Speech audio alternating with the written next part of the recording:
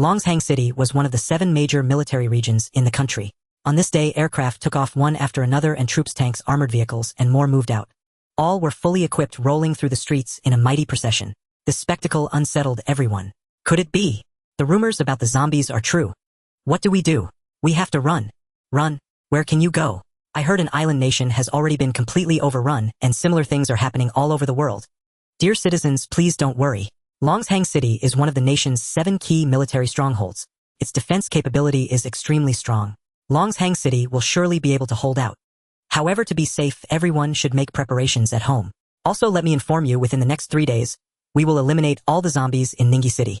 The broadcast suddenly blared from the loudspeakers just when the crowd was at its most panicked. These words were like a dose of tranquilizer, calming people's hearts slightly. Suddenly someone in the crowd reacted. That's right. We have the national army. What are we afraid of? Exactly. Those zombie apocalypse movies. Zombies are killed with 1 bullet each. We have so many soldiers here. Still, I think stocking up on food is safer. Right. You're absolutely right. After all, in those zombie movies, zombies can't stop bullets, especially in a military stronghold like Longshang City. Nevertheless, many citizens rushed to supermarkets and stores to grab supplies. The scene was becoming somewhat out of control. Just then, no one noticed a young man in the middle of the street, a flicker of worry passing through his eyes. Others might not know, but Xie Xu understood clearly. Because in the following 3 years, due to the zombie outbreak catching the military off guard, many countries in the world fell to the zombies. The zombie tide nearly pushed the entire world to the brink of collapse. But if it were only that, it would still be bearable. The disasters that followed, each more terrifying than the last. Mist glaciers, prehistoric beasts, earthquakes, meteorites, almost caused the extinction of all humanity. He himself was one of the unfortunate victims in that meteorite disaster. But now he had returned to 3 days before the apocalypse began. Ding! Congratulations, Master, on activating the system and receiving an Manor chick. Ha! What's this? Just then, an inexplicable voice interrupted his thoughts. Manor. Was it what he thought it was?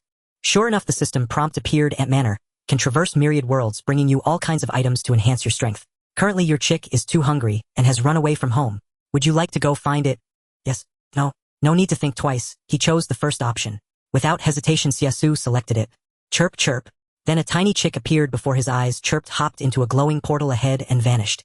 Xie Xu rubbed his eyes, thinking he must have imagined it. But when he checked his chick status panel again, it showed your chick is worried you might starve to death, so it has gone to work to support the family. First job, estimated duration 8 hours. Remaining time 7 hours, 59 minutes, 58 seconds. Seeing this, Xie Xu was at a loss whether to laugh or cry. What kind of divine pet is this working to support me? Am I really that pathetic? But upon reflection, in the coming apocalypse, he was indeed insignificant. He desperately needed something to survive.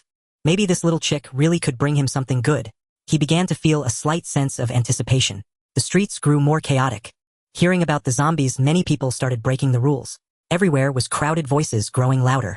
They surged into malls and supermarkets like mad. Seeing this, many small shop and convenience store owners simply closed their doors to find some peace. They decided to keep the items on the shelves for their own families. Others carried large bags of various supplies, food and water.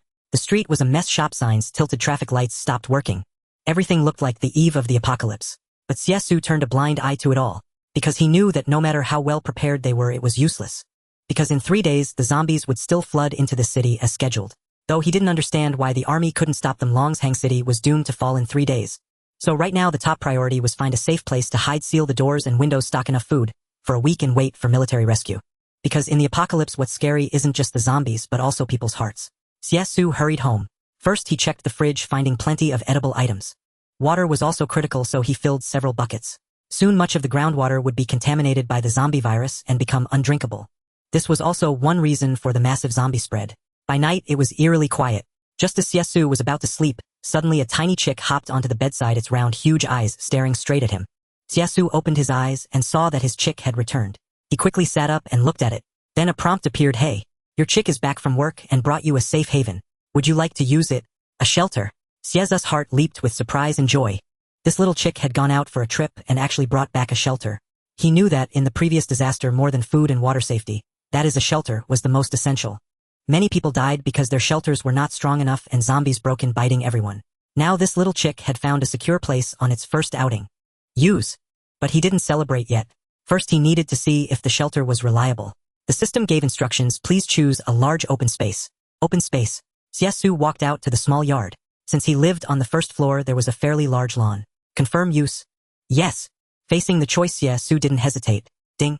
Good news. You have successfully used it. You will soon obtain an underground safe house made of sturdy alloy.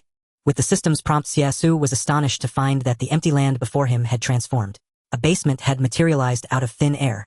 Stepping into the basement, he discovered it was a shelter of about 50 square meters. There were few facilities inside, almost empty. What was comforting was that the material of this shelter was extraordinary. It was more than 10 times harder than steel. Moreover, its thickness was considerable, a full meter thick. It would absolutely be enough to defend against zombies. At least there was no need to worry about the zombie threat anymore. Xie Xu let out a sigh of relief. However, he still lacked food, water, and some basic daily necessities. So the next day, early in the morning, he began moving things from home into the basement.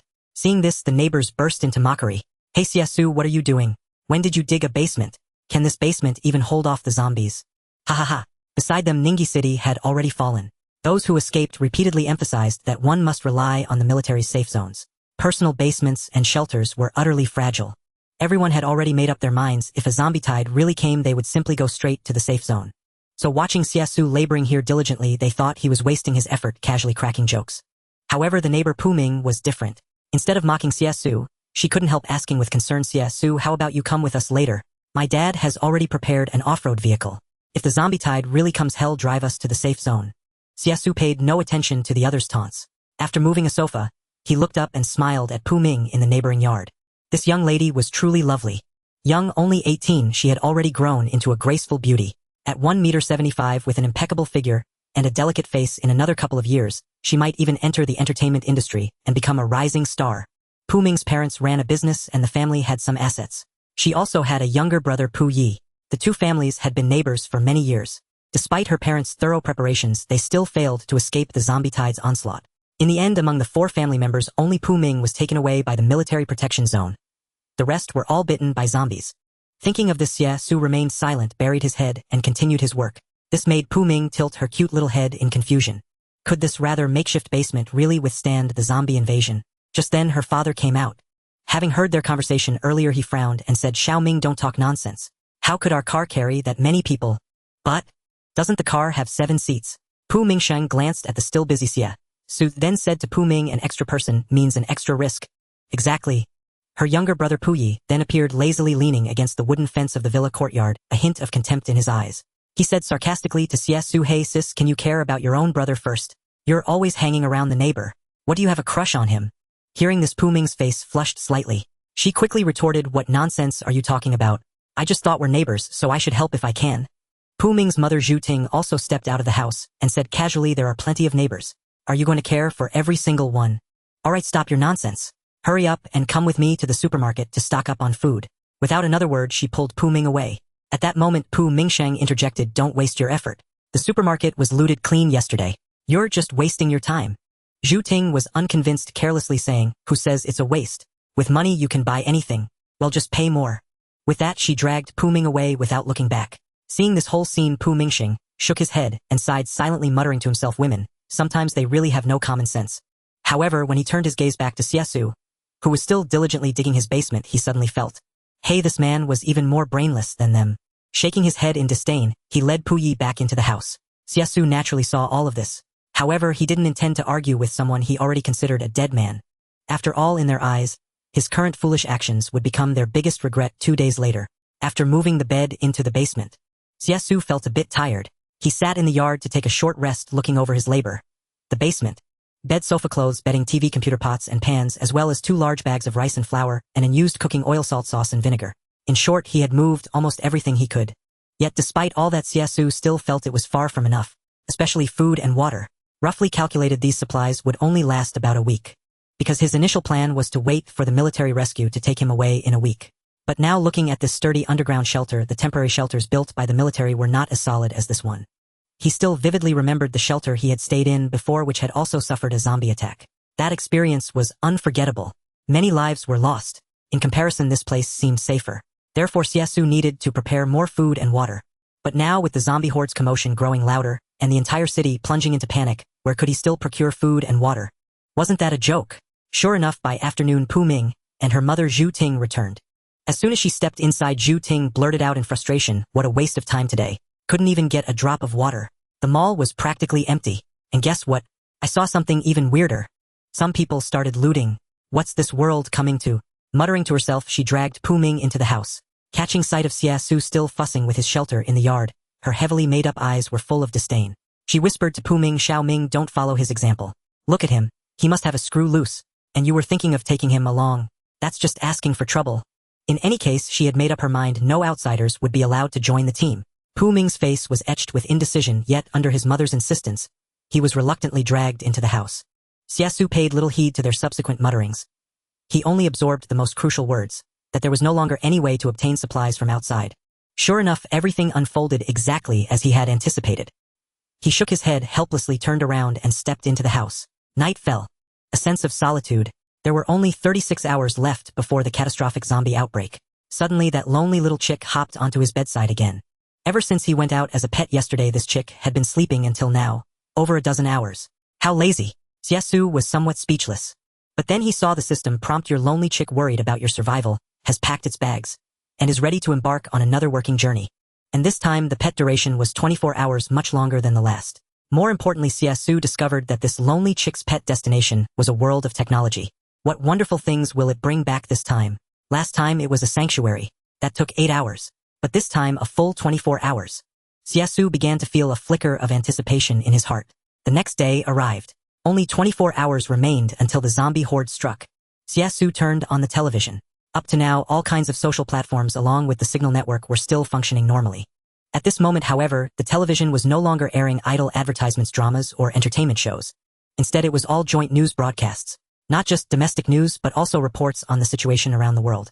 According to a report from Global Times, 2 states in the beautiful country have fallen occupied by zombies. The zombie horde is still spreading. The military is debating whether to retaliate with nuclear weapons, but the higher-ups quickly dismissed that idea because there are still civilians alive there. The military is busy with rescue operations. According to a report from Longshang Satellite TV, Ningyi City, less than 100 kilometers from our city, has been completely overrun by zombies. Our country's military has launched a military strike against it, and initial results have been seen. Zombies are not invincible. According to the findings of the Global Alliance, the reason the Sun Country fell so quickly was that the zombie virus contaminated the groundwater, causing a massive outbreak. All the civilians who drank that water became infected. Therefore, the Global Alliance reminds everyone to be cautious when using water. If the water quality is unclear, it's best to ask the relevant authorities to test it to see if it's safe for use. On the television news reports scrolled by all about the situations in various countries around the world. Xie Xu also noticed a critical point. No wonder the Longshang military region, with its formidable defenses, had fallen so quickly. The defending troops in Ningyi City simply couldn't hold out. It was all because of the contaminated groundwater. Internal infection was the greatest hidden danger. Now Xie Xu finally understood the reason. But understanding was useless now, because it was already too late. At this moment in Longshang City, people on social platforms still hadn't realized the problem. They were still joking around. Oh my god, the zombie crisis is so serious, this is thrilling. Hee hee, the end of the world is here, I've been waiting for this day for so long. Seeing these flippant remarks, Xie Xu just shook his head, feeling quite helpless. They probably had no idea how terrifying a zombie outbreak could be. They thought it was still a movie. However, more people were still clear-headed. Some had already started discussing the groundwater issue. I think everyone should stock up on more water. It's too late. Bottled water is now going for 1,000 yuan a bottle, and it's still in short supply. All the water from various mineral water plants has been requisitioned now. Luckily, my family hoarded over a dozen cases of bottled water, feeling great. Saying that upstairs, be careful you don't get attacked. But seriously, I think Longshang City is still stable. After all, it's a major national military region. Those zombies probably can't get in. But we still need to prepare in advance. Anyway, I've decided that from now on I'm closing the doors and windows and not going out. Take care, everyone. Clearly, everyone realized the importance of water in the apocalypse. This zombie horde might not be simple. Xie Xu also turned to check his own stockpile. He only had a pitiful 2 cases of water, but these 2 cases could sustain him for a while. Now there was simply no way to go out, because the outside was already in chaos and there might even be people looting things. So all he could do now was pin his hopes on the Manor chick that had already gone out, hoping it would bring back something useful. By noon, after experiencing a bout of frantic turmoil, Longshang City seemed to have regained its calm. Through the window, Xie Xu noticed that there was almost no one outside.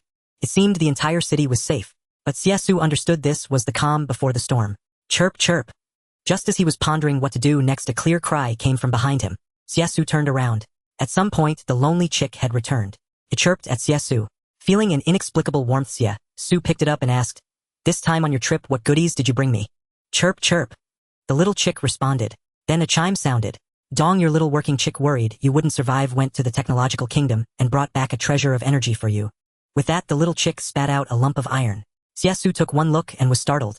It was a hexahedron just the size of a little finger. It radiated a crystalline luster like a product of alien technology. Name: energy source. Level 1. Function: can activate biomechanical bodies.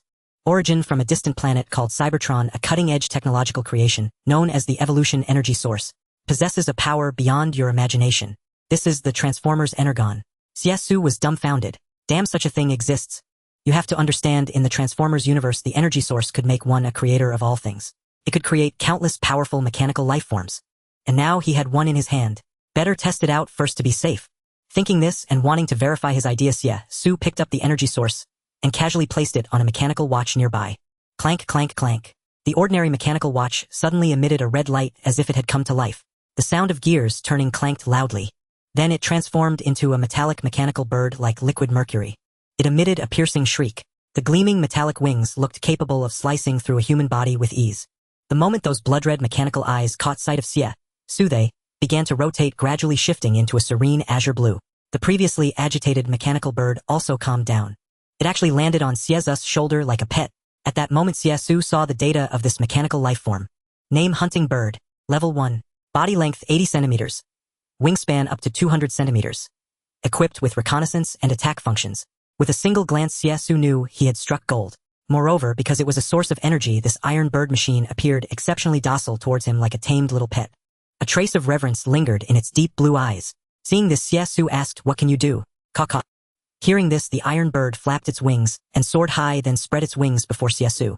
Its metallic wings abruptly transformed, revealing 2 cannon barrels and a submachine gun-like firing port.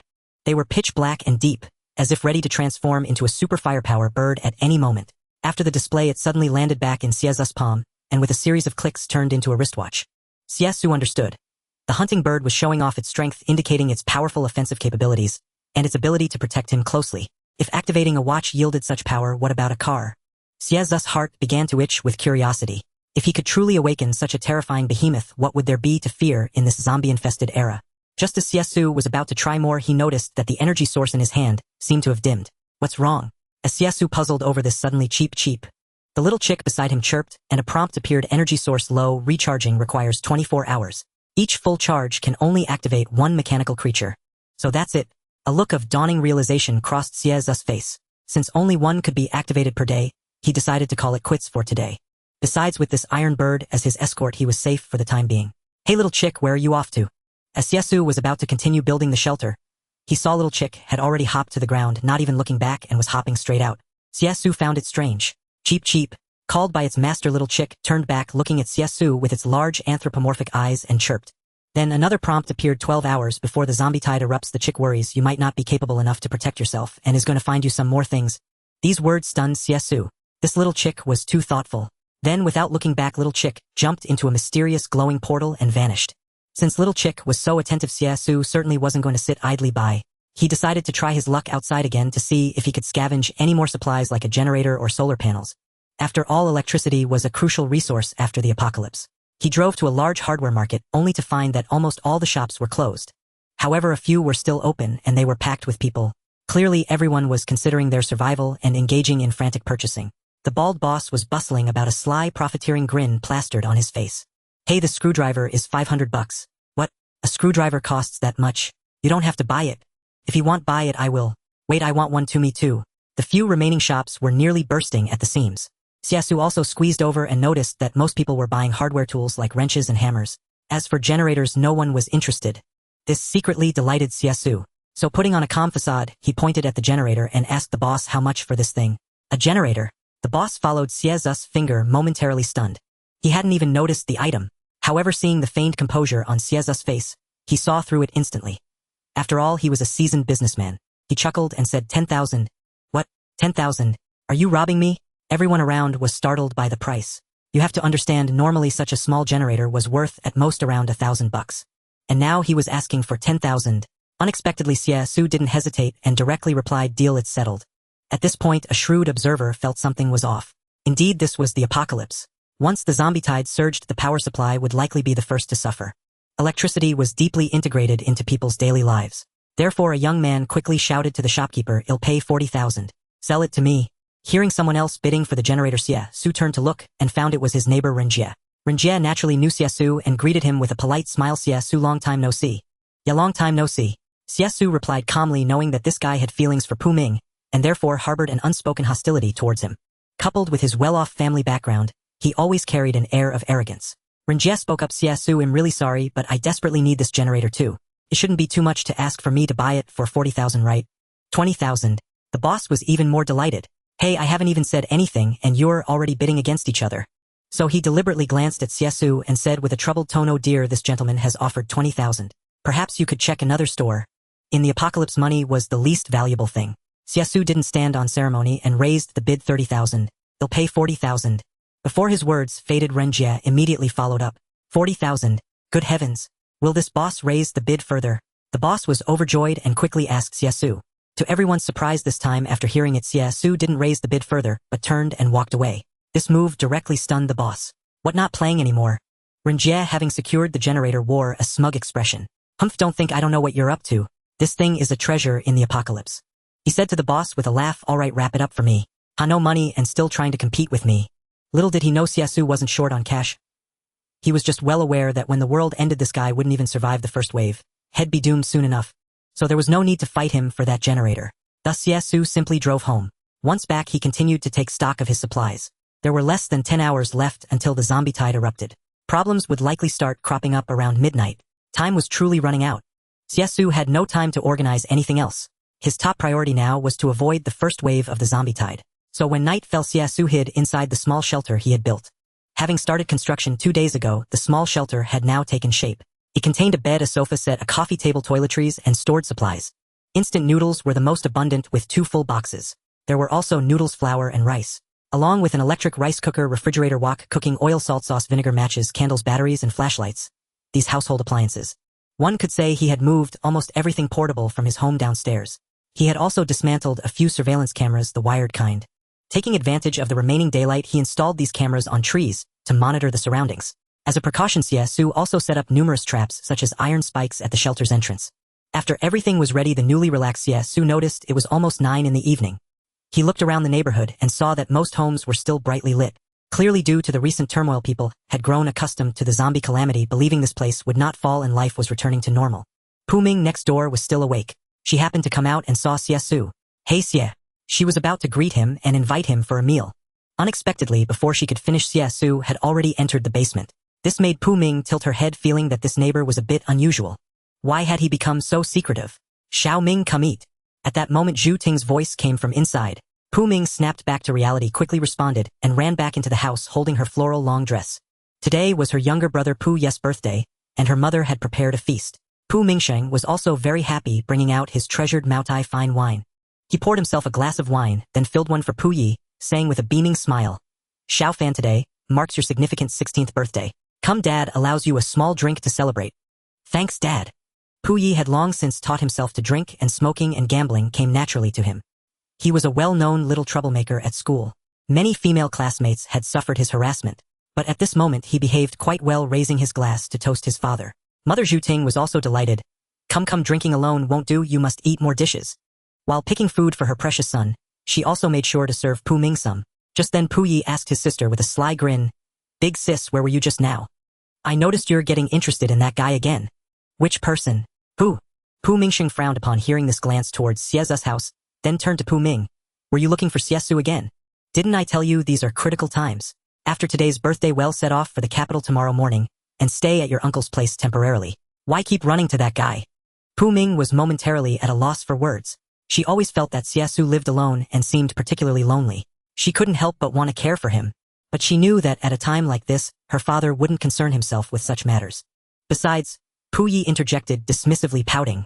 Didn't you see? He built himself some kind of shelter. I think he's lost his mind.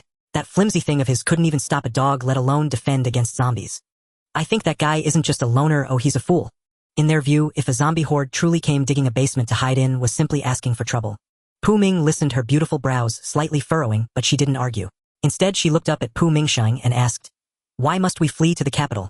Isn't Longshang City also a military garrison? Shouldn't it be safe enough? Unexpectedly, Pu Mingsheng shook his head at this topic and said thoughtfully, Although Longshang City has a military presence, the capital is the nation's heart. It's certainly much safer there. This reasoning sounded plausible. Pu Ming found it somewhat logical and nodded. Seeing his family worried and fearful, Pu Mingsheng smiled reassuringly. Of course our military is very strong. Those zombies might not even break through. Don't be too tense. Exactly. Pu Yi, who had been a bit nervous, also encouraged himself upon hearing this, saying, there are so many soldiers here, how could the zombies easily break in? Just then a low growl suddenly came from somewhere. The family celebrating the birthday was stunned. What was that sound? Father Pu Mingsheng stood up intending to check outside, but as he reached the door before he could open it, he saw a shadowy figure skulking in his yard. He thought it was a thief sneaking in, so he hurriedly tried to open the door, ready to catch the culprit red-handed. Hey! What are you? Before he could finish seeing blood on the figure's face and its rotting skin, his initial anger instantly turned into terror and panic. Zombie. Oh. The zombie had clearly spotted Pu Mingsheng's family and immediately roared, charging straight towards them. Pu Mingsheng quickly slammed the door shut. The zombie began furiously banging against it. This sudden turn of events terrified Pu Yi and Pu Ming out of their wits. Zhu Ting's face was also full of horror. How can there be a zombie here? Pu Mingsheng almost blurted out, how should I know? But in an instant his attention was drawn to the street. Chaos had erupted outside. Every household was filled with terrified shouts, curses, and piercing screams. Oh my god, what is that thing? Damn it, run. Ah, don't bite me. These zombies seemed to have appeared out of nowhere. By the early part of the night, the street had already fallen. Pu Mingsheng clearly saw more zombies rushing towards them from the distant urban-rural fringe. Ningyi City was indefensible. That was Pu Mingsheng's first thought. Quick, find a place to hide. He locked the door and turned to shout anxiously to his family. Where can we hide? Pu Yi and Zhu Ting were visibly panicked, their legs weak at the sight of zombies. Fortunately, Pu Mingsheng had watched some zombie movies before and knew a few survival tactics. He quickly said, hurry, hide in your sister's room, all of us. With that, he led the family upstairs. Upstairs, they went straight into Pu Ming's room. Being on the second floor, zombies couldn't climb up. To get in, they would have to come through the door. After the family hastily concealed themselves, the next moment, with a deafening crash, the door was shattered by a zombie. The female zombie burst in like a madwoman, but the interior was utterly silent, devoid of any sound. She began to grope around, climbing the stairs and drifting through the villa like a specter. Even as she passed by Pu Ming's room, the family hid behind the door, covering their mouths, terrified of being discovered. Pu Yi and Pu Ming trembled uncontrollably. After a long while, when the noise outside finally subsided, Pu Mingsheng cautiously rose and peered through the crack in the door. He saw that the zombie seemed to have left. He breathed a sigh of relief, then immediately said to Pu Ming, Pu Yi, and Zhu Ting, we can't stay here any longer. We need to figure out a way to leave, and quickly. Pu Yi looked tense and said hurriedly, leave. It's the dead of night. Where can we possibly go? The night was deep, the silence around them broken only by the sound of their own breathing. Pu Mingsheng suddenly lifted his head, his gaze crossing the window lattice and settling on the lone off-road vehicle in the yard, lost in thought. If they could find a way to get close to it, they might be able to escape this place. But now, with zombies everywhere outside, how could they flee? It looks like we'll have to wait until tomorrow morning, Pu Mingsheng said with a grave expression. Meanwhile, Xie Xu had already moved into the shelter. The place was fully equipped and very secure. But when night fell, Xie Xu did not sleep, because in his memories of his past life, when he woke up early in the morning, there were zombies wandering around the house. Fortunately, he had been sleeping so soundly that he made no noise and wasn't discovered. As for exactly when the zombies had appeared, he wasn't really sure. This time he naturally didn't dare to sleep soundly. Sure enough, at just past 9 in the evening, Xie Xu heard a commotion. He immediately took out the monitoring equipment he had set up beforehand to check the situation outside. He discovered that a massive horde of zombies was surging in from the direction of Ningyi City, howling as they headed toward Longshang City. They bit anyone they saw, not even sparing chickens, ducks, or livestock. A civilian on the street saw the zombies, screamed in terror, and tried to flee. But he was surrounded by the horde, knocked to the ground, and bitten to death alive. Before long, the bitten civilian's bones emitted eerie sounds. In the next moment, he too transformed into a mindless walking corpse. Another car tried to take the chance to break out. It knocked down over a dozen zombies, but then crashed into a guardrail. The zombies swarmed in, surrounding even the vehicle. Then a man desperately tried to escape through the car door, but was dragged back. After that, there was no after. Such tragedies repeated themselves endlessly in every corner. Xie Xu even heard a few gunshots. Clearly someone was putting up a desperate resistance. In the apocalypse, having a gun did make fighting zombies easier. But ordinary civilians had no guns. Thus the situation became extremely dire. Fortunately, my shelter was exceptionally sturdy. Even bombs couldn't blast it open, let alone those zombies. So although Xie Xu heard the commotion above the zombies, after circling around and finding nothing, aimlessly wandered away. By the time dawn arrived the next day, the Pu family of 3 had been hiding all night, not daring to close their eyes. Finally morning came. Pu Mingsheng looked outside and saw that the zombies had indeed decreased significantly. Though he didn't know where they had gone, it was clearly much safer. Quick, let's move. So Pu Mingsheng gently touched his wife and children. He planned to lead them quietly downstairs, but Pu Ming was reluctant. She whispered, "Why don't we wait a bit longer? There are still quite a few zombies outside." Pu Mingsheng thought his daughter had a point. Still, he quietly opened the door first to get the keys.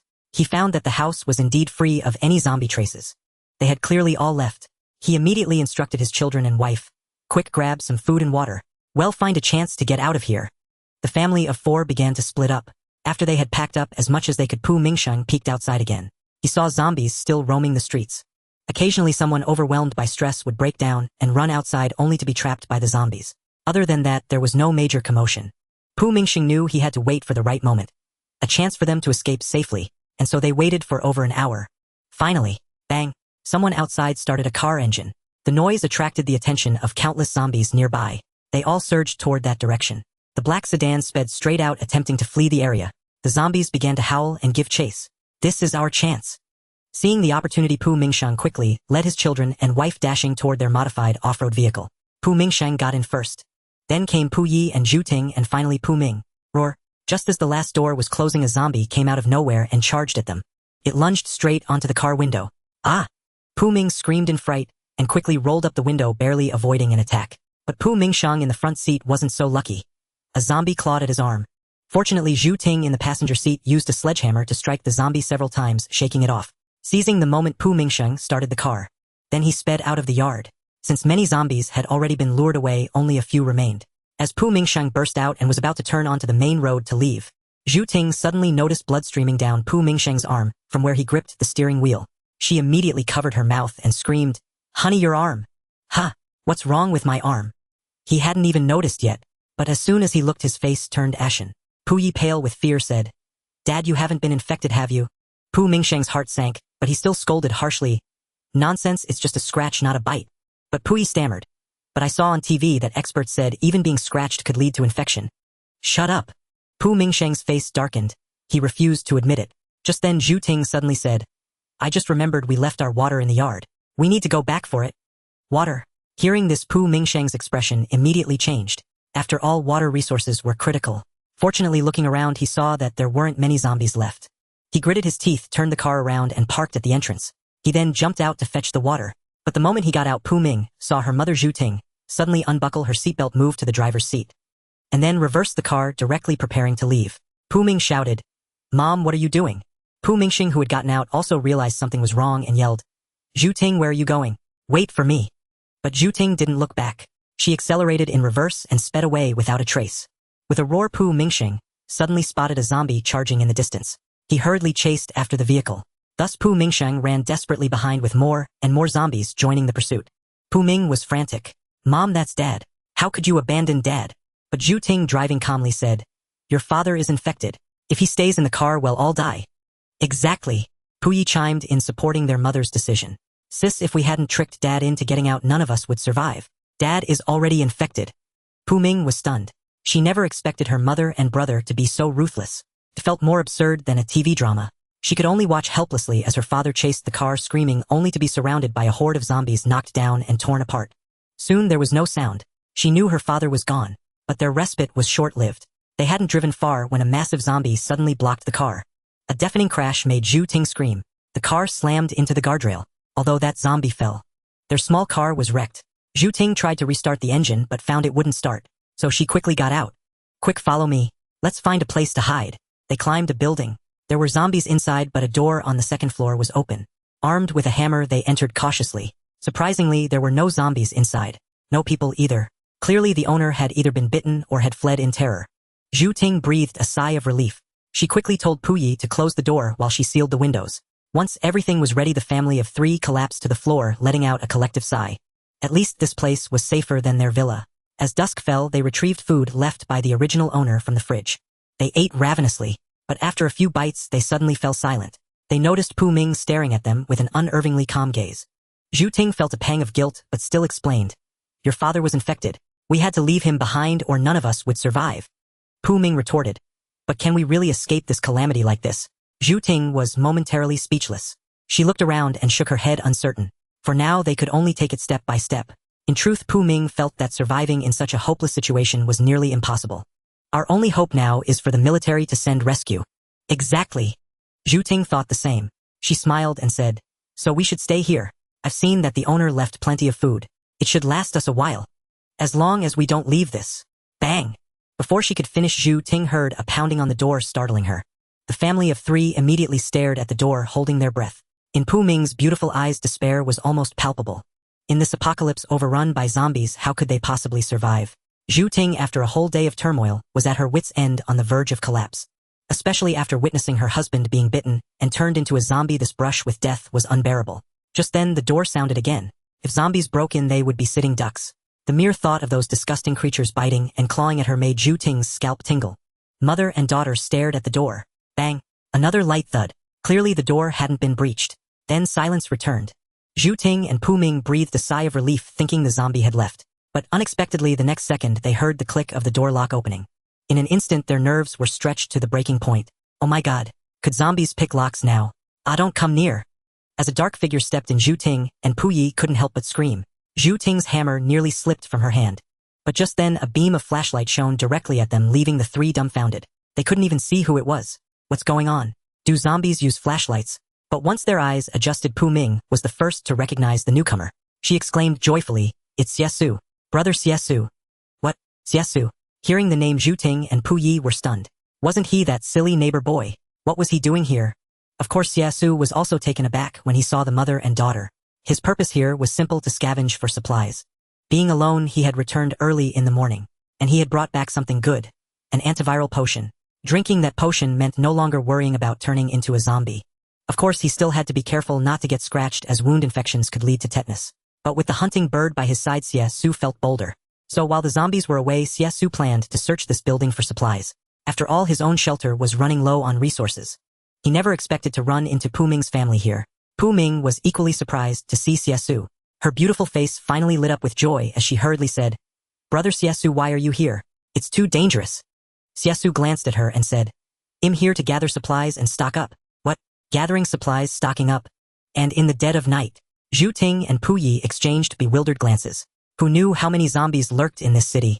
How on earth did he manage it?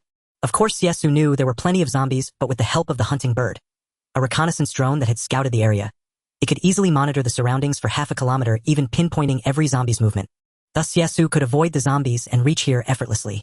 But he wouldn't reveal these secrets to this family. However, Zhu Ting wasn't foolish. She realized that Xie Xu must have a way to evade zombies. At least now, with the three of them together, having an extra person meant greater safety. Strength in numbers. So Zhu Ting immediately stood up and said warmly to Xie Xu, Little Xie, you know the streets are crawling with zombies. I think it's safer if we stick together. Xie Xu understood the woman's intentions well, but considering he could still use them as free labor, he didn't refuse. He simply nodded and said to the three, follow me. With that, he turned to leave. Zhu Ting and Pu Yi exchanged a glance, ultimately deciding to follow and see what was happening. Pu Ming, seeing his mother and brother trailing behind, silently joined them. After descending to the second floor, Xie Xu did not hurry home but instead headed upstairs. The building had over 30 stories, and he knew there would be plenty of food. Thus he planned to stock up on supplies, for after the apocalypse everything would become increasingly precious. Unbeknownst to Zhu Ting and her children, seeing Xie Xu not leave but ascend to the third floor, instead their faces paled. She hastily asked Xiao Xie, why aren't you leaving? Why are you going up? Xie Xu explained in detail, once bitten and turned into a zombie, one loses consciousness and won't bother climbing stairs. So higher floors are safer. As long as we aren't too noisy, the zombies will have trouble finding us. So that was it. The three of them suddenly understood, especially Zhu Ting, who hadn't expected Xie Xu to be so knowledgeable. She smiled. I never imagined you'd know all this. This was the accumulation of his past lives' experience, but it didn't mean zombies would never come up. Xie Xu relied heavily on his scout bird to confirm safety. Once assured, he stepped onto the third floor. When the apocalypse comes, food and supplies are paramount. It's best to take as many useful items as possible while we can. The door to the third floor was also open. The original owners had either disappeared or already fled.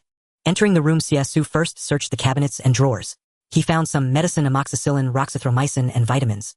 Though not a complete set, he recognized them as excellent anti-inflammatory drugs, invaluable in the post-apocalyptic world. He casually packed them into his backpack. Then he moved to the kitchen and opened the refrigerator, finding some Riatatoet food inside. Xie Xu didn't stand on ceremony. He ate his fill and tossed some to the three others, reasoning that the food would expire soon anyway, and wasting it would be a shame. There was plenty of food here, so there was no need to worry. The three watched Xie Xu eat with such composure, as if he had experienced this countless times stunned. How could this guy remain so calm in the face of the apocalypse? In truth, Xie Xu had endured 3 years of turmoil in his past life. He had seen every kind of disaster imaginable. This was merely a minor skirmish. There were still mist creatures, human genetic evolution, and prehistoric beasts to come. What was this compared to all that? Fortunately, he now had the little chick's help delivering life-saving items daily. First a shelter, then the seed of fire, followed by the antiviral potion. Today he had ventured out. He wondered what treasure it would bestow upon him next. Xie Xu had no reason to be anxious. He only needed to focus on gathering supplies. After a hearty meal, he packed the remaining food from the fridge, especially the 3 bottles of mineral water, not forgetting to stow them away. Everything was ready. He shouldered his backpack and was about to leave when Zhu Ting called out, "Hey, wait a moment."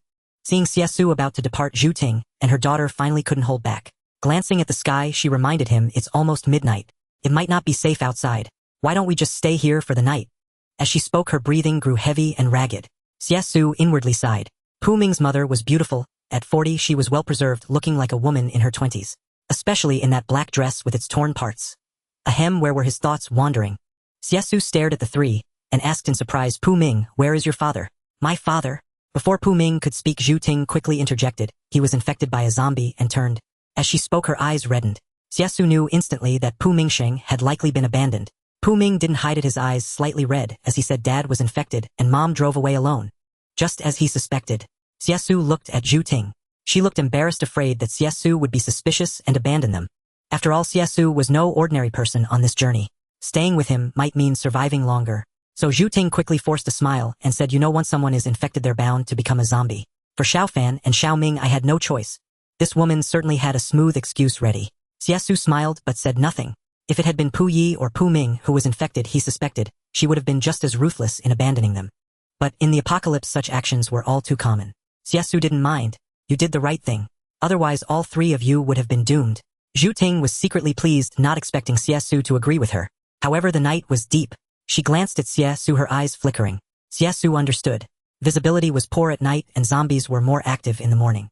Finding a hiding place to wait until dawn was the best course of action.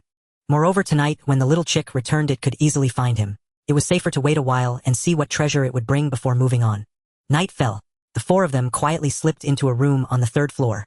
After a thorough check, they confirmed it was safe. So Xie Xu took a room for himself while the mother and her 2 children shared another. Time quietly approached midnight. Cheep, cheep. Suddenly a tiny chick made a sound and hopped onto Xie Xu's bed. Hearing the familiar noise, Xie Xu realized the chick had returned. He turned over, looked at the chick, a smile spreading across his face. "Chick, what goodies have you brought me this time?" "Cheep, cheep." The little chick chirped in response, then spat out a capsule from its tiny beak. Immediately a stream of information appeared in Xie Xu's mind. "Hey, your little chick jumped into a magical domain this time and snagged you a famous blade called Kanesada Kayamitsu, also known as Zanpakuto." "What? The famous blade Kanesada Kayamitsu?" Just hearing the name, Xie Xu's heart jolted violently, and an expression of disbelief spread across his face. "Oh, come on. Is this for real?" In his past life, this was merely a weapon from a game. But now it was actually manifesting in this world. Not only that, but this little chick had even stolen the legendary blade Kanesada Kayamitsu. This was a divine artifact rated as S grade in the game. However, looking at this tiny capsule, Xie Xu hesitated for a moment. But the next second, the moment his finger touched the capsule, it instantly swelled and expanded, then spat out a gleaming blade of blue and white light. The blade was incredibly sharp. The so-called white light was the cold gleam of its edge, while the blue part was the blade itself, imbued with the power to devour ghosts and gods. Xie Xu picked up the blade and examined it carefully. "Cheep, cheep." The little chick chirped again. "Hey, your little chick has also brought you the Azura blade technique. Use it immediately." There was also an Azura blade technique. Without hesitation, Xie Xu chose to use it. Then, in the next moment, he closed his eyes, feeling his body become more agile, and he learned a multitude of extraordinary sword techniques. Zanpakuto was extremely lethal to zombies, capable of harming even souls. It was an S-grade legendary blade. Opening his eyes and seeing this series of introductions, Xie Xu felt as if he had been reborn. With this sword, he believed he could venture out and wage a slaughter against the zombies. After all, in his memory, following the zombie catastrophe, humanity would develop genetic serums allowing humans to evolve into the 3rd type of human. These 3rd type humans were characterized by zombie-like agility and enhanced strength, including significant improvements in all bodily functions. Most importantly, they retained human consciousness. Thus, they were dubbed the 3rd human, a new force born from the catastrophe. Yet, as this power grew stronger, it became increasingly difficult to control. This power propelled human evolution, but even as the apocalypse arrived, the world remained far from achieving peace and unity. Therefore, possessing the means to protect oneself was of utmost importance. Now, having acquired this soul-cutting blade and mastered the Azure blade technique, Xie Xu felt that the gap between himself and those so-called 5th-level third humans was not insurmountable. He had effectively completed his evolution ahead of time. Xie Xu mused to himself. Chirp, chirp. The little chick, exhausted from stealing supplies for Xie Xu over multiple days, could barely keep its large eyes open. A wave of pity washed over Xie Xu as he gently stroked its head. If you're too tired, take a rest. I can still hold on. Chirp, chirp. Clearly the chick understood that what it had brought back had solved a major problem. After responding, it leaped up and vanished from his sight. Xie Xu noticed that a resting chick icon had appeared in the dialogue box within his mind. This time the chick would need to rest for 24 hours. Just as Xie Xu was about to examine the War Soul blade more closely, a sudden knock on the door made him alert. He gently touched the blade and its glow instantly faded. Who is it? He looked up, staring intently at the door. Xiao Xie, it's me. Then Zhu Ting's voice came from outside. Xie Xu hadn't expected her, but he still replied, Come in. As soon as he spoke, Zhu Ting pushed the door open. She was still wearing that black dress which seemed ethereal in the moonlight. However, once inside, the power outage left the room too dim to see clearly. Zhu Ting whispered, Xie Xu, it's dangerous out there. I'm scared. Knowing full well her intentions, Xie Xu sneered. Are you saying you won't be scared if you sit on my bed? His words caught Zhu Ting off guard. Then her beautiful face took on a seductive expression as she nodded tentatively and asked, May I? The next morning, Pu Ming and Pu Yi woke up to find their mother Zhu Ting emerging from Xie Xu's room. They were no longer children and immediately understood what had transpired. But Zhu Ting merely touched her hair and said with a gentle smile, It's nothing. I just went to discuss something with Xiao Xie this morning. Pu Yi gave a mischievous grin. We didn't ask anything, Mom. Why are you in such a hurry to explain? Her words stunned Zhu Ting. These little rascals had sharp minds. However, survival in the apocalypse required sacrifice. In truth, Xie Xu was indifferent to their plans and had no intention of giving them special protection. After all, this mother and her children were no saints themselves. They had heartlessly abandoned their own infected husband and father. Xie Xu packed his bag, checked the time. It was nearly 8 in the morning, and announced, Time to move out. Now? Zhu Ting asked anxiously. But I think mornings are unsafe. Ignoring her, Xie Xu said, You can stay, but I have to go. There's something I still need to find. Something? What? Zhu Ting was puzzled. Xie Xu glanced at her. What did you think we were missing yesterday? Yesterday? At that, Zhu Ting felt awkward, thinking he meant something else. In reality, Xie Xu was referring to a generator. He led the 3 of them down from the 3rd floor, deciding not to continue searching but to evacuate first. Suddenly a scream came from upstairs, which as feared attracted countless zombies. Downstairs, the sound of snarling drew nearer, draining the color from Zhu Ting, Pu Yi, and Pu Ming's faces. Quick-witted Xie Xu immediately shut the door. The zombies surged down from above, charging straight toward him. The zombies rammed the door relentlessly. Once discovered, unless it was an iron door, it would barely hold. Bang, bang, bang. The door trembled under the continuous assault, and Xie Xu knew it wouldn't last long. Zhu Ting and the others were pale with terror. Seizing the opportunity, Xie Xu decided to test the Azure blade technique and the power of the soul-cutting blade he had learned yesterday. He said to the group, Get ready. We'll charge out in a moment. Charge out? Are you insane? Zhu Ting shrieked. Xie Xu paid her no heed. When the banging subsided, Xie Xu used the hunter's eye to scout, and found that many zombies had left, heading upstairs to attack others. It seemed there were other survivors in the building. When only 5 or 6 zombies remained outside, Xie Xu suddenly flung open the door and swung his blade. Bang! With one strike, the zombie was decapitated, leaving Zhu Ting and Pu Yi dumbfounded. My God, was that humanly possible? One strike had killed a zombie. What's more, Xie Xu discovered that after killing a zombie with the Azure blade technique, his proficiency in the technique increased by 1 point. The soul-cutting blade also gained 1 upgrade point from the kill. Such a blessing. Xie Xu was stunned. Growl! Watch out! As he stood there stunned, a zombie lunged at him, accompanied by Pu Ming's scream. Xie Xu barely dodged, narrowly avoiding a scratch, but he countered with a slash, dispatching another zombie. Then he shouted, Go! The 3 were utterly astonished. Was this still human? What kind of monster was their neighbor? They didn't know that just a few days ago Xie Xu had been an ordinary civilian trying to survive the apocalypse just like them. But who could blame him for having a cheat? After dealing with a few zombies, Xie Xu and the 3 quickly descended. Downstairs, they saw other survivors driving away, luring a large number of zombies. Xie Xu was about to get into a car, but Zhu Ting and Pu Yi seized the chance to board one, claiming they saw Xie Xu was injured. They rushed over, found the keys in the car, and were overjoyed. They quickly called, Pu Ming, hurry. Great! Pu Ming's face lit up at the sight of the car. She was about to go when she noticed Xie Xu standing still. Xie Xu, what's wrong? She asked urgently. Xie Xu had been scratched, but thanks to the antiviral potion he had taken, the zombie virus was ineffective against him. However, the initial infection required time to generate antibodies. 10, 20, 30, 10 seconds were needed. There was even such a mechanic. He shook his head and said, I can't move for now. How can this be? Pu Ming was shocked. Before she could react, Zhu Ting, seeing the zombies closing in, shouted from the car, Hurry Pu Ming. Leave him behind. But Pu Ming refused to leave, wanting to take Xie Xu with her. However, Zhu Ting and Pu Yi gave her no chance. As the zombies drew nearer, Pu Ming still wouldn't leave, and it was too late for her to get into the car. So they drove off directly. Mom! Stop calling. Your mother isn't coming back. Xie Xu hadn't expected that at the critical moment it would be Pu Ming who wanted to help him. Truly remarkable. Pu Ming, astonished to see Xie Xu moving again, exclaimed, How can you? Follow me. Xie Xu didn't elaborate, simply hopping into a nearby off-road vehicle. His own, and pulling Pu Ming along. At that same instant, a zombie burst out from the building. But Xie Xu's driving was swift. Amid Pu Ming's sheer terror, he executed a flawless drift and sped away. After leaving, Xie Xu first returned to his own hideout.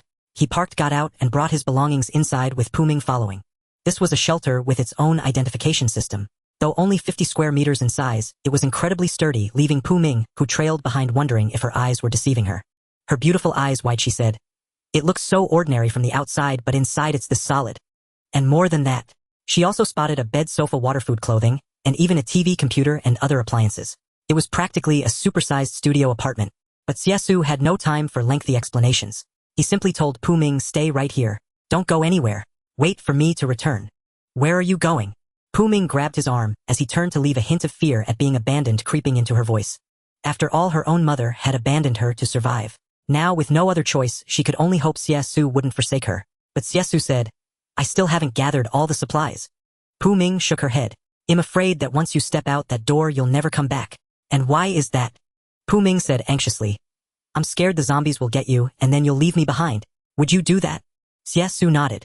I definitely would, unless you can make yourself useful. Become a useful person. Pu Ming didn't catch on at first. How could I possibly help? I'm just a sophomore at the Dragon Country Agricultural University. Xie Xu was well aware of this young woman's background, but what truly piqued his interest was the future. For in the days to come, only this young woman from Pu Ming's family would be sent to the safety zone. There she would grow into an expert in agricultural research, preserving the techniques for cultivating many plants. You must understand, in the apocalypse, scientists, especially those specializing in agricultural cultivation, are extremely precious. After all, people still need to eat. He himself knew that, in the later stages, relying solely on hoarded food wouldn't last long. He needed to prepare a sustainable food source. Therefore, Pu Ming's value was immense. Why else would he go to such trouble to find her? Just for procreation. Although she was indeed quite pretty, a little beauty, this was the apocalypse. Xie Xu wasn't foolish. So he said to the young woman, Make good use of your strengths. You'll be of great help. Don't worry, I'll be back soon. With that, he turned and left the shelter once more. He locked the door behind him. Without his authorization, no one could open it, not even Pu Ming. He carried his Zanpakuto and headed to a neighbor's house nearby. Still using the hunting birds circling overhead, Xie Xu dodged the hordes of zombies and found a suitable entry point into the home of his neighbor Ryn. As expected, the man was already gone. He found a generator in a small room on the second floor. There were leftover snacks, and he ransacked the place, searching for other supplies. This time, not much stored food was found, but half a crate of fruit was discovered, and there was plenty of wine hidden in the basement. Wine? This was a treasure. In the future safe zone cities of the apocalypse, due to food shortages, brewing wine was nearly an impossible fantasy. Seeing crate after crate, here a full 7 or 8 crates, including one of Mutai, Xie Xu felt that he was about to hit the jackpot. So he packed up the wine and called the hunting bird down to help. The creature was astonishingly strong, directly lifting 2 crates of wine and moving them into the off-road vehicle outside. Xie Xu also grabbed some mineral water, but not much, just 5 bottles. He packed everything up and brought it back to his own small courtyard. Xie Xu moved these items into the shelter, and the 10 square meter space was almost filled to the brim with all sorts of goods. Pu Ming was left utterly astounded. Xie Xu also took stock of the existing supplies: 1 bag of rice, 1 bag of flour, the quantities unchanged, 1 remaining case of instant noodles, 2 cases of water, and water collected from various places totaling about 15 bottles. The rest were oil, salt, soy sauce, and vinegar. The oil was running low, only half a bucket left, which wouldn't last long. But since they couldn't light a fire now, having it or not didn't really matter. However, when she saw that half crate of oranges, Pu Ming had to admit that her beautiful large eyes were fixed on them, and she desperately wanted to eat one. Seeing this, Xie Xu took out an orange and handed it to her. Pu Ming took it and immediately began to eat. She hadn't had fruit in days, especially in such a safe place. Now the environment was far too safe, almost making her forget the existence of the apocalypse. But after finishing the orange, she collected the seeds. Xie Xu noticed this detail and asked, What are you doing that for? Hearing this, Pu Ming looked up, gave him a gentle smile, and said, To plant them. Planting those. Usually growing that would take a year or 2 at least. However, he couldn't be bothered to argue, and instead brought out the small generator. It turned out that this thing actually ran on water, a steam generator. Although it didn't generate much electricity, it was still very useful in a pinch. For instance, right now Xie Xu needed it to power the radio receiver to receive rescue information and updates from cities other than Longshang. However, Xie Xu's mind turned, and he thought of an even better method. That was the fire seed source. You see, the energy source was now brimming with power. Apart from that hunting bird, I don't have any other mechanical creatures on hand yet. Moreover, once transformed into a mechanical creature, it would gain many new skills compared to before. So Xie Xu took out the energy source, the fully charged energy source, gently touched the steam generator. Boom, boom, boom. Click, click, click. In an instant, the steam generator began its transformation, and in the blink of an eye it became a round little fellow about half a meter tall. It looked somewhat aged, even sporting a metal beard. Xie Xu also saw the displayed data name steam. Level 1. Function can generate electricity, and has a certain destructive power. Belongs to the work-type robot. After reading this information, Xie Xu had a general idea. Even more unexpectedly, this steam robot could actually talk. Its first words were, "Leader, good afternoon." Xie Xu, can you imagine? A once ordinary generator not only came to life but also knew how to greet people. This was far more formidable than hunting birds, after all birds could not speak. Of course, Xie Xu wasted no words, understanding that once one became a mechanical lifeform, their power would surge exponentially. At present, due to the zombie tide, the entire city had lost power. The night was pitch black, almost impossible to see one's hand in front of their face. Xie Xu urgently needed light. So he said to Steam, "I need electricity." "No problem." Steam readily transformed back into a steam generator, but unlike before, this generator gleamed with a new luster and possessed greater capabilities. It could generate 20 kilowatt-hours of electricity per hour, calculating based on a lamp consuming 0.3 kilowatt-hours per hour. It could power 60 or 70 lamps. With a hum, as Xie Xu switched on the light, the shelter was instantly illuminated. Pu Ming, who was resting, opened her beautiful eyes wide in astonishment. The electricity was actually back. Good heavens, how did he manage that? Though brimming with curiosity, she watched the busy Xie Xu and dared not disturb him. In truth, Xie Xu had no intention of explaining. Seeing the entire shelter brightly lit felt vastly different from the pitch-black nights of the past few days. At the very least, it was far more comfortable. Moreover, the power supply would be crucial in the future, for once the glacial age arrived, global temperatures would plummet to 100 degrees below 0 Celsius. A temperature cold enough to freeze people to death. With electricity, they could find ways to heat the room and make it warm. That was also a life-saving strategy. But those concerns were still far off. Xie Xu's more immediate priority was to make contact with the outside world. So after charging the old-fashioned radio, he unplugged the wire and attempted to connect to the satellite. Although most ground-based base stations and communications were damaged, the satellite antenna now proved extremely useful. After searching through several channels, all filled with crackling noise, he finally heard, "Crackle." Those who can receive this frequency are likely survivors listening via radio broadcast. Currently, many places worldwide are under zombie assault. Our nation has implemented a full lockdown and is quarantining some cities. At the same time, we have compiled statistics on the attacked cities. As of now, 13 cities have completely fallen. Other cities are shrinking their safe zones and strengthening defenses to protect more civilians. Among them, Ningyi City and Longshang City are the most severely affected, with very few survivors remaining. The military is expected to dispatch troops in 3 days to rescue the survivors. If any civilians hear this broadcast, please try to reach open areas or the tops of tall buildings in 3 days. We will deploy the Army and Air Force to provide support. The Navy will also sail into Longshang to conduct rescue operations along the coast. Please prepare for evacuation. The continuous broadcast caught Pu Ming's attention. Unbeknownst to Xie Xu, she had already moved a small stool to sit beside him, listening together. After listening, she lowered her eyelids, her eyes rimmed with red, and said, "It seems the whole world is under attack." Wasn't the whole world under attack obvious? Looking at the young girl with reddened eyes, Xie Xu shook his head silently. After all, this was only the beginning. Other cities had not yet fallen, but Longshang and Ningyi were already completely lost. Now where he stood was zombie territory. Surviving here was truly no easy feat. But even so, Xie Xu did not find it a significant problem. Looking at the girl to ensure she wouldn't hold him back, he said, "The military will come to assist in 3 days. You can go with them then." "What about you?" Pu Ming was stunned, her pretty face filled with surprise. His secrets were too many. He couldn't let her know. Xie Xu casually made an excuse. "Staying here will hold me back. Go to the safe zone. This is just the beginning of the disaster. We will meet again in the future, and by then you'll have to take me in." This girl would achieve great things in the future. At least she would be a scientist, a major agricultural producer, and a female boss in the safe zone. Otherwise, Xie Xu wouldn't bother. However, Pu Ming absolutely refused, shaking her head firmly and saying resolutely, "No, I have no one else now but you. If you abandon me too, I might as well let the zombies bite me."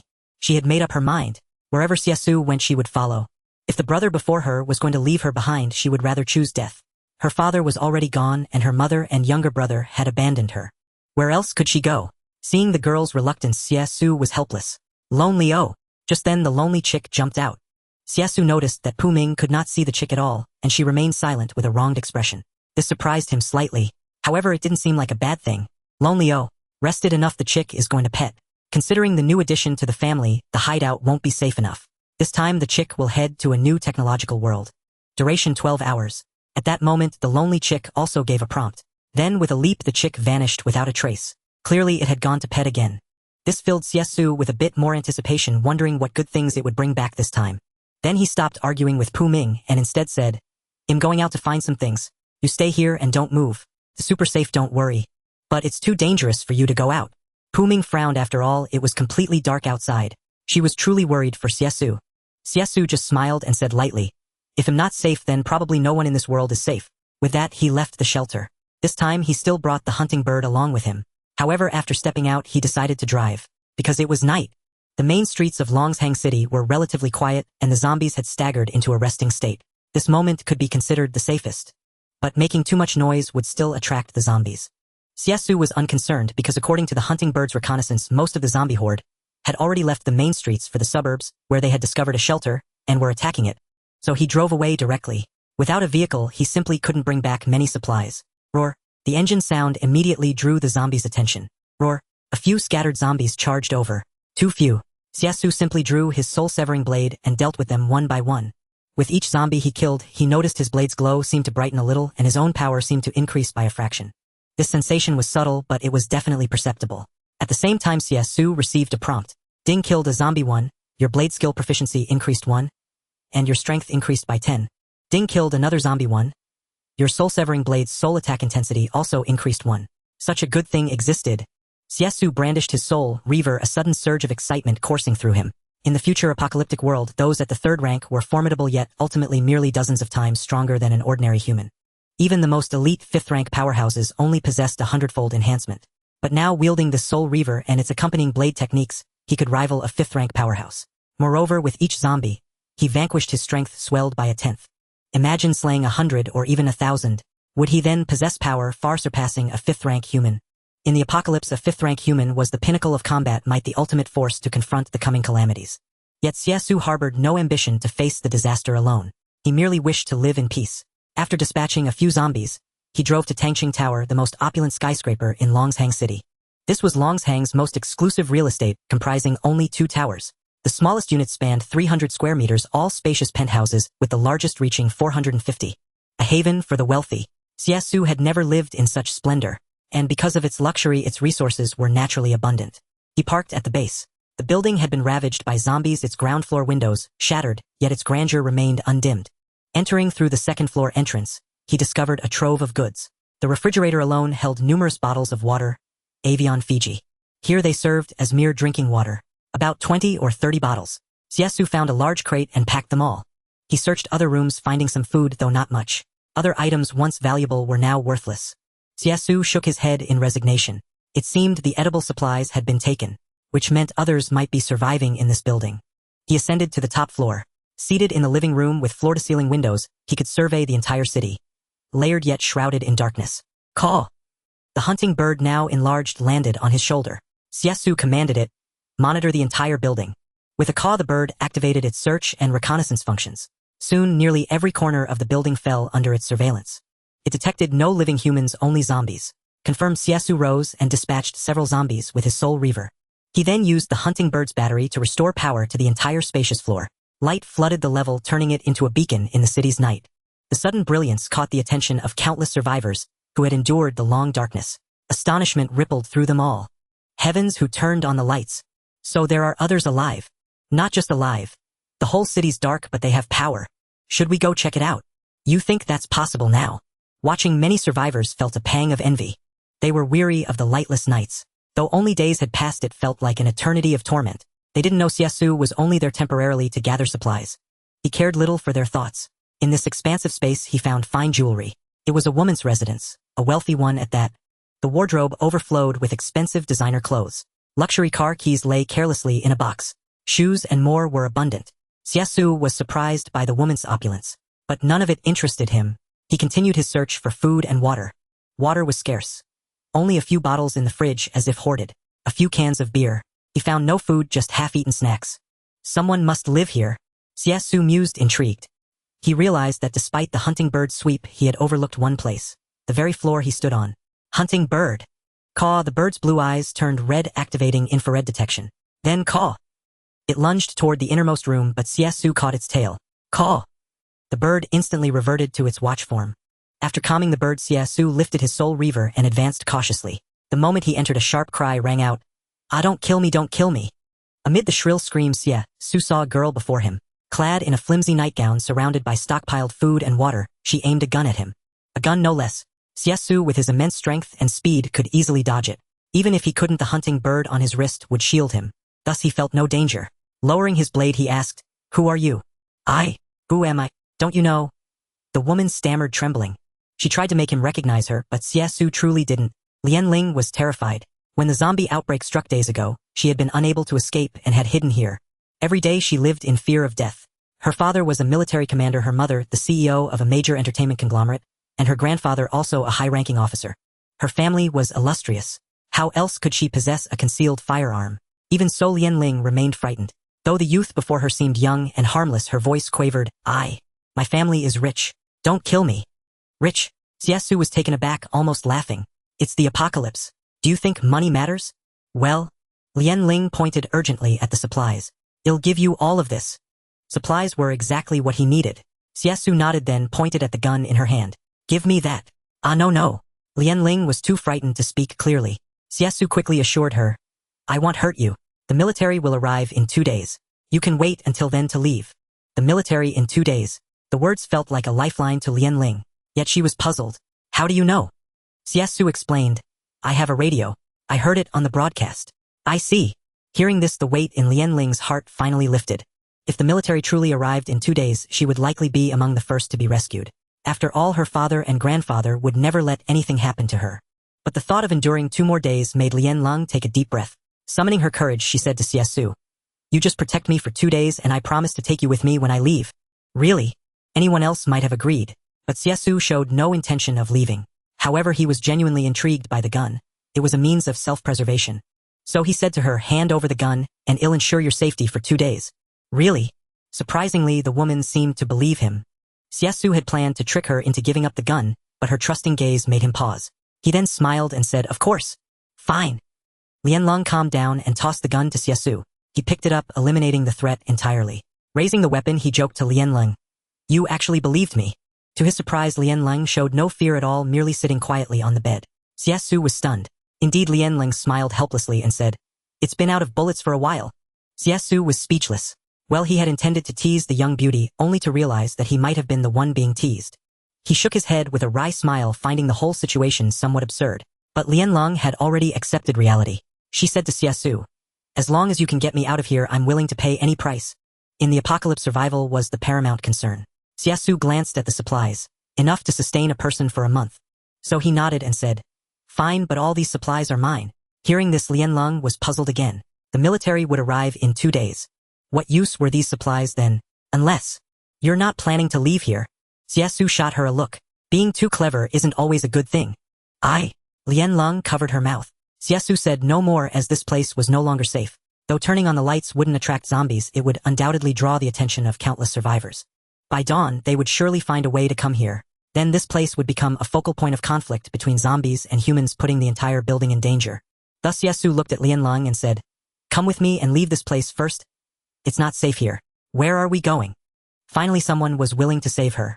Overwhelmed with gratitude, Lian quickly asked, "That building across the street." Xie Xu pointed to another structure. "What, the opposite building?"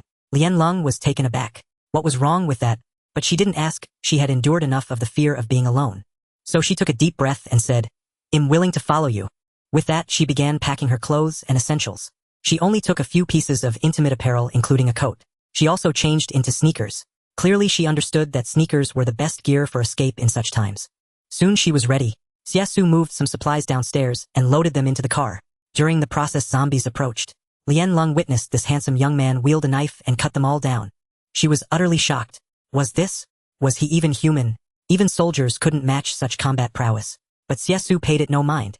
After packing up, he first took Lian to the building across the street, also on the top floor. No one else was there. He easily opened the door, and inside the environment and facilities were similar to before. Apparently a couple had lived here as their photos remained, but they were gone. In the current Longshang city, out of 3 million people, perhaps 100,000 survivors were lucky to remain. So most places were empty. You can rest here tonight. This time Xie Xu didn't turn on the lights as he spoke to Lian Lung. And, you? Lian Lung hesitated before asking. Xie Xu replied, I'll stay here too, of course. He hadn't finished gathering supplies, so he couldn't leave. That's good. Knowing Xie Xu would stay, Lian Lung breathed a sigh of relief. Then, after a slight hesitation, she pulled out her phone, turned on the flashlight, and shone it around. Satisfied, she lay down on the soft, comfortable sofa, closed her eyes, and prepared to sleep. The presence of another person made her feel at ease. Meanwhile, Xie Xu released a hunting bird to scout the surroundings. He also found a spot on the other side to lie down and rest his eyes. Before long dawn broke, as the first rays of morning light slipped through the floor-to-ceiling windows into the room, Xie Xu suddenly realized that Lian Lung had silently moved beside him at some point, still fast asleep. She was clearly exhausted from the past few days. Chirp. Just then the little chick returned hopping along. Seeing the chick, Xie Xu carefully set Lian Lung down, then sat on the balcony, holding the little bird. Chirp, what did you bring me today? Chirp. The little chick let out a squawk, and from its beak it spat out a small round capsule. In an instant the capsule swelled rapidly. Guess what? Inside the capsule was an expanded shelter. After using it, you will receive an additional 500 square meters of underground shelter space. What? 500 square meters? Xie Xu's eyes nearly popped out upon hearing this. Good heavens, the little chick had procured a shelter of fully 500 square meters for him. His own shelter was only 50 square meters. It was now piled with things and clearly insufficient. But now the chick had brought him another 500 square meters. This meant he would have much more space available. Use immediately, the system prompt continued. Coming to his senses, Xie Xu chose no. He hadn't returned home yet. Moreover, something else intrigued him. The capsule that held the 500 square meter shelter was only the size of a thumbnail. Yet it contained 500 square meters. Amazing! Chirp!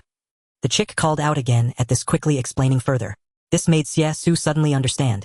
You see, in that high-tech place, this thing was called a space capsule. It could hold many things with vast space, all thanks to quantum field technology that miniaturized it for easy portability. When needed, it could be restored to its original size. When not in use, it could be stowed away directly. This was quite similar to the quantum realm used by Ant-Man in the movies. Thinking of this, he couldn't help but look at the chick and say, Gigi, next time you go to work, can you bring back more of these capsules? Gigi. The chick chirped in response, and then a prompt appeared. Your chick indicates that next time the pet will bring a moderate amount. But now it needs to rest. Off you go. The chick had already been petting for 12 hours. It was time for it to rest. Anyway, its ability to protect itself was now no issue. Moreover, he still needed to enhance his current strength. Thus he turned his gaze toward the building across the way. Downstairs, zombies had begun to gather. The reason was simple. Last night, the light on the top floor had attracted some survivors who tried to sneak over, but were discovered by the zombies. Then the story unfolded like this. The zombies frenziedly attacked the survivors. Xie Xu silently counted in his mind. There were about over 100 zombies there. The surviving humans numbered only 30 or so. Forget these 30-odd people. Even if there were 300 facing 100 zombies, they would only have the chance to flee. A few survivors were bitten and the rest ran into the building. But the zombies pursued relentlessly, hot on their heels. You! What are you doing? Suddenly a weak voice sounded. Xie Xu turned to see that Lian Ling had awakened. She covered herself with a blanket and looked at Xie Xu cautiously. It had to be admitted, this woman was truly beautiful. A pure white dress paired with a face of stunning beauty, not inferior to any star or beauty. Xie Xu glanced and explained. Because of the light last night, those people downstairs originally wanted to come to your place, but they disturbed the zombies and below became a disaster.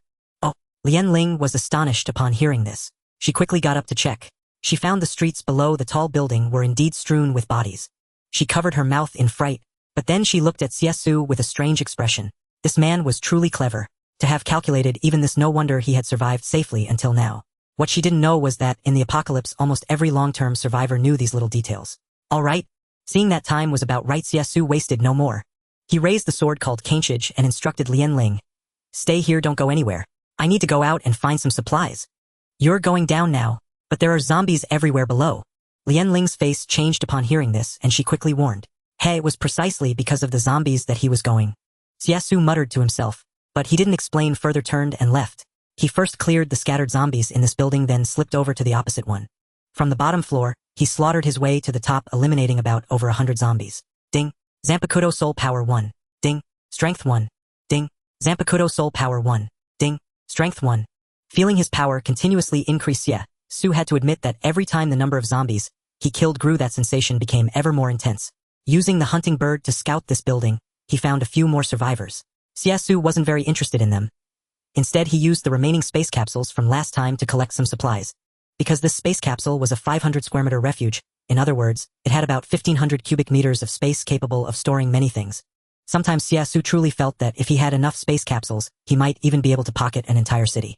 TSK. By then, wouldn't he become a city lord? But now was not the time for such thoughts.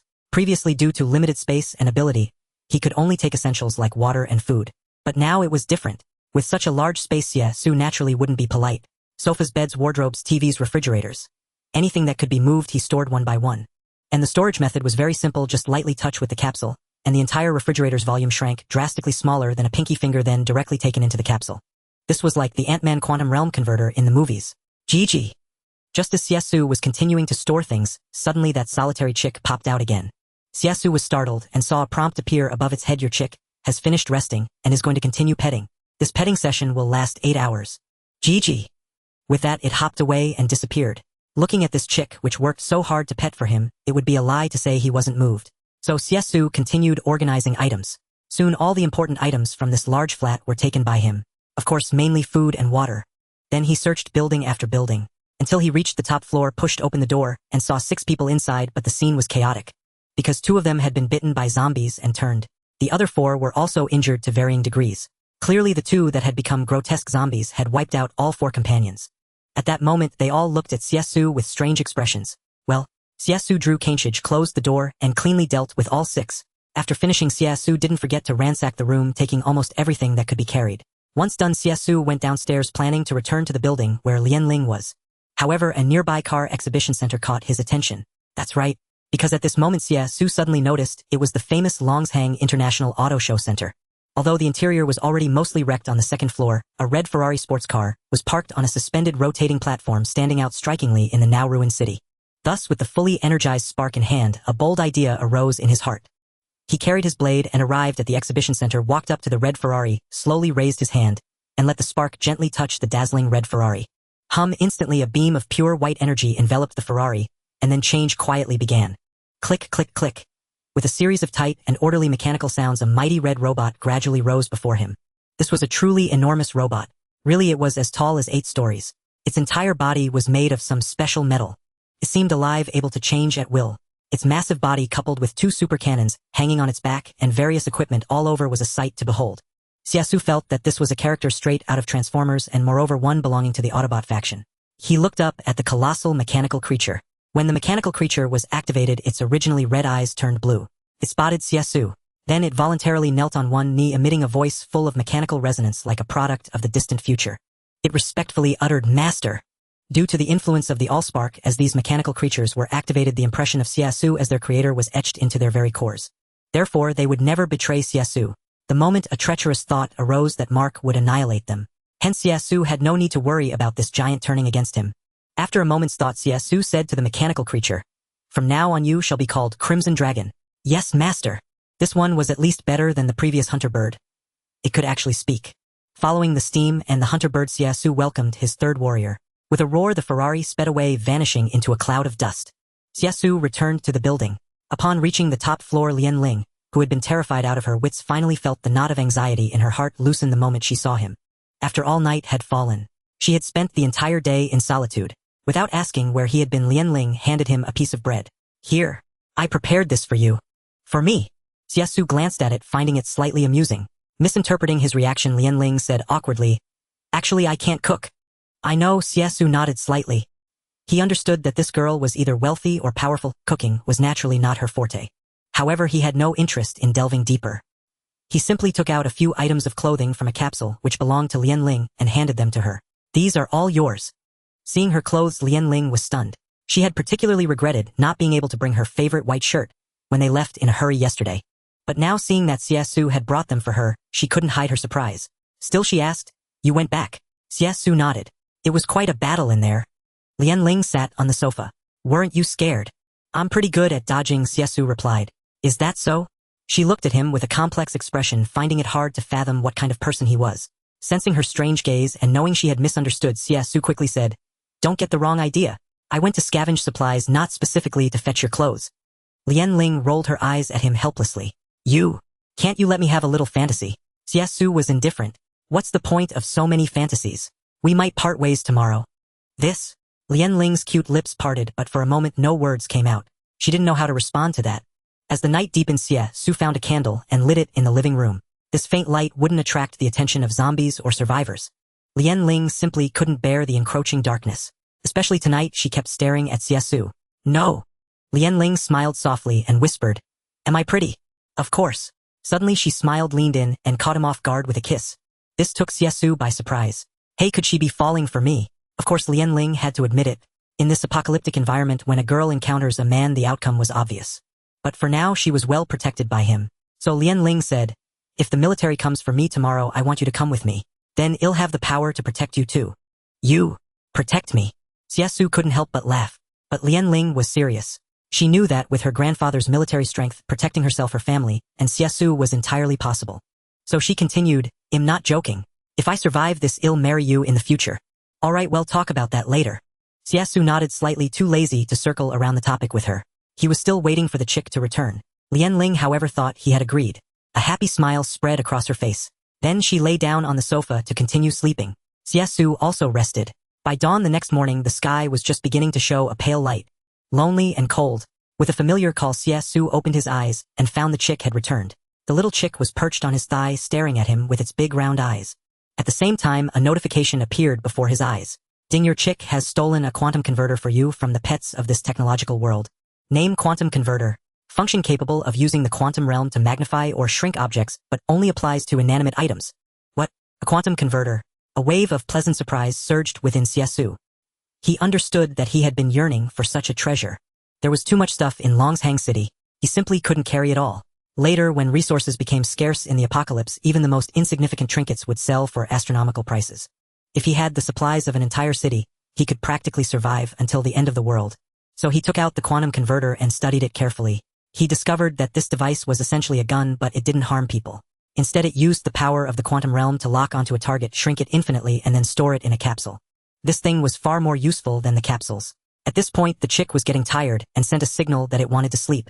When he put it away, the display showed it needed a full 12 hours of rest. Clearly, stealing something like this wasn't easy. However, gathering supplies would become much easier for him. Rumble. Hum. Hum. Suddenly, citywide alarms blared, shaking the entire city. Looking up into the distance, he saw over a dozen helicopters appear on the horizon. They flew over in a mighty formation, issuing a warning to the entire city, and a reminder: attention survivors, Longshang City has fallen. The nation will now rescue survivors. Please proceed immediately to the city center sports stadium. It is heavily guarded and will take you away from the occupied territory to a safe zone. All survivors, please make your way to the city center sports stadium as soon as possible. The military will be there to coordinate the evacuation. Simultaneously, we have set up rendezvous points at regional government offices. Please make your way there as soon as possible. Rescue operations will continue for 3 days. Act promptly. This series of announcements echoed throughout the city's skies. The survivors, learning of the military's arrival, suddenly found a glimmer of hope piercing through the despair of these many days of apocalypse. What, the nation has sent the army? Awesome, I knew the country wouldn't abandon us. We're saved. Quick, we have to find a way to get to the district government assembly point. But the place is crawling with zombies. How do we get there? We must find a way no matter what. Throughout the city, tens of thousands of survivors, who had already resigned themselves to death, heard the helicopter's broadcast. In an instant, the will to survive was reignited, and they prepared to head for the safe zone's assembly points. Amidst the blaring alarms, Lian Ling also awoke. Hearing the commotion, she scrambled up from the sofa, her delicate face brimming with surprise as she looked outward. Has the army come? Exactly. Xie Xu nodded, slightly pointing towards the distant helicopter. They're arranging a rendezvous, striving to help more survivors leave Longshang City. Great. Does that mean I can leave too? Upon hearing this, Lian Ling's face blossomed with joy, and she nearly jumped for glee. You? Her beautiful eyes widened in astonishment as she stared at Xie Xu, incredulous. You're really not going? Of course not. In the distance, a helicopter slowly approached, drawing near to the two buildings. Good heavens, a real helicopter. Xie Xu had to view this woman in a new light. Well, there really was a helicopter rescue. Evidently, the helicopter had also noticed Lian Ling and was gradually moving closer. The commotion attracted a massive horde of zombies below, but faced with this behemoth in the sky, they could only roar on the ground, utterly helpless. Seeing the helicopter draw ever nearer, Xie Xu knew this woman was safe. Hey, wait! He realized that once everyone left, this zombie-infested ghost town would offer inexhaustible supplies. That would be my paradise. How could I bear to leave? So without another word, he pushed Lian-ling away, waved, and said with a smile, "Take care. I still prefer to operate alone." With that, he drew his blade, turned, and swiftly departed. "Hey Xie Xu." Lian-ling wanted to say more, but just then the helicopter slowly landed beside them. Amidst the tremendous roar, a middle-aged officer sat inside. Seeing Lian-ling, his stern, resolute face finally broke into an expression of excitement.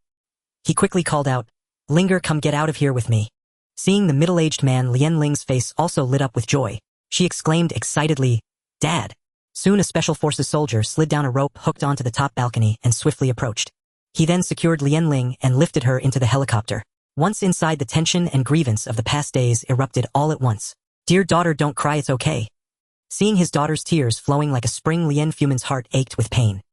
He had also wanted to come rescue his daughter earlier, but it was impossible. He had to wait for orders from above. They needed to formulate the most appropriate military action and could not risk the lives of tens of thousands of soldiers for the sake of his own daughter. So the moment he received the rescue order, he had rushed over immediately. Suddenly Lian-ling froze, realizing she still didn't even know that boy's name. Mentioning this, Lian-ling looked at her father with a complex expression and said, "He's already gone." "What gone?" Lian Fumin was stunned upon hearing this. Under these circumstances, where could he possibly go? Over here. His aura was far more powerful than that of Red Dragon and Lockdown combined. After all, this guy was originally the world's most advanced fighter jet, the F-22 Raptor. "From now on you shall be called Megatron." Xie Xu suddenly felt this name was very fitting, so he said to the Raptor, "Yes, master." The colossal mechanical life form responded respectfully upon hearing his words. Its voice, metallic and mechanical, seemed to originate from a race deep within the distant starry river. This made Xie Xu wonder for a moment if this chick had stolen the Allspark from the Marvel Universe. However, none of that was important.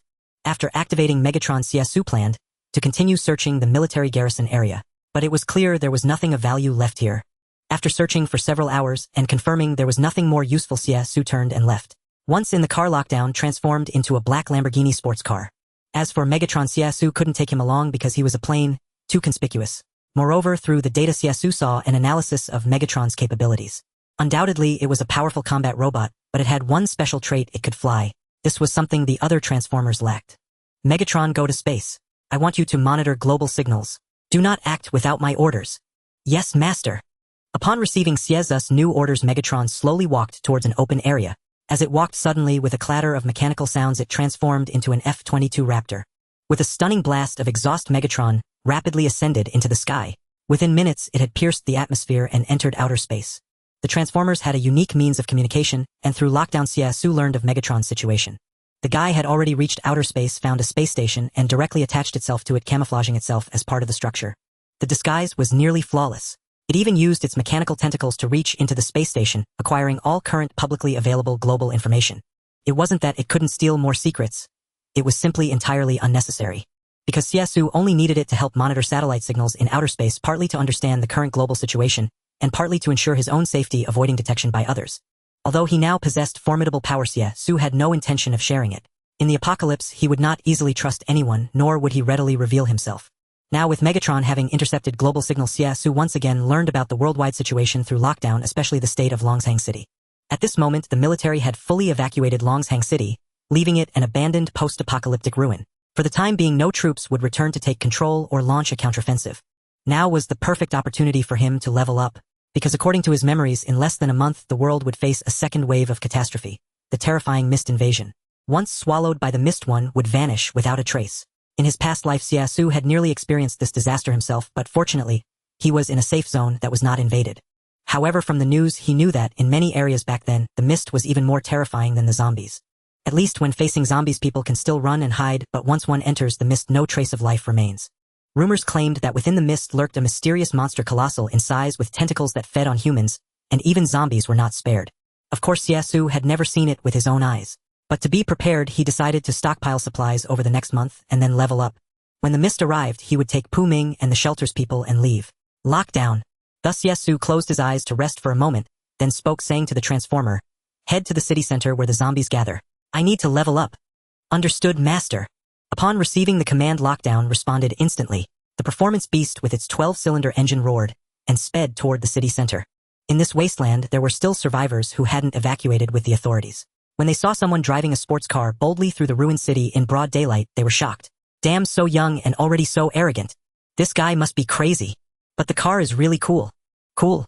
Let's just stay put. In one shelter, over 200 people remained. There was enough food to sustain them for months. They didn't leave because the city center was overrun with zombies. Even the military was unwilling to come for rescue, so they had no chance of escaping. Thus they could only wait for a turning point. The key reason they survived was that among the survivors was a lucky individual who had become a third-class human. That was Xie. She used to be an ordinary college freshman, quite pretty. But while she was in class, the zombie outbreak suddenly erupted, engulfing the entire school in an instant. Teachers and students fled, frantically hiding in classrooms to avoid the zombies, but death still awaited them. Xie didn't escape either. She was bitten by a zombie. Strangely, she found she hadn't lost her mind or turned into a zombie. Instead, after being bitten, her senses and body became super acute. She no longer feared zombies, and she gained immense power. She was one of the earliest successfully evolved third-class humans. Once evolved, they were far stronger than those activated by military gene serums with limitless potential. In just 2 weeks, Xie found her strength still growing, especially after killing zombies. She became even more powerful. Now she could easily take on 20 or 30 strong men. Thanks to her, these 200 people remained safe, surviving under her protection. But she just sat quietly in the dim corner, saying nothing, letting the survivors in the shelter chatter away. She didn't know how much longer she could endure this life. Sister. A little girl approached holding a piece of bread and asked, Sister, you could leave with those people. Why don't you go? At these words, everyone's gaze focused on her. Xie looked at the young faces, especially the little girl, gently touched her forehead and said, If I leave, you'll all die.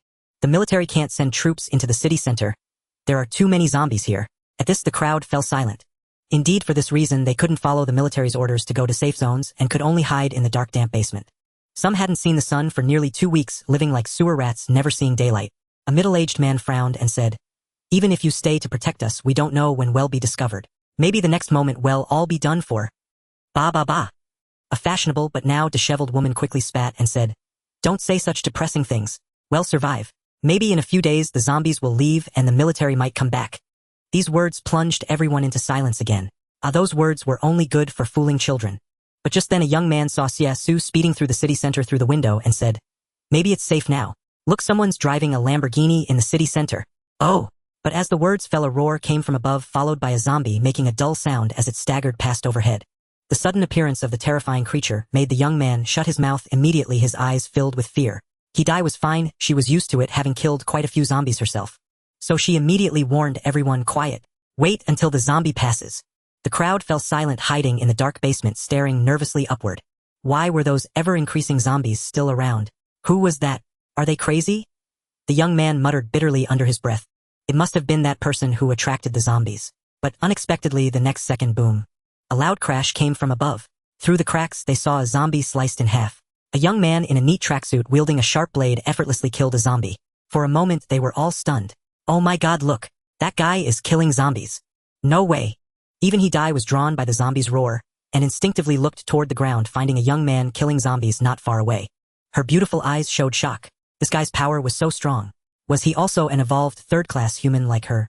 But even she wouldn't dare to be so arrogant in the city center. After all, there were too many zombies. Even if she wasn't afraid of infection, facing so many, she'd be bitten to death and torn apart instantly.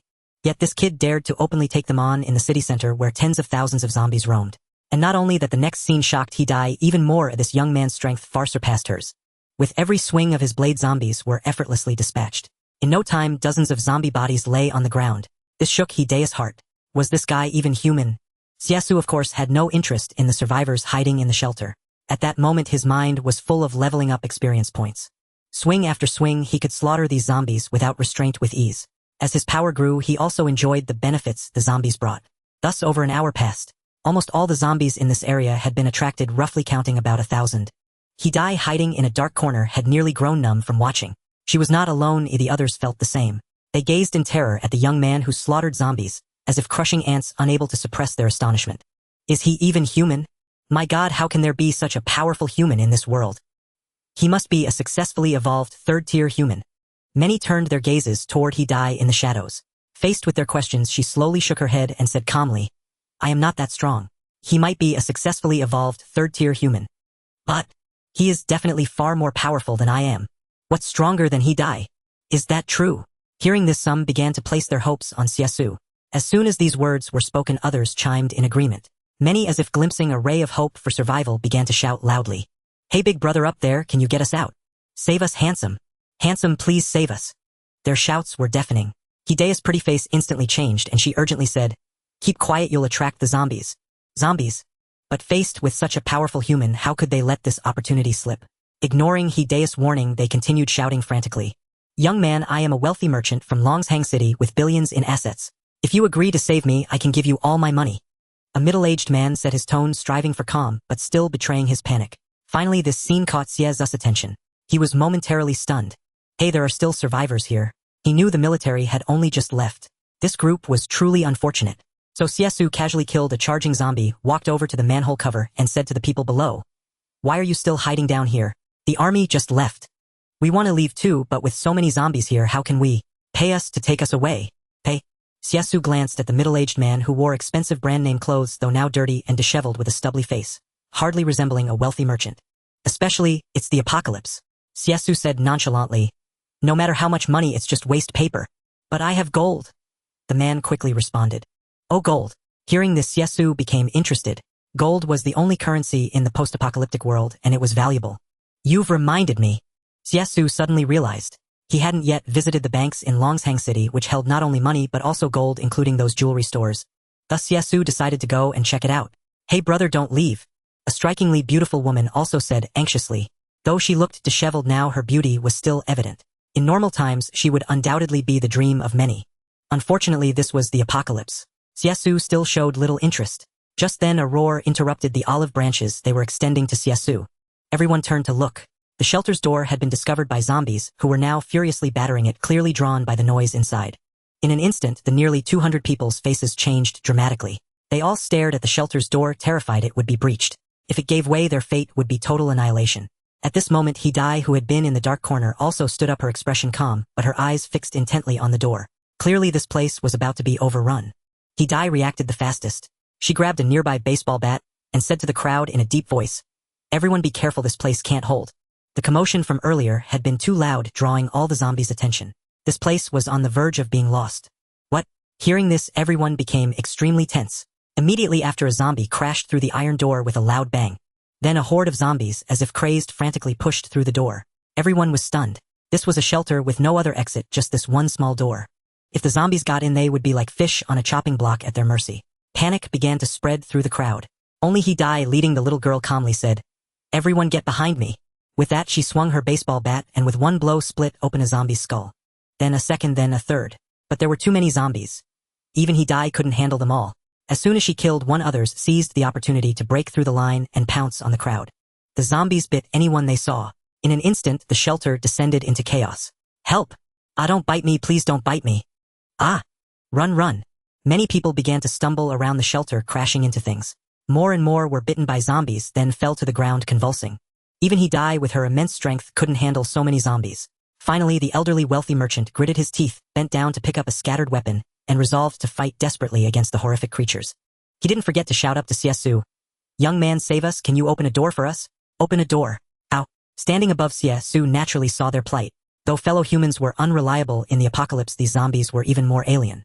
So Xie Xu wouldn't stand idly by. For instance, he could help them open a door. Scanning the area, he confirmed the shelter's location. Xie Xu thought for a moment, raised the kanasada, and then a terrifying blue light burst forth. There was no door, but that didn't mean he couldn't directly carve a path. He gathered all his strength, awakening the soul power within the kanasada. This was Xie Xu's first time unleashing his full current power. The kanasada cooperatively revealed all its existing soul power. Then he slashed downward fiercely. The dreadful blade aura instantly tore through the earth. The moment the blade tip touched the ground, terrifying energy radiated outward, annihilating all zombies within a radius of several hundred meters. At the same time, the ground began to crack and shatter.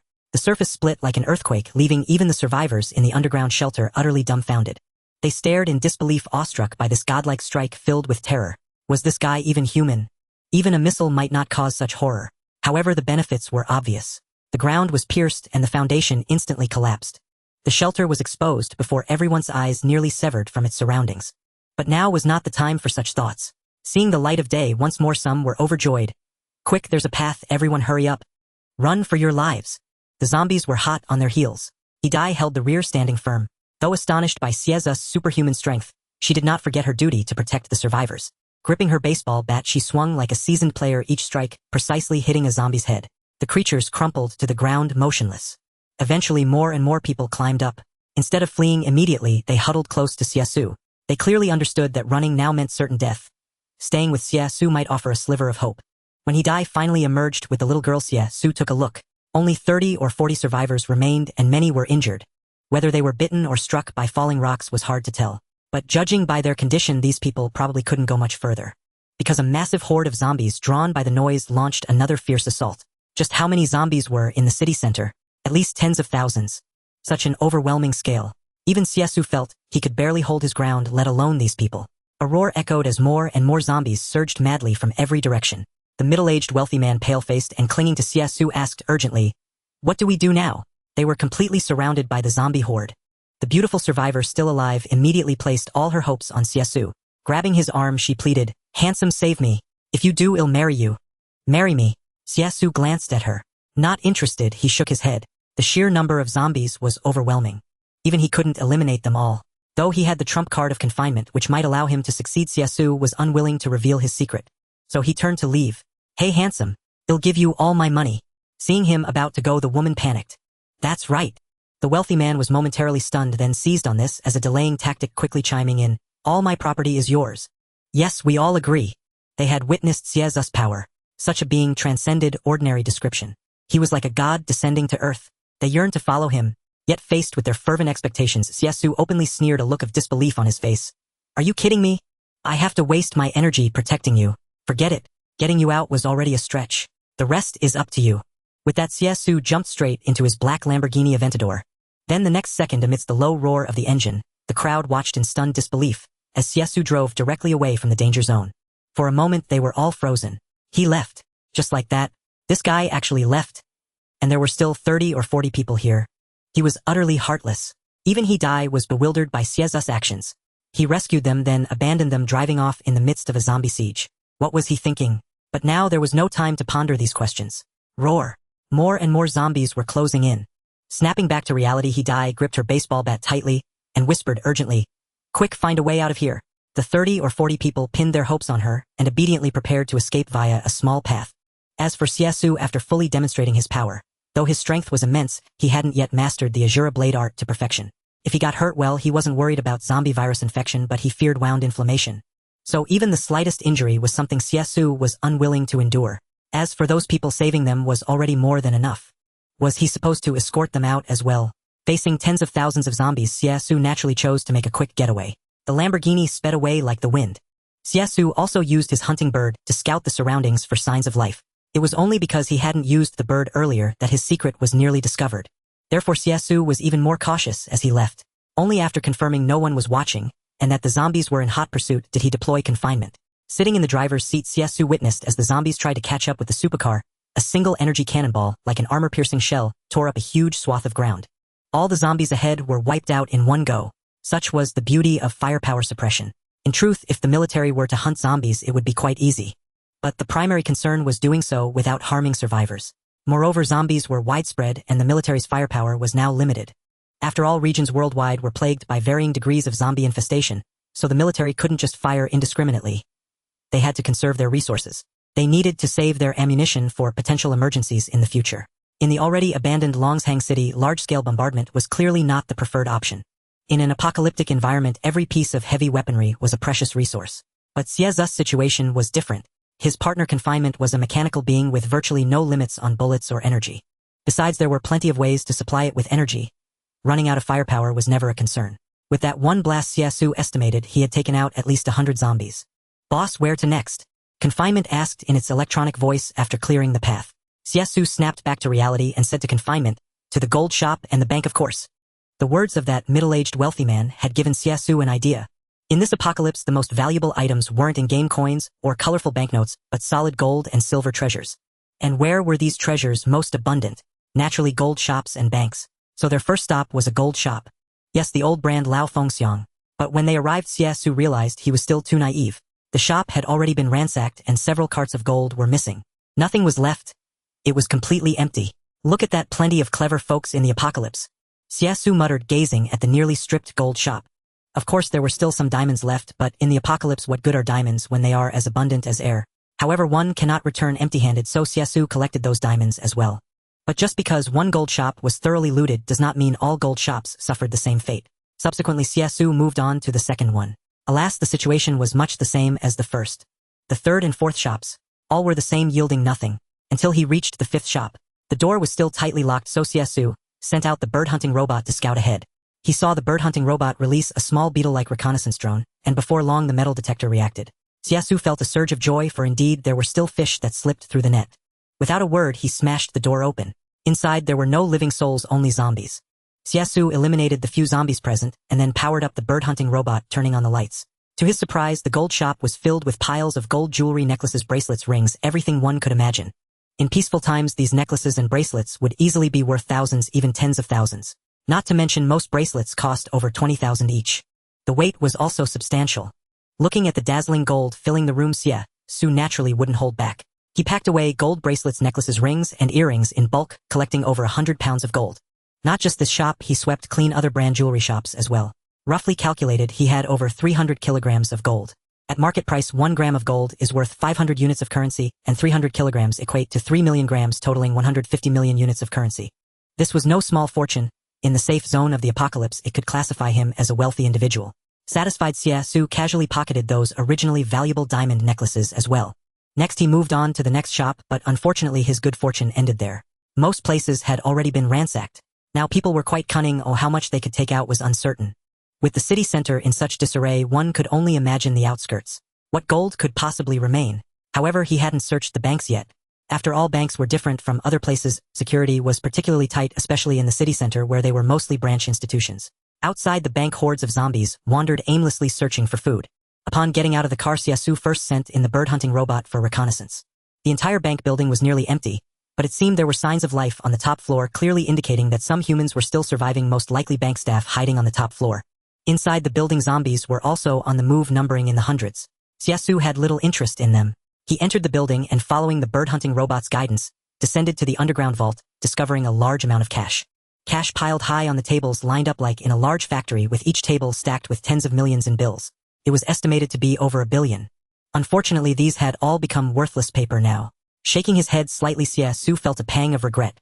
He continued deeper into the vault, arriving at the gold storage area, where the door had a password lock, one of those high-tech electronic devices. Bird-hunting robot. Xie Xu cleared a path and shouted to the robot. Caw, caw, caw. The bird-hunting robot responded with a few calls, flapping its wings, quickly infiltrating the system and unlocking the door with its advanced technology. Click. As the password lock turned, the air valve opened and the door slowly turned. Xie Xu pushed the door open. Inside it was empty, not very spacious, only about 10 square meters, surrounded by cameras, none of which had any monitoring capability now.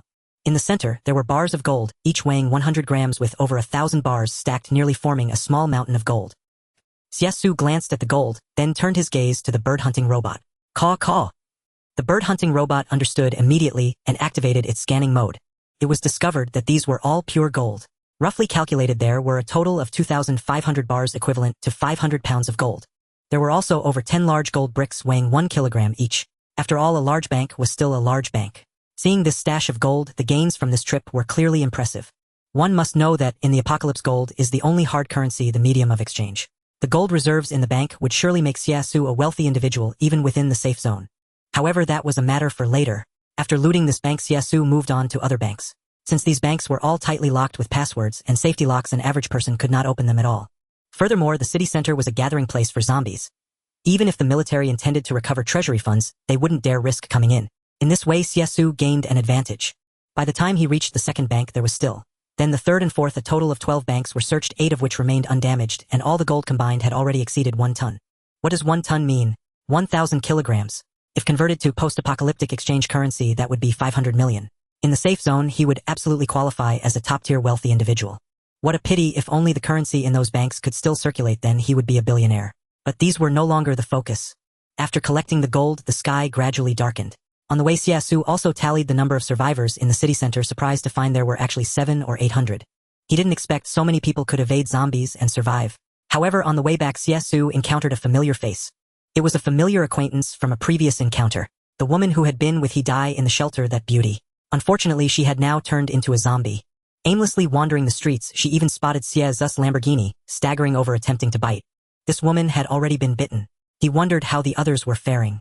Xie Xu thought of Dai, that evolved third type of human. With a flick of his hand, the bird-hunting robot transformed into a hand cannon, with a bang releasing the woman from her torment. At that moment Xie Xu also noticed the distant sound of zombies roaring. Roar. Clearly the battle was still ongoing over there. Well, Xie Xu looked over from a distance and discovered that the woman he died was still alive, albeit covered in wounds. She fought off zombies while trying to find a safe place. Although third-type humans were not afraid of being infected by zombies, they too could be overwhelmed in this manner. Finally, it seemed that he spotted Xie Xu rushing over in a hurry. Oh dear. Xie Xu felt a bit impressed that this woman could hold on until now. Thus, driving the confinement, he charged straight in that direction. Easily knocking down several zombies, he allowed He to sit directly on the hood. Then, with a stylish drift, the confinement sped away, carrying the exhausted woman. The zombies howled but were utterly unable to catch up. After all, a zombie's speed was inherently limited by its rigidity. An ordinary person might not be able to outrun them, let alone a supercar capable of reaching speeds over 300 kilometers per hour. Thus, in a safe zone, Xie Xu opened the car door and said to He, "Get in." The panting woman glanced at him and ultimately decided to enter the vehicle. Once inside, she lay down, immediately breathing heavily. "Where are the others?" Xie Xu asked, scanning the surroundings. "Dead." He replied with a blank expression. "Dead." Hearing this, Xie Xu was somewhat surprised yet found it understandable. He looked again and asked, "And the little girl? Dead too?" At these words, a ripple finally stirred in Hidea's previously calm eyes. She had witnessed the little girl who had accompanied her for over half a month being tackled and mauled by zombies, crying her heart out. But she was helpless. To this, Xie Xu also found it inevitable. After all, this was the city center with tens of thousands of zombies. It was impossible for them to survive. "So you've been fighting since morning till now?" He nodded slightly and cast a glance at Xie Xu. It was hard to imagine how this man could still be so effortlessly alive. And it seemed. He looked behind him. There was a box. "Oh, gold." Sensing the woman's gaze, Xie Xu didn't hide it and stated directly, "You actually went to steal the gold." Hearing this, He couldn't help but twitch her lips, staring at Xie Xu with her beautiful wide eyes in astonishment. Unexpectedly, upon hearing this, Xie Xu quickly corrected her. "I didn't steal it, I took it. This is the post-apocalyptic wasteland. Those things belong to no one. If I take them, they're mine." He wasn't afraid at all that this woman might help herself to them, because he could easily deal with her. It was very simple. But in Hidea's eyes, the way she looked at Xie Xu had completely changed. She gazed complexly at the handsome, spirited young man before her. Facing the apocalypse and zombies, he remained so calm and composed as if playing a game of make-believe. Just what kind of terrifying creature was this guy in the apocalypse? Selfish, cold, yet also driven by profit. It was all vividly displayed in this man. Oh no, not entirely selfish. At least he had saved her. Closing her eyes to rest, her pretty face turned toward the car's roof. He finally uttered, "Thank you." "You're welcome." For this, Xie Xu readily accepted the gratitude. At the same time, he picked up a bottle of water from the side and tossed it directly to He. Upon seeing the water, He immediately began drinking in large gulps. She hadn't had any water for an entire day. Now she felt incredibly refreshed. After drinking, Xie Xu asked, "Want more?" "No, thank you." He shook her head gently, feeling she was fine now. After all, in the apocalypse, water was far too precious. Of course, this meant nothing to Xie Xu, as he had already filled the front with the mineral water he had found. However, Xie Xu didn't say much more. He continued driving forward. He noticed the car was moving steadily, almost out of the city center. Finally, she couldn't help but ask, "Where are we going?" Xie Xu replied, "You can get off whenever you want or come to my place and lay low for a while." "You're taking me in?" This surprised He. Upon hearing this, Xie Xu glanced at her with interest and said, "Is there a problem?" "No." He shook her head. "Slightly, I'm just very curious. How come you're taking me to a safe place now, when this morning you were unwilling to help anyone? Isn't that obvious?" Facing the girl's thoughts, Xie Xu was blunt, curling his lip. "How could I protect dozens of people? Do you think I'm as naive as you? In the apocalypse, wanting to protect hundreds of people, who do you think you are, a savior, haha?" This string of mockery made He frown slightly. But she had no comeback, because the events of the morning had fully proven Xie Xu's point. Yes, she indeed was not a savior. Moreover, those people. There were too many, and they weren't worth her risking her life to protect. If that person hadn't shouted for help and others hadn't disobeyed orders and attracted a horde of zombies, how could those hundreds have been completely wiped out? So she was beginning to agree with Xie Xu's thinking. But she still shook her head and said, "There are always people worth protecting." "Exactly." Surprisingly, this time Xie Xu nodded in strong agreement, then said, "You are someone worth me reaching out to save." "Is that so?" He turned her head to glance at Xie Xu driving, then sneered, "Is it? Because I'm good looking." "Good looking?" Xie Xu snorted disdainfully. "Do you think good looks can feed you in the apocalypse? You should be thankful that you're a third human and survived the pursuit of tens of thousands of zombies this morning. Otherwise, would I have saved you? Don't dream on." At these words, He was stunned again. She had never imagined that Xie Xu's thinking could be so unique. "So you value my ability?" "No." Unexpectedly, Xie Xu shook his head again and continued, "It's fate." "Fate?" He widened her beautiful eyes, thinking she had misheard. "Yes." But Xie Xu affirmed, "I saw you all this morning. I didn't plan to help, just wanted to see how long you could last." But now it's afternoon, I'm about to head home and you're still alive. Don't you think I should consider lending a hand? This made Hidai furrow her brows, because she didn't think it was fate at all. On the contrary, she felt it was just a whim of Xie Xu's. In other words, he saved when he wanted to and didn't when he didn't. She looked at Xie Xu again with a complex expression. How capricious such a person's life was. Thinking this, she couldn't help but let out a self-deprecating laugh.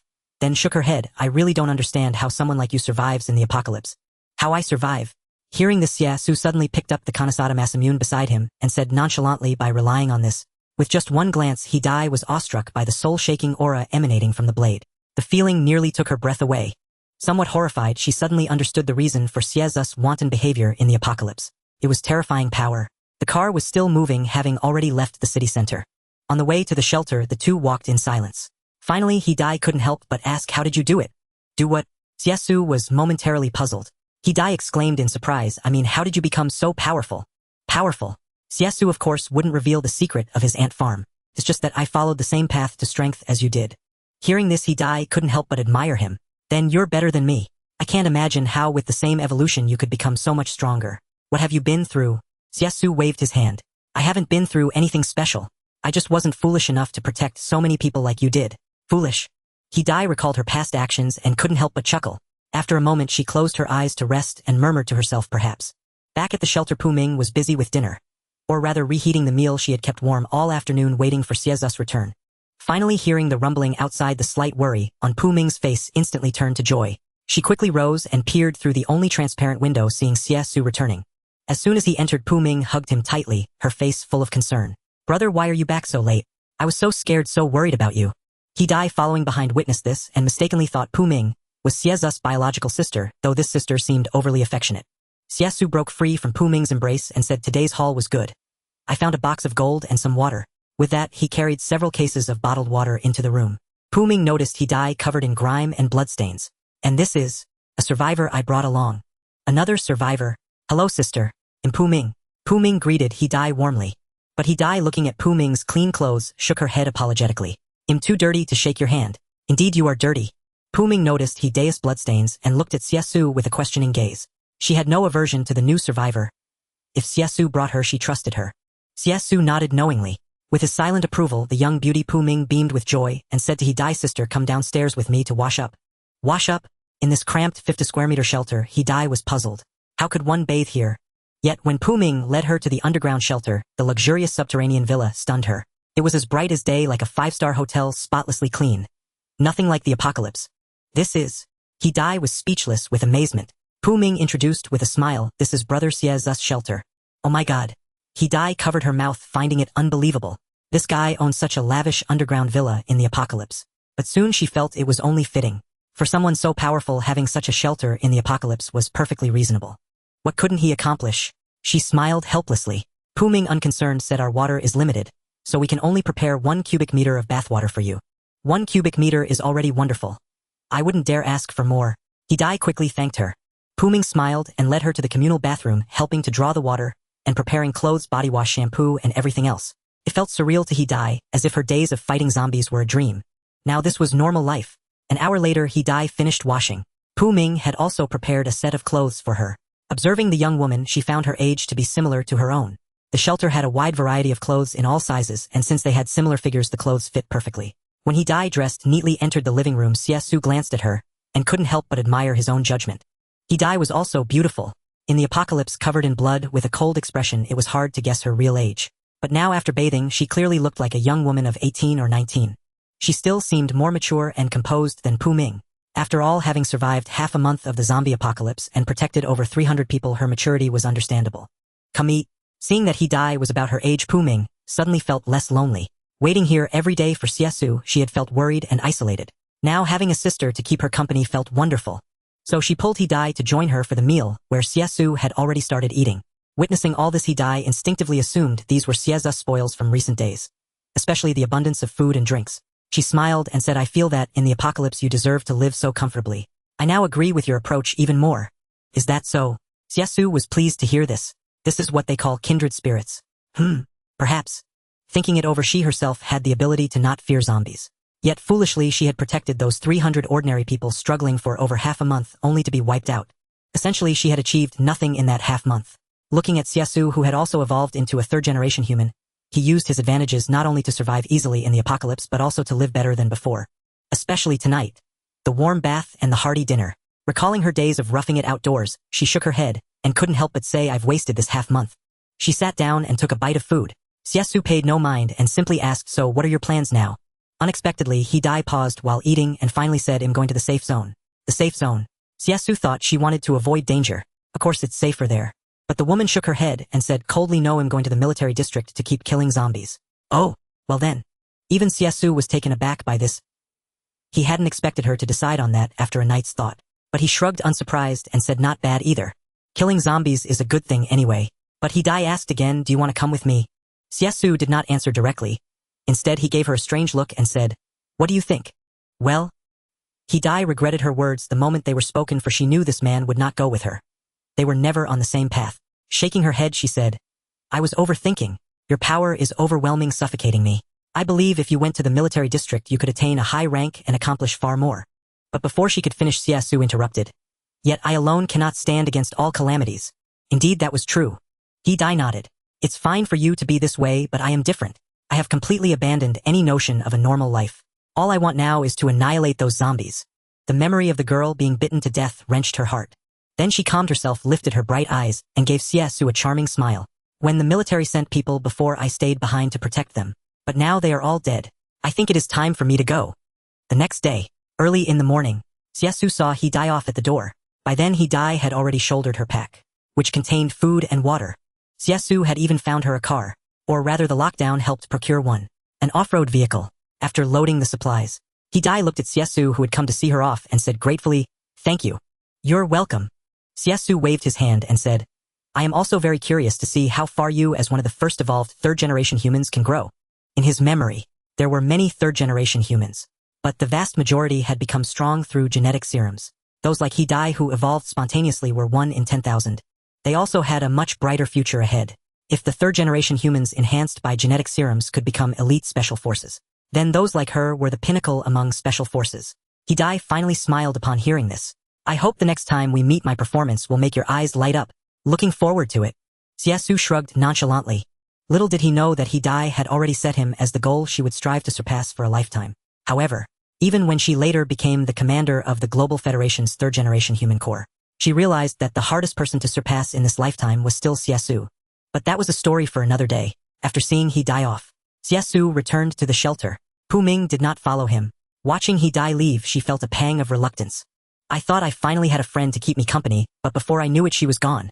She had assumed Hede would stay. But there were too many secrets here, and Xie Xu had no intention of telling her.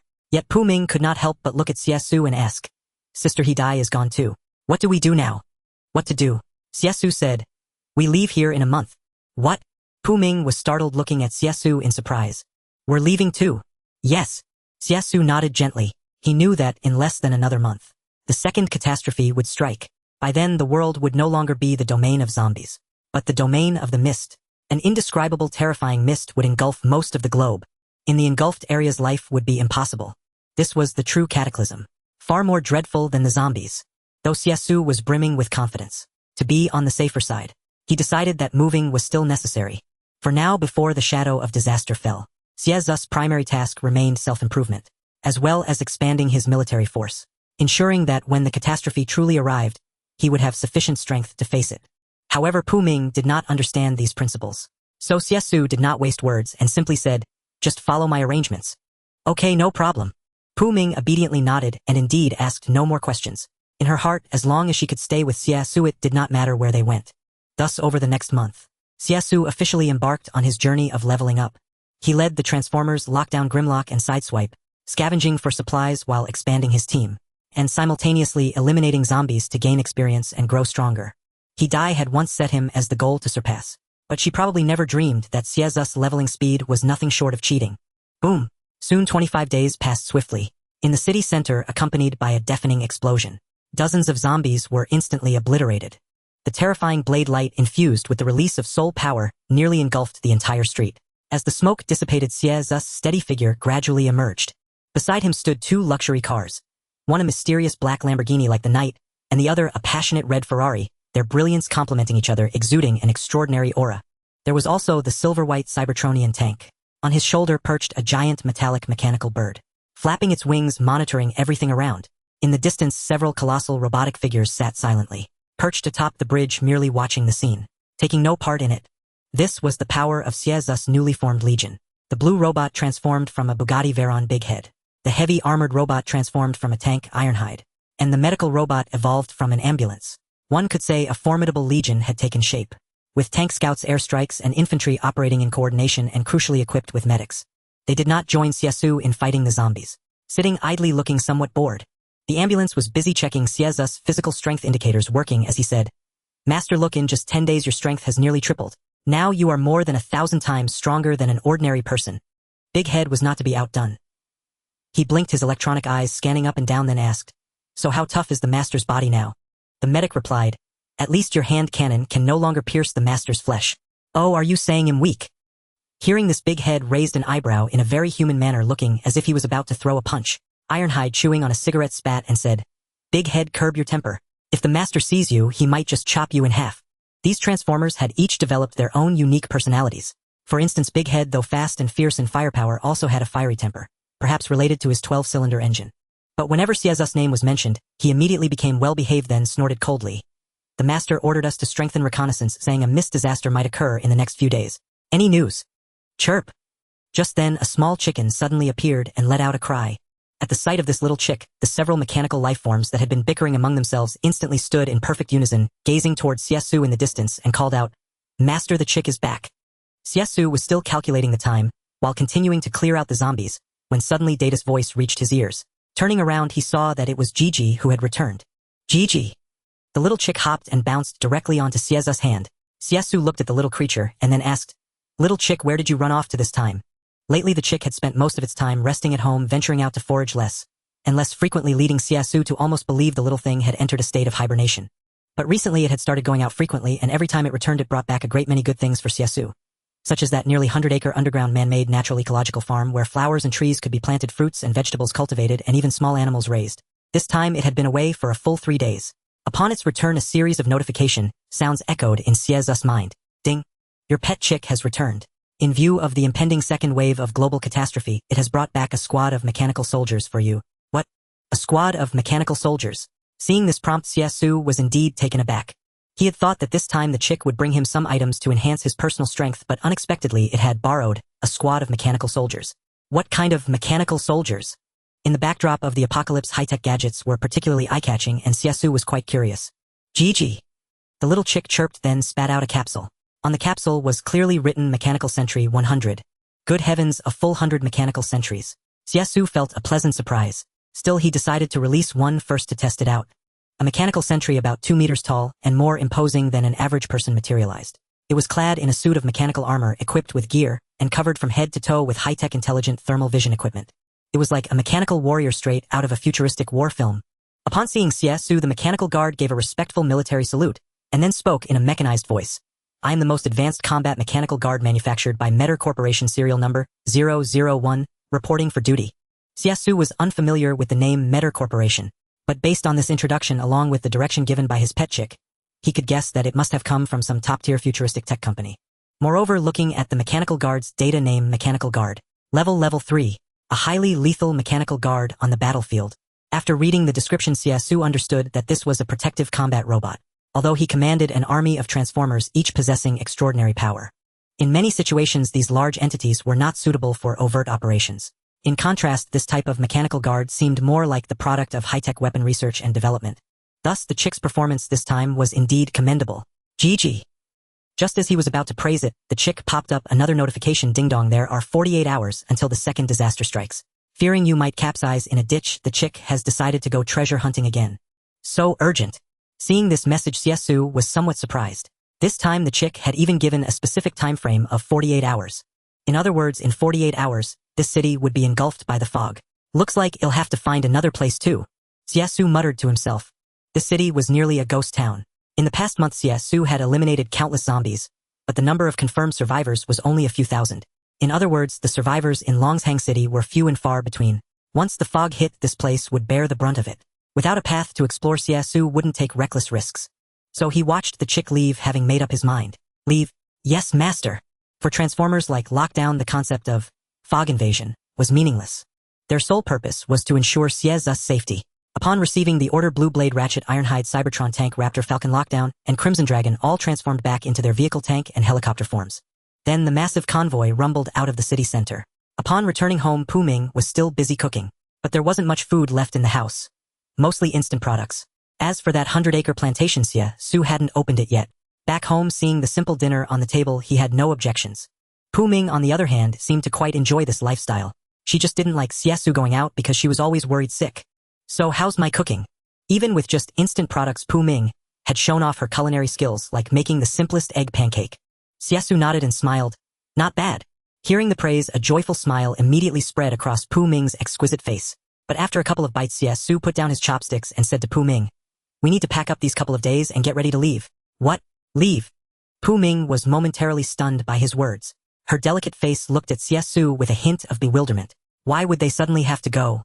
"I think it's pretty nice here." Pu Ming tilted her head, a bit confused. In her view, although life here was monotonous, it was safe.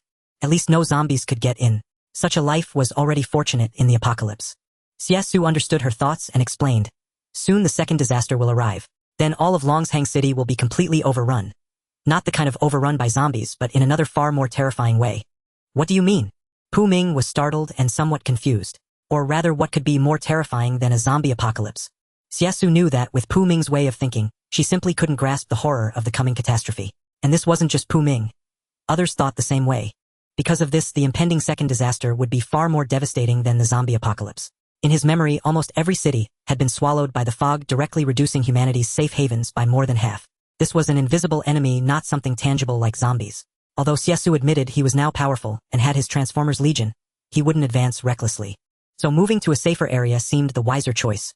Thus he said to Pu Ming, "Just follow my arrangements." "All right, let's do it then." Pu Ming nodded gently. Although she didn't know what form the disaster would take, as long as she was with Xie Xu, that was enough. A charming smile bloomed upon her beautiful face. After finishing his meal, Xie Xu returned to his room and turned on the computer. Connecting to the global network, he observed the current state of the world. He discovered that over the past month, the zombie crisis had not abated but had grown even more severe. Beyond the dozen or so cities that had initially fallen, more than 50 others had now followed suit. People were forced to migrate eastward and westward. On the nation's map, zombies had claimed nearly half of the territory. And this was not all. The losses of other countries were even more devastating. The military of the Land of the Rising Sun was almost entirely annihilated, and even Bangzi was nearly depleted, its people having relocated to other nations. The Global Federation faced a severe challenge. However, Xie Xu was indifferent to this. He focused only on the cities that remained relatively safe, and soon discovered that the nearest one was Modu. Modu, once an undisputed top-tier developed metropolis renowned worldwide, was an exceptional place. Now, though its outskirts had fallen, the city center remained intact. Most importantly, under the shadow of the apocalypse, human technology had been pushed to its limits. They had even invented arc energy walls covering the entire city center, keeping all zombies at bay, with tens of thousands of troops standing guard. Currently, the number of survivors it accommodated was immense. Modu's total population had surpassed 10 million. In the past, 10 million was not considered large, as its permanent population had been as high as 50 million. But one must understand that the city center was now more than 10 times smaller than before. 10 million people was already a considerable number. Issues of supplies and resources were particularly thorny. Even so, daily life could still be sustained. With a large military presence, it was a relatively safe place. After some deliberation, Xie Xu decided to take refuge in Modu first. Hunting bird. Having determined his destination, Xie Xu directly called out the bird's name. Caw, caw. The hunting bird let out a piercing cry and swiftly contacted Megatron. Meanwhile, Megatron, who had been lurking in the space station, received Xie Xu's command and immediately began to gather global information. He then discovered that up to the present, certain regions had shown anomalies of varying degrees. A massive vortex had appeared in the deep sea, accompanied by spreading white mist. However, this had not attracted much attention, as everyone's focus was on the zombie apocalypse. Who would care about that white mist? Nevertheless, since others paid it no heed, Xie Xu naturally would not intervene. Jokingly, he lacked the capability to deal with such matters. The impending calamity would have to come as it may. After shutting down the computer, Xie Xu recalled the hunting bird, transforming it back into a watch, and muttered to himself. He had not been idle this past month. Besides eliminating zombies, leveling up, and expanding his Transformers army, he had also scavenged the entire ruined city, discovering many things. Though usually useless, they still held some value. If he could transport an entire city's supplies to the safe zone, one could imagine the wealth he could amass. At the very least, he would be the absolute richest man in the safe zone. So he commanded the drone, Tell Big Head and Lockdown to sweep the city again within 24 hours and take away all usable supplies. In 24 hours, we assemble and prepare to evacuate. Yes, master. Receiving the order, the drone immediately flew out of the shelter.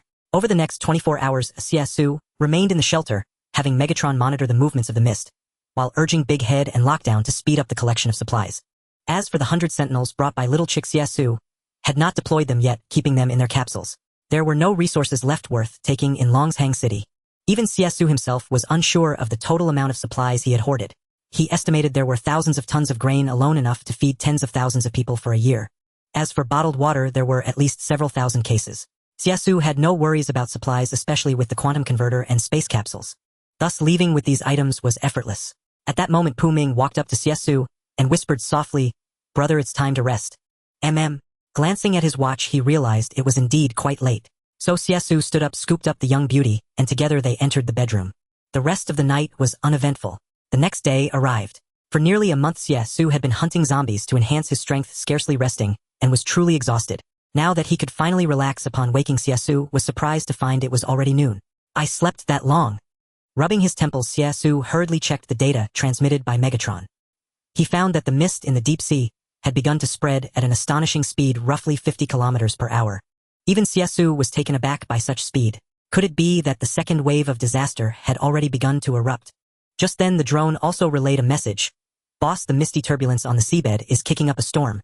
The sentry ships we had around have all been swept away. Trying to go back in is really beyond our power.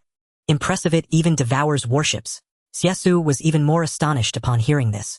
However, Longshang City was itself a coastal city, and the eruption of the deep-sea mist would naturally affect coastal cities first. "Calculate for me how long it will take for the mist disaster to reach Longshang City," Xie Xu said calmly to the drone. Soon the drone relayed the information. At the current speed, approximately 24 hours. 24 hours. Hearing this number, Xie Xu pondered for a moment. Calculating at a speed of 50 kilometers per hour, the mist was only a little over 1,000 kilometers away from Longshang City. Time was pressing. Thinking this, Xie Xu made an immediate decision. Assemble, prepare to evacuate. Having said that, he got up and while Pu Ming was still cooking, went directly to the surface. Upon receiving the order, Blue Sky Quiet Urgent Rescue Soaring Wing Sharp Eagle Flame Dragon, along with the Electronic Battle Armor Tank and the Iron Wall Warrior all arrived. They gathered in the open space, a magnificent sight. If anyone else had witnessed this scene, they would have been astounded, as if in a dream. When did the real world ever welcome a mecha army as awe-inspiring as Transformers? But now Xie Xu was not worried at all. He had already had the drone scout the surroundings and found no issues. So after assembling them all, Xie Xu said nothing more and directly used the quantum converter and capsules to shrink them, packing them away. Only the Cybertron tank remained to be used as a vehicle. After all, from here to the magic capital, it was a full 800 kilometers. On foot he could manage, but Pu Ming would never endure it. Having made these preparations, he returned to the shelter and carried several cases of water upstairs. 2 cases of water, plus a box of bread sausages and instant noodles, along with 2 bottles of hot water. Having done this so fast, Pu Ming, who was cooking, was startled. Xie Xu curled his lip. "Did you think we were playing house? This is a matter of life and death." "Got it." Upon hearing this, the young girl hurried back to pack her clothes. In truth, packing was unnecessary, for Xie Xu intended to take the entire shelter with him.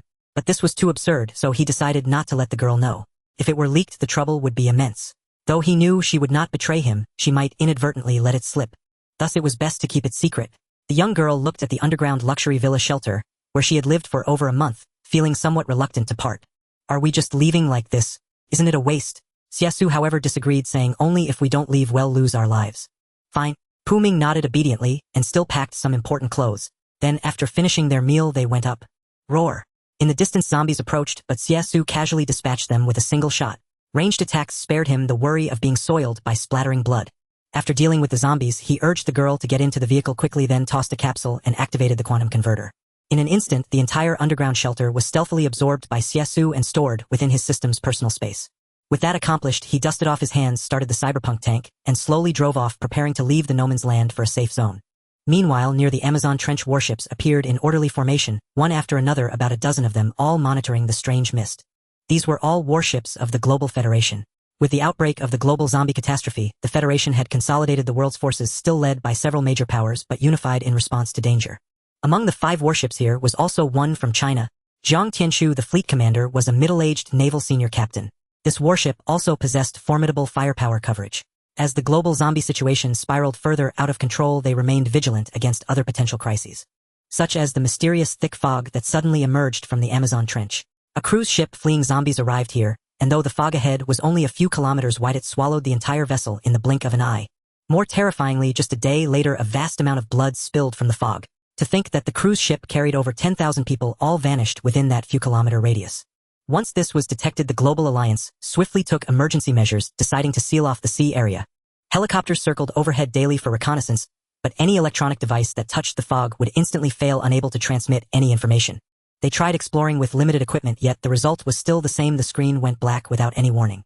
Thus this place became a global forbidden zone, strictly monitored by 5 warships from the Global Alliance, with helicopters conducting round-the-clock surveillance. On this day, Xie Xu suddenly received an urgent signal from a helicopter. Captain, the fog is showing signs of spreading. We must be vigilant. What? The fog is spreading. Hearing this news, Xie Xu's face darkened. To think that what lay within the fog remained unknown, and now it was about to expand. Once it made contact, even their warships could not withstand it.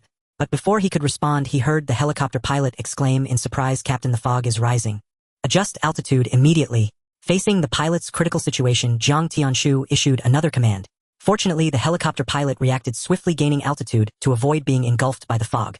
However, when the helicopter ascended to an altitude of 1,000 meters, the sight before them left them astounded. Looking down from above, the fog, 5 kilometers in diameter, was spreading rapidly at a speed visible to the naked eye, almost rivaling a moving car. The closest to it was the warship of the United States, whose crew was yet unaware of the impending crisis. Before the pilot could even warn, he witnessed the moment the nearest U.S. warship was swallowed, with many naval soldiers still resting on board. Not good. The pilot's heart tightened as he hastily reported, "Captain, the U.S. warship. Half its hull has been devoured." What? Xie Xu's heart trembled at the news. To think that the cruise ship had been destroyed in an instant. With this in mind, he quickly sounded the alarm. As the alarm blared, personnel on other warships received the message immediately, and soon all crew members emerged from their quarters. Simultaneously, soldiers on the U.S. warship also sensed something amiss. But it was only after half the hull was engulfed that they suddenly felt something was wrong. An extreme sense of danger permeated their hearts, as if death had silently descended. Captain Jack of the U.S. forces, seeing this, urgently shouted, "Quick, set sail immediately and break free from this fog zone." Yet as the helmsman attempted to steer the warship away, he abruptly discovered that no matter how much they increased thrust, the vessel could not move an inch, as if held fast by a tremendous force of attraction. Cold sweat broke out on the crew's foreheads as they hurriedly reported to Jack, "Captain, the ship won't move." What? Jack's face changed color upon hearing this. At that moment, the fog began to close in on the entire warship at a visible speed. Jack quickly ordered several fighter jets to make an emergency takeoff, preparing for battle. Several fighter pilots swiftly boarded their aircraft and, driven by the astonishing engine thrust, the planes shot off the deck. However, the moment they touched the fog, it was as if they had collided with an indestructible wall. Then, with a thunderous roar, the planes exploded. What had happened? Of the 5 fighter jets, 3 were lost in an instant, leaving only 2 that had successfully taken off. Jack asked anxiously what happened, but the surviving fighter pilots saw nothing. They only beheld a vast expanse of thick fog. At this moment, within the half-devoured hull, some crew members who failed to escape in time were forcibly dragged into the fog. Following the screams erupted one after another. "Ah, help! Save me! Ah!" This sight sent a cold sweat down Jack's spine, his blue eyes fixed on the encroaching thick fog, filled with despair. What secrets lay hidden here to be so horrifying? At that moment, the crew also discovered a terrifying phenomenon. The warship was being violently pulled by an invisible force, seemingly about to be completely devoured by the fog. A panicked crew member shouted, "Commander, the ship can't hold on. Quick, fire the cannons." The dense fog was closing in. Jack, drenched in cold sweat, finally gritted his teeth and decided to resort to armed resistance. Boom, boom, boom. A fierce counterattack from the warship followed. Countless defensive cannons, along with a salvo of missiles, bombarded the heart of the fog. However, they were only met with the fog being briefly dispersed, only to rapidly coalesce again moments later, as if it had absorbed the energy and grown stronger. Visibly, the dense fog spread over the entire hull at an alarming speed. Witnessing this, a glimmer of despair flashed in Jack's eyes. It's over. That was his final thought. Then the entire warship was swallowed by the fog. Thanks to the warning issued by Xie Xu, the other warships were on high alert. A large number of warships untouched by the fog began an emergency evacuation. Simultaneously, Xie Xu gave the order to attack. Boom! Missiles streaked across the sky one after another. Combined with close-range defensive fire, a relentless bombardment rained down upon the center of the fog. Under the intense barrage, the onlookers saw the white fog scattered time and again by the energy impact of the missiles, but it quickly reamassed and continued to spread. Even the sea surface was stained with blood. Yet all this seemed futile. Faced with this situation, Xie Xu immediately reported the incident to the Global Federation. At the same time, the Global Federation was still focused on the global zombie crisis, continuously deploying military forces to rescue survivors and reinforcing defensive installations within safe zones. However, upon learning of the mysterious devouring fog reappearing in the Amazon trench, everyone furrowed their brows. Why were disasters occurring so frequently these past 2 months? Having witnessed the American warship being devoured, they realized that continuing like this was not a long-term solution. They immediately ordered, temporarily evacuate the Amazon trench. Yes, sir. Receiving the retreat order, Jiang Tianshu, knowing that ordinary shells were ineffective against this fog, promptly issued the evacuation command. Consequently, over a dozen warships began a rapid retreat. Even so, 2 nearby warships were still caught in the fog, and soon after a rumbling explosion was heard. Jiang Tianshu's expression turned grim. What kind of demon was this? But he dared not delay, only ordered his crew, full speed retreat. Yes, sir. Finally, the fleet activated its hyperdrive system, striving to distance itself from the fog at maximum speed. The Global Federation also received the transmitted footage, and for a moment the entire assembly fell into silence. Finally, the security minister from the Dragon Kingdom spoke solemnly. Based on the current spread trend, this fog could rapidly encroach upon land. We must prepare preventive measures in advance. Meanwhile, Xie Xu was on the road leaving Longshang City. He encountered quite a few zombies, but nothing serious. Cyber had first mapped out the optimal route and drones cleared the path ahead, ensuring a safe journey. He was naturally also monitoring the fog incident in the Amazon trench, receiving news via the vehicle's wireless radio. According to the latest warning, a mysterious devouring fog has been discovered in the Amazon trench, spreading towards land at 50 kilometers per hour. All survivors are urged to seek refuge in city-safe zones immediately to avoid being engulfed. Please stay alert. Next, let's invite an expert to elaborate on this incident. Hello everyone, I am Ji Lai, a meteorologist.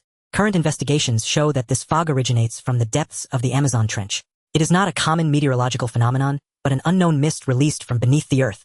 We have collected samples and found no harmful gases. It is similar to ordinary fog. However, traces of biological activity have been detected within it. The relevant data has been forwarded to the Global Federation's Institute of Biology for in-depth research. Currently, the most effective countermeasure is to stay in areas the fog cannot penetrate. Remain in safe zones, preferably indoors with doors and windows tightly sealed. This is the best strategy for now. Hearing this, Xie Xu understood that they hadn't fully grasped the situation. Of course, he himself wasn't certain what exactly lurked within the fog. But it was foreseeable that if this trend continued, the world might be engulfed by the fog, and people might have to live under its shroud. Xie Xu wasn't worried, as he had enough power to survive. Beside him, Pu Ming was still in the dark, having followed Xie Xu in their escape. Hearing about the fog in the Amazon trench, she couldn't help but look at Xie Xu and ask, "Brother, is this the second disaster you mentioned?" "That's right." Xie Xu nodded slightly, while driving, answering Pu Ming's question. Seeing his confirmation, a trace of worry appeared on Pu Ming's exquisite face, and she blurted out, "Will we be okay?" "Us?" Hearing this, Xie Xu's lips curled into a slight smile. Putting other things aside, with the power he now possessed, even a shroud of fog was nothing to fear. But he was never one to easily put himself in danger. So facing Pu Ming's question, he answered firmly, "We will be fine." Pu Ming trusted Xie Xu deeply. Over the past month, they had survived unscathed in a city overrun with zombies. This trust for her was unshakable. A gentle smile once again bloomed on her beautiful face. 8 hours later, they arrived at Modu, only to find it was no longer the world-renowned bustling metropolis, the land of gold. The outskirts of Modu were also swarming with large numbers of zombies, the entire city surrounded. But fortunately, the closer they got to the city center, the more they saw the safe zone covered with protective nets equipped with powerful military firepower. High walls had been erected and defensive fortifications were fully prepared, leaving only a few gaps, heavily guarded by soldiers to prevent zombies from sneaking in. Inside the safe zone, life was gradually returning to normal order. As Xie Xu drove up, the soldiers guarding the city waved him to a stop. Xie Xu stopped as instructed. A soldier approached for inspection. "Hello, please submit to inspection. Where have you escaped from?" Xie Xu and Pu Ming got out of the car for inspection, answering, "We're from Longshang City." "What? Longshan City?" The soldier furrowed his brow, glancing up at Xie Xu with a strange expression, involuntarily sizing him up. Seeing this, Xie Xu asked, "Is there a problem?" "No." The soldier shook his head slightly and continued, "That place fell a month ago. I didn't expect you to have survived there for a month. Have you evolved into a third type of human?" What is a third type of human?" Xie Xu knew exactly what a third type of human was, but he pretended not to know. Indeed, the soldier believed him and explained, "Those who have been bitten by zombies but not infected have gained the ability for genetic mutation and evolution." The reason for this question was that in the soldier's view, anyone who could survive alone in Longshan City for over a month after its fall must have undergone some kind of evolution, otherwise it was hard to imagine how they could still be alive.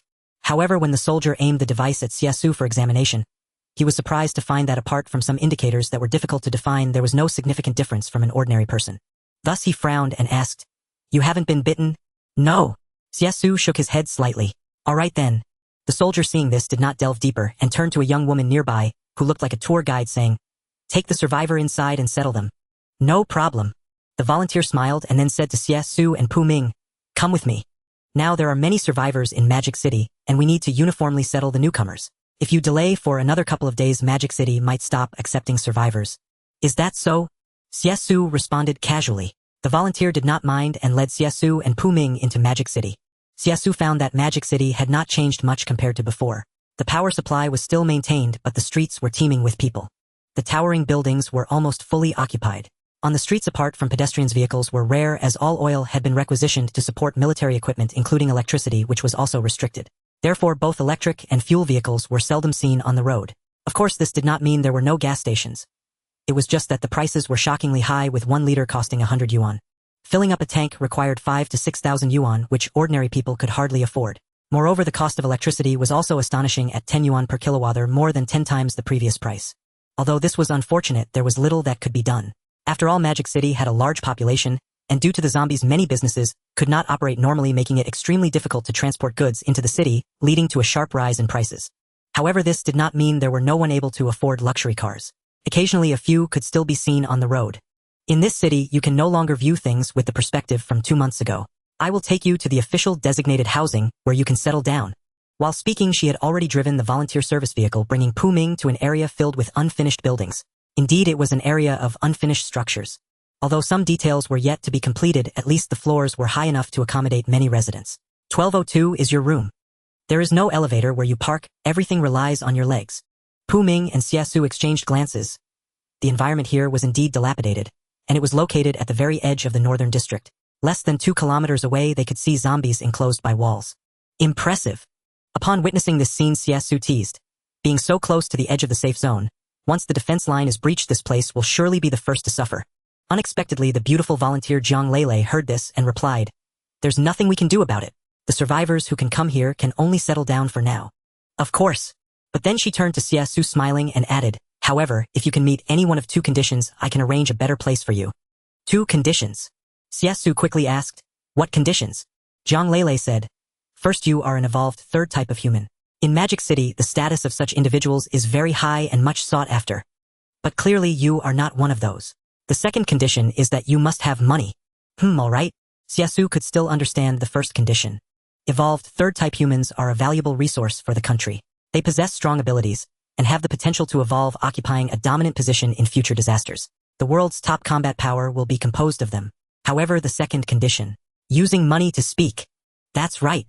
Jiang Lele explained with a smile. In Magic City, having money means you can live better, because regardless of the time, material wealth is the standard for dividing social classes. If you are just an ordinary person, then you can only stay here. Xie Xu was quite satisfied with this rule and asked, "What conditions must be met to exchange for a better place?" Hearing his question, Jiang Lele suddenly became enthusiastic, as she could already tell that this person might have some background. However, she still reminded him, the value of wealth lies in its rarity, and here resources are particularly important, so as long as you have enough resources you can exchange for more trading currency. The most direct form is still gold, as the country is currently requisitioning it, claiming it is for researching several key technologies. Xie Xu knew this well. That is one of the factors for humanity to stand firm amid continuous disasters. But for now, this resettlement point is indeed unsatisfactory. Thus, he returned to his vehicle. He took out a box of gold weighing about 10 kilograms and handed it directly to Jiang Lele, saying, "Look, what kind of place can this get us?" This? In fact, Jiang Lele was already speechless upon seeing the gold. She looked at Xie Xu in disbelief. "You must know that gold is very valuable, selling for 500 yuan per gram. 10 kilograms is 10,000 grams. In other words, this is worth 5 million. 5 million. In Magic City, follow me." Jiang Lele put away the gold and smilingly led Xie Xu back into the vehicle. Next, the three arrived at a new location. This time they were in the city center, and it was a tall building. Xie Xu had some impression of this place. It was formerly Tongcheng No. 1. Those who lived here were either rich or noble. Previously, the price was as high as 300,000 per square meter. A 450 square meter villa would cost over 100 million. But now 5 million could secure a place here. This indicated that the price system had completely changed. Houses were no longer the most expensive consumer goods. Jiang Lele led the two to this place directly to a decent floor. She explained, "There were residents here originally, so only 27 houses remain after requisitioning.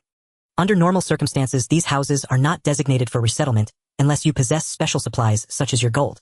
Under normal conditions, 5 million wouldn't secure a place, but since your gold is what the nation requires, this apartment is yours to live in. However, I must inform you that the cost of living here is exorbitant. If you lack the funds for utilities like water and electricity, they will be cut off. Is that clear? And so Zhang Lele led Pu Ming and Xie Xu to the 42nd floor. After opening the door, she addressed Xie Xu solemnly. Of course.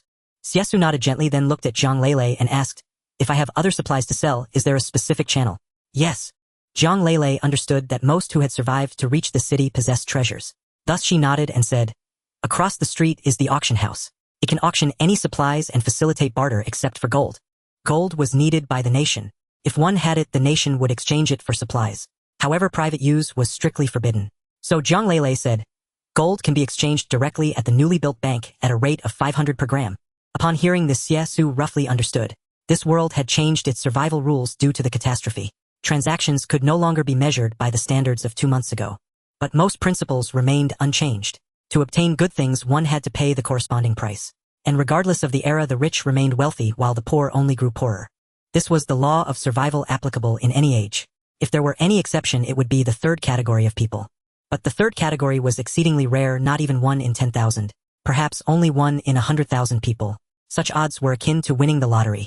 Thus it could essentially be disregarded. Zhang Lele brought some provisions, namely rice and flour, but not much. Only a few caddies. She explained, times are tough for everyone right now, so for those who survive, we can only offer 10 caddies of grain per person. For the rest, you'll have to earn it through your own labor. If you can't find a way, you can help build the city walls, or try joining the army. In short, to survive, you mainly have to rely on yourself. Hang in there. This girl had no idea how wealthy Xie Xu was. He had spent nearly 2 months in Longshang City scouring its entire resources. No one in the magic capital central safe zone was richer than him. But he certainly wouldn't reveal this. He merely nodded to indicate he understood. After seeing Zhang Lele off, Pu Ming could no longer contain herself. She plopped down onto the soft plush sofa, her beautiful face beaming with a satisfied, adorable expression, as she exclaimed, wonderful. We finally have a proper home. Xie Xu looked around. The apartment was indeed spacious. A full 450 square meters with 5 usable rooms, a living room of immense proportions, and a master bedroom of 100 square meters. This showed just how luxurious it was. However, Xie Xu still reminded Pu Ming, this is just a temporary foothold. Don't think we can rest easy.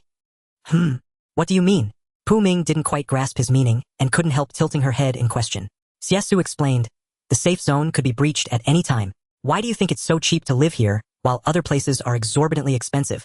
Pu Ming finally caught on. Indeed, under normal circumstances, this apartment wouldn't be obtainable for even over 100 million, yet now it was only 5 million. From this, it was evident that, in the current times, property was hardly a stable asset. Moreover, she was unaware that in Xie Xu's memories, although the magic capital was formidable, it would eventually be breached in the ensuing disasters. When that time came, they would still have to flee. The only places that had never been breached were a few cities with exceptionally strong defenses. But for now, Xie Xu had no intention of going there. Because here he could precisely grasp the details of each disaster. Even if it were breached, he could easily evacuate. So Xie Xu also sat down on the sofa relaxing as he said, enjoy this rare peace. At least we can be comfortable for a few months. A few months is not short. Having followed Xie Xu for so long and endured so many calamities, Pu Ming's heart had grown larger. As long as they lived, they would take each day as it came. Thus her beautiful face also bloomed with a carefree smile. She then clung to Xie Xu, eager to savor this experience fully. To this, Xie Xu naturally did not refuse. By afternoon, he set off for the bank. After all, living here required money for everything. He still had a great deal of gold. Roughly over 1,000 kilograms. What did that mean? Converted into currency, it amounted to over 500 million. But he didn't take too much, bringing only about 100 kilograms. Even so, it was quite heavy. When he arrived at the bank, the staff members' eyes widened in disbelief at the sight of so much gold. Good heavens, so much gold. How much money could it fetch? A beautiful customer service representative in a suit approached with a radiant smile and said warmly, welcome. How may I assist you?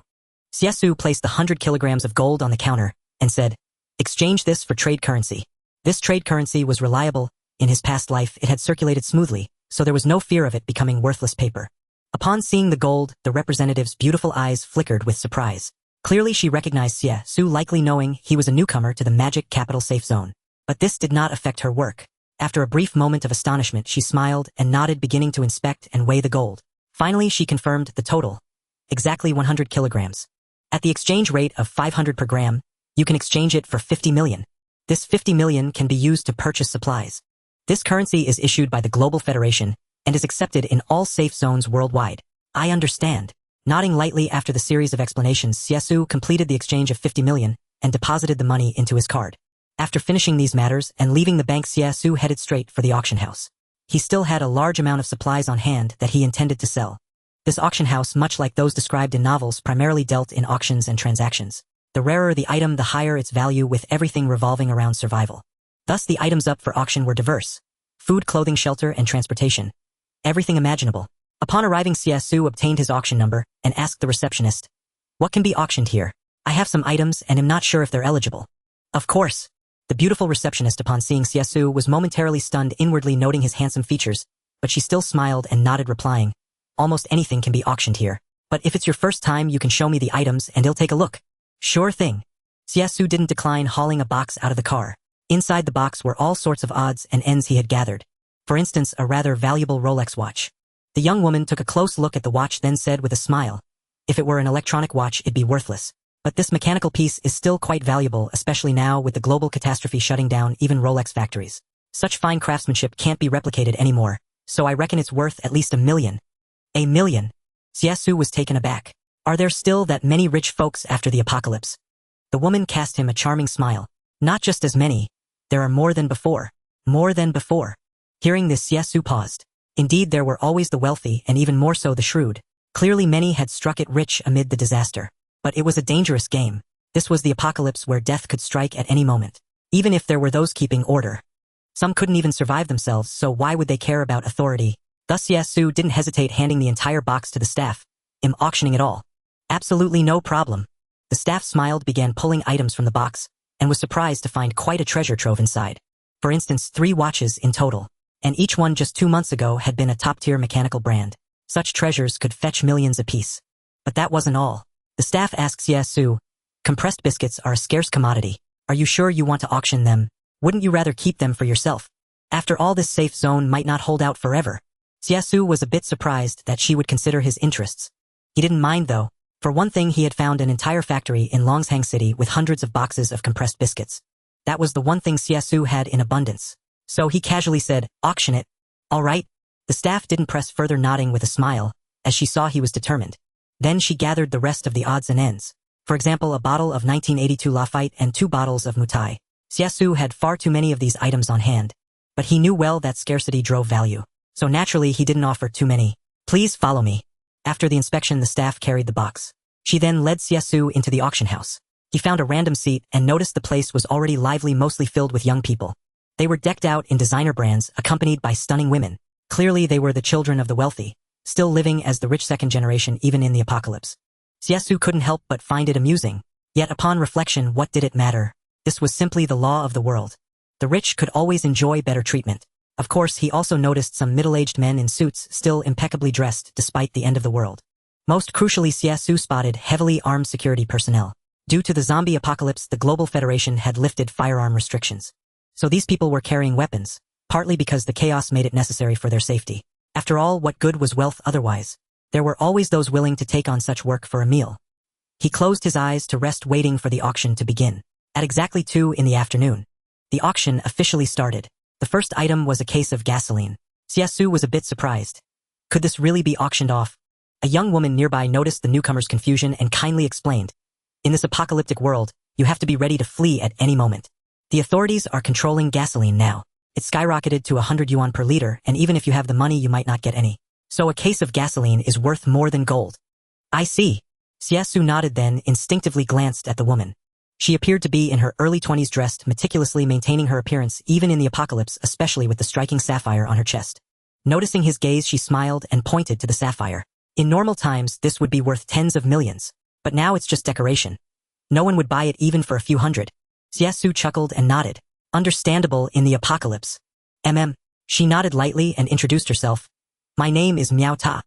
I'm Xie Xu." He returned the introduction. Hearing his name, she laughed. "We have a bit of fate. Our names both have the character Miao." Xie Xu nodded, slightly saying little else. Miao Ta could tell he was new to the Shanghai safe zone. "You don't look ordinary, but if people find out you're new, you might get robbed tonight." "That chaotic." Xie Xu raised an eyebrow, looking at her with interest. Miao Ta nodded earnestly. Despite her own wealth, she had faced similar trouble when she arrived, and it was only her father's timely rescue that saved her. Seeing that Xie Xu was young and handsome, she felt a pang of sympathy and kindly warned him. But she had no idea just how formidable his strength truly was. If anyone did try to rob him, it would likely be the most foolish choice they ever made. Still, Xie Xu politely nodded. Thanks. With that, he turned his attention back to the auction. Miao Ta fell silent, her beautiful eyes following the auction items as well. First came the case of gasoline, then a case of yogurt. Yes, a case of yogurt. Xie Xu found it almost laughable that it sold for a whopping 3,000 yuan. 2 months ago, it would have cost only a few dozen. The next few items didn't interest Xie Xu, until his watch appeared. Finally, something caught the eye of the bored rich kids in the crowd. You see, 2 months ago, they all had plenty of luxury watches, but many had left them behind in their haste to flee from elsewhere. In the Shanghai safe zone, finding a high-end mechanical timepiece was no easy feat. So as soon as the watch was presented, bids started rolling in. 1 million. When it was his item's turn, Xie Xu finally looked up and noticed the auctioneer was a middle-aged man. The man shouted a price of 1 million, clearly realizing how precious a mechanical watch that never needed charging and could tell time at any moment was in the apocalypse. Moreover, it was a Rolex. But soon a second bidder appeared. I bid 1.5 million. I bid 2 million. I bid 2.2 million. 3 million. The bidding rose one after another, making Xie Xu sigh that making money in the apocalypse was truly easy. If others could also bring goods from elsewhere to auction here, they could probably make a tidy sum and become minor tycoons in the safe zone. In fact, this idea was not wrong. Many people who had fled from elsewhere after tasting the sweetness began to engage in reselling business. However, this did not hinder Xie Xu from making money. 3.2 million. 3.8 million. 3.9 million. 5 million. Finally, with a decisive bid, someone offered 5 million, silencing many. Here everything had value. This watch was snatched by a young rich second generation and given to his girlfriend beside him. The woman smiled radiantly like a seductive fox spirit, practically clinging to the man. The next item was also a watch. A Patek Philippe, already valuable. But to Xie Xu's surprise, this watch only sold for 6 million. Because people valued not the brand but the mechanical watch itself. So despite a tenfold difference in original price, it only sold for 1 million more. Still, that was plenty. The subsequent watches also sold for millions. Finally, it was the compressed biscuits' turn. The auction house staff were clearly experienced. These biscuits were auctioned as a batch. There are 15 compressed biscuits in total, light and portable, compressed for easy carrying and excellent emergency rations. 1 biscuit can sustain a person for at least 3 days. These 15 can last a month, but please bring your own water. As the biscuits were presented, many commoners' eyes lit up. Unlike the wealthy rich kids, they came here seeking useful supplies. They didn't even glance at mechanical watches. But now a few compressed biscuits made them unable to resist bidding. Starting bid 5,000. I bid 10,000. 30,000. 50,000. 100,000. The price of a dozen biscuits quickly soared to 100,000. Even Xie Xu found it surprising. But he could see that the rich kids weren't interested at all. Only the commoners were competing, with some showing contempt in their eyes. Perhaps they thought scrambling for such low-grade goods was utterly pathetic. But they had no idea that in the coming months these things could truly save lives. In the end, those dozen compressed biscuits were auctioned off for a staggering 150,000. Next came Mao Tai and Lafite. These two were exactly to the taste of the wealthy scions. As a result, both were snapped up at high prices, Mao Tai for 1 million, Lafite for 1.5 million. The auction concluded. Xie Xu didn't rush off waiting for the staff to bring his money. The same pretty girl holding 2 cards smiled at him. 18 million in total. The auction house takes a 900,000 fee, leaving you with 17.1 million. Please keep it safe. Thanks. With a slight nod under everyone's gaze, Xie Xu pocketed the cards and left. This scene was noticed by Miao Ta nearby, a flicker of surprise in her eyes, because she never expected that the last few items all belonged to this young man. After all, she had just chatted with him. She never imagined he was so wealthy. I really misjudged him. Miao Ta snapped back to reality, muttering to herself. However, she didn't think Xie Xu could go far in this chaotic world. After a moment's thought, she suddenly waved her hand, and a young security guard nearby came promptly. The guard respectfully addressed her. Miss Miao. Miao Ta said, see that young man. Keep an eye on him. If anyone causes him trouble, help him out.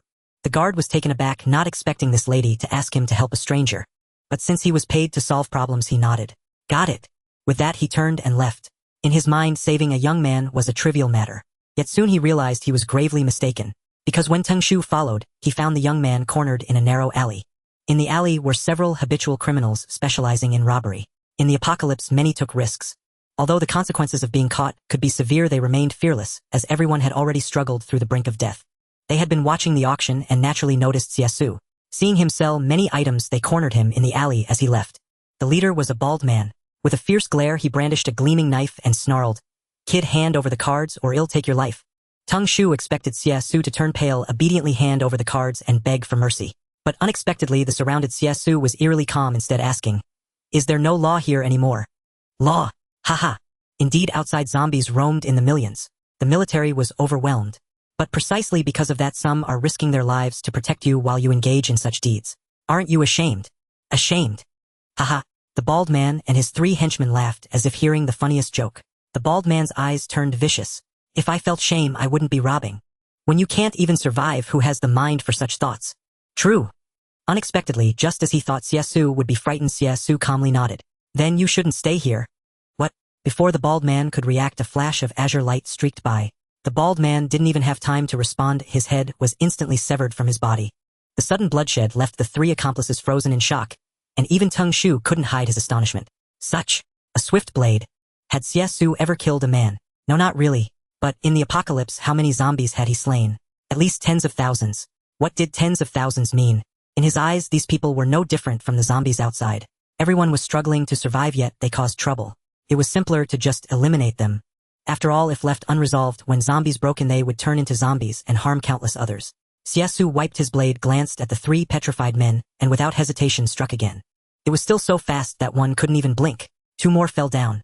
Only 1 was left. Although that person was a robber, he had never killed anyone. Because they had always had it easy. But now they had kicked a hard wall. He was so frightened that his legs went weak, sweat pouring from his forehead, his eyes filled with endless fear. His legs trembled as he looked at Xie Xu, stammering, Don't kill me. Xie Xu gently placed the knife against his neck and asked, How do you usually handle these corpses? This.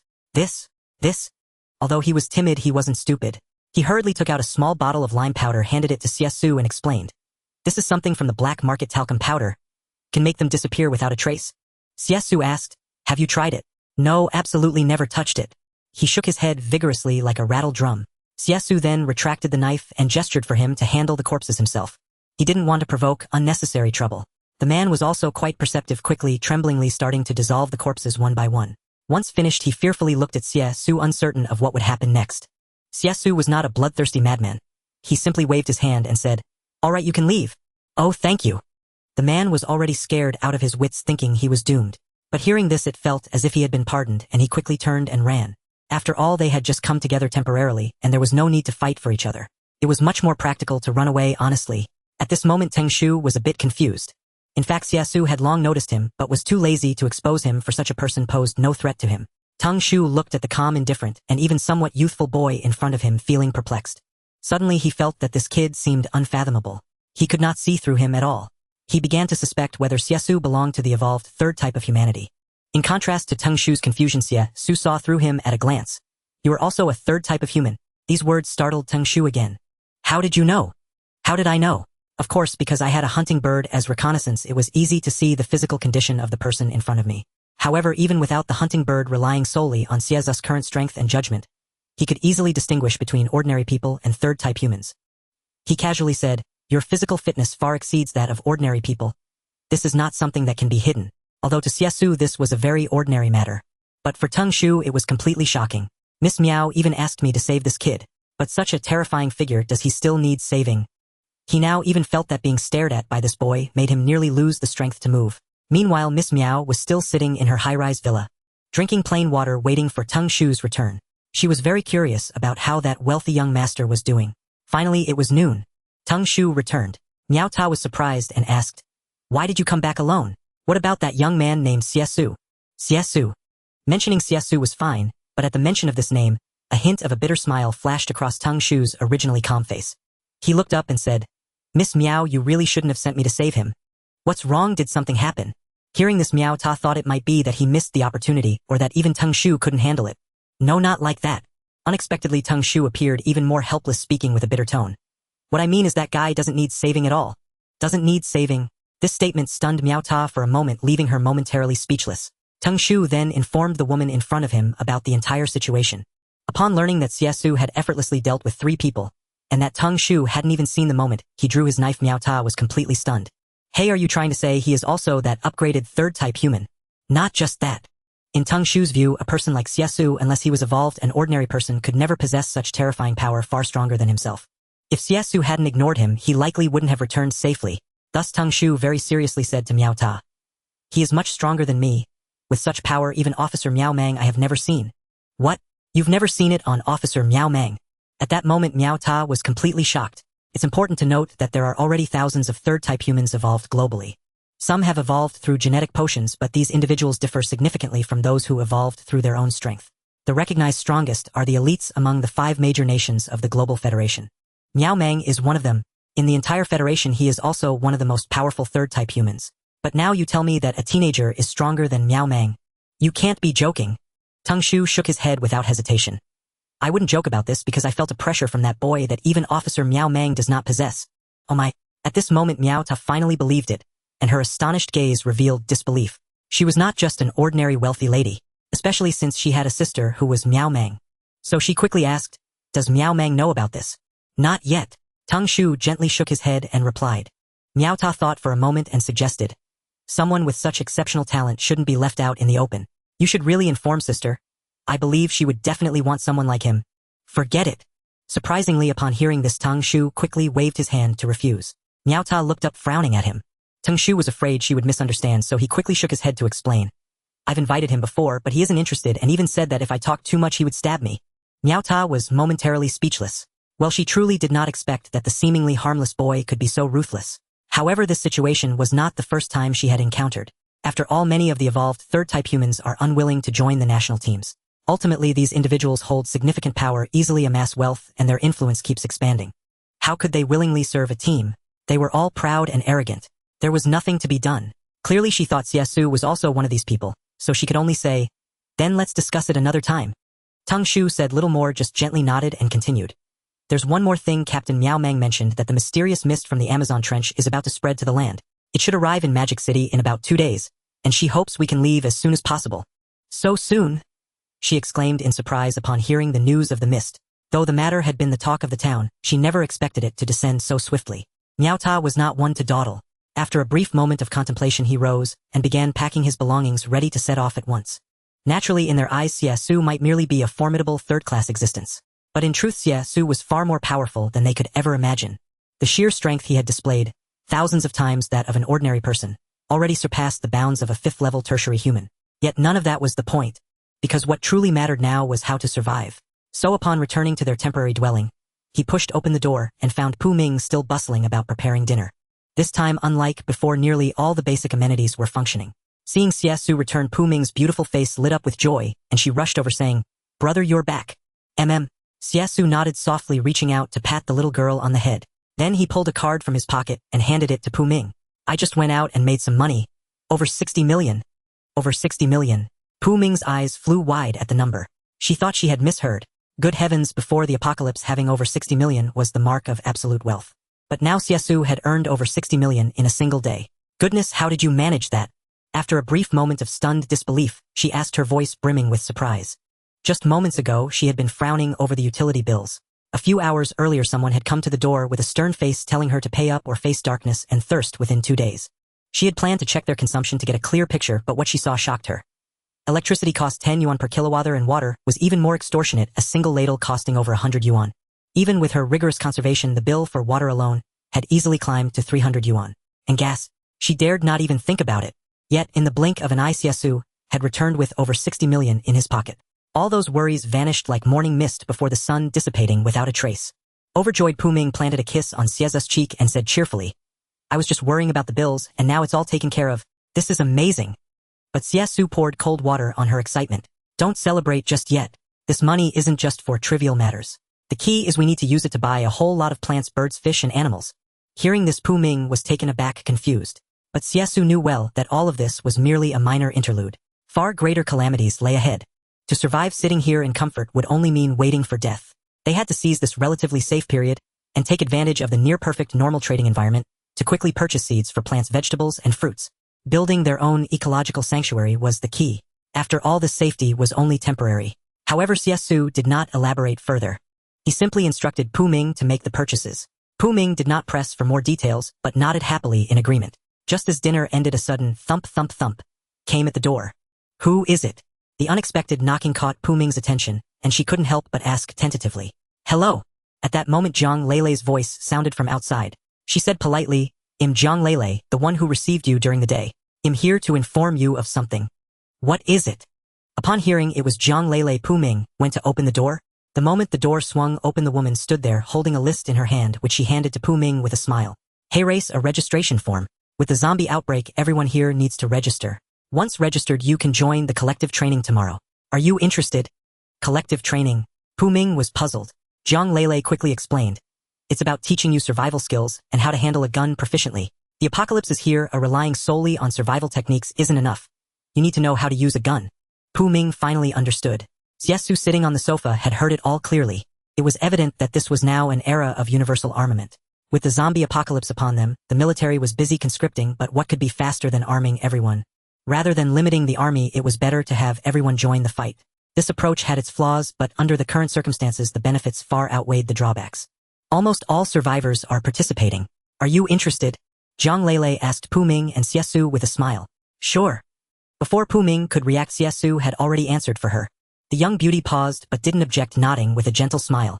That's great. Knowing Xie Xu had agreed, Jiang Lele politely recorded their information, informed them of the training time the next day, and then turned to leave. After she was gone, Pu Ming turned to Xie Xu, puzzled. Brother, why did you agree to her? Xie Xu knew exactly what she was thinking. They're doing this for two reasons: to increase manpower and to find people with special abilities. But honestly, you don't have much ability to protect yourself right now. Learning to use a gun won't do you any harm. The girl had been too sheltered by him, never trained, and didn't even know how to fire a gun. So Xie Xu thought it would be good for her. Well, since Xie Xu said so, Pu Ming naturally had no objections and obediently nodded in agreement. The next morning, Xie Xu and Pu Ming first went to the market to buy some flowers, trees, plants, and animals. These items weren't particularly valuable and could be found everywhere, even in zombie-infested areas. However, some special flowers were rare, like beautiful roses and other artificially cultivated exotic plants. Xie Xu bought a few of those as well. Then came vegetable seeds and fruit trees. Among them, fruit trees were the most precious. A single sapling could sell for over 3,000 yuan, like an apple tree. These trees were easy to care for, but their growth cycle was long, so the price was moderate. But Xie Xu didn't want small ones. He specifically picked the big ones. Even at 10,000 yuan each, he didn't mind buying over a dozen in one go. The seedling vendor stared wide-eyed. This guy was a true tycoon. But they also laughed at Xie Xu's foolishness. Although these saplings were expensive, most were bought by the authorities, who had comprehensive systems and protection measures. Ordinary people buying them didn't even know where to plant them. Trying to grow them in the Magic City safe zone was a complete waste of effort. Yet they had no intention of warning Xie Xu. As long as there is money to be made. In the end, Xie Xu loaded 10 apple saplings, 10 pear saplings, 10 orange saplings, 10 peach saplings, along with some orange saplings, and a pile of watermelon seeds, strawberry seeds, and grapevines onto a large truck. He spent hundreds of thousands. After purchasing the fruit trees, he also bought a large quantity of vegetable seeds, such as spinach, potatoes, and eggplants, which are easy to grow. Wheat and rice seeds were not forgotten either. He nearly visited the entire animal and plant market. Pu Ming's identity as an agricultural university student finally came in handy. She could easily distinguish the characteristics of these plants, and could even tell their growth conditions. Throughout the journey, the little girl contributed quite a bit. Once they finished, Xie Xu took Pu Ming home. On the way, Xie Xu saw many abandoned large trucks, some of which were quite new. There was also a truck that looked particularly like Optimus Prime. Taking advantage of the fact that no one was watching, Xie Xu stealthily activated it with a fire source. The activated truck did not drive away immediately, but remained in place. On the truck, Pu Ming did not forget to ask Xie Xu, brother, with so many saplings and seeds we've bought, where are we going to plant them? In her view, Shanghai was just a temporary stop. Seeds are manageable, but the saplings really need to be planted somewhere quickly, or they will die soon. In response, Xie Xu did not elaborate, only telling Pu Ming, "I'll take care of these. You should go participate in the group training. In a couple of days, I'll take you to see my secret base." A secret base. Pu Ming's beautiful eyes widened. She thought her brother had left all their belongings in Longshire and was wondering when they could go back. Now Xie Xu told himself that there was actually a secret base. But upon reflection, in the 2 months they had spent together, surprises had been plentiful. Thus she no longer worried and simply smiled, gently nodding in agreement. Okay. Soon Xie Xu took her to the training camp in the safe zone of the Magic City. However, to Xie Xu's surprise, this so-called training camp was located at the edge of the safe zone, surrounded by a tall wall. Outside was a large group of zombies. The wall was crowded with survivors from all directions. There were at least several thousand people. The zombies below, blocked by the high wall, became living targets for training. This struck Xie Xu as quite interesting. While training, it also served to guard the city. He wondered which genius had come up with this idea. But it was commendable that the effect was indeed good. Meanwhile, Jiang Lele was handling the registration procedures. After dropping Pu Ming off, Xie Xu left first. Before leaving, he put his watch on Pu Ming's wrist. It was a hunting bird watch, and in case of emergencies, he would be notified immediately. Moreover, the hunting bird could also protect the little girl. Seeing this scene, Jiang Lele felt a bit moved. In the apocalypse, to meet such a gentle boy, Xiaoming, you are truly lucky. This made Pu Ming feel sweet inside. But seeing Xie Xu was about to leave, Jiang Lele asked, "Aren't you going to participate in the training?" Training? Xie Xu had already dealt with tens of thousands of zombies single-handedly. Did he still need training? So he shook his head and said, "I don't need it. I have other things to do." "Alright." Jiang Lele shrugged, not insisting, and took Pu Ming to report. A female instructor was responsible for guiding the training. As for Xie Xu, after driving away, he arrived at a desolate suburb within the safe zone. This was also part of the safe area. Without a word, he instructed the accompanying cyber to pull out a massive weapon and bombard the ground, blowing out a deep pit 20 meters wide. Then he threw in a capsule containing 100 acres of botanical garden. Using a quantum converter, a loud bang sounded, and the 100-acre planting base instantly expanded, completely filling the ground. This was the brilliance of the space capsule.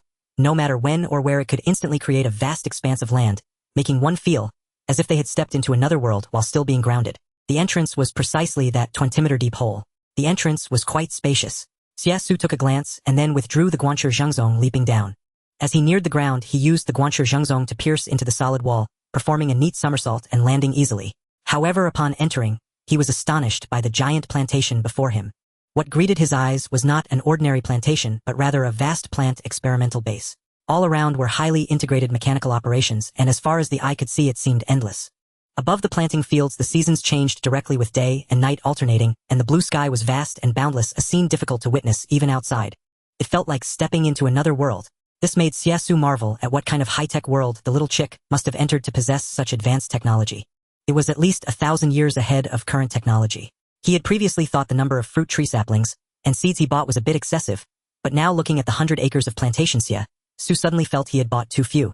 In this magical land, every small plot seemed to possess magic capable of producing all kinds of weather and temperatures, allowing every plant to find its little paradise where flowers and fruits of all seasons coexisted harmoniously, vying to grow. Of course, managing such a vast expanse of land was not an easy task. Thinking of this, Xie Xu pondered for a while and decided to deploy his 100-guard robots. These behemoths were over 2 meters tall, standing straight and looking quite reliable. They were not only fully equipped but also had intelligence levels comparable to humans, very smart. Xie Xu said to the number 1 guard, "From now on, this place is entrusted to you. You are responsible for coordinating the other guards. We need to plant all the crops, understood?" "Crystal clear, boss." The voice of the guard robot emanated from its blue-lit head, filled with respect. Immediately after, it began to methodically direct its companions to work. Even for the well-informed cyber, a hint of astonishment surfaced on its metallic face. "Boss, these metal lumps are quite clever." Although cyber was a domestic product, Xie Xu always felt that its designer was probably a genuine northeastern person.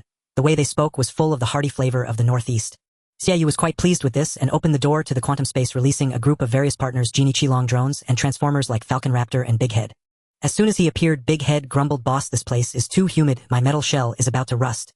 Before the words faded, an ambulance had already precisely struck Big Head with a beam of red light, startling him into leaping 3 feet high like a cat pricked by a needle. "Ouch. What do you think you're doing?"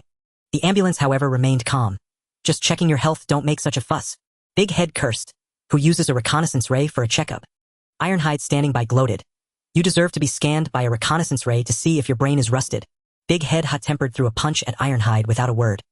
"Oh, so you want to experience what it's like to have a broken brain?" Ironhide, not one to back down after the punch, struck back, forcefully cursing. "Is that so? Then let's see right now whose brain stops working first." Saying this, he reached for a heavy weapon. Big Head, not to be outdone, brandished 2 gleaming blue light blades. The two were at odds, and it seemed a fight was about to break out. This scene made Xie Xu frown deeply. These fellows indeed had gained self-awareness like hot-blooded youths acting on impulse. Of course, they wouldn't truly harm each other, but their constant bickering was beginning to wear on Xie Xu. So he said, "All right, both of you settle down." As expected, the master had spoken. Big Head and Ironhide immediately put down their weapons and stood still obediently. In truth, Xie Xu had grown accustomed to the quarrels between these two transformers. After all, back in Longshang City, these two behemoths had often fought. But now was not the time for fighting. Xie Xu turned and looked at these colossal mechanical lifeforms, saying, "In the next 2 days, the mist will spread here. Stay put for a few days and don't go anywhere, understand?" Big Head didn't understand. "We can go into the mist and find out what's going on." But this thought was quickly dismissed by Jinbi, who shook his head and said, "The master doesn't want to reveal our strength." "Exactly." Xie Xu nodded gently. He did have this intention. He himself was not yet strong enough and his resources were limited. He also needed to hold something back for future disasters. So until the situation was clear, he wouldn't easily use his power. Especially that massive mist almost covering the globe. Even if he were stronger, he couldn't possibly clear all the mist, right? He also knew the reason the mist later disappeared. It was due to the outbreak of an ice age, which caused global temperatures to plummet, freezing the mist until it vanished.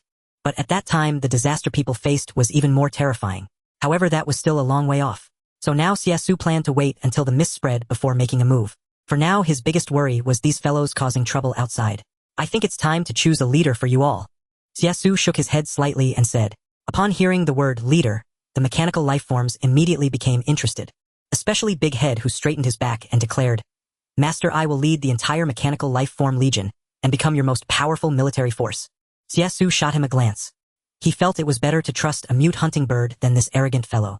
But he didn't bother saying this aloud, merely stating, Enough, stay here and help me take good care of this plantation. No mistakes allowed.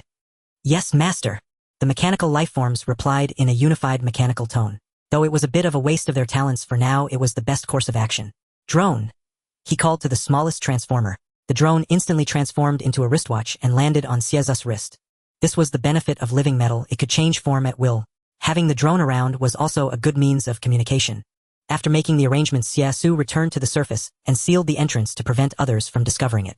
Of course, he wasn't worried about these mechanical lifeforms being in danger, but rather that those who went down might never return. When he returned to the luxurious temporary residence in the safe zone, it was already 5 in the afternoon. By then, Pu Ming had been safely brought back by the female instructor. As soon as she entered, Pu Ming excitedly said to Xie Xu, Brother, I used so many guns today, even a Barrett. It was amazing. Those zombies were like paper pierced with one shot. Xie Xu was speechless. That statement, the Barrett could kill a bull with one shot, let alone those zombies. But using a Barrett on the first day made Xie Xu glance strangely at the female instructor. The female instructor understood his meaning and didn't hide anything. Pu Ming is very talented. She ranked first in today's training results. She killed 120 zombies. Xie Xu's mouth twitched upon hearing this. This girl had probably unleashed her inner violent nature. Pu Ming stretched her limbs and said, But I'm really tired today. Those guns have a lot of recoil. The female instructor smiled. You need more practice, but given your condition, you'll be fully adapted within a month. However, Xie Xu didn't need this. He only wanted Pu Ming to be safe. But out of gratitude to the female instructor, he said, Stay for dinner tonight. The female instructor hesitated. Seeing this, Pu Ming also urged, Instructor, you helped me a lot today, so please stay for dinner. I'll cook. With that, Pu Ming rushed to the kitchen. Faced with such enthusiasm, the female instructor couldn't refuse. Of course, in truth, she hadn't come solely for Pu Ming. A part of the reason was Xie Xu. Since he hadn't attended the group training today, she wanted to ask about it. Your name is on the list. Why didn't you come to the training? Facing the question, Xie Xu didn't hide anything and said directly, This kind of intensive training is meaningless to me. Oh, really? The female instructor was a bit surprised, but she had observed Xie Xu closely. Despite his ordinary appearance, the way he carried himself revealed to this experienced instructor that he was no simple man. She didn't ask further and just smiled. After dinner, the female instructor prepared to leave, but before going she paused and said, The day after tomorrow, a mysterious mist will descend on the Magic City safe zone. I suggest you keep your windows tightly shut and don't go out casually. The day after tomorrow, a mysterious mist. Pu Ming was startled and didn't understand, but Xie Xu knew in his heart that the instructor was giving a well-meaning warning, so he thanked her. Thank you for the reminder, well, be careful. The female instructor nodded slightly and smiled. If the danger is too great, the military will step in to rescue us. Oh, and as she spoke, she drew 2 guns from her waist and handed them to Xie Xu and Pu Ming. These are for you for self-defense. But the ammunition is limited, so only use them in critical moments. All right, thank you, instructor. Taking the gun, Pu Ming was surprised by the instructor's kindness and quickly expressed her gratitude. No need to thank me. The female instructor smiled, faintly turned and left. As the door closed, Pu Ming turned around and embraced Xie Xu, a tender plea gracing her beautiful face. Brother, I'm so tired from training today. Could you give me a massage? Xie Xu had to admit that this woman with her demeanor was growing more adept at captivating men. Yet Pu Ming had her principles. Such tenderness was reserved solely for Xie Xu. A disaster. That was tomorrow's concern. So Xie Xu didn't decline and carried her straight into the bedroom. Only one day remained until the arrival of the mist calamity. The next morning, Xie Xu opened his eyes. He glanced at Pu Ming still sound asleep and chose not to wake her. Instead, he rose alone, washed up, and headed once more to the trading market in the safe zone to stock up. Because this was the final day. Yet many ordinary people remained oblivious, continuing their daily routines as if nothing was amiss. After all, sometimes the sudden eruption of a calamity is better left undisclosed.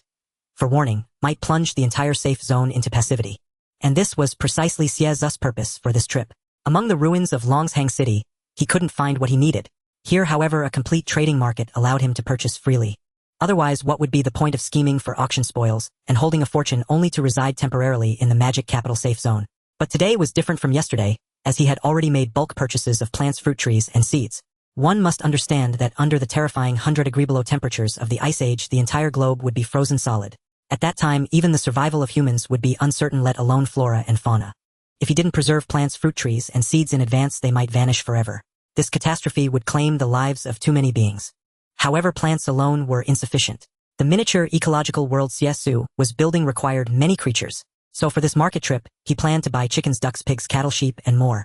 And all these had to be purchased in pairs, otherwise they couldn't reproduce. In the end, Xie Xu bought 4 hens and 4 roosters, 2 pairs of ducks, 2 pairs of geese, 2 pairs of pigs, 2 pairs of cattle, 2 pairs of sheep, and a pair of rabbits at the trading market. This alone cost nearly $1 million. As for horses, Xie Xu couldn't buy any. After all, they were rarely seen even in normal times, and their market price was exorbitant. But he didn't mind, as these weren't daily necessities. What he had was enough. However, just as Xie Xu was about to leave, he noticed a dog seller not far away. Several dogs were locked in cages of various breeds. Some were local mutts, others were valuable pedigree dogs. Xie Xu wasn't picky about this.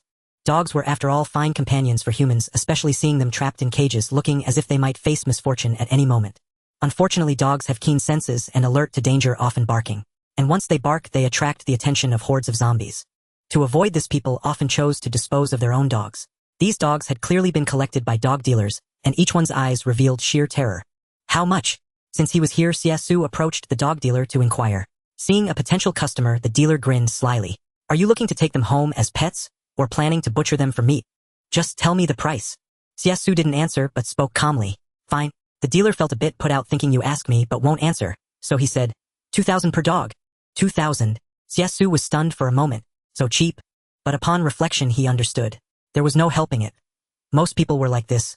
When faced with danger or creatures that might bring danger, people usually kept their distance. The dogs were no exception. 2,000 yuan.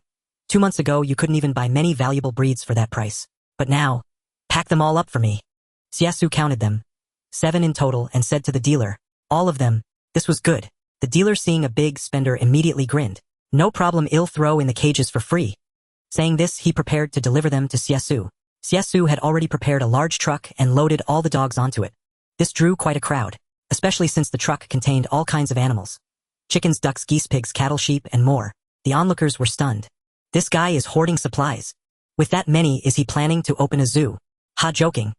Opening a zoo in the magic capital safe zone is just asking for trouble. Clearly, many understood that this was merely a temporary refuge. But someone carrying so many live animals. If the magic capital safe zone ever fell, how could anyone escape with all these creatures? Yet little did they know just how terrifying the future disaster would be. If he didn't collect them now, he might truly lose many things in the days to come. Especially since chickens and ducks could lay eggs. In the apocalypse, being able to eat fresh eggs was crucial. So Xie Xu ignored the gossip, and after buying enough, he drove straight to his secret base. After all, this was the last day. Tomorrow, the entire magic capital safe zone would be swallowed by the mist. There would be no chance to stock up so comprehensively again. So Xie Xu intended to make full use of this final day. He first deployed a drone to scout the surrounding area. After confirming everything was safe, he drove to the entrance of the underground farmland. Then he had the guards lead the cattle and horses inside. By the time he finished, all this, dusk had fallen. Resting briefly, he glanced at the time. It was nearly midnight. Xie Xu knew the second wave of disaster was imminent. He took another look at the initially formed underground estate. The guards had been quick and efficient. In just one day, they had planted all the saplings and watered them. This was very beneficial for the growth of the plants in the estate. However, the water was undrinkable for humans. The fields were planted in an orderly manner with different crops in each plot. For instance, plot No. 1 was for apple trees. Plot No. 2 was for orange trees. Plot No. 3 was for vegetables. Each plot had its own seasonal temperature control suitable for its specific crops. There was no need to worry about seasonal issues. This time, the little chick had really put in effort. Cheep, cheep. Just then, a familiar sound rang out again. The little chick had hopped out. During this period, it didn't go out to pay visits every day. But rather, it is done occasionally. Clearly, it knows that it has enough self-preservation ability and need not be overly anxious. However, this time, it faces the impending second disaster. The little chick still felt uneasy. There are 12 hours until the disaster strikes, and I'm worried you might encounter danger in the second disaster. So I've decided to go out again to pamper myself. The time is 24 hours. Xie Xu said. Well, this little chick is truly overcautious. Not to mention, with his few mechanical lifeforms, he could easily survive the second wave of disaster. Not to mention his current self. However, if the little chick goes to pamper itself, it will surely bring back good things. Thus, he did not stop it. Go on, come back early. Cheap. He watched as the little chick left. Xie Xu also stretched, standing up. Seeing this, a group of mechanical lifeforms got up. Glancing at them, Xie Xu knew that most of these fellows were combative. He then said, "No rush, let's wait until tomorrow's outbreak." As an ordinary person in his past life, he had limited understanding of the fog. But now, with his tremendous strength, he must get to the bottom of it. But not now. Therefore he said, "Stay here and wait for my news." "Yes, my master." The large-headed mechanical lifeforms quickly agreed. After calming down this group of troublemakers, Xie Xu looked up and the sky was already dark. He first drove back to the safety zone city center. At this time the night was falling, bringing a touch of desolation. For some reason it felt like the calm before the storm. On the way back to the city center, Xie Xu noticed a large number of tanks, armored vehicles, and troops appearing on the streets. It seemed they were on guard against some unknown fear. Upon seeing pedestrians, the soldiers would also advise them to return. When Xie Xu arrived at the east gate, the scene before him astonished him. There gathered nearly 10,000 soldiers, densely packed. On the city wall, rows of close-range defensive cannons were arranged, and just thinking about the power of these cannons was terrifying. They could unleash dozens of shells every second. Calculating, they could fire several thousand shells in a minute, and that scene was utterly horrifying. Moreover, each soldier was equipped with protective gear and various infrared detectors. Heavy artillery like howitzers and anti-armor shells were brought in, and even armed helicopters stood by in the rear, as if preparing for a great battle, as if nuclear weapons would also be called upon. This display made Xie Xu secretly click his tongue. It seemed that, compared to his little thoughts, the Global Federation had long been fully prepared. And Magic City was evidently the first line of defense for the globe. Every move here would be the focus of the entire world. As for the final outcome, it remains to be seen. Xie Xu shook his head, parked his cybercar downstairs, then turned and walked upstairs. At this time Pu Ming had not rested. She sat in the living room in her pajamas, quietly waiting for Xie Xu to return. Upon seeing Xie Xu come upstairs, her pretty little face was filled with worry, which quickly turned to joy as she hurriedly stood up and ran over, saying, "Brother, you're back." As she spoke, she jumped into Xie Xu's arms. Today that instructor sister came again, telling us to prepare more as something big might happen tomorrow. What big event is going to happen? Xie Xu looked at her worried expression but smiled. "Well, no, tomorrow, but I think it shouldn't concern us too much." Pu Ming tilted her head and couldn't help but ask, "Does that mean it has nothing to do with ordinary citizens?" To ease her worries, Xie Xu nodded, saying, "It should be like that." Pu Ming trusted Xie Xu the most, and hearing him say this, she finally relaxed and immediately took Xie Xu's hand, saying, "Then tonight you sleep with me? I can't sleep without you." Xie Xu also wanted to have a good rest after all. He had finally enjoyed 2 days of peace, and tomorrow seemed to be turbulent again. So the two quickly went to the bedroom to rest. The night grew deep, and Xie Xu vaguely heard some noises. When he opened his eyes, he saw flames shooting into the sky not far away, and his heart sank. Had the disaster erupted early?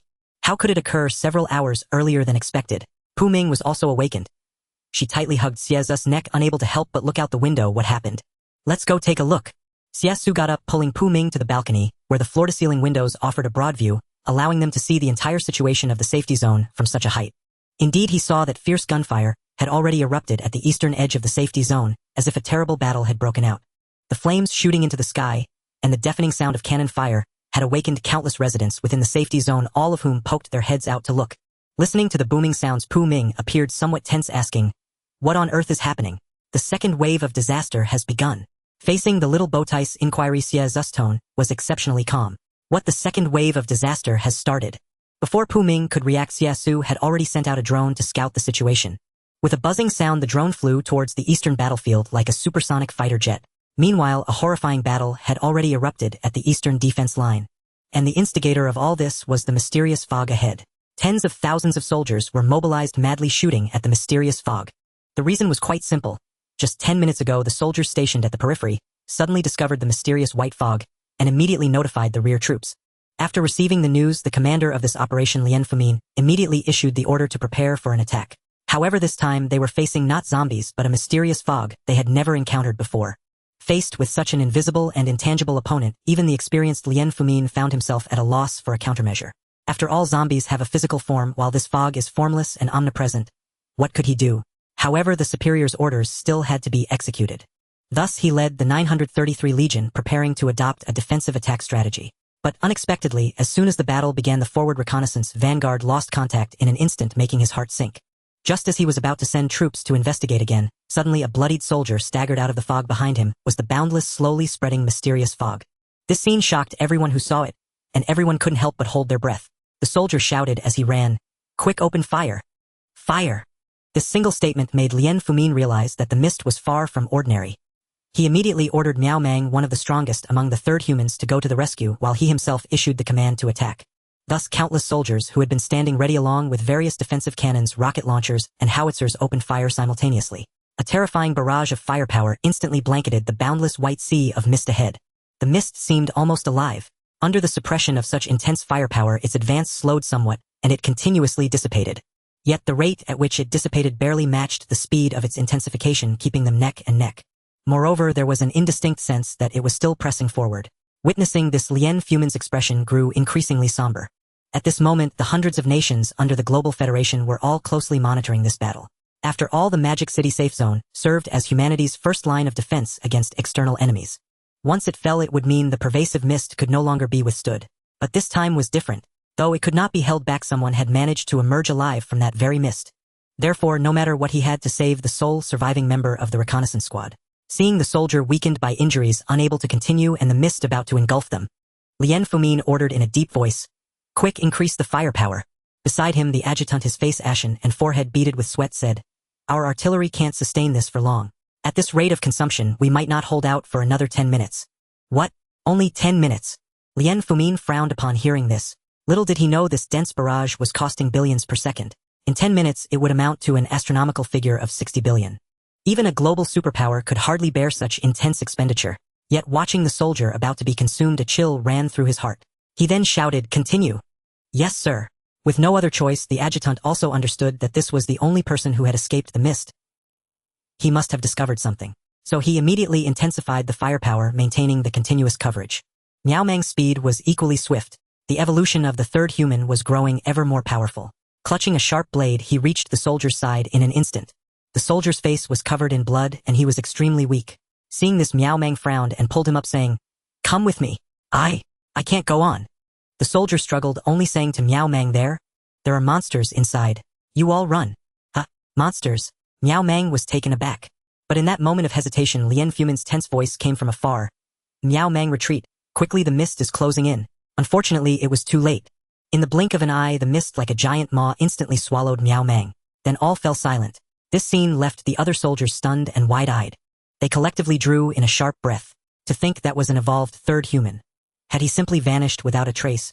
At this moment, the mist, as if enraged by the relentless bombardment, began to spread faster. In an instant, it was less than 500 meters from the defensive line. Tens of thousands of soldiers were still madly pouring out bullets. The roar of artillery filled the sky. But this was utterly unable to stop the mysterious mist. "Oh no, retreat quickly. Ah, help." Soon the mist directly engulfed the soldiers in the front lines. Seeing this, the others' faces changed drastically. Lien Fumin reacted, immediately ordering, "Quick, everyone withdraw." Upon receiving the command, everyone retreated towards the rear without delay. It was now clear they could not fight this mysterious mist. Lien Fumin needed to preserve the army's strength. With a rumble, tanks and armored vehicles began to turn around. But their retreat was far slower than the mist's advance. Thus, in another instant, over 10,000 soldiers were halved again. Dozens of tanks and armored vehicles were also swallowed. Immediately, harrowing screams came from within. This sent chills down the spines of the survivors, who all scrambled to retreat. Only after retreating within the city walls did Lien Fumin notice that the mysterious mist seemed to be hindered its speed, slowing somewhat. Even so, the mist continued to spread, seeking other breaches. Witnessing all this, Lien Fumin suddenly breathed a sigh of relief. At least he had bought time for his legion. Seeing the legion reduced to about 3,000 men, Lien Fumin had no time to dwell on other matters, as orders from above had already arrived. They were commanded to evacuate immediately. So Lien Fumin could only order all soldiers retreat at once quickly. As the news spread, everyone gathered their weapons, left the city walls, and rapidly withdrew towards the northwest. Clearly, they were about to abandon this safe zone. Though this scene seemed lengthy, it all happened in a flash. Even Xie Xu, observing via drone, was stunned. The army had collapsed far too quickly. In almost an instant, the troops were swallowed by the mist, and then came the retreat. This was something he had not anticipated. But had those people truly perished? Watching the retreating forces, including the many panicked people within the safe zone, the entire area descended into chaos. Xie Xu's gaze, however, fell upon the area now shrouded by the mist. He had a premonition that there were still survivors within the mist. Sure enough, through the drone, he discovered that there were indeed surviving humans within that patch of mist. However, the situation did not seem optimistic. "Run. Even the army can't hold out, we have to flee. Damn it, if the army can't hold out, where can we run to? We can't just sit here and wait to die." Below, chaos had already erupted. Pu Ming's beautiful large eyes also flickered with fear. She tightly gripped Xie Xu's arm, asking anxiously, "Brother, what should we do?" "Just stay here." Xie Xu looked at her and said calmly, "What? Stay here? His words left Pu Ming stunned. Staying here wasn't that just waiting for death, but Xie Xu knew full well that although the terrifying mist spread quickly, it had a limit. It could only reach a height of about 20 meters above the ground. This 20 meters was roughly the height of a 7 or 8-story building. The building they were in was already far higher than the mist could reach, so there was no real danger. However, the situation for those below was dire. He comforted Pu Ming, telling her to rest, while he continued his reconnaissance using the drone. At this moment, at the edge of the safe zone, the mist was continuously spreading, eventually slowly crossing the city wall and beginning to diffuse towards the central area. In truth, this mist was not entirely harmful. At the very least, whether it was humans or zombies once engulfed, they vanished. This meant that if the mist spread across the globe, the global zombie crisis might be alleviated. But humanity, it seemed, was not so fortunate. As night deepened, many had yet to return home due to the thunder of artillery lingering instead on the streets to gaze at the unending blaze of war in the distance. It was only when the army retreated with tanks and armored vehicles, one after another withdrawing along the city's central streets, that these people truly grasped the severity of the situation. When they turned to look back, they were horrified to discover that the expanse of white mist had already begun to spread behind them. This sight struck terror into the hearts of many. Quick, the strange fog is coming. Hey, I don't get it. It's just fog, why be so scared? A burly man reeking of alcohol by the roadside, clutching a bottle and belching, not only refrained from fleeing the mist but boldly strode toward it. Others, still skeptical, watched the scene unfold. They witnessed the burly man being swallowed by the fog, and shortly after, his agonizing screams echoed from within. Ah! Panic seized everyone in that instant. Oh no, run! Quick, flee! The remaining people, seeing this, dashed into a nearby supermarket to take cover. Those who were too slow were soon consumed by the fog. Some reached the supermarket door just in time, slamming the glass door shut. To their astonishment, they discovered that the mist would veer around obstacles. Soon the supermarket was encircled by the fog, yet those inside were spared. They stared out in terror at the boundless, almost opaque fog, and could not help but curse. What the hell is this stuff? Yeah, damn it looks just like ordinary fog. But is it really that simple? A woman in glasses pushed them up, her expression grave as she gazed outside. She felt a lingering sense that this place might not be truly safe. After all, they were now trapped within the fog. If all were well, what was the meaning of the blood-reddened waters beside the warship? And what of the soldiers who had resisted the thousands swallowed by the fog? Why had the drunken man screamed? Bang! Just as everyone assumed they were safe, a tremendous impact struck the glass door, startling them all. When they turned to look, a middle-aged man nearest the door saw his eyes widen in shock. For on the door, an insect as large as a fly had appeared, but monstrous in scale. The insect was enormous, half the size of a human. Upon closer inspection, one could see its sharp antennae and scythe-like claws, drawing sharp gasps of horror. What the hell is this monster? No sooner had the words left his lips than a series of thuds rang out. A cascade of impacts followed, revealing one giant insect after another emerging like a plague of locusts, instantly covering the entire glass facade of the large shopping mall. Those inside were petrified, barely daring to breathe, cold sweat streaming down their foreheads as they stared at these colossal monstrosities. But this was not the end. The insects were merely pausing briefly, finding footholds to rest before taking flight again. Yet more monsters soon alighted on the glass doors and windows. They seemed to move as a collective. Through the mist, which extended less than 5 meters, they could even glimpse enormous creatures treading on the ground, expanding their range with the drifting fog. Ah, help! At that moment, a middle-aged man near the window, overwhelmed by the oppressive presence of these monsters, finally let out a scream. Then, with a low hum, the monsters about to depart immediately detected the hidden humans. Their crimson eyes locked onto their prey, and they emitted a strange sonic wave. In response, dozens, then hundreds of insects joined in their waves, resonating like a ripple that shattered the glass to fragments. Ah! Amidst the screams, the leading insect seized the middle-aged man and dragged him out. Then more and more insects surged forward. Help me, please, someone save me! The man shrieked, pleading to those in the mall. But everyone around was paralyzed with fear, not daring to take a single step closer. Only a woman in a white coat swiftly drew a pistol from her pocket, chambered around, and with a bang fired directly at the insect. Yet the insect's body was covered in a peculiar hard armor of 933 scales. The bullet struck it with a clang like metal on metal, sending sparks flying. This sight made everyone gasp sharply. Squeak! Enraged, the giant insect fixed its gaze on the woman in white, preparing to charge. But at that moment, a soldier suddenly burst forth, raising an assault rifle.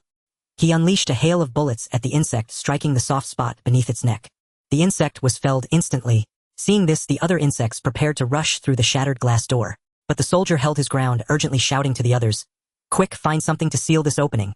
These words jolted the terrified crowd back to their senses. Right, they needed to block the entrance. Several men quickly worked together to haul a massive iron plate. They barricaded the broken glass door, finally keeping the monsters at bay. Unable to enter, the insect creatures had no choice but to move on, seeking other prey. A collective sigh of relief swept through the group. But soon the shadow of death loomed over them again. Hiding here forever was not a solution. Yet outside, who knew how many more such bizarre creatures lurked? What could they do? For now, they had to remain hidden here. Just then, the drone completed its reconnaissance and flew out. All of this was observed clearly by Xie Xu through the drone's feed. In that moment, he finally understood.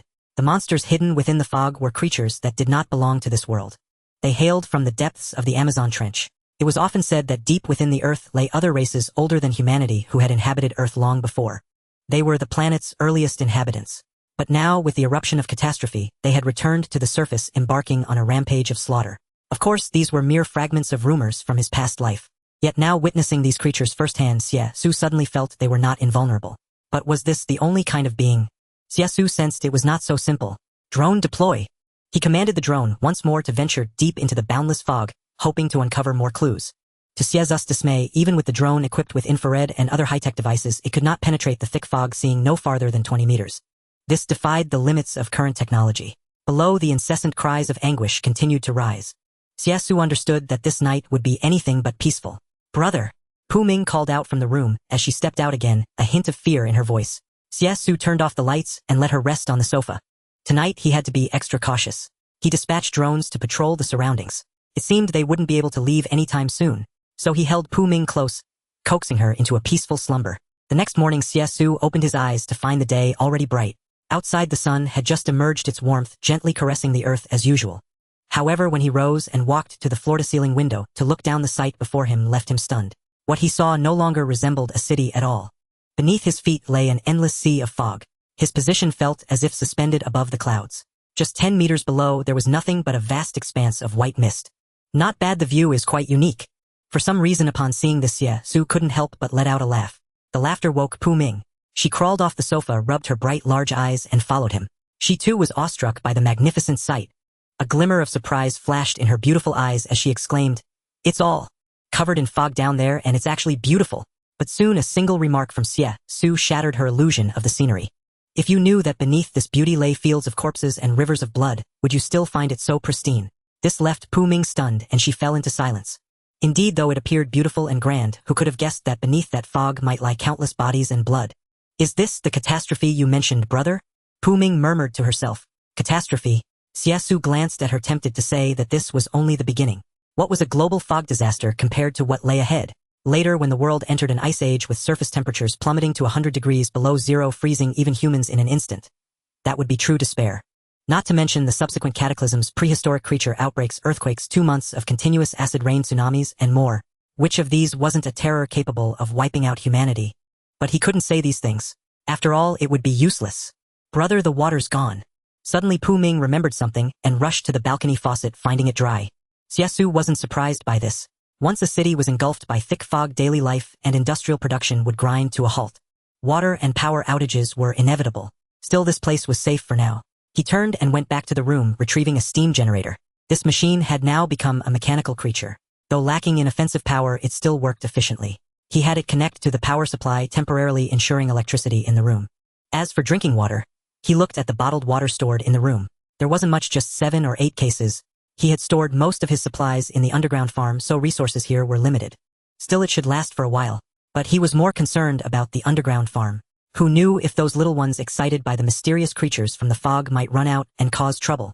After thinking it over, Xie Xu said to Pu Ming, "Stay here and don't go anywhere. I have to go out for something." "What? Going out?"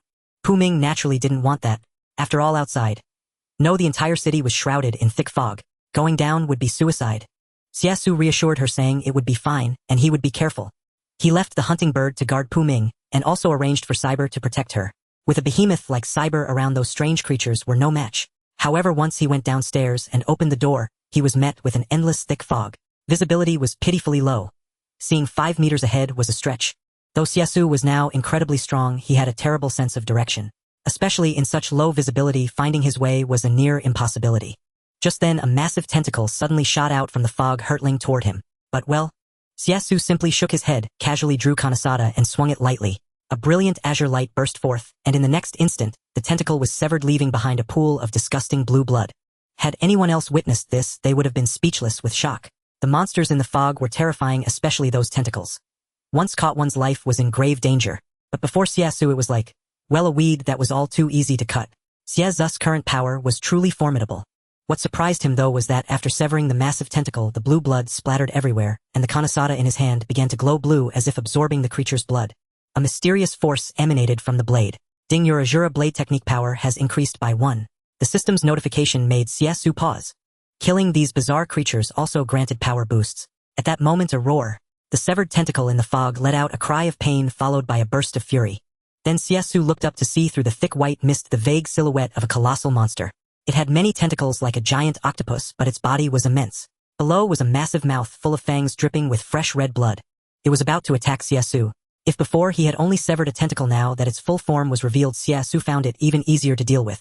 With a light leap, he dodged the tentacle strike, landed atop the octopus creature, and brought his blade down. A terrifying azure light exploded, cleaving the creature in two in an instant. Then it crashed to the ground. At the same time, Xie Xu heard the system's pleasant chime again. Ding, your Azura blade technique power has increased by 10. Your Kanasada's soul absorption has increased by 10.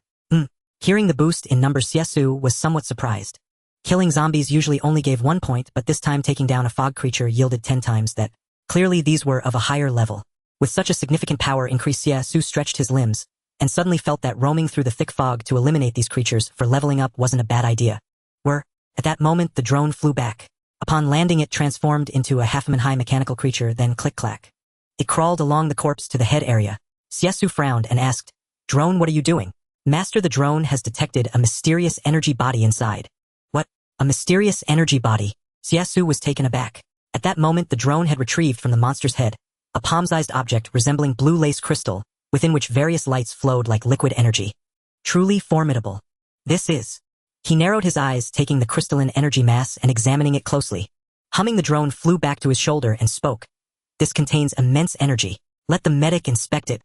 "Makes sense." Xie Xu nodded, lightly agreeing with the idea. He then stored the energy crystal away. With the drone guiding the way, he swiftly navigated through the mist, planning to head to the secret base first. Thanks to the drone's direction, Xie Xu advanced rapidly. Along the way he encountered other creatures. Palm-sized bizarre flying insects and things resembling prehistoric spiders moving their massive bodies eastward. Of course, he also saw many human corpses along the path, most devoured by the mist creatures, leaving only severed limbs and broken remains. Such scenes were common throughout the journey. However, what surprised Xie Xu was not only the presence of human remains, but also the carcasses of mist creatures.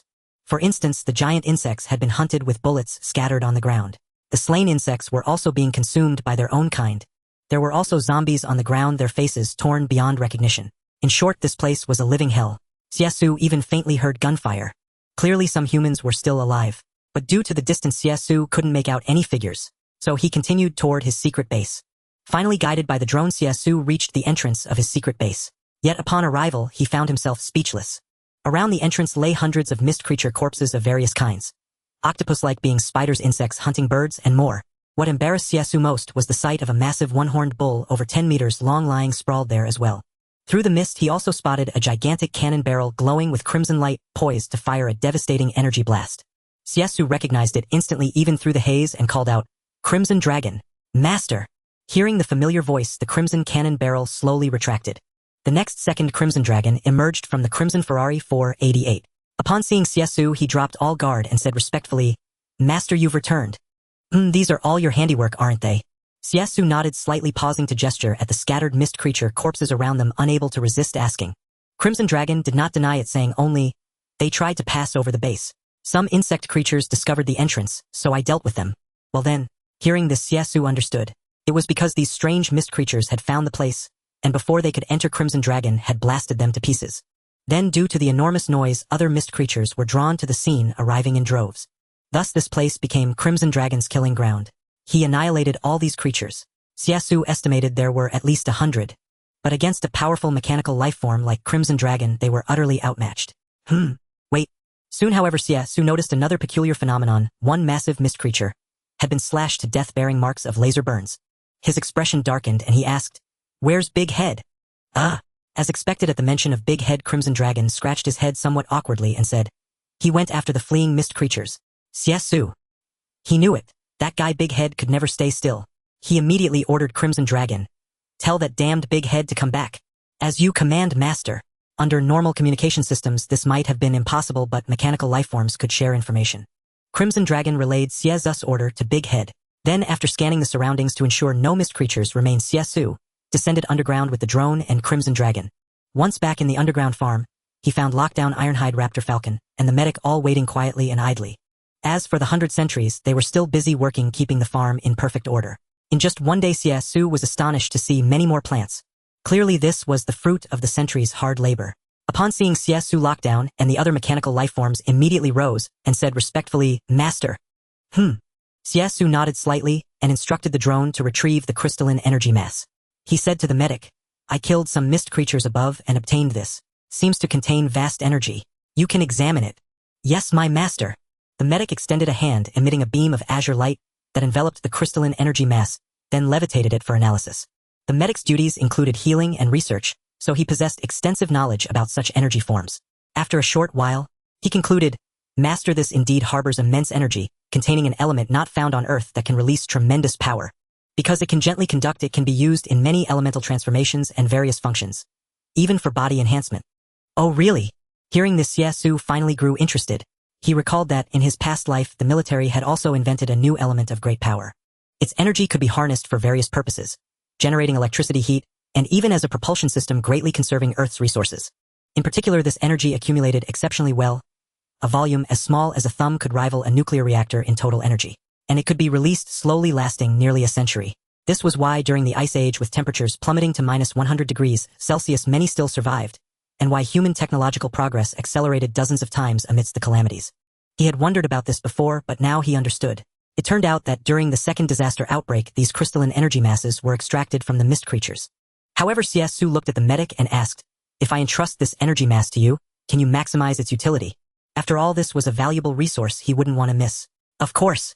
True to form, the ambulance directly addressed Xie Xu. "Without hesitation, this energy entity can be directly absorbed by mechanical lifeforms to enhance their own strength, whether in terms of firepower or other aspects. It can be greatly improved." "Is that so?" Xie Xu was quite surprised after hearing this. This thing was actually useful to mechanical lifeforms as well. "What about me?" Xie Xu pointed at himself. "As for you, master." The ambulance paused for a moment, then suddenly pointed at the Xie sword in Xie Xu's hand, and said, "Master, might as well try using this blade to absorb the crystal energy entity. Perhaps there will be unexpected gains." Seeing the ambulance mention the Xie, Xie Xu was momentarily taken aback, but then his interest was piqued. He paused, briefly stepped forward, and plunged the Xie into the energy crystal. Then the immense energy on the crystal was visibly absorbed by the Xie. At the same time, Xie Xu felt a surge of power continuously flowing into his body.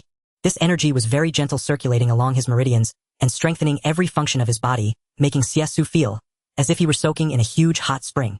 This sensation was unexpectedly comfortable. After absorbing the energy crystal, Xie Xu swung the Xie and found that his body had become even more agile.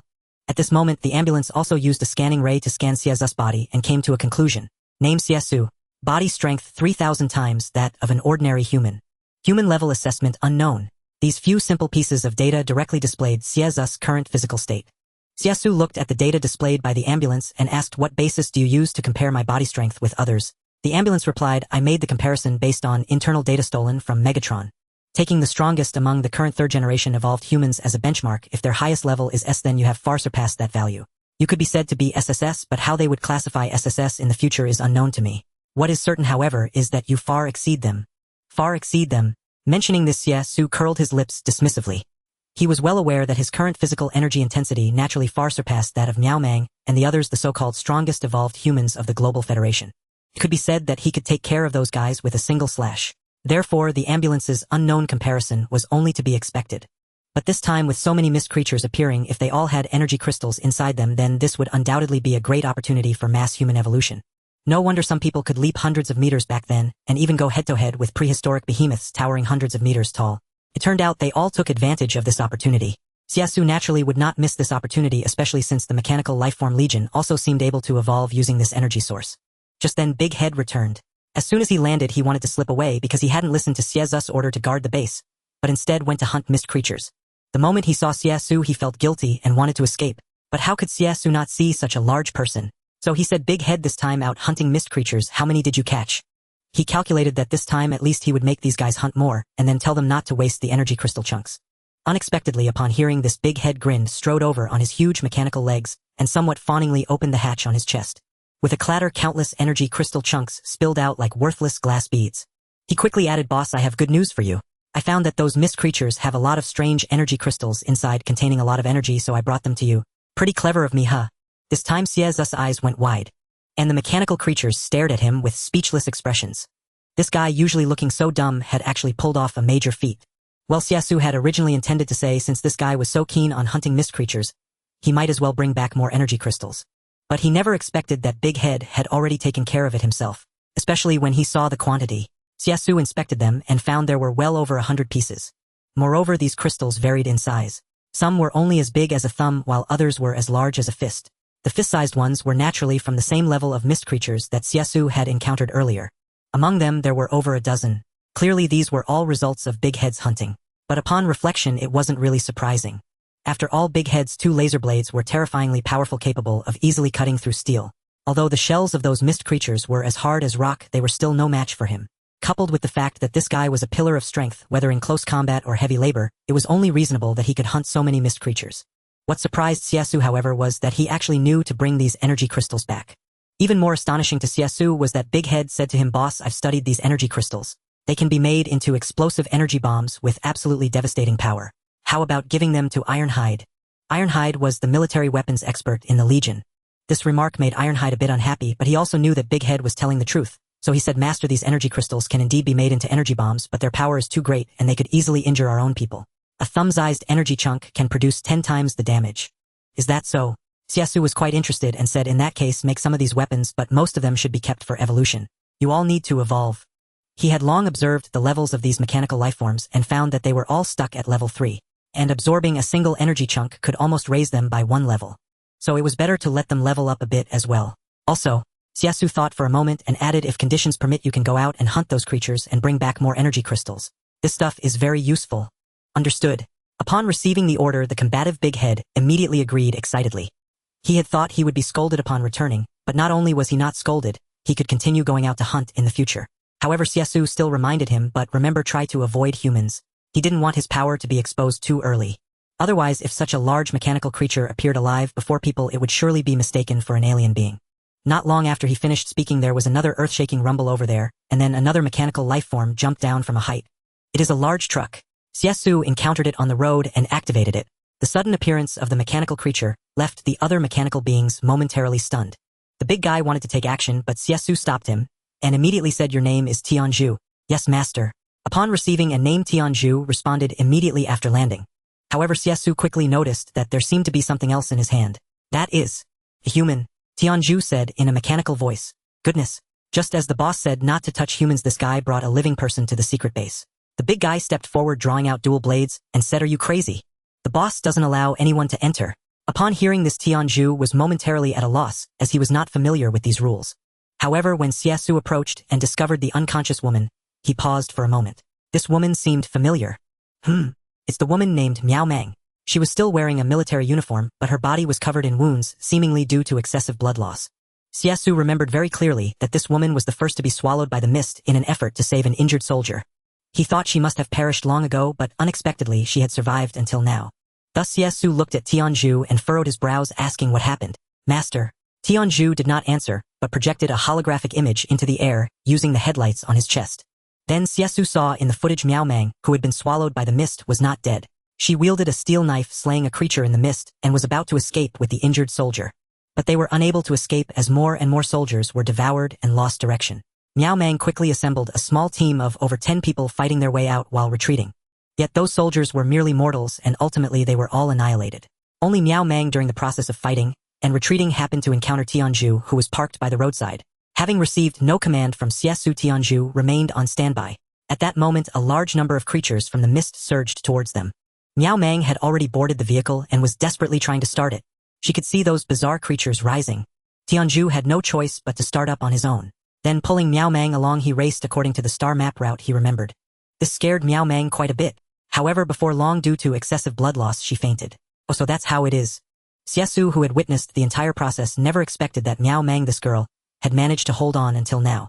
"You must understand, those were countless strange creatures in the mist. Generally, third-class individuals aren't afraid of being bitten by zombies, but dealing with so many vicious monsters, the chances of survival are very slim. Even among third-class individuals, she would be considered exceptional."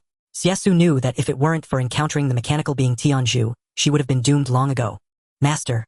Tianzhu realized he had caused trouble, and there was a hint of guilt in his mechanical voice. "It's okay." Xie Xu gently waved his hand, appearing unconcerned. Since he had already brought her back and Miao Mang would play an important role in the future, at least in his past life, she had protected the Dragon Kingdom and significantly reduced casualties. For this reason alone, he had reason to save her. It was just hard to imagine how she managed to escape alone in the mist if she hadn't encountered a mechanical being back then. But for now these questions need not be considered. Ambulance ready. Xie Xu turned his gaze to the ambulance beside them. Received. The ambulance understood and stepped forward. With a flash of red light, it quickly scanned and Miao Mang's injuries visibly healed at an incredible speed, returning to normal in no time. Of course, this did not come without a cost. Merely treating one person nearly depleted the ambulance's internal energy. Fortunately, energy crystals were plentiful nearby, and it quickly picked one up to absorb, restoring its energy. For mechanical beings, these energy crystals are like portable life-restoring agents plug-and-play. Xie Xu realized this and secretly decided to stock up on more to ensure energy support for his troops in the future without worries. At this moment, Miao Mang slowly regained consciousness, and the giant robot in front of her made her think she was still dreaming. Once fully awake, she cautiously scanned the massive machines, as if facing a formidable enemy. God, what are these monsters? The big guy was dissatisfied with being considered a monster, stepping forward and saying in a mechanical voice, "Hey, ignorant human, mind your attitude. We saved you." "What? You saved me?" Miao Mang was taken aback, quite surprised. As Tai Pai and Lying stepped aside, allowing Xie Xu to move to the center, Miao Mang was even more astonished. There was actually another human here. "My name is Xie Xu." Facing her bewilderment, Xie Xu introduced himself. Upon hearing the name, Miao Mang felt a vague familiarity, her brows furrowing as she couldn't recall. Looking around at the high-tech equipment and giant mechanical beings, she thought she was dreaming. After hesitating for a moment, she tentatively asked Xie Xu, "Are these all your robots?" "That's right." In response to her question, Xie Xu admitted calmly, "Welcome to my world." "Who are you?" Miao Mang still felt puzzled. "A survivor of the apocalypse," Xie Xu replied. This answer left Miao Mang incredulous, as she gazed at the unimaginable high-tech and mechanical behemoths. A survivor of the apocalypse. If he was, then what were others? The dust of the apocalypse. The massive mechanical beings and the busy robots in the distance seemed like they were from the future. Just as she was in doubt, a sudden flash of insight struck her. "You are Xie Xu from Longshan City." Xie Xu was quite surprised. "How do you know?" Confirming Xie Xu's identity, Miao Mang recalled the past. Lian Ling had been saved by a mysterious human, and upon investigation they learned his name was Xie Xu. But she found no trace of him in Longshan City. Now reunited in the fallen Magic City's safe zone, her gaze towards Xie Xu became complex and subtle. Xie Xu, not understanding, asked, "Do you know me?" Miao Mang came back to her senses, nodding. "You saved a girl named Lian Ling in Longshan City, right?" Xie Xu actually didn't know that girl's name, but connecting it with the identity of third-class humans and the first batch of similar beings that appeared, he understood who Miao Mang was referring to. "Indeed, I saved someone like that," he admitted. "That's right." Miao Mang let out a breath of relief, urgently saying, "The Magic City safe zone has fallen and many people are trapped in the mist. I must leave to inform the military about the dangers in the mist." Yet Xie Xu was unperturbed. "What does this have to do with me?" "You?" Miao Mang was taken aback. Xie Xu gazed at her, analyzing calmly. "The mist is a global catastrophe beyond human power to contend with. Eliminating the mist requires extreme low temperatures. Is that possible with current human technology?" Miao Mang understood that the mist could only solidify under extreme cold, but reality did not permit it. She asked, unwilling to accept defeat, "Is there no way?" Xie Xu did not answer directly. "As you are now, you cannot leave. The distance is too great and the path is filled with mist creatures. To inform the military at a speed of 50 kilometers per hour before the mist spreads is utterly impossible." "What about you?" Xie Xu pointed at himself and shook his head. "Don't count on me. I am powerless." Miao Mang did not believe him, for the youth before her and those mechanical lifeforms could easily break through the mist. Yet she also knew that he was full of secrets and would not readily take risks. Xie Xu looked at Miao Mang and calmly offered two options. "You can choose to stay and preserve your life, or you can leave. I will have the ambulance erase your memories of being here. The choice is yours." Miao Mang had never been one for choices, not before the Great Upheaval, when she was already a famed female warrior in the military, nor after it. But now a young man was forcing her to decide. She had no other recourse, for this place harbored too many untold secrets. Since the disaster swept through, this was the most incredible existence she had encountered. Formidable mechanical lifeforms stood all around, and in the distance an ecosystem was being constructed, seemingly laying the foundation for a new world after the apocalypse. Those ordinary guards, seemingly focused on their farming tasks, were equipped with pitch-black cannons that were far from mere decorations. Thus Miao Mang made her decision. "I will stay." "Very well." The young man nodded slightly, knowing full well in his heart that the woman's purpose in staying was merely to gain access to the technological support here. After all, the technological level of these mechanical lifeforms surpassed humanity by no less than a millennium. If she stayed, she might bring more technological power back to her country, for future calamities were numerous. However, Xie Xu was not concerned about this. His gaze swept over the ambulance, which understood his intent, and retrieved a chip, handing it to Xie Xu. Xie Xu took the chip and gently pressed it against Miao Mang's forehead. In an instant, the chip vanished without a trace. This action made Miao Meng tense up and she stepped back. What have you done to me? Xie Xu stood still, shrugging slightly. A memory-erasing chip. If you wish to leave, all memories of this place will be erased. The woman was stunned by his words, more surprised than anything else. She had thought she would be eliminated for the sake of secrecy, but instead he only intended to erase her memories. She began to realize that Xie Xu might not be so terrifying after all and asked, "Why don't you cooperate with the nation? Your technology here far surpasses existing human civilization, but clearly you lack manpower, materials, and resources. Given Xie Xu's current technological prowess, cooperation with the nation could elevate Huaxia to a formidable height in a short period. What benefit is there in cooperation?" Xie Xu countered, his gaze profound. The woman was momentarily speechless. Indeed, what tangible benefit would cooperation bring him?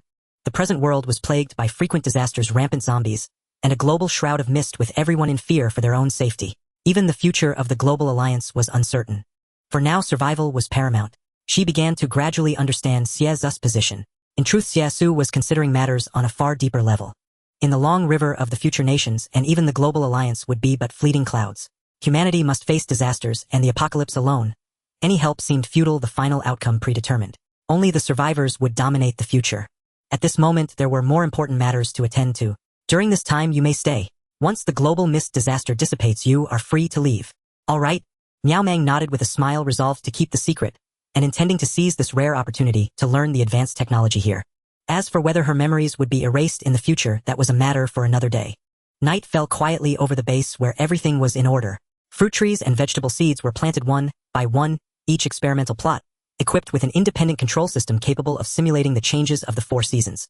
Coupled with special nutrient solutions to accelerate crop growth, Xie Xu was quite satisfied. But as the night grew deep, he turned to Big Head. "Keep an eye on her. Don't let her wander around, understand?" Big Head gladly accepted the order. For him, watching over the new prisoner Miao Meng was a pleasure. To the others, Xie Xu instructed, "You guys. Raptor, Falcon, Ironhide, and Ambulance. Go out and hunt mist creatures. We need more energy crystals." These crystals were nearly omnipotent, containing immense energy. Even during the future ice age, when the ground temperature plummeted to 100 degrees below zero, this technologically advanced underground farm would still rely on energy conversion. Once the ice age catastrophe erupted, the farm could also come to a standstill. Xie Xu reminded the ambulance, "Hurry up and develop the energy conversion function, or we will soon face operational difficulties." The ambulance responded with full confidence. "Rest assured, Master. I have already done some research. These energy crystals match the farm's original energy source perfectly. A crystal the size of a thumb can sustain the entire farm for 10 days. 10 days. Xie Xu was astounded. A crystal no bigger than a thumb could power the underground farm for 10 days. This meant that with these energy crystals, energy shortage would no longer be a problem. As night descended, Xie Xu returned to the surface. His first priority was to search for Pu Ming, while also scouting the conditions of the surrounding cities. The moment he appeared, a strange creature flashed by in the distance. By now, Xie Xu was somewhat accustomed to this. Within the mist, all manner of bizarre beings appeared frequently. This area, due to the remains of mist creatures, had nearly become a human forbidden zone. The air was thick with the scent of death like blood, which kept those mist creatures at a wary distance. The accompanying mechanical lifeforms, Raptor, Falcon, Ambulance, and Crimson Dragon, followed closely behind. Xie Xu turned to this fully armed squad and cautioned, "Remember, avoid contact with humans. In this mist, concealment is paramount. Do not stray apart while hunting. I do not expect an overabundance of energy sources, but you must coordinate. Losing any one of you is something I do not wish to see." Though the mechanical lifeforms were immensely powerful, even a seasoned horse could stumble. A single misstep born of arrogance and carelessness could lead to failure. Traveling together in a group of 5 was the safest strategy. However, reality showed his concerns were unnecessary. The mechanical lifeforms had reached the pinnacle of power and feared no mist creatures. They wielded energy hand cannons, and various energy attacks could easily annihilate these beings.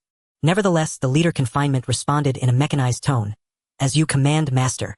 With that, he drew a hand cannon from behind as large as a grown man. The group, their footsteps thundering slowly, departed from the base and advanced toward the distant mist creatures. Xie Xu, carrying a drone and drawing the Kanchij Muramesa, also made his way toward the city center.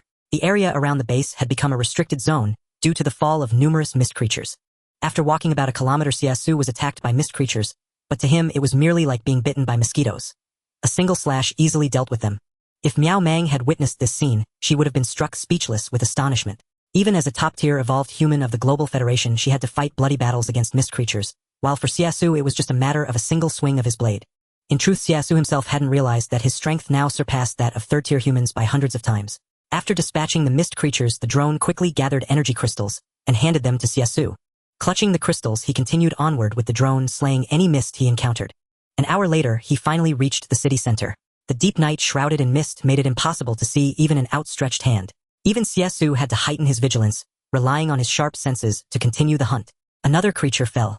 Xie Xu arrived at the building and ascended the stairs until he reached the apartment door. The moment he opened it, he was startled to find several people inside. There were about 7 women, each with a different appearance, yet all were beauties. Some held guns, others wore military uniforms. When they saw him suddenly appear, their guard went up, but upon realizing he was just a young man, they relaxed slightly. The leading woman approached cautiously and asked, "Who are you?" "Who am I?" Xie Xu replied with a cold laugh. "I thought I'd walked into the wrong place. That's my line to ask you." With that, the Kaneshige Muramesa slowly slid from its sheath, and the drone on his shoulder ascended gradually. Several infrared dots instantly locked onto the people before him, waiting only for the command to strike them down in one blow. At this tense moment, Pu Ming rushed out of the bedroom in delight, shouting, "Brother, you're back." She threw herself directly into Xie Xu's arms. Confirming that the newcomer was Pu Ming's brother, the group finally lowered their weapons. Seeing Pu Ming in his arms, Xie Xu eased his vigilance slightly and asked, "What's going on here?" "Who are they?" Pu Ming quickly explained. "They were brought here by Instructor Sister. They're instructors from the Magic Capital Safe Zone. Because of the mist invasion, they took shelter in this building." "Did you not encounter any other survivors on your way up, brother?" "Other survivors?" Xie Xu was taken aback. Indeed, in his haste to ascend, he hadn't noticed. At that moment, the female instructor approached and said apologetically, "Sorry, we intended to leave the safe zone, but the mist moved too fast. We got trapped in the first-floor mall, and when the mist creatures breached it, we had to retreat here." Another beautiful instructor added, "It's not just us. There are over 1,000 people hidden in this building." "I see," Xie Xu said, lowering his blade. The female instructors noticed the blue blood on him and couldn't help asking, "Is this mist creature blood?" Xie Xu replied simply. The group exchanged glances, understanding that he had clearly slain many mist creatures. Finally, the instructor he first met couldn't restrain herself and asked, "Did you kill those monsters in the mist?" "Sort of." Xie Xu paused, unsure how to answer, and gave a vague reply. At his words, the group of women was inwardly shaken. What did "sort of" mean? Was there such a thing as accidental kills? At that moment, Yan Fuqin finally understood why Xie Xu had been unwilling to train with her against the zombies. This guy was already this strong. What training did he need? Thinking this, Yan Fuqin stepped forward and said, "I forgot to mention my name is Yan Fuqin." "Xie Xu." He nodded lightly and responded calmly. Yan Fuqin then introduced the other girls. "They are all my team members, Diao Qian Zhali." The names of the 6 girls were mentioned one by one. Xie Xu, however, paid little attention and merely nodded. Yan Fuqin said with some apology, "Sorry, we had no choice but to come here. Those mist creatures don't seem to climb high buildings, so." Her regret was evident as they had intruded upon his temporary refuge. Xie Xu didn't mind since these women were also instructors with some ability to defend themselves. But he pointed to the nearby storage room and said, "The supplies in there are running low." He hadn't brought any when he arrived. Who would have expected so many people to suddenly appear in his home? Most annoyingly, the hunting bird hadn't warned him. It was still on Pu Ming's wrist. Clearly, it didn't want to reveal itself. In truth, this strategy wasn't bad, as these women posed no significant threat. Sure enough, upon hearing this, Yan Fuqin quickly waved her hand and said, "We're just taking temporary shelter. We'll handle our own food." Xie Xu didn't interfere and walked straight into the bathroom, because the stored water wasn't abundant either. Fortunately, it was enough for a simple wash. After finishing, it was already 8 in the evening. The women sat in the living room eating their own compressed biscuits. Pu Ming provided them with some drinking water. Only about a dozen cases of water remained. With 8 people, it would soon be depleted. The night passed without incident. The next morning, everyone woke from their dreams and went to the balcony to check the situation, only to find that the mist outside had expanded once more. It had completely obscured the horizon. Yet Xie Xu's satellite TV was still working. The sound of a broadcast came through. According to the latest reports, as of now, after 2 days of mist spread, nearly a quarter of our country's territory has been shrouded in fog. The condition of the missing is difficult to verify. Experts predict that within a week, the entire globe will be covered. When this mysterious fog will dissipate remains uncertain. Here, the satellite broadcast reminds everyone to find safe shelters as soon as possible and stock up on food for emergencies. The nation has launched new experiments attempting to freeze the fog with low temperatures. Please do not worry. Using low temperatures to freeze the fog. Hearing this news, everyone fell into silence. Although the fog's weakness had been discovered, how could low temperatures be achieved? The Earth was so vast. Whether the resources in human hands could solve this problem remained unknown. It seems Magic Capital has been abandoned too. In the living room, the women all fell silent. Finally, the young woman named Zhali whispered. She appeared to be no more than 18 or 19. Having killed a large number of zombies, she seemed especially mature and calm. Her appearance was naturally striking, yet at that moment there was still a hint of despair in her eyes. The other female instructors also carried despair in their hearts. Yan Fuqin said, "There's no help for it. Right now the whole world is in panic. The mist is spreading widely and some countries are already completely covered. No one can save us. At this moment we can only save ourselves." A woman said this and the others nodded in agreement. But then bang bang bang. The sound of pounding on the door suddenly rang out, startling the group. Yan Fuqin immediately stood up, frowning toward the door. Outside, bang bang bang. The pounding continued. Yan Fuqin walked over with a frown and asked, "Who is it?" Soon a male voice came from outside. "Open up, we're neighbors from upstairs. The fog is getting worse and we're short on supplies. Can you spare some? Borrow supplies?" Yan Fuqin remained silent upon hearing this. They themselves were merely lodgers. How could they have any supplies to lend? Unexpectedly, as soon as she spoke, a male voice came from outside the door. "Hey buddy, why bother with words? I hear women's voices inside. What's there to fear? Just smash the door down and barge in." "That's right." Another man let out a lecherous chuckle, saying, "I haven't touched a woman in ages." Since the apocalypse began, everyone had been scrambling for survival. Now surrounded by the fog, hope of survival was slim. And now, driven by food shortages, they were resorting to wicked schemes. Morality was the last thing on their minds. Especially Yan Fuqin's voice. Crisp and melodious, it hinted at her striking appearance. Thus evil thoughts stirred within them. This made Jia Li Diaoqian and the other women furrow their brows. These people meant trouble. Yet the more so, the less they could open the door. "We cannot open this door. It seems their supplies are even scarcer than ours. Once they get in and see the storeroom's provisions, there will surely be chaos." Jia Li stopped Yan Fuqin, glancing at Xie Xu and Pu Ming's storage room as a warning. Yan Fuqin knew all too well that once the door swung open, those precious supplies would be lost. This building was packed with over 1,000 people. If everyone was suffering from shortages, the ensuing chaos was too horrifying to contemplate. She couldn't help but shudder. "If you don't open up, well, break in."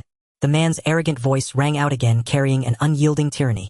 Yan Fuqin peered through the peephole and saw over a dozen people gathered outside, her brows knitting tightly. Even if she didn't open the door, they would eventually force their way in.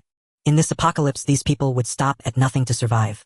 After much deliberation, Yan Fuqin decided to compromise. She pulled a few packs of compressed biscuits from her bag and opened the door. Room 950. As the door opened, those outside surged forward like starving wolves catching the scent of meat. But Yan Fuqin held a gun, its muzzle pressed against the leader's forehead. Her voice was calm but firm.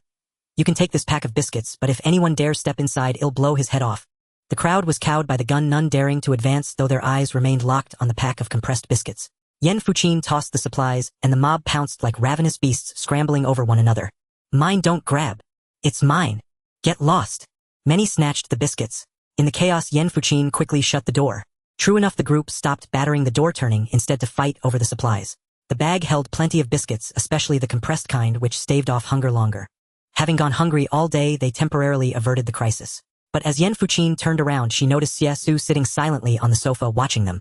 Startled, she quickly explained, "If I hadn't opened the door, they would have broken in anyway. There's no safety left in this building." Xie Xu, however, disagreed. "By giving them food, can you guarantee they won't come back?" Yan Fuqin was at a loss for words, her lips parting slightly, unable to reply. She fell silent. "Yes, give once, and if there's no food next time, they will surely return. But at least it buys us some time, doesn't it?" Yan Fuqin looked up at Xie Xu. He couldn't be bothered to argue further. He had the power to protect the 1,000+ people in the building, but why should he? Those people, earlier driven by hunger, would even kill their own companions. What good would saving them do? Xie Xu returned to his room, choosing to bide his time.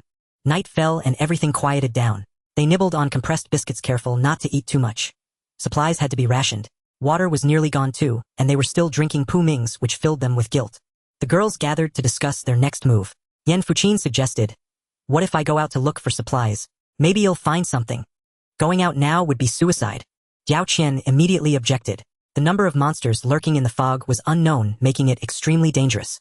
"But our current supplies won't last much longer." Yan Fuqin insisted. The others fell silent. Indeed, their resources were running out. Besides, we're consuming Xiao Ming's share. We can't let her starve with us. Jia Li echoed. In such an apocalypse, mere survival each day was a luxury. Just as they were at a loss, a heavy knock suddenly sounded at the door, startling them. Their brows furrowed as they turned once more toward the entrance. More people asking for things. Then the man's voice came again. "Excuse me, do you have any extra food? Could you spare us some?" Yan Fuqin was already fed up. Hearing that scoundrel's voice, she snapped back. "No, get lost." This remark infuriated those outside. "You bitch, what did you say?" Our boss asked politely. "Don't be ungrateful." A gruff voice roared. "Yeah, open up or we'll break the door down." "Damn it." Yan Fuqin was furious too. Grabbing her pistol, she stood up. I'd like to see who dares come in. Fuqin. Diao Qian quickly stopped her saying, let's first see how many are out there. This reminded Yen Fuqin that if there were too many, the 7 of them might not hold their ground. So she peered through the peephole again. What she saw made her gasp in shock. The corridor outside was packed with people, a dense dark mass stretching into the distance. From the neighbor's apartment came sounds of a robbery. A woman's scream, a man's violent actions. Clearly the world outside had transformed completely. This building might already be under the control of some in the apocalypse, with the middle-aged man in the suit as the leader. Yen Fuqin's brows tightened, knowing she couldn't open the door lightly. But the suited man had clearly lost patience. He stepped back and several burly men with axes began hacking at the door. Thud, thud, thud. With each blow, the door panel trembled violently. Yen Fuqin knew it would soon be shattered. The door couldn't hold out and burst apart.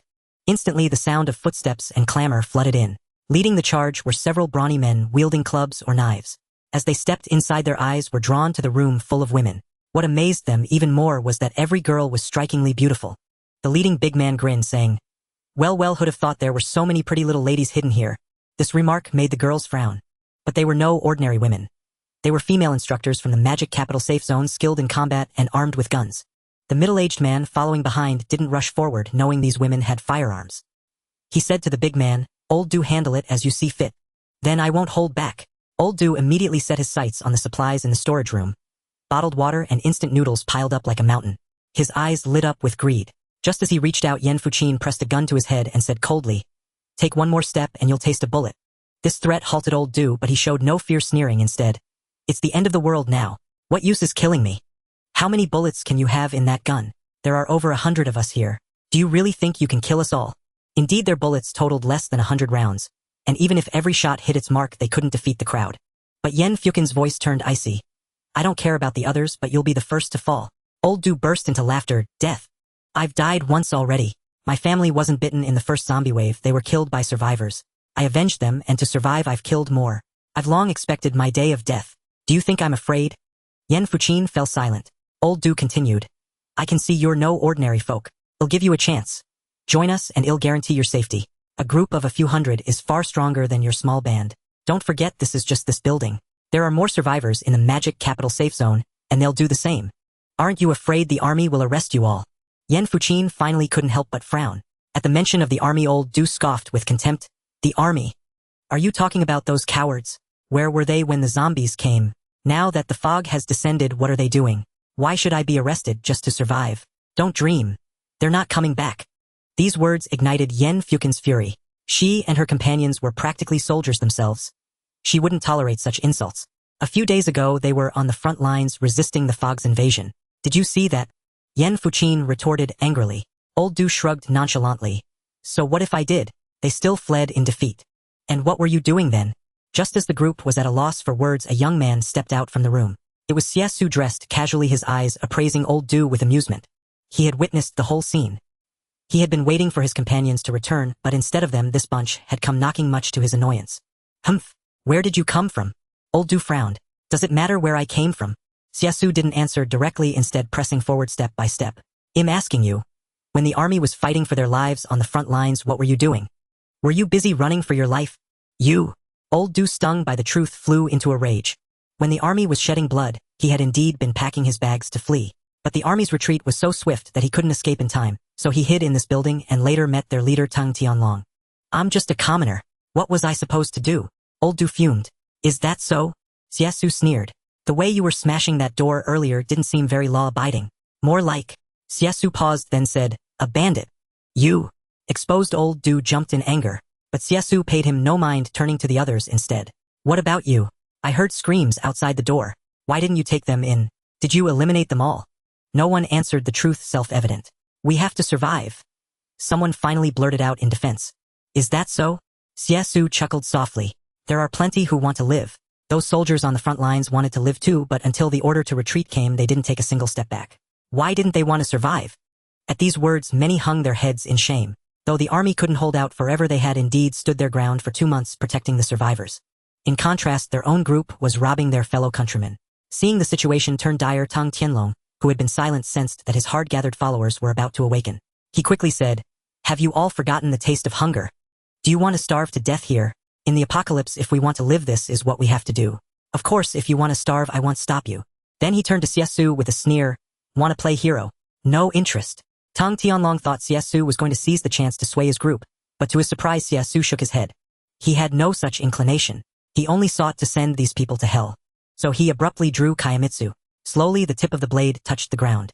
With a gentle press, the living room to everyone's astonishment split apart with a crack as if centered on the sword's point. Xie Xu had never been interested in playing the savior. In his worldview, under the apocalypse, self-preservation was the priority. As for others, whether they lived or died was beyond his concern. Unless someone was foolish enough to provoke him, then he would have no choice but to permanently remove them from the stage.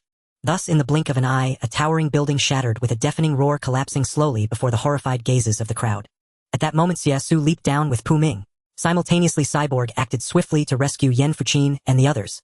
After landing, though the surroundings were shrouded in white fog, the image of the once majestic building collapsing was still vividly clear. Within a kilometer, nothing was spared. A scene of utter devastation. As for those who had tried to cause trouble, they were now buried deep beneath the rubble. Xie Xu paid them little heed. After being rescued, Yan Fuqin and the others stared in shock at the scene. They looked at Xie Xu in disbelief, doubting their own eyes. This man with just a single blade had brought down an entire building. How was this possible? Was he even human? Diao Qian stared at the ruins, watching lives fade away, and couldn't help but accuse. You killed them. Xie Xu looked back calmly and said, That's right. In the apocalypse, what's more terrifying than fog monsters or zombies is often the human heart. You should understand that by now. Diao Qian was speechless, for it was true. Just moments ago, those people had intended to plunder all their supplies. She had clearly seen a far more terrifying greed and lust in that man's eyes. Had they not resisted, the consequences would have been dire. Zhali declared matter-of-factly, Xie Xu did the right thing. In the apocalypse, excessive sympathy only gets you killed. They brought this end upon themselves. This time Yan Fuqin also sided with Xie Xu. Some people alive were indeed less valuable than dead. At least they were more unforgivable than zombies and fog creatures. But where do we go from here? Looking at the collapsed building, and then at the group now trapped in the fog, such a commotion was bound to attract countless fog creatures. Right now we need to find a safe place. At last Yan Fuqin broke the silence. A safe place. Diao Qian scanned their surroundings. Where could be considered safe? As she spoke, her beautiful eyes subtly drifted towards Xie Xu. Catching her gaze, Xie Xu asked, You wish to follow me? With a gentle nod, Yan Fuqin and the others knew they had nowhere else to go. The army had withdrawn, the city had fallen, and mist creatures roamed rampant. Rather than waiting for death, it was better to follow Xie Xu. Xie Xu did not object but stated plainly, You may follow me, but I want offer protection for free. You must make corresponding contributions. Yan Fuqin agreed readily, You saved our lives. Just tell us what needs to be done. Yes. The other women echoed in unison. They urgently needed a guide. In truth, Xie Xu had never intended to build a vast organization, but these women before him were undoubtedly useful talents. At the very least, their combat skills were not weak. The future was fraught with danger. One more person meant one more ounce of strength. With that thought, Xie Xu hesitated no longer. Then stay close to me. Having said that, he drew his masamune once more. The commotion here was bound to attract mist creatures. They had to leave quickly. Even so, as they hurried along, they still encountered mist creatures. Diao Qian was suddenly attacked by a starfish-like creature, catching her off guard. At the critical moment, Xie Xu moved ahead, pulled her behind him, and delivered a single slash. With a splat, the starfish creature burst apart, leaving a pool of blue blood. The masamune, stained with the blue blood, flashed briefly before the light faded. Diao Qian was still in shock, her face pale as ash. Yet held in Xie Xu's embrace, she felt an inexplicable sensation. This feeling was strange. She had never been held by a man before. Especially the instant he swung his blade. Diao Qian could not fathom what kind of person possessed such astonishing speed and reflexes. This was beyond the reach of ordinary humans. In fact, Xie Xu had long transcended human limits, possessing strength thousands of times greater than normal. In this world, he could find no one stronger than himself. As they pressed on, they cleared many mist creatures. Eventually they arrived at the secret base. Upon reaching it, Xie Xu ordered them to descend. Yan Fuqin asked in confusion, What is this place? You'll know once you go down. Xie Xu urged them to hasten their steps without ceremony. After the others descended, he followed them in. In truth, Yan Fuqin and her group knew nothing about this place. However, when they stepped into the vast underground world, witnessing a nearly complete ecosystem, busy sentinels and massive robots, they were stunned, as if they had entered another dimension. This is my secret base. Xie Xu made no attempt to hide it. Accompanied by Pu Ming, he confessed to the women. At that moment, Miao Mang approached slowly from not far away. Seeing Xie Xu return with a group of women, she was slightly taken aback. Did this guy only rescue females? Just as she was wondering, she spotted Pu Ming and froze again, unable to help, calling out, Xiao Ming. Ah! Pu Ming was also startled at the sight of Miao Mang, but then her face lit up with joy as she called out, Cousin. This address of cousin took Xie Xu by surprise. So the two knew each other. Compared to Xie Xu's astonishment, Pu Ming and Miao Mang were filled with excitement. Clearly, they had not expected to reunite under such circumstances, and they hugged each other tightly. With tears in her eyes, Pu Ming said to Miao Mang, "Cousin, my dad got infected. My mom and little brother are missing too. They might not survive." Hearing this, Miao Mang's expression was unexpectedly calm. She understood that, in the apocalypse, the chance of survival was already slim. Though she had mentally prepared herself, learning that her uncle and cousin had likely met with misfortune stirred a ripple in her heart. "At least you're still alive, right?" Miao Mang extended her fair hand, gently stroking Pu Ming's hair, as she comforted her softly. Pu Ming knew well how hard it was to survive in the apocalypse, but she quickly wiped away her tears, and said with a smile through her tears, "Brother Xie Xu saved me." "I can see that." Miao Mang's gaze lingered on Xie Xu for a moment complex, but she said nothing more. Meanwhile, Pu Ming, overjoyed by the reunion with her cousin, became more talkative. Xie Xu had no interest in interfering. Seeing the expectant look in Pu Ming's eyes, he said, "You haven't seen each other for so long. Go have a good chat." "Great." The young beauty grabbed her cousin and dashed away. Yan Fuqin and the other women had never expected to witness such a scene here. Still, they had to admit that Miao Mang was truly beautiful. She smiled at Xie Xu and said, "I didn't know you had such good taste rescuing a pair of sisters as lovely as flowers and jade." "Oh, is that so?" Xie Xu smiled, but his gaze turned to the ambulance not far away. The ambulance drove itself closer, its giant hand holding several chips. 7 in total, exactly 1 for each person. Xie Xu took the chips and directly pressed one against Yan Fuqin's forehead, startling her into stepping back warily. "What are you doing?" The answer was obvious: implanting the chip. Xie Xu did not trust anyone lightly except for the young girl Pu Ming. Therefore, the others had to be controlled through the chips so that he could respond swiftly in case of any situation unfavorable to him. Most importantly, these chips could erase memories. "This is a memory chip. This is my secret base. Originally, I didn't plan to keep you here, but if you stay, you must never reveal my secrets in the future. Therefore, when you leave, I will erase this part of your memory." Xie Xu explained. So that was it. Upon learning the chip's function, Yan Fuqin relaxed. Seeing this, her companions, Diao Qianzhali and the others, also agreed without hesitation. After all, in their eyes, without Xie Xu, they would have long been dead. What was there to complain about? Xie Xu was surprised by their readiness and reassured them, "Don't worry, the memory chip has no side effects. If one day you truly leave, I will only erase the memories related to me." Diao Qian replied with a smile, "If we leave, it will be with you." Xie Xu hadn't expected the young lady to say that. After a moment's thought, he shrugged and said, "Settle down here for now. I have things to attend to. Remember, don't go out casually. The world outside will only get worse." Of course. Having finally found a place to stay, Yan Fuqin, Diao Qian, and the others had never dreamed of seeing such a vibrant scene after the apocalypse. Here there were all kinds of plants, fruit trees, vegetables, and even livestock. It was like a paradise on earth. To take shelter from disaster in such a refuge. How wonderful would that be? After settling everyone, Xie Xu went to the far end of the plantation and instructed Tiepi, who was tinkering with weapons, "Dig out a basement level here for me. I want to move the villa shelter from before to this place." Now it was difficult to leave the demon city, and the outside world was equally fraught with danger. Rather than searching endlessly, it was better to stay put and wait for the mist calamity to pass. Thus he decided to release the shelter. "Leave it to me."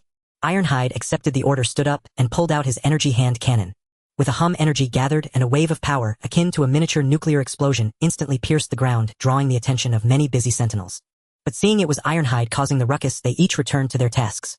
Planting trees, watering, digging holes. Everything as usual. After Ironhide created the new entrance, Xie Xu inserted the space capsule and activated the quantum converter.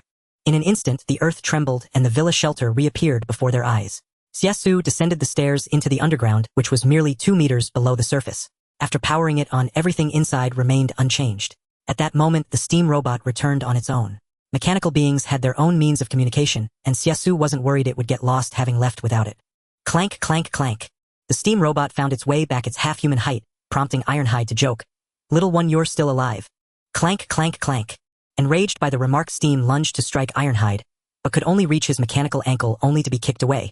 Steam refused to back down and wanted to continue, but Xie Xu stopped it. "Enough, Steam, you can't beat Ironhide." Stopped by its master, Steam sulkily turned away, ignoring Ironhide. Looking at the diminutive Steam, Xie Xu used the system to check its attributes and discovered it was only level 1, far behind Ironhide, who was now level 8. However, Xie Xu recalled that Ironhide had been merely level 3 before and seemed much more imposing now. Intrigued, he looked at Ironhide. "Ironhide, you seem a lot stronger than before." Ironhide admitted frankly, "It's actually those mist creatures. Their energy bodies can greatly enhance us. We've hunted many of them and had Ratchet modify them into tools to strengthen ourselves." "Indeed." Xie Xu nodded lightly, always confident in Ratchet's abilities. After all, Ratchet was a medical mechanical lifeform with advanced scientific research capabilities. A stronger mechanical legion not only meant greater combat power externally, but also ensured his own safety. Therefore Xie Xu proposed, from now on hunt more mist creatures. As the mist would eventually dissipate, such opportunities to replenish energy wouldn't last long. Now was the best time to accumulate resources. Roger. Ironhide accepted the order without hesitation and displayed an energy bomb. This is an energy bomb I developed. Its blast radius can reach 2 kilometers with devastating destructive power. And this launcher can help you fire the energy bomb in an emergency. Oh. Xie Xu examined the semi-transparent bomb, its interior flowing with elements similar to the previous energy crystals, just in a different form. Ironhide added, this energy bomb is made from a small energy body I separated. A piece of energy the size of a pinky finger can produce 10 such bombs. Well done. Satisfied that a small amount of raw material could yield such tremendous power, Xie Xu stored the launcher and ammunition for future needs. At that moment, the familiar chirping sound was heard. It was the chick returning much later than the expected 24 hours, which made Xie Xu worry. His only wish was for the little one to be safe. He crouched down, picked up the chick, and asked, "You took so long, or are you okay?" The chick chirped happily and information appeared above its head. Your chick was delayed due to playfulness, but has brought back the defense system of the tech pet world, Skynet. Defense system, Skynet. Xie Xu was momentarily puzzled. The chick said no more, spat out a capsule, and scurried off to rest. Xie Xu smiled wryly, feeling a bit helpless. After the chick left, he opened the capsule, and the information read, the Skynet defense system is equipped with 1200 anti-aircraft laser cannons and 2400 automatic close-in weapon systems capable of protecting an entire city. It comes with an energy shield covering a 10-kilometer area, an interference system, and a hardened coverage system enough to turn the city into an impregnable fortress. 1200 anti-aircraft laser cannons. Just this one detail shocked Xie Xu. After all, even a large aircraft carrier was considered powerful with just over 20 anti-aircraft guns. Yet the Skynet system boasted over 1,000 laser cannons and close-in weapon systems plus an energy shield. It was like a mobile fortress from a futuristic war. To test its effectiveness, Xie Xu took Ironhide outside. The surroundings were still shrouded by mist creatures, whose frequent appearances had become almost routine here. Deciding to try Skynet, Xie Xu activated the capsule. Instantly, a massive steel wall rose from the ground, accompanied by an energy tower at its center, with an invisible light shield covering a 1-kilometer radius. Automated anti-aircraft and close-in weapon systems emerged perfectly precise. In the blink of an eye, an indestructible steel fortress took shape, and this was just a glimpse of the Skynet system. On the screen, a prompt asked whether to initiate the Skynet defense program, and Xie Xu agreed. The moment it started, the silent weapon systems sprang to life. Just then, a massive creature charged in. The close-in weapon system quickly pivoted, locked onto the target. With a roar, a laser beam pierced through the creature's body, shattering its rock-solid form. Even Xie Xu gasped, stunned by the sheer power. Next, Big Head led a swarm of insectoid mist creatures in an attack. The close-in weapon systems adjusted rapidly, weaving over 20 beams of light like a futuristic battlefield. The mist creatures were instantly obliterated, and even Big Head was forced to raise its shield to defend, yet was still knocked back hundreds of meters, snapping several large trees. Startled, Xie Xu urgently commanded, "Cease attack." Upon receiving the order, all weapons quickly returned to their positions, falling silent. Oh dear, could Big Head really be done for? You have to understand, the power of these close-in defense guns was simply terrifying. I was really worried that one blast might have finished Big Head off. Fortunately, looking into the distance, although the terrifying laser energy had burned away all the mist in the air, briefly exposing the situation for several hundred meters around.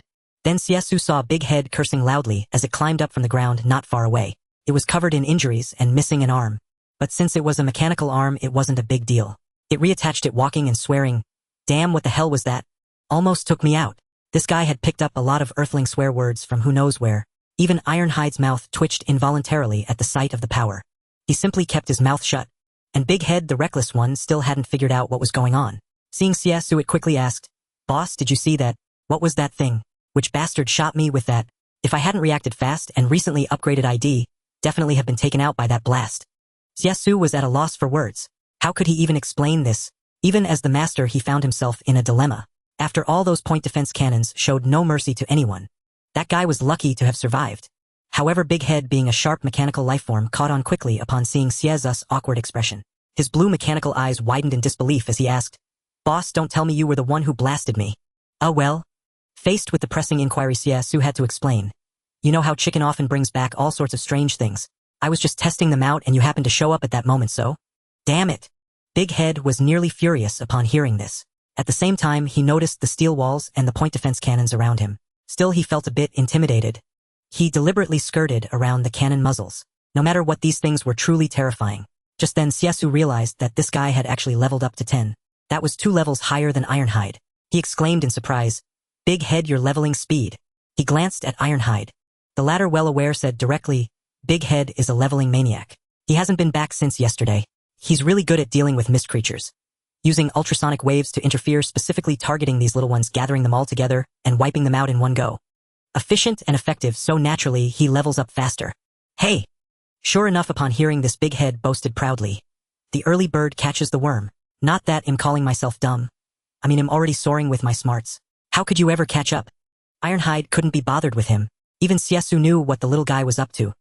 He must have annoyed too many mechanical life forms back at the base. So to avoid getting beaten up, he ran outside to grind levels like crazy.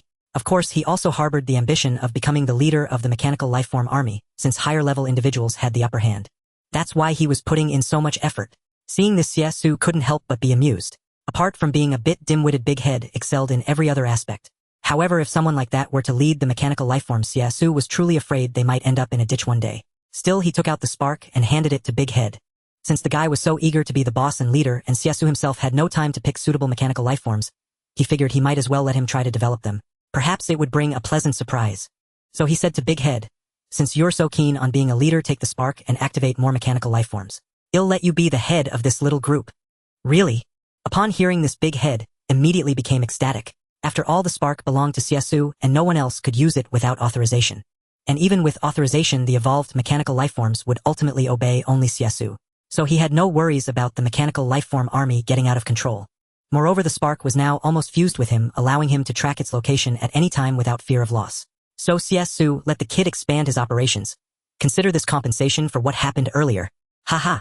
Hearing this, Big Head waved his dual blades excitedly and shouted, the boss trust moves me deeply. I will repay you with my actions, even if it means taking a few more cannon blasts. A few more cannon blasts. Xie Xu glanced at the point defense cannons. He probably couldn't even withstand one, so he opened the energy core and inputted the Skynet command. This thing had recognition capabilities.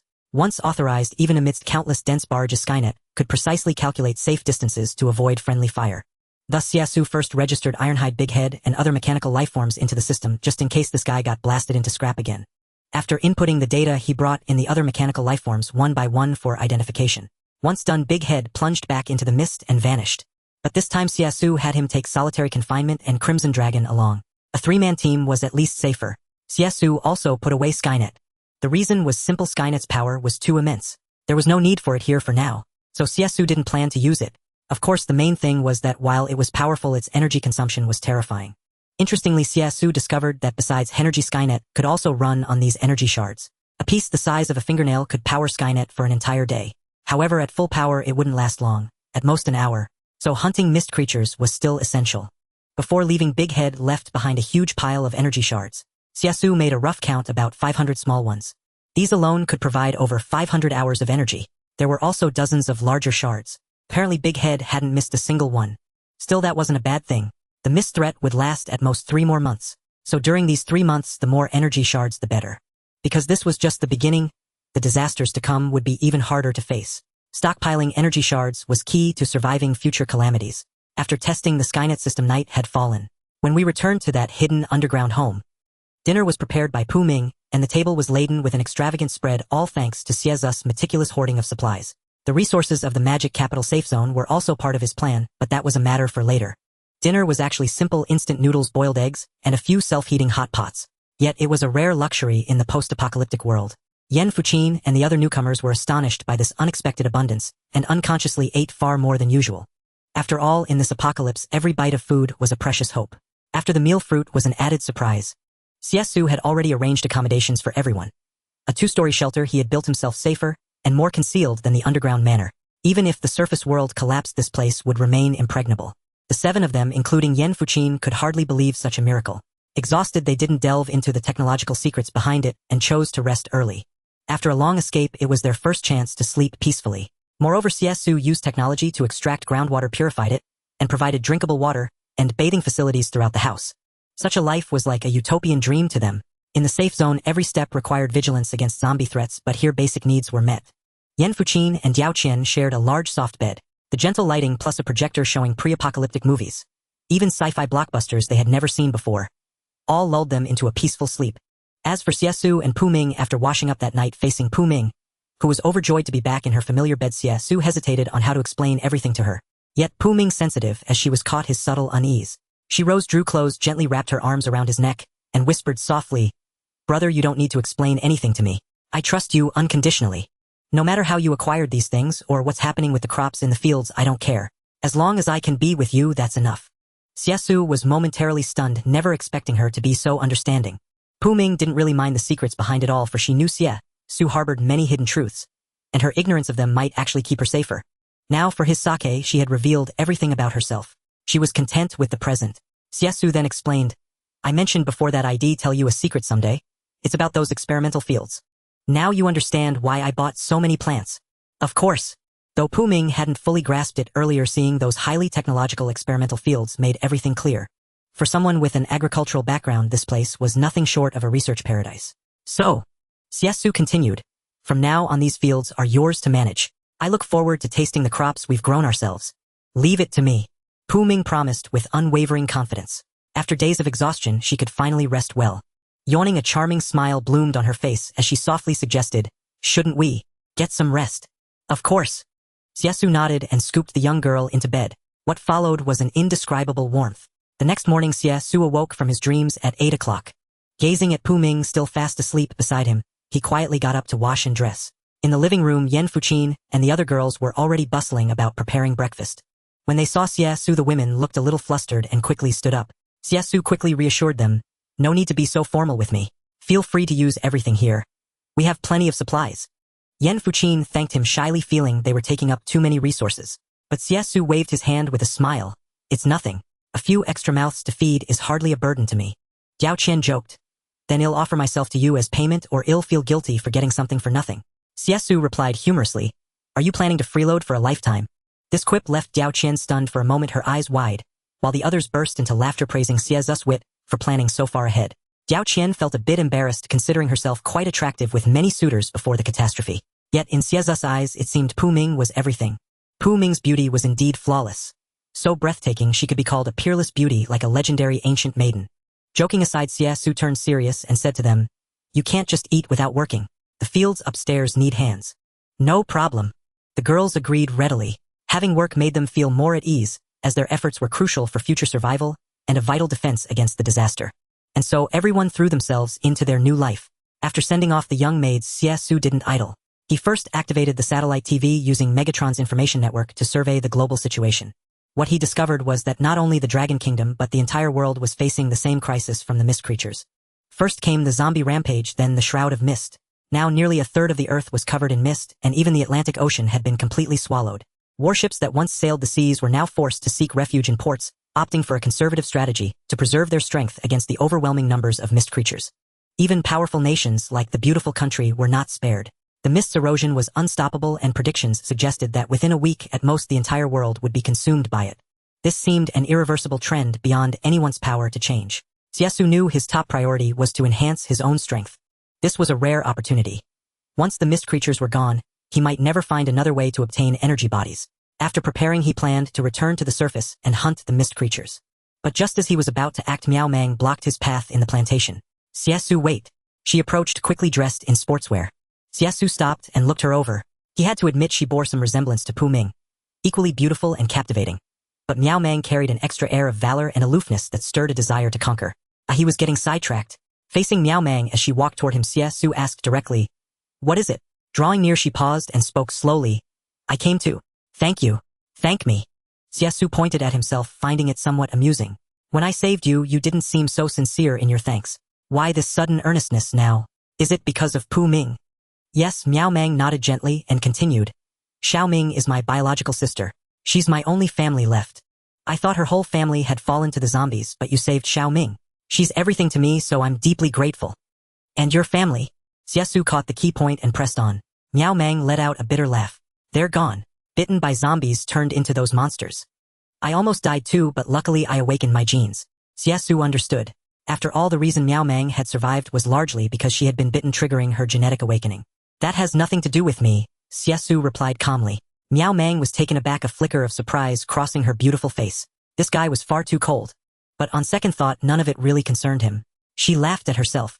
"I was being presumptuous. It's been so long since I've talked to anyone that I rambled." "Understandable," Xie Xu nodded. "And you?" Miao Mang looked at him again, unable to resist asking.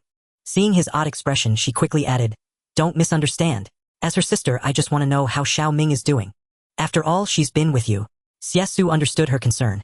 She was just worried about Pu Ming's safety. Without further words, he simply asked, "What do you think is the reason I walk alone?" "Sorry," Miao Mang said with a hint of apology. Xie Xu waved his hand, finding solitude nothing unusual for him. "It's fine, you'll be going now." With that, he turned to ascend. But Miao Mang cautioned, "It's dangerous up there." Xie Xu faced her and replied, "Danger is what drives one to grow stronger. You should learn to adapt." Having said that, he ignored her and strode away. Stunned Miao Mang suddenly felt that this man was both formidable and cold. Yet, in this apocalyptic world, wasn't it survival of the fittest? He was far stronger than her. Perhaps following him wouldn't be so bad. Little did she know Xie Xu's so-called seeking danger was merely for show. What danger makes one stronger? It's all because I'm well-equipped and perfectly safe. If anyone actually took my advice and came up here, they'd surely lose their life. Xie Xu muttered inwardly. Now that he was on the surface, he immediately deployed the drone. With a buzzing sound, the drone transformed, releasing over a dozen small reconnaissance drones that swiftly scattered to explore the surroundings. This change in the drone took Xie Xu by surprise. Even the drone had evolved. The drone emitted a voice: "Evolve. Iron Skin used an energy core on me." Its speech was always fragmented. Xie Xu was used to it, but upon hearing this, he curiously examined it. To his astonishment, the drone's level had leaped from 1 to 8. This left him quite puzzled. He hadn't expected this little thing to surpass Iron Skin in level. But upon reflection, he understood. Iron Skin knew this little one had been following him and prioritized its upgrade. Despite reaching level 8 due to its inherent limitations, the drone was still no match for true combat-oriented mechanical lifeforms like Iron Skin. Nonetheless, its capabilities had indeed increased compared to before. With the drone's reconnaissance, a blueprint of a 3-kilometer diameter area soon unfolded before Xie Xu's eyes. Though the region was shrouded in mist, the map clearly marked the positions of mist creatures with red dots, estimated to be over 100, interspersed with larger dots indicating higher-level mist beings. "Let's move." With his target clear, Xie Xu followed the coordinates marked by the drone and strode purposefully into the depths of the mist. Arriving at the predetermined spot, as expected, Xie Xu spotted a massive tentacle lurking within a patch of mist not far away. The tentacle was extremely long. Judging by its size, the creature hidden within must be enormous. It resembled a giant octopus, but it was even more spectacular than any he had seen before, because this one single tentacle alone was over 10 meters long. Concealed deep within the mist, it revealed only the tip of the iceberg. It was situated right at the edge of the reconnaissance range. Just as Xie Xu was about to act, the drone's small reconnaissance units sent another warning. Approximately 30 to 40 life signs were approaching, estimated to arrive in about a minute. Through the feed from the reconnaissance drones, it was a group of heavily armed survivors. This caught Xie Xu off guard. Well, survivors these days actually dared to venture out. But it was no surprise given that the disaster had struck days ago. Many were running short on supplies and had no choice but to forage. They were even driving a tank. But Xie Xu had no intention of letting this massive mist creature slip away. So before the group arrived, he drew the Kaneshige sword, and instantly a terrifying azure radiance blazed forth. Roar. The creature within the mist seemed to sense the danger, and its tentacle lashed out violently at Xie Xu. Xie Xu flicked his blade, and the tentacle was severed cleanly. Roar. The mist creature let out a pained howl. Then a colossal figure gradually emerged. Laying eyes on the target, Xie Xu was momentarily awed by the giant beast. It stood over 10 meters tall with a head so massive that even a missile might struggle to penetrate it. Clearly the creature had been slumbering until now. Xie Xu also noticed fresh bloodstains around, indicating it had recently feasted on some survivors. Naturally, Xie Xu showed no mercy. He leaped up but then reconsidered and landed back on the ground. It suddenly occurred to him that he hadn't yet tested the upgraded abilities of his companion. So he signaled the drone. "Drone, get ready." "Roger." The drone was quite sharp despite its slurred speech and quickly gathered over a dozen small reconnaissance units. As they closed in, each reconnaissance unit seemed to be loaded with devastating energy charges. The next second, boom, boom, boom, bang. To Xie Xu's astonishment, the reconnaissance units self-destructed with one, even diving into the monster's mouth and exploding instantly. The mist creature, though seemingly formidable, had no defense against this sudden assault and was annihilated in an instant, collapsed to the ground. Good heavens! Seeing this, Xie Xu couldn't help but twitch the corner of his mouth. He hadn't expected his small reconnaissance drones to have become so powerful. In the distance, the roar of the tank grew closer. Clearly the group was almost here. Without hesitation, Xie Xu leaped onto the octopus head and brought his sword down. From within the giant octopus head, a half-meter-tall energy core was extracted. Xie Xu rejoiced inwardly. This is huge. This single core alone is worth at least hundreds of smaller ones. Without a word, he stowed it into his space capsule. Then with the drone, he quickly vanished into the mist. Shortly after, a rumbling sound echoed. A tiger tank led over 30 people as they slowly emerged. They were fully armed, gripping weapons and scanning their surroundings warily. Their attire indicated that most were ordinary survivors. Facing the colossal mist creature, the young leader was instantly stunned. Wow, such a huge mist creature. The others were also startled by the massive beast. My god, it's enormous. This must be a super boss-level monster. It looks like it's devoured quite a few people. But how did it die? Of course, they also noticed the slain giant mist creature. Upon closer inspection, they gasped and formed a circle to observe it. Then they felt a wave of relief. Good thing we didn't run into this earlier, would have been dead for sure. Yeah. The others nodded in agreement, but the young leader grew puzzled. The key is who did this. How could anyone possibly hunt such a massive mist creature? Beside him, a chubby man of similar age chuckled. Maybe it's just mist creatures killing each other. Remember, we saw 2 mist creatures fighting yesterday. That explanation makes sense. The young man nodded slightly, finding it plausible. But he quickly added, since this one was taken down, there must be something even stronger nearby. Let's get out of here. Yes, exactly. Upon hearing this, the crowd echoed in agreement. Just then, the young man was still shaken with lingering fear. He scrambled onto the tiger tank, kicked the gunner inside, and shouted, "Brothers, retreat with me now." But the middle-aged chubby man below grew anxious. "Boss, I think this tank is too noisy. We'd better flee on foot. Get lost." Unexpectedly, upon hearing this, the young man grabbed an empty bottle and hurled it, cursing, "Are you insane? Do you have any idea how hard it was to get this tank? Abandon it. I'd rather ditch you than leave it behind." The chubby man shrank back in fear. Yet the next moment, the young man glanced at the discarded bottle and added, "Hey, pick that up. We can still use it for water." Xie Xu hidden nearby. What a bunch of weirdos. Roar. At this critical moment, suddenly another spine-chilling sound exploded. Immediately after, those terrifying tentacles like sharp blades lunged at them in an instant. One of the men, unable to offer any resistance, was impaled through the body. Ah! The pierced man let out an agonized scream, then fell into silence. Then the massive tentacle recoiled sharply, and above the blurry mist, a gaping maw slowly opened, swallowing the man whole. Oh my god! This sight left the survivors utterly stunned. Just trying to get out, and they run into these supernatural mist monsters every time. Run! The chubby man yelled, preparing to lead the escape. But the youngest leader of the group was undaunted, quickly shouting, "Don't run, we can't outrun it. Spread out to draw its attention and it'll blast it." In truth, he was terrified, too cold sweat beating on his forehead. Yet he struggled to stay calm and began giving orders. Hearing this, the others scattered and opened fire on the colossal creature with their guns. Bang, bang, bang. Unexpectedly, the creature's hide was exceptionally tough, and bullets merely ricocheted with sparks. Seeing this, the others sensed trouble and tried to flee again. Fall back. But just as he was about to bolt, another tentacle of the mist creature shot out. Like a descending iron rod, it pierced through his body in an instant. Holy crap! This time, even the young leader was terrified. He urgently urged the others, "Quick, load the shell." Almost there, it's ready. Below, the comrade in charge of loading fumbled frantically until a shell was finally prepared. The young man immediately shouted, "Aim, fire!" Boom! With a deafening roar, the shell struck the mist creature directly. Roar! This time, the mist creature clearly felt pain. It staggered back a few steps. Seeing this, the young man rejoiced and yelled, "It's working. Give me 2 more rounds." But before his words faded, the colossal mist creature had already locked onto him as its target. Then a giant tentacle descended from the sky. Oh my god! The young man, who had wanted to fire another shot, widened his eyes in shock. Fortunately, he reacted swiftly and barely managed to crawl out of the tank. Then he watched helplessly as the tank was seized by the mist creature and lifted toward its maw. "Boss, are you okay?" At that moment, the chubby man rushed over, trying to grab the young man. The young man, utterly terrified, stared wide-eyed in sheer panic. "Damn, if it catches me, I'm done for. Run, run." The young man stopped playing hero and dragged the chubby man to flee. Seeing their boss flee, the others followed suit. But the mist creature was not about to let them go easily. Boom! The massive tentacle slammed down, rapidly pursuing them and encircling the group within its grasp. Great! The young man gave up running. He slumped to the ground, cursing, "What rotten luck!" Then he sat waiting for death. Yet, in the nick of time, the enormous tentacle did not fall. Instead, it hovered in midair. It remained suspended, never descending. The young man, who thought he was doomed, looked up in astonishment at the motionless mist creature. He wondered what was happening. But the next second, he saw the colossal mist creature slowly topple over. Witnessing this, the young man was overjoyed and tugged at the chubby man. "Run." With that, he nimbly dodged and took cover. The next moment, the enormous mist creature crashed to the ground. When he looked up again, he saw a young man standing atop the giant mist creature's head. His blade was plunged deep into its skull. Blood gushed out. My god, a legend! The young man thought his eyes were playing tricks on him and rubbed them in disbelief. In this day and age, there's still a compatriot this formidable. Indeed, it was Xie Xu.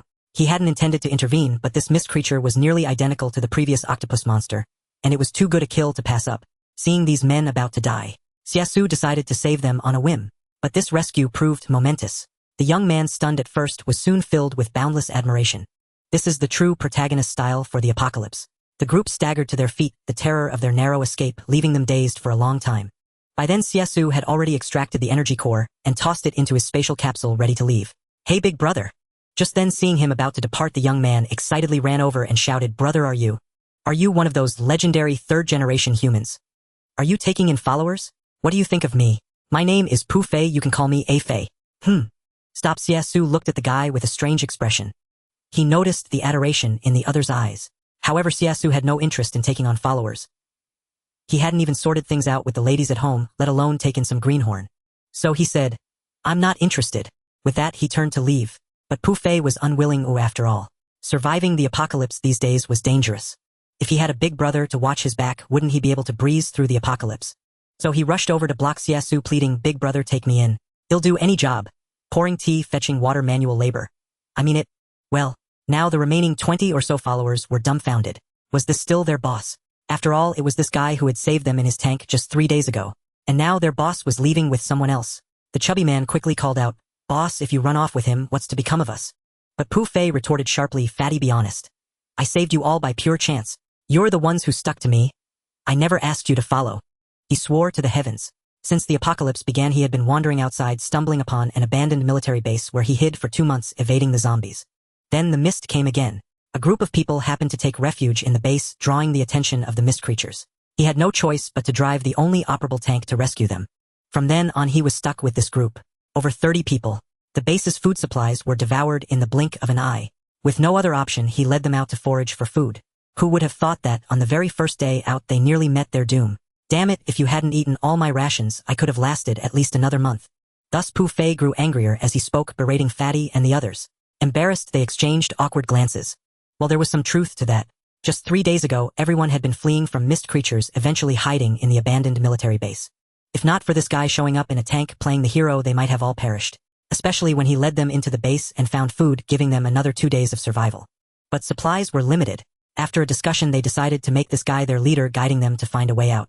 And so a bewildered Pu Fei became the chief against his will. Then he foolishly led them out for a stroll, only to encounter mist creatures and nearly lose his life. In summary, the guy really seemed to be unfairly treated.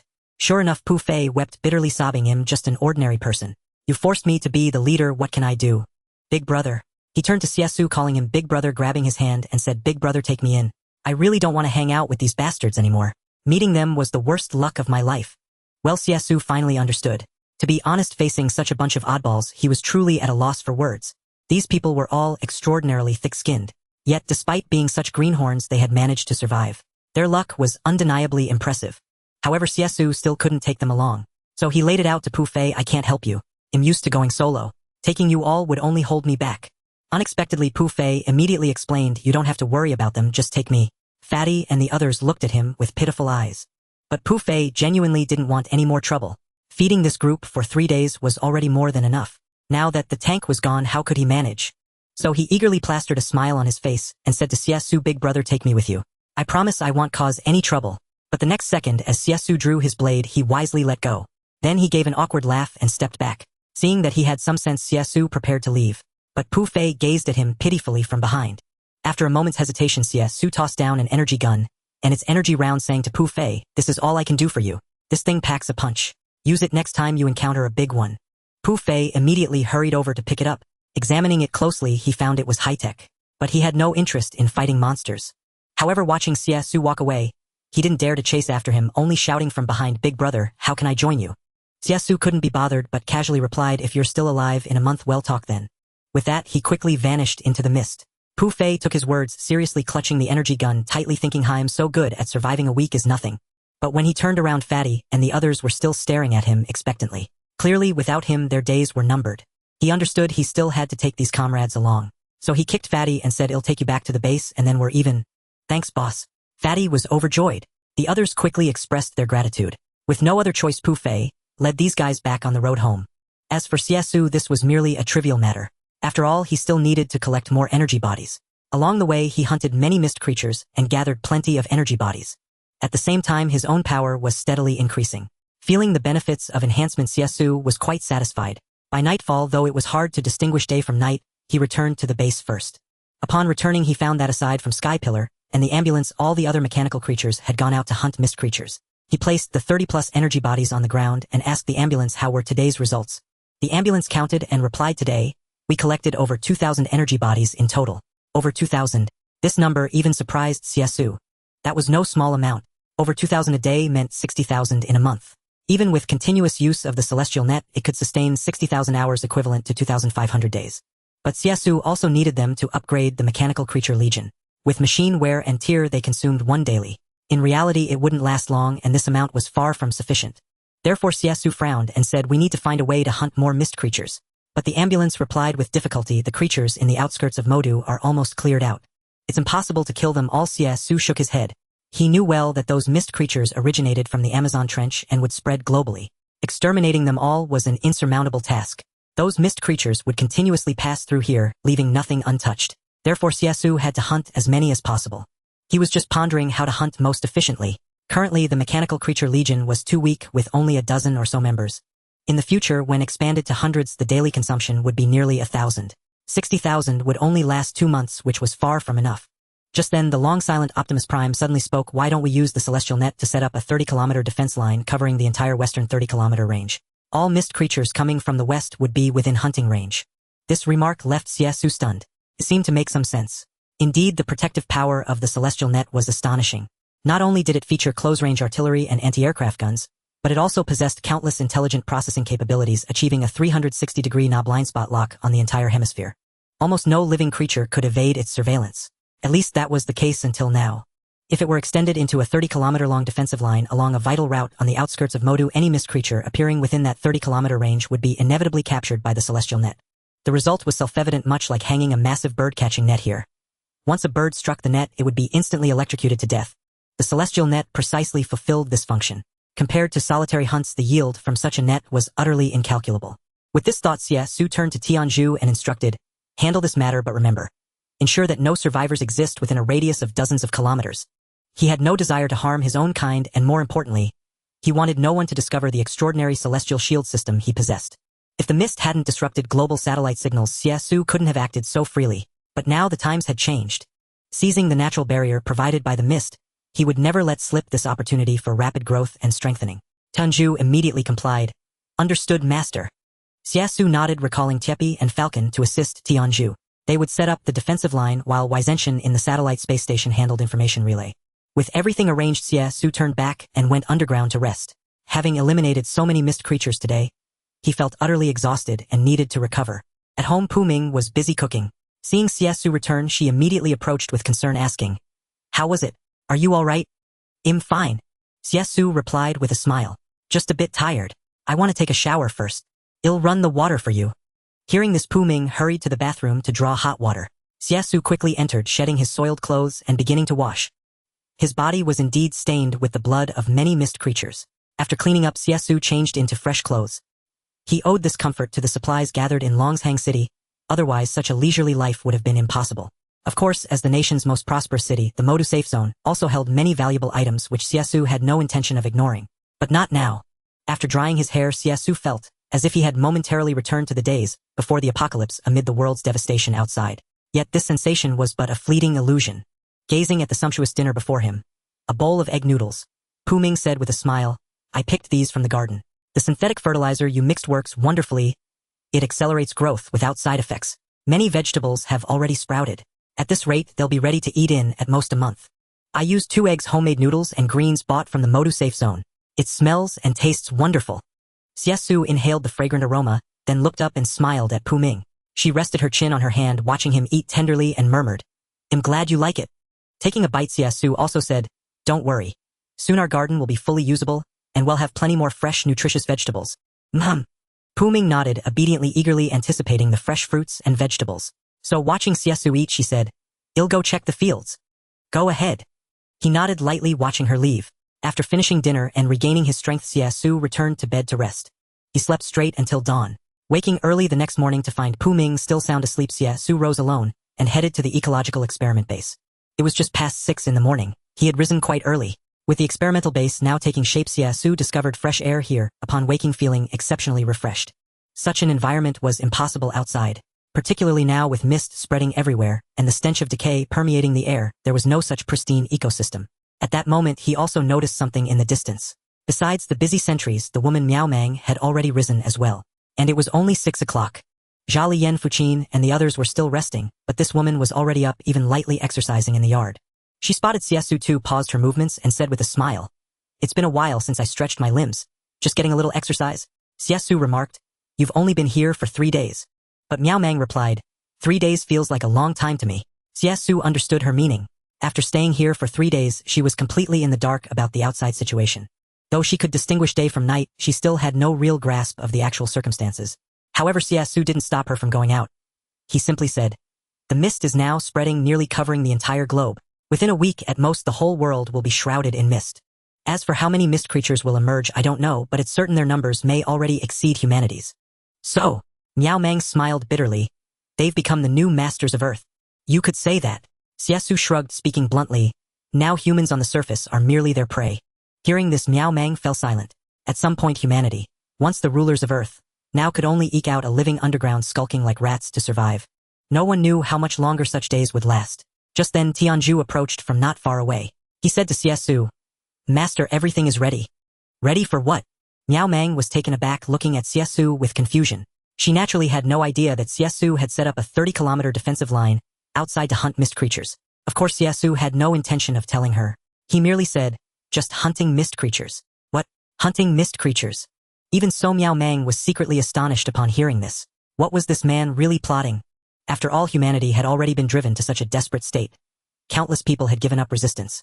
Yet he remained undeterred, single-handedly confronting the endless, terrifying mist creatures. However, Xie Xu paid no heed to Miao Mang's thoughts. Even if he knew, he would at most remark, "You're overthinking things a bit." The main point was that the energy bodies of these mist creatures were far too useful. But there was no need to mention that. "All right, let's move out." Seeing that Tianzhu was ready, Xie Xu nodded and led these large beings outside. "Can I come along?" Miao Mang suddenly spoke up from beside him. But Xie Xu flatly refused. No. This left the woman stunned, somewhat taken aback.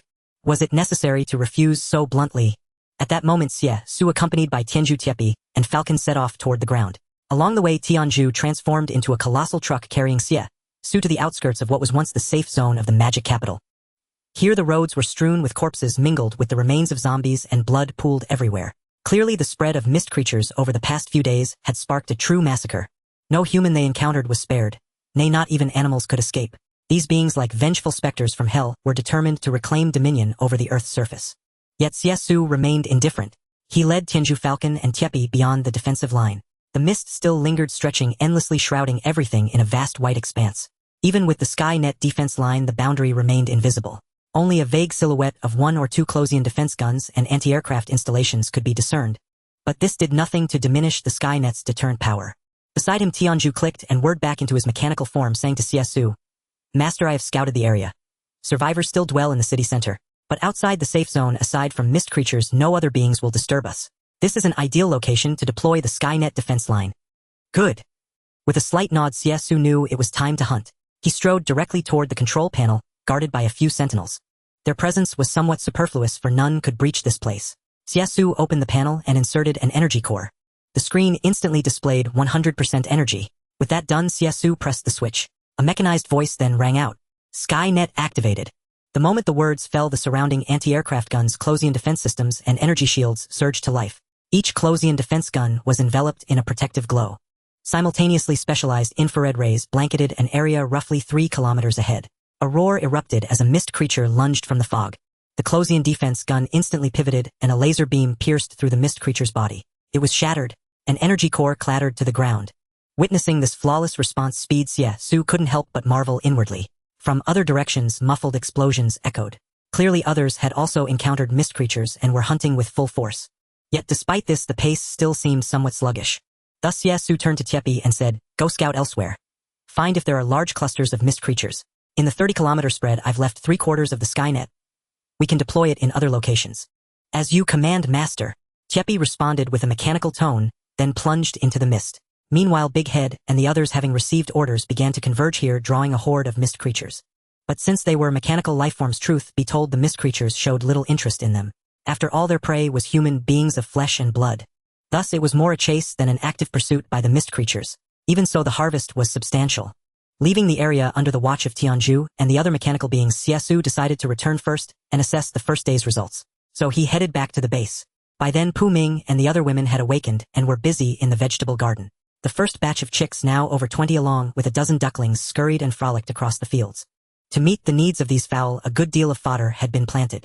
The chickens and ducks roamed the ground, their droppings nourishing the plants, creating an ecological cycle. And thanks to the holographic air circulation system, there was no worry about unpleasant odors. "Brother, you're back." Pu Ming, busy in the garden, saw Xie Xu's return and rushed over excitedly. Then with a hint of displeasure she said, "Why were you nowhere to be seen this morning?" Xie Xu replied, "I went out to set up some defenses to prevent mist creatures from breaking in." Mist creatures breaking in? The young beauty was startled, taking him seriously. She quickly asked, "Are you all right?" "Rest assured." Xie Xu said, "These mist creatures won't find this place.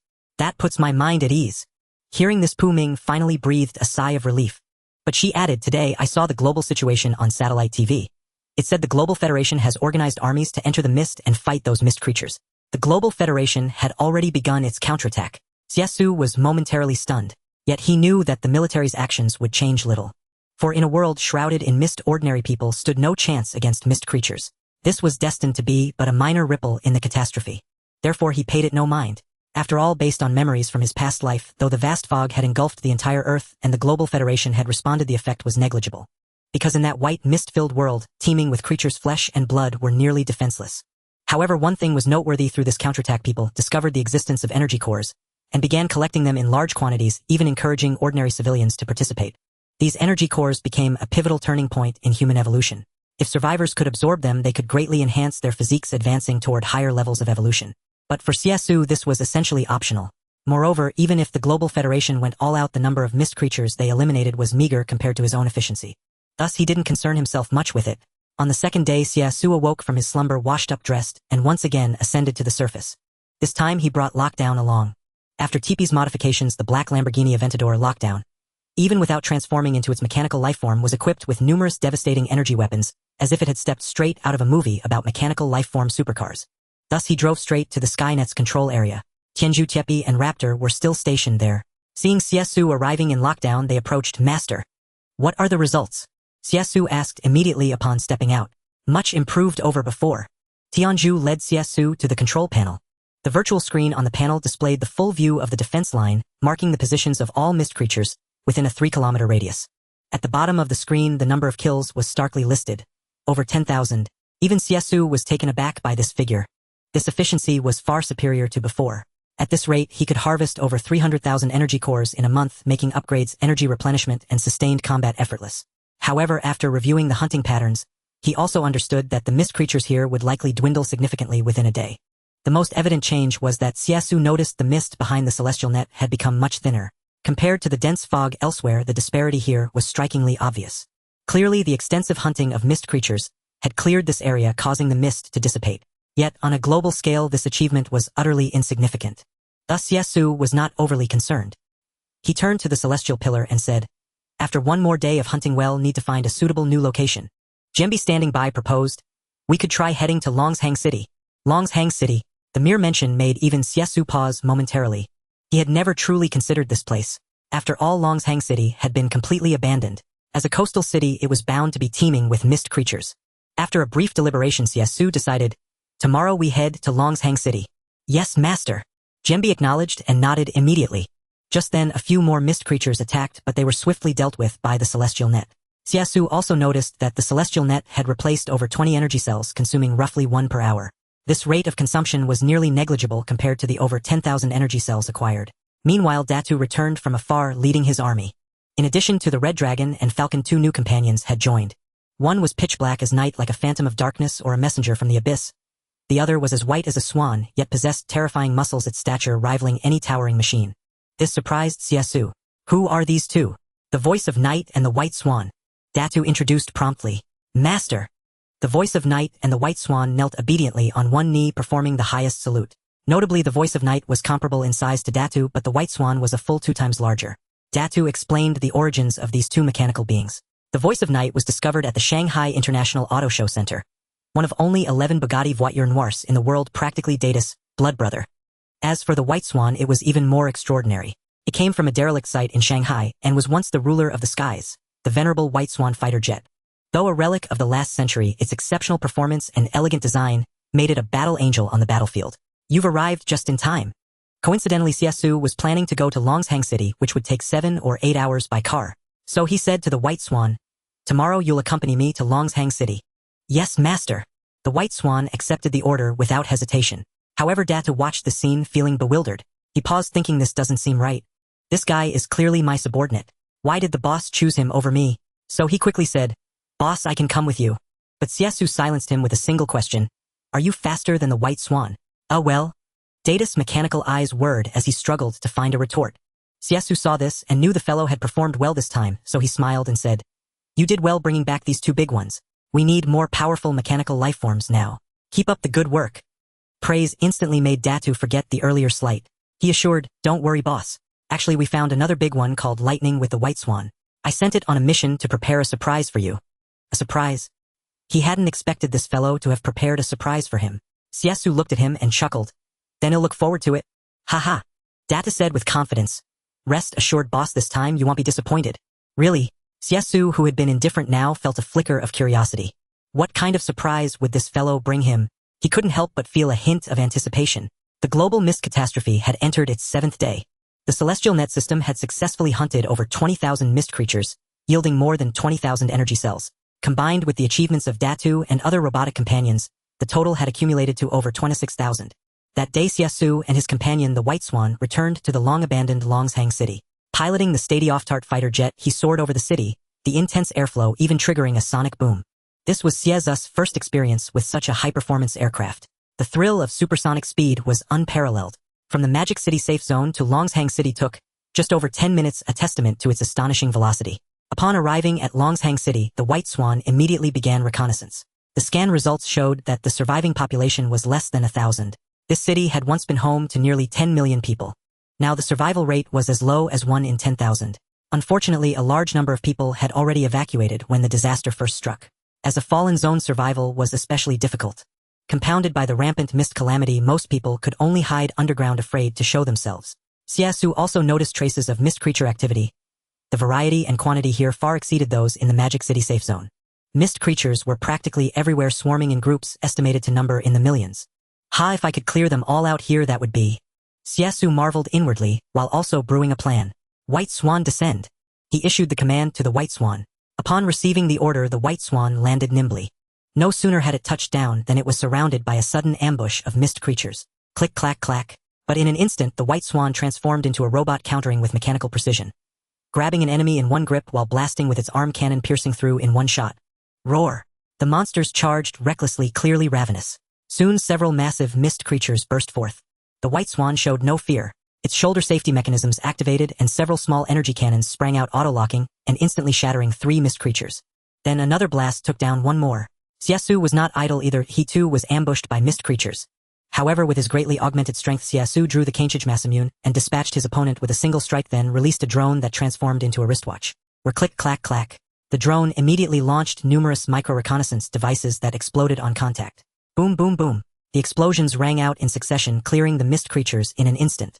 Having dealt with the last wave of attacks, Xie Xu sheathed his blade and surveyed the carnage, tallying over 40 kills, including 6 large creatures, whose threat level equaled that of over 100 smaller ones. Indeed, a wealth of resources. Xie Xu remarked with a smile as he surveyed the scene, seeing it all as riches ripe for the taking.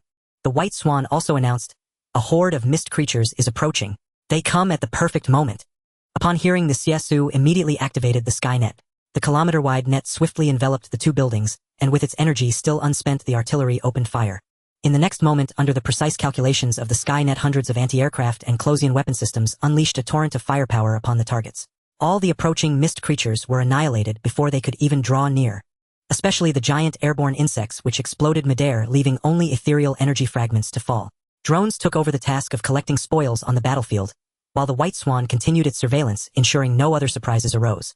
With these 2 powerful allies by his side, Xie Xu found his burden lightened. Yet he did not rest, entering the 2 buildings to search for resources he could carry.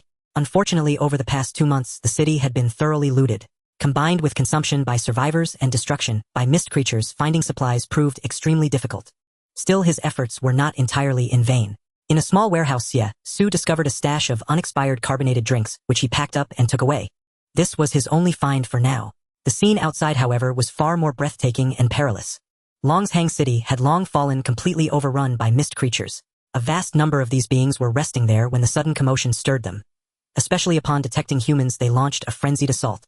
But under the dense and precise barrage of the sky net, they stood no chance, disintegrating into nothingness midair or 500 meters out. As Xie Xu watched the kill count on the control panel climb ever higher, he couldn't help but marvel. This was truly a treasure trove of resources. Boom! Suddenly a sonic boom echoed from not far away. Alert! Xie Xu jerked his head up. At the same time, the white swan sensed the anomaly, its blue eyes flashing crimson as it locked onto the target. It's an American B-2 bomber. An American B-2 bomber. Xie Xu frowned at the news. This was Chinese territory. How could an American bomber be here? Drones, go investigate. After a brief silence, Xie Xu gave the decisive order. With a hum, the drones swiftly responded, ascending and racing away, flying beyond the edge of the mist. About a minute later, Xie Xu received the feedback. Through a holographic display, he saw an aircraft carrier looming in the thick mist along the coastline of Longshang City's harbor, slowly approaching. Xie Xu had a passing knowledge of military affairs. That aircraft carrier was the USS Vengeance, with a flight deck spanning 332.8 meters, a length between perpendiculars of 317 meters, an angled deck of 237 meters, and a beam of 48 meters. Its flight deck area covered nearly 18000 square meters, the hangar stretched 208 meters, and it was equipped with a nuclear reactor boasting 260000 horsepower, capable of carrying over 5000 personnel. It was a warship once decommissioned by that glorious nation due to its exorbitant cost. Yet here it was now appearing in the harbor of Longshang City. This caught Xie Xu off guard, as this was hardly the territory of that glorious nation. However, due to the mist, they had indeed arrived at this place.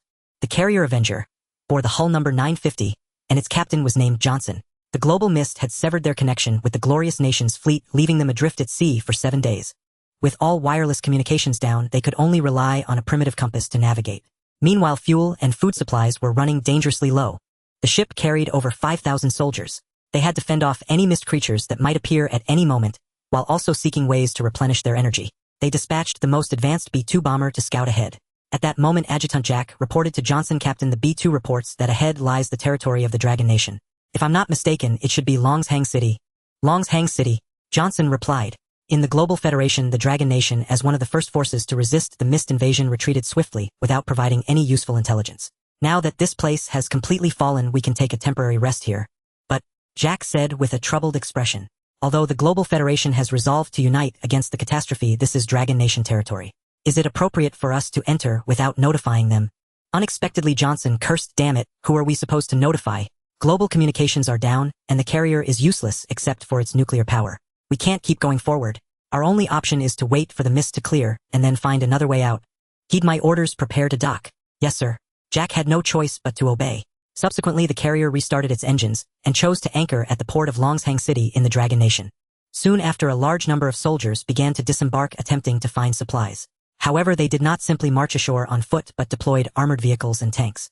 Before long, the armored vehicles and tanks successfully landed. With Global Federation communications entirely severed, they had become a leaderless army adrift at sea for so long and in dire need of replenishment. Less than 10 kilometers away lay Xie Xu's Skynet base. Upon detecting these people's landing operations, Xie Xu furrowed his brow. If they discovered the equipment here, it would be truly disastrous. Thus, after a moment's thought, Xie Xu said, "White Swan, go find Big Head and tell him to hand over the spark." "I need it immediately." "Understood, as you command." Upon receiving the order, the White Swan swiftly transformed into its fighter jet form. Then a deafening sonic boom erupted as it sped at full throttle toward the Magic City safe zone.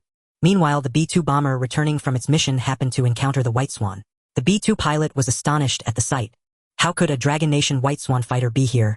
Was this not Longshang City?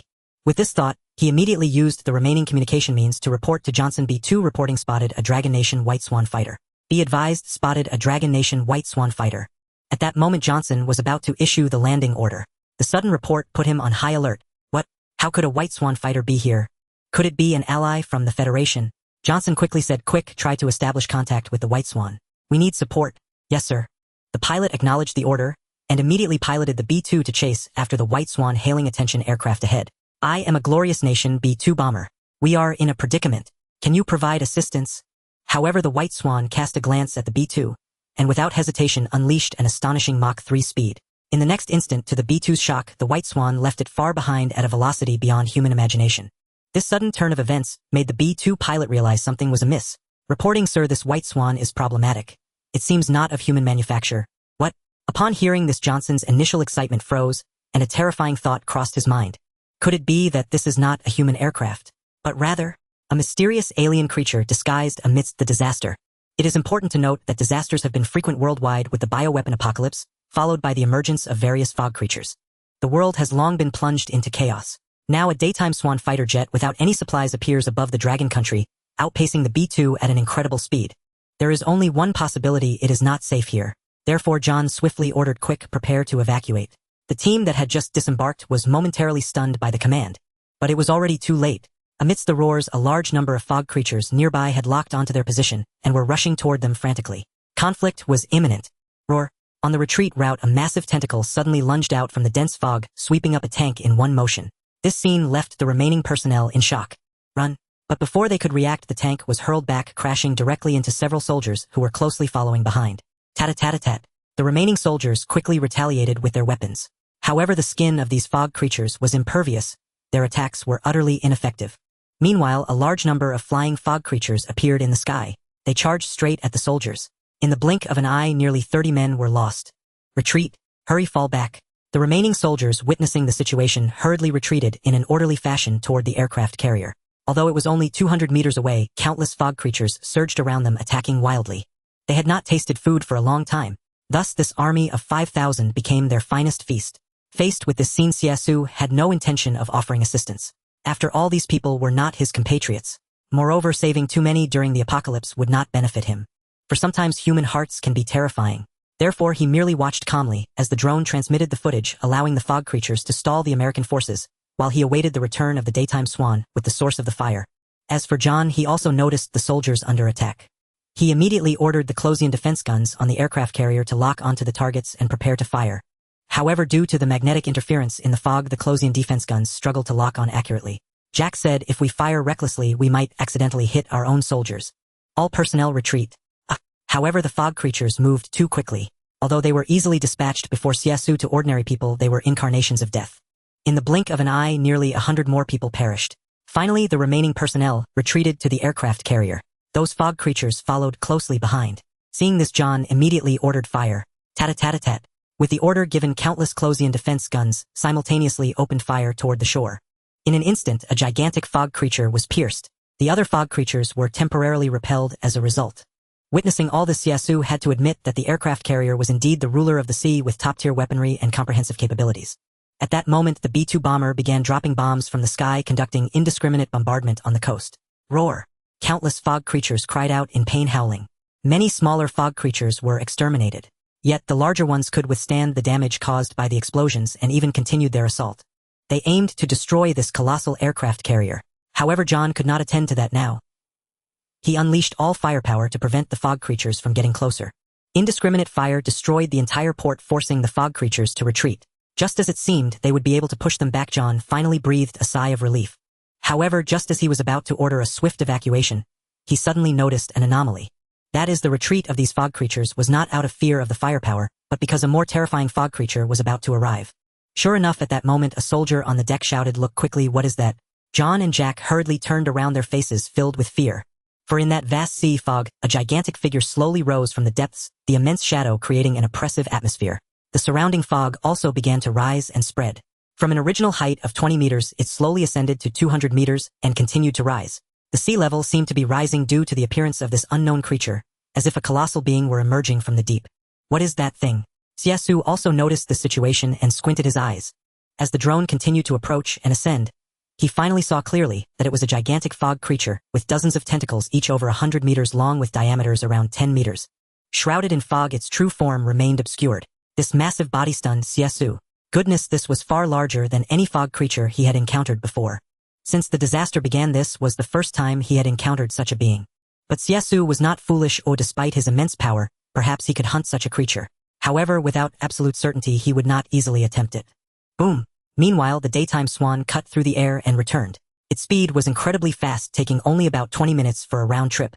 It too saw that mysterious creature. Once it landed, it took out the source of fire and handed it to Xie Xu, respectfully saying, "Master, I have brought the source of fire." "Well done." Upon receiving the source of fire, he examined it. The energy was abundant, indicating that it had not been extensively used today. This was a boon for Xie Xu. His original plan was to convert the B-2 bomber in the sky into a mechanical lifeform. But now, gazing at the giant aircraft carrier under attack by the fog creatures, he wondered what if he transformed this aircraft carrier into a mechanical lifeform instead. A bold thought arose in his heart. At this moment, that incomparable, terrifying fog creature was slowly rising from the deep sea. Its massive body was tightly wrapped in fog, with tentacles continuously extending and then gradually rising. Fire! John gasped as he witnessed this scene. If those tentacles landed on the aircraft carrier, wouldn't they slice it in half? Thus he hurriedly issued the command. Boom! In fact, there was no need for John to instruct. The Closian defense guns on the aircraft carrier had already activated and locked on, followed by a barrage of tat-tat-tat sounds. Countless bullets rained down like a torrential downpour, over 100 rounds in just 1 second. The dense trajectories instantly sealed off everything around, even hitting the tentacles of that mysterious creature. However, those tentacles were harder than rock. John again commanded all fighter jets to take off. Boom! Whoosh! But as the first fighter jet soared into the sky, unable to accurately gauge the distance, it plunged into the fog immediately after takeoff and exploded in an instant. It was evident that they had collided with some kind of mist creature. One after another, the outcomes were the same. In the blink of an eye, 3 aircraft were lost. Only one aircraft managed to take off successfully. As it ascended into the air and beheld the enormous mist creature below, the pilot couldn't help but display a look of terror. He piloted the fighter jet, attempting to fire downwards. At the same time, 2 air-to-ground missiles were launched, instantly heading straight for the mist creature. However, the mist creature astonishingly withstood the missile attacks. The cost was merely a single injured tentacle. Just as the fighter jet was preparing to launch a second wave of assault, several giant insects whose origins were unknown burst through the mist, charging towards the fighter jet. However, Xie Xu noticed that these insects, before even touching the fighter jet, began to wither at a visibly rapid pace. Until the very last moment, they still crashed into the fighter jet. Boom! In that instant of contact, the fighter jet exploded, flames erupting as it plummeted into the sea. Something's wrong. At that moment, Xie Xu also sensed the anomaly. He saw that those insects began to wither rapidly once they left the mist, as if severely deprived of water. It seemed they could only survive within the mist. This also explained why objects capable of resisting the mist would not suffer attacks from the mist creatures. But at this moment, none of that seemed important. Because the entire globe was about to be engulfed by the mist, and those mist creatures didn't need to leave the mist at all. The total number of fighter jets worldwide combined was no more than 10,000. Moreover, considering the current disaster outbreak, it would be fortunate if more than 2,000 usable fighter jets were available. Thus, it remained impossible to deal a fatal blow to the mist creatures. Looking back at the aircraft carrier, the Closian guns were continuing their barrage, and the comprehensive firepower suppression had finally slowed the assault of the giant mist creature. But this was still far from enough. Many of the aircraft carrier's power systems were inoperable, and with all firepower being deployed, energy was nearing depletion. Thus Xie Xu no longer hesitated. He summoned drones, immediately handing over the fire source to them, then ordered them to head towards the aircraft carrier. In truth, he couldn't ensure the success of this move. After all, the energy of the fire source was limited. Converting a single fighter jet was already challenging, let alone the aircraft carrier, which was hundreds of times larger than a fighter jet. Even Xie Xu himself didn't know if he could successfully complete the mechanical life conversion. But now was not the time to ponder this issue. The drone took the fire source and immediately flew towards the aircraft carrier. At that moment, the aircraft carrier was still desperately fending off the attacks of the mist creatures. However, Captain John Soon was gradually feeling despair in the face of such a colossal being. In less than a minute, this aircraft carrier would surely be split in two. If that were to happen, over 5,000 people aboard would perish together. In fact, this was to be expected. During the last battle of Magic City, the 10th Sandstrong army of the Dragon Kingdom was also devoured in an instant. These 5,000 personnel, once they left the ship, would indeed be insignificant. Even so, he was unwilling to give up completely. He immediately ordered part of the personnel to board transport and refueling aircraft, swiftly returning to the United States for assistance, or seeking the nearest defensive area to report their position. This was their only chance for survival. However, just as these orders were finished, the huge tentacle of the mist creature was about to strike the aircraft carrier. At the moment he himself was on the brink of despair, unexpectedly an incident occurred. In the next second, John Soon found himself seemingly tilted. Meanwhile, in the command room, a mysterious metal was instantly transformed. Every corner was revamped, even the old instruments and various communication systems were restored to normal. This sudden change not only stunned John Soon, but the aircraft carrier staff at their posts also stood shocked, staring at the newly rejuvenated control panel frozen in place. This mysterious and intricate high-tech metal material was nothing like what Earth produced. What on earth is going on? What just happened? What is happening? However, not only that. Following this, with the mechanical voices activation amidst the harsh sounds of mechanical gears, turning the previously silent aircraft carrier suddenly underwent a transformation. Part of it sank into the water as if it were trying to rise. The people in the control room had yet to react when they were thrown into the sea by a sudden force. Over 5,000 people were simultaneously cast into the vast ocean. Johnsun was no exception. Fortunately, there were many small rescue boats around the aircraft carrier. Johnsun and several other commanders scrambled onto the boats. Then they were horrified to see that the forced rebooted Avenger was slowly transforming into an enormous mechanical life form amidst the sound of countless gears turning. At the moment the tentacle was about to reach, it slowly extended a colossal metallic arm. Then boom! In the presence of thousands of stranded soldiers, it collided with the tentacle of the mysterious mist creature. The terrifying explosion sounded like a miniature nuclear bomb going off, the shockwave instantaneously causing the sea level to surge. The two entities collided violently, triggering a terrifying wave. The soldiers from the beautiful country who fell into the sea nearly perished at the bottom of the ocean. Meanwhile, Johnsun's rescue boat was tossed about like a leaf in a storm. Despite the dire circumstances, his terrified eyes remained locked onto the Avenger, which had transformed into a gigantic mechanical monster. God, what kind of divine being is this? Even his aide was stunned, staring in disbelief at the colossal mechanical creature. When did the Avenger turn into an alien being? At this moment, there was no time for further thought. After the initial collision, the aircraft carrier underwent a complete metamorphosis, slowly rising from the sea in the astonished gazes of countless stranded individuals. Its massive body towered 500 meters high, resembling a colossal beast. At this moment, the Avenger had launched its counterattack. That unmatched power withstood the onslaught of the mysterious mist creature, and with a single kick it sent it flying while drawing out a 300-meter-long sword ignited in crimson flames from its back. One stroke of the sword, and the mist creature showed no signs of resistance, its skin splitting apart like tofu. Roar! The mist creature let out a chilling scream, its assault becoming increasingly ferocious. Yet the Avenger was simply too powerful, effortlessly dodging, as a high-caliber cannon emerged from its shoulder, unhesitatingly aiming at the mouth of the mist creature and delivering a resounding blow. Boom! The mist creature swallowed an entire energy shell, its body exploding instantaneously. Following that, dozens of energy missiles came from all directions, bombarding the mist creature.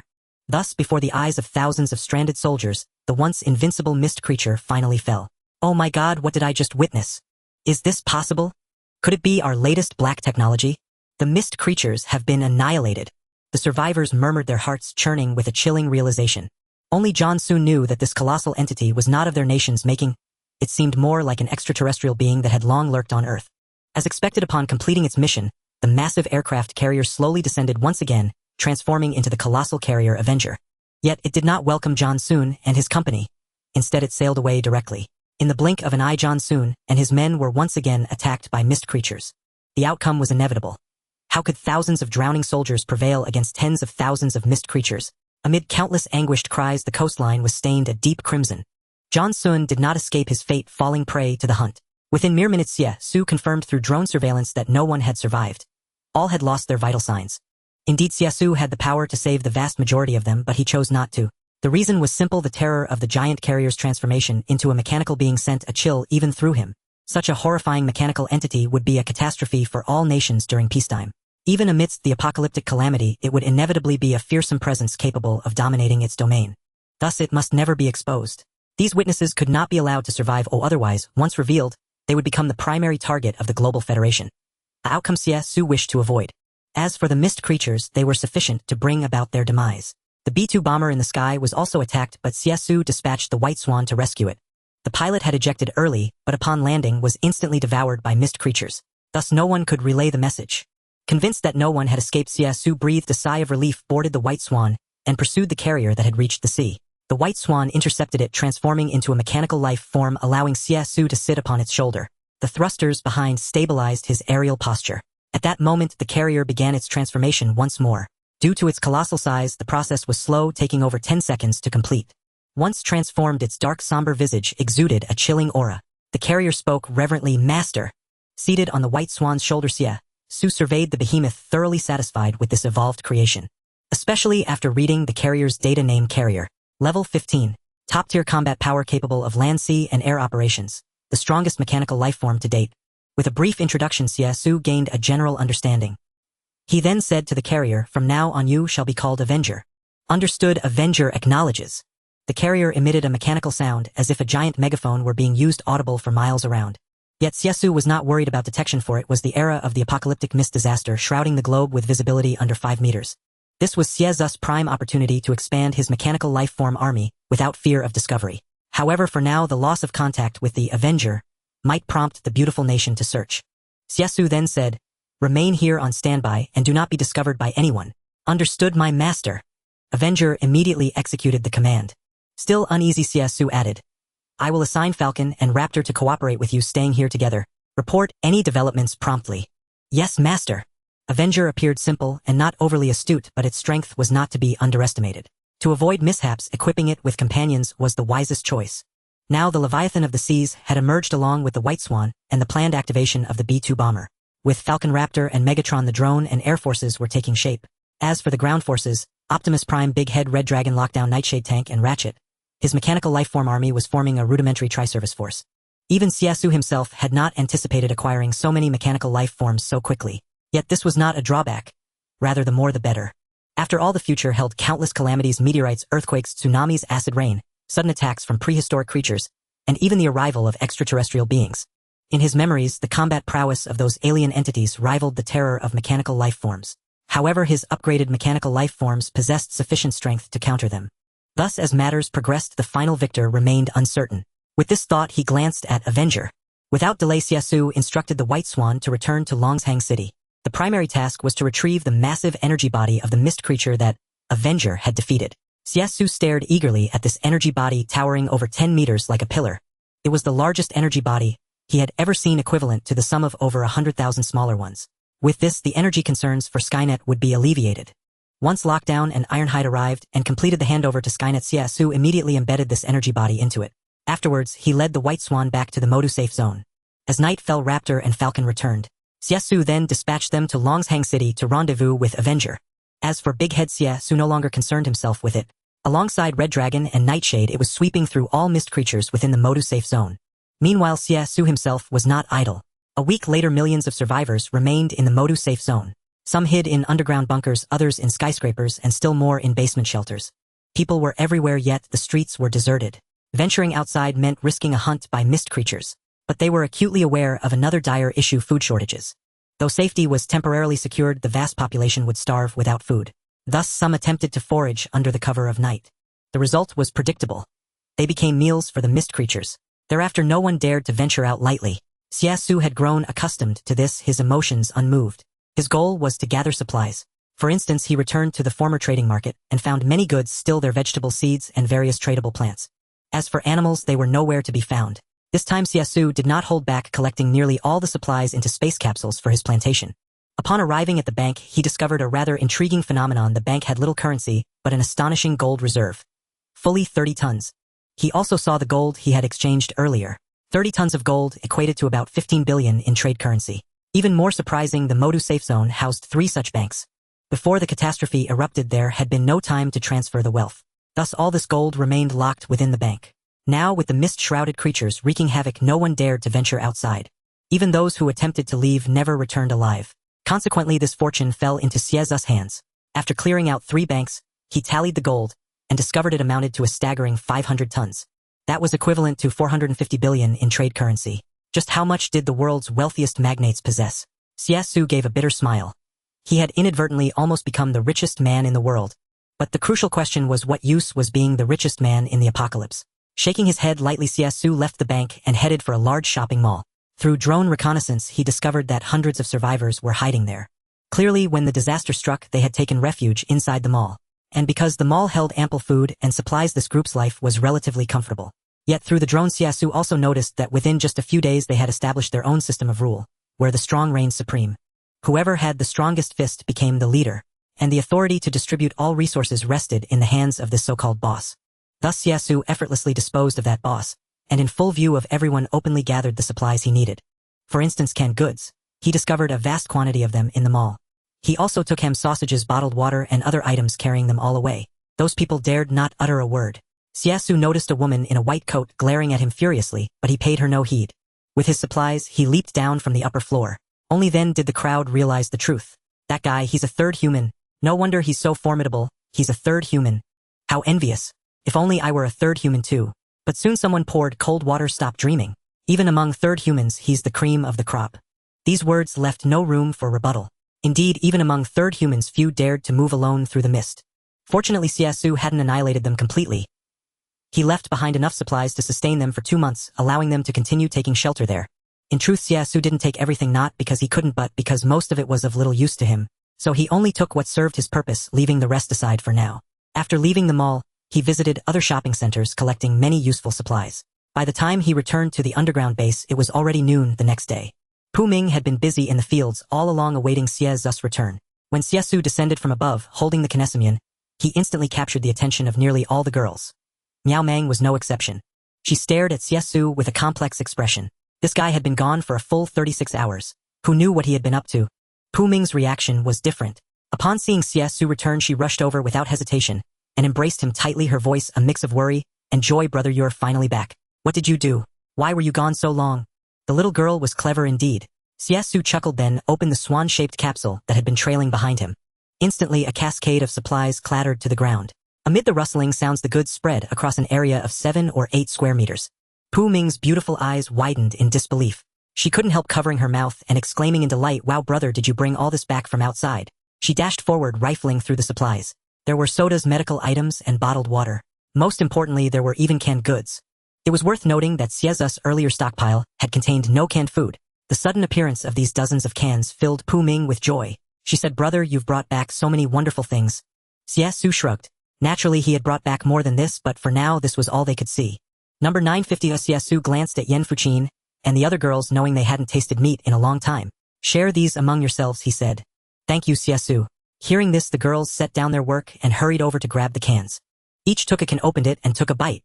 Some were braised pork with preserved vegetables, others were beef. In any case, it had been far too long since they had last eaten meat. After savoring a mouthful, they couldn't help but sigh. "We never thought you went out just to gather supplies for us." Xie Xu waved his hand dismissively. "Don't flatter yourselves. I just brought some along on the side." Yan Fuqin took a bite and still found time to ask, "What's the situation like outside now?" Xie Xu didn't hide the truth. There are still millions of people alive out there, but life is hard for all of them. The mist creatures still dominate the surface and many are starving. At these words, Yan Fuqin and the others who had been eating with relish suddenly found the food less appetizing. Diao Qian murmured softly, "I wonder when this catastrophe will end." And, hearing this, Xie Xu scoffed inwardly. "And, just wait and see. It's basically impossible. But this disaster, I think it will pass soon enough." "I hope so." Diao Qian nodded slightly. Thinking of those outside who had nothing to eat while she was not only safe but also enjoying such fine fare, she smiled at Xie Xu. "Xie Xu, I'm truly grateful. I don't know how to repay you. How about I give myself to you?" But upon hearing this, Pu Ming quickly interjected, "Oh, no need. Having me accompany brother is enough." Diao Qian, however, seized the moment to tease, "Sleeping with the same girl every day will get boring eventually. Why not switch it up?" At these words, Xie Xu glanced at Diao Qian. To be honest, she was very pretty, especially with her excellent figure. Though she was the youngest, just 18, she possessed a spirited quality that Pu Ming lacked. Truth be told, he was curious to see how this woman would react in certain situations. But now was not the time. He instructed the girls to move all the supplies to the basement while he went to his room to rest for a while. After all, he hadn't slept in over 30 hours. Moreover, the scene of the aircraft carrier battling those terrifying mist creatures was still vivid in his mind. For Xie Xu was uncertain whether he himself could hunt creatures of that caliber. Though he possessed a formidable army of mechanical lifeforms, in many ways strengthening oneself was even more crucial. At that very moment, just as Xie Xu was about to wash up and rest, chirp chirp, the little chick suddenly appeared. Seeing that the little creature had been silent for days, and now suddenly emerged, Xie Xu asked with a smile, "Little chick, what's up? Woke up, huh?" Chirp chirp. The chick let out a call, and immediately a notification appeared. "Your little chick has rested for several days, and feeling too bored has decided to go out looking for a pet again. This outing will last 24 hours. He needed to go out and find a pet again. Seeing this prompt, Xie Xu was momentarily stunned. However, he didn't mind, as this little creature always brought him surprises whenever it went out. "Go ahead." Xie Xu waved his hand, signaling it to depart. Chirp. With permission granted, the little chick let out a cry, then hopped and turned to leap into the glowing portal, vanishing from sight. After sending off the chick, Xie Xu enjoyed a good sleep. This intense session of hunting and gathering resources had also taken its toll on him. When he woke up, he opened his eyes and realized it was already night time. Around 8 o'clock. Pu Ming and the other girls hadn't returned yet. Xie Xu got up and left the room, seeing the women still eating in the plantation. Upon seeing Xie Xu, Pu Ming quickly stood up and said happily, "Brother, you're awake. Come and eat with us." "No thanks." However, Xie Xu glanced at them and shook his head. He still had something to do. The scene from earlier that day was too shocking. He really wanted to test how powerful he had become. Therefore, he swiftly left the underground base and headed to the surface. Seeing Xie Xu about to leave again, Miao Meng cast a complex glance his way. This guy had been getting more and more mysterious lately. Xie Xu naturally paid no heed to these women's thoughts. Once on the surface, he first contacted Big Head. He asked if there were any large mist creatures nearby. To his slight disappointment, Big Head had searched almost the entire Magic City safe zone and found no large mist creatures. But boss, I think we might consider checking out the Pacific Ocean, Big Head suddenly said over the communication system. This remark caught Xie Xu off guard. Meanwhile, Megatron 2.6 in the satellite space station also chimed in. Master, according to Global Federal Investigation's thermal imaging, is ineffective against mist creatures, but research has found they emit a special magnetic field. The stronger the field, the more powerful the mist creature. In reality, there are indeed several locations in the Pacific with concentrated magnetic fields. Is that so? Hearing this, Xie Xu was somewhat surprised. But since he had discovered it, he didn't hesitate. He directly looked at the White Swan and said, "Let's go." "Yes, master." Upon receiving the order, the White Swan quickly transformed into its fighter jet form, carrying Xie Xu straight towards the Pacific Ocean. The White Swan flew at an incredible speed. However, even so, it took about an hour to reach the Pacific. Finally, they arrived at the predetermined destination. Looking around, the entire Pacific seemed shrouded in thick fog. Not only that, but through the radio broadcast, Xie Xu learned that the entire world was in a similar state. To maintain the last means of communication, most elite personnel had transferred to work on the International Space Station. Aboard the distant White Swan, Xie Xu noticed an abnormal magnetic field in the Pacific. He immediately sensed something was wrong. As expected, there was a creature similar to the mist creature that had previously attacked the aircraft carrier. It was enormous, standing over 300 meters tall. Moreover, its form was less like an octopus and more akin to a water spider. It floated on the sea surface. Beneath it lay a destroyed warship clearly marked with the insignia of a major power. Evidently, this was a warship of that major power already destroyed by the spider. The surrounding waters were stained with copious amounts of red. What that was went without saying. White Swan, fire a couple of missiles at it. Xie Xu paused briefly, then issued the command to the White Swan. Yes, master. Receiving the order, the White Swan wasted no time and immediately launched 2 missiles. A terrifying shockwave instantly pierced through the sea fog, exploding on the spider's body. Scree! The missiles detonated, blasting the spider back 2 steps as it let out a painful shriek. Then its crimson eyes instantly entered a berserk state. Seeing this, Xie Xu showed no mercy. He drew the Masamune and leaped from the White Swan. The distance to the ground was nearly 1,000 meters, but with Xie Xu's power now nearly 10,000 times that of an ordinary human, such a height was no issue for him. As he descended, the Masamune released a dazzling azure light, then erupted with immense force. It carved a chilling blade mark. The moment it contacted the spider, it was like a venomous needle piercing a heart, instantly cutting through its hide. However, such an injury was negligible to the spider. In agony, its massive forelimb, like a sharp blade, instantly stomped towards Xie Xu. Xie Xu took the opportunity to leap into the air again, dodging the forelimb. But the spider had many limbs and acted without hesitation. In the next second, Xie Xu's vision darkened as a forelimb a full 10 meters in diameter came crashing down. Clang! Xie Xu blocked with the Masamune, but was still slammed into the sea by the terrifying force, causing a massive explosion. Master! In the sky, the White Swan witnessed this scene, panicked, and was about to rush to the rescue. Unexpectedly, Xie Xu, who had fallen into the sea, was forcibly pulled out by a nearby drone. While suspended in midair, the White Swan swiftly decided diving down to pick up Xie Xu and return to the clouds, putting distance between them and the spider. Having swallowed some seawater, Xie Xu found it salty and bitter, spat a few times, and looked at the spider with less contempt and more seriousness. Because this creature was truly terrifying, his arms still felt numb. Of course, if it had been any other third-class human, they would have been long gone. After adapting a bit, Xie Xu felt fine and coldly ordered the White Swan again. As you command. Without a word, the White Swan dove straight down, simultaneously launching multiple jamming rounds to disrupt the spider's magnetic field. Taking this chance, Xie Xu leaped into the air again, the Masamune in his hand, fully unleashing soul power, striking down with lightning speed, combined with nearly hundreds of tons of force, in a single devastating blow. Boom! The moment of contact, a terrifying blast of air exploded. This time, even the spider was forced back a few steps. But this wasn't over. Xie Xu used the force to rebound, and the White Swan immediately caught him once again, putting distance between them and the spider. While they were locked in battle with the spider, the Global Federation base was monitoring the area via satellite, completely unaware. Lien Fu and several federal generals were handling the matter. Due to a mysterious mist creature appearing near the coast of a major power and attacking another warship they were investigating. However, upon witnessing this behemoth, they began to question their own existence. What kind of monster is this? Did it single-handedly destroy an entire warship? Humph, whoever it is, we will make them pay. A general from a major power said indignantly. Report. Just then, an observer suddenly spoke up. We have detected the White Swan fighter jet from the Bear Country. What? The sudden turn of events left several generals stunned. They immediately rushed over to see what was happening. How could a White Swan fighter jet appear? Did the Bear Country send a reconnaissance aircraft to investigate? No. At that moment, General Yev of the Bear Country was also present, and he was equally astonished upon hearing about the White Swan. For their nation had not dispatched any aircraft to provoke such a behemoth. Yet when they saw the satellite images, they were all stunned. It was indeed their country's White Swan. Wait! Soon Yev sensed something unusual and immediately ordered, Pause the image. Enlarge the wing section of the white swan. The remark left everyone perplexed. However, when the image of the white swan was magnified, they saw, standing on the wing, a person. They thought their eyes were playing tricks on them. What is that? Is it a person? Yes, it's a person. Impossible. How can a person stand on the wing of a white swan? This is in midair. Everyone who saw this was utterly shaken. The following scene left them even more astounded. Footage of Xie Xu fighting the spider alone was also transmitted, further bewildering them. What is he doing? Good heavens, he's actually challenging that giant spider single-handedly. You must understand this was a super mist monster capable of crushing a warship into scrap. Its strength was terrifying. Calling it 100 tons would be an understatement, especially within the global mist it reigned as the supreme overlord. Yet now a mere mortal was taking it on alone. For a moment, the hundreds of people in the research institute who witnessed this fell into an involuntary silence. They held their breath, their faces etched with awe.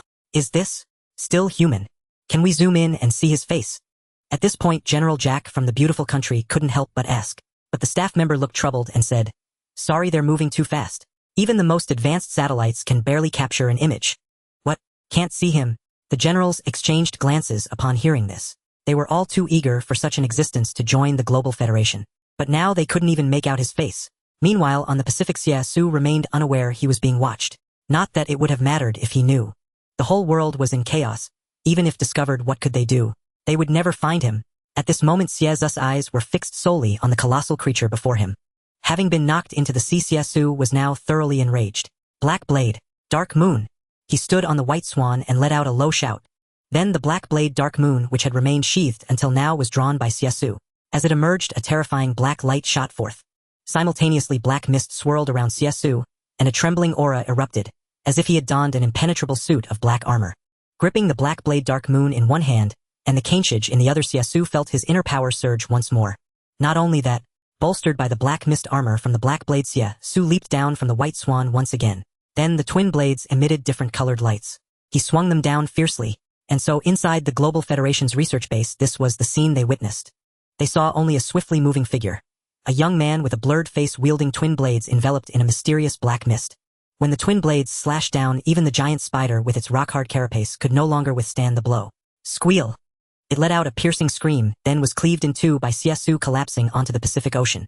For a moment within the Global Federation's research base that witnessed the scene, there was utter silence.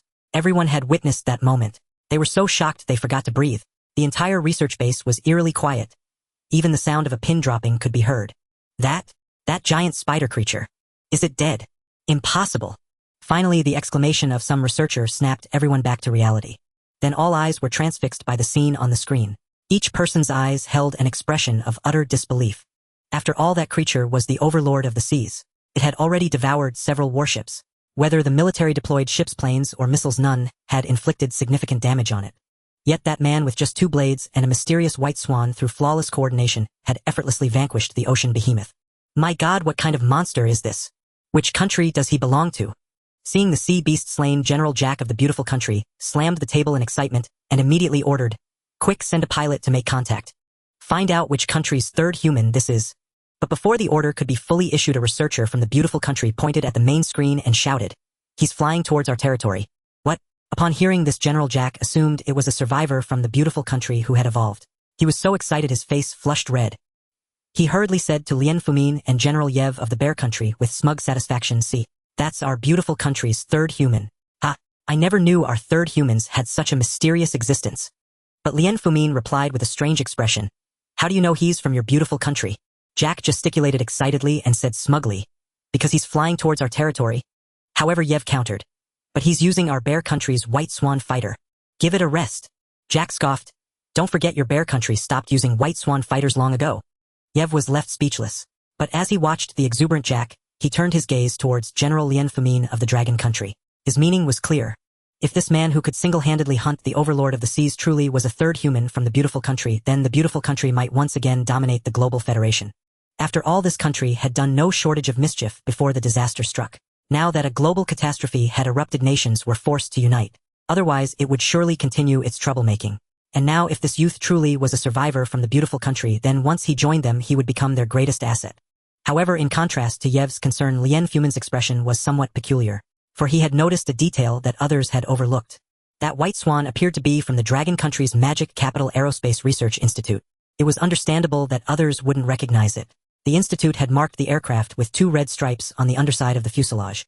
In other words, this youth was highly likely a survivor of the Dragon Kingdom. However, watching Jack's smug demeanor, he kept these words to himself, letting the man revel in his pride. He resolved to investigate covertly. Speaking of which, where was Xie Xu at this moment? He had indeed set foot on the soil of a certain great nation, but he was certainly not a citizen of that country. After slaying the spider monster, he suddenly realized he was not far from the border of that great nation. Seizing the opportunity, he decided to venture there to scavenge for supplies. It was worth noting that although this great nation's territory was not as vast as the Dragon Kingdom's, it had a distinct characteristic: a sparse population. Consequently, many areas had suffered less devastation from the zombie and mist catastrophes. Perhaps he might find something useful there. If Jack ever learned that Xie Xu had gone to that great nation merely to collect supplies, he would likely faint from sheer fury. But none of that mattered now. Riding the White Swan, he arrived in that great nation. Xie Xu first deployed Megatron to conduct reconnaissance. The results showed that survivors still existed nearby, albeit in small numbers, within a square kilometer at most a few dozen people. Moreover, most of these people were clustered together. Xie Xu's first stop was a farm. It appeared virtually untouched. Gazing at the vast expanse of Miss Xie Xu navigated via drone, and entered the farmhouse of owner 967. Inside he found traces of zombie activity, but the zombies themselves were gone. The farm owner had left behind quite a few items such as spirits and a rifle. Among these, Xie Xu only took the beer. Next he stepped outside the farmhouse. Looking out at the boundless fields, the crops were ripe, various fruits. Xie Xu wasted no time and directed the White Swan drone to assist in transplanting.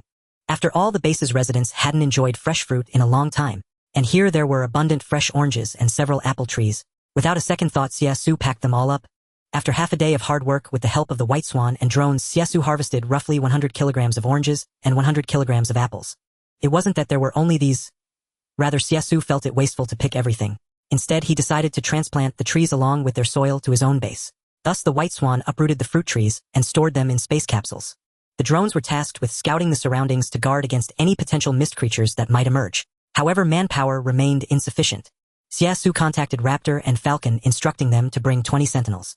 2 hours later, the pair arrived. Upon landing, they deployed the sentinels. Xie Xu assigned them to transplant the fruit trees, while he, accompanied by the drones, used the time to head to the city center. Though Los Angeles was not among the most prosperous cities, it still boasted numerous large shopping malls. Yet Xie Xu's first thought was always the banks. Gold, that was the true hard currency. But when he opened the door of the first bank, he realized he had grossly underestimated the people of that great nation's fondness for gold. For there was a dedicated gold vault inside, packed densely with bars amounting to a staggering 800 tons. What did 800 tons signify? That was 400 billion.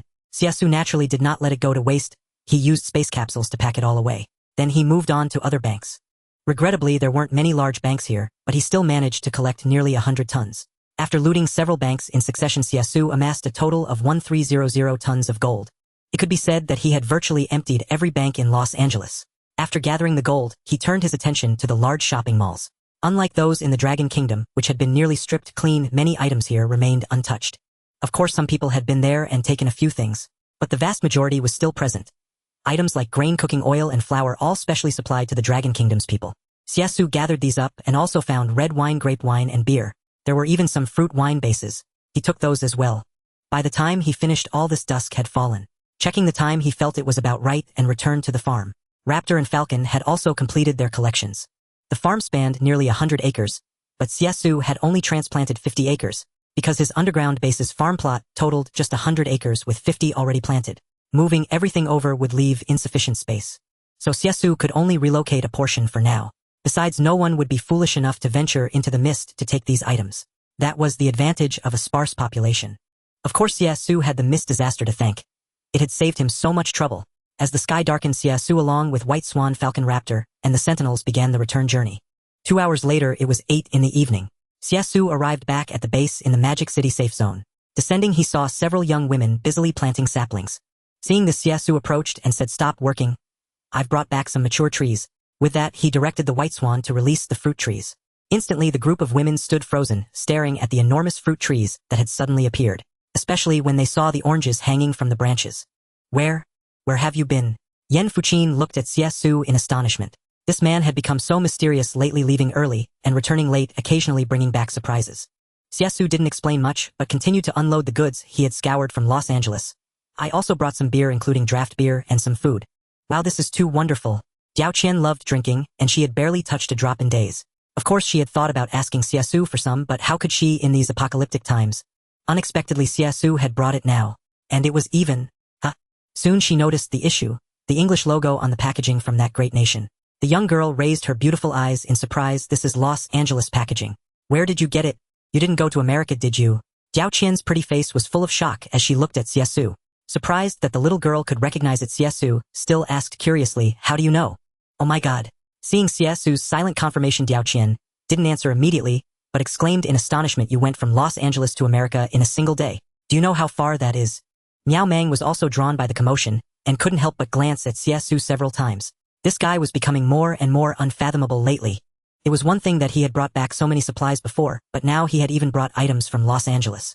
This made Miao Meng wonder if the man's daily mysterious outings were all about traveling around to collect resources. It was a global-scale affair, but Xie Xu had no such intentions yet. However, he didn't keep it a secret. He explained, the resources in the Magic City safe zone were limited, so I went to Los Angeles and I didn't come back empty-handed. I found a largely intact estate and the fruits were still hanging fresh on the trees.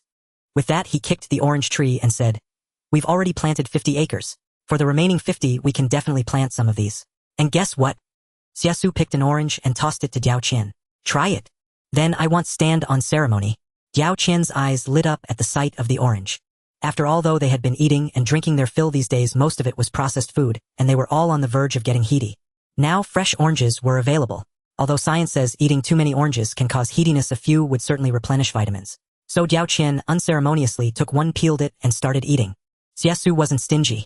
He said to the others, you all have a try too. Thank you so much, Xie Xu. Hearing this, the other girls quickly each picked one, peeled it, and popped it into their mouths. Juicy and sweet. It was without a doubt one of life's greatest pleasures. I think I can down 10 of these in one go. Zhali took another after finishing one, unable to help herself. Yan Fuqin laughed in agreement. Who's to say otherwise? Give them to me and I could eat just as many. It's been so long since I've had such fresh fruit. Not having one. Seeing Miao Meng unmoving, Xie Xu picked one and handed it to her. Thanks. Miao Meng took the fruit, peeled it, and took a bite. Even for a cold and proud officer like her, the fruit was irresistible, and she ended up eating several more. There was no helping it, or in the nearly 3 months since the apocalypse began, she hadn't eaten a single piece of fruit. Xie Xu said, eat as much as you like. There's plenty more. But after you're done, you'll have to help me plant the trees. It'll be bringing back all kinds of saplings in the future. He had previously thought it would be difficult to find fruit trees domestically with too many people and complications. But once abroad, he realized he couldn't miss this opportunity and needed to bring back more. However, looking at his 100-acre underground experimental field, Xie Xu felt for the first time that it might not be enough. But there was no rush, or once the chick returned there might be a solution. After eating the oranges, everyone got busy planting the fruit trees. With the mechanical lifeforms and sentinels who were like strongmen, a tree could be uprooted and transplanted into the experimental field in no time. The sentinels, only 2 meters tall, transformed their arms into giant pincers, moving the fruit trees in minutes. With their help, progress was naturally much faster. They worked until midnight, finishing only a portion. Seeing it was getting late, Xie Xu told everyone to rest and continue in the morning. He returned to his bedroom, washed up, and rested with Pu Ming in his arms. By noon the next day, Xie Xu slowly woke up. He had slept deeply. Pu Ming had already gotten up beside him, but he didn't bother and lay there a while longer. After all, yesterday had been exhausting. Especially hunting that giant spider which had drained his strength. Now he was only just recovering. Stretching his body, he noticed some subtle changes. He felt considerably stronger than before. Could it be because of hunting that giant spider? With this thought, Xie Xu washed up, got up, and went out to find the ambulance. Ambulance, check my body. Yes, master. The ambulance, thinking something was wrong, immediately shot a blue light to scan his entire body. Then, with surprise in its mechanical voice, it said, Master, your strength has increased again. It seems to have doubled. Doubled? Hearing this, Xie Xu was stunned.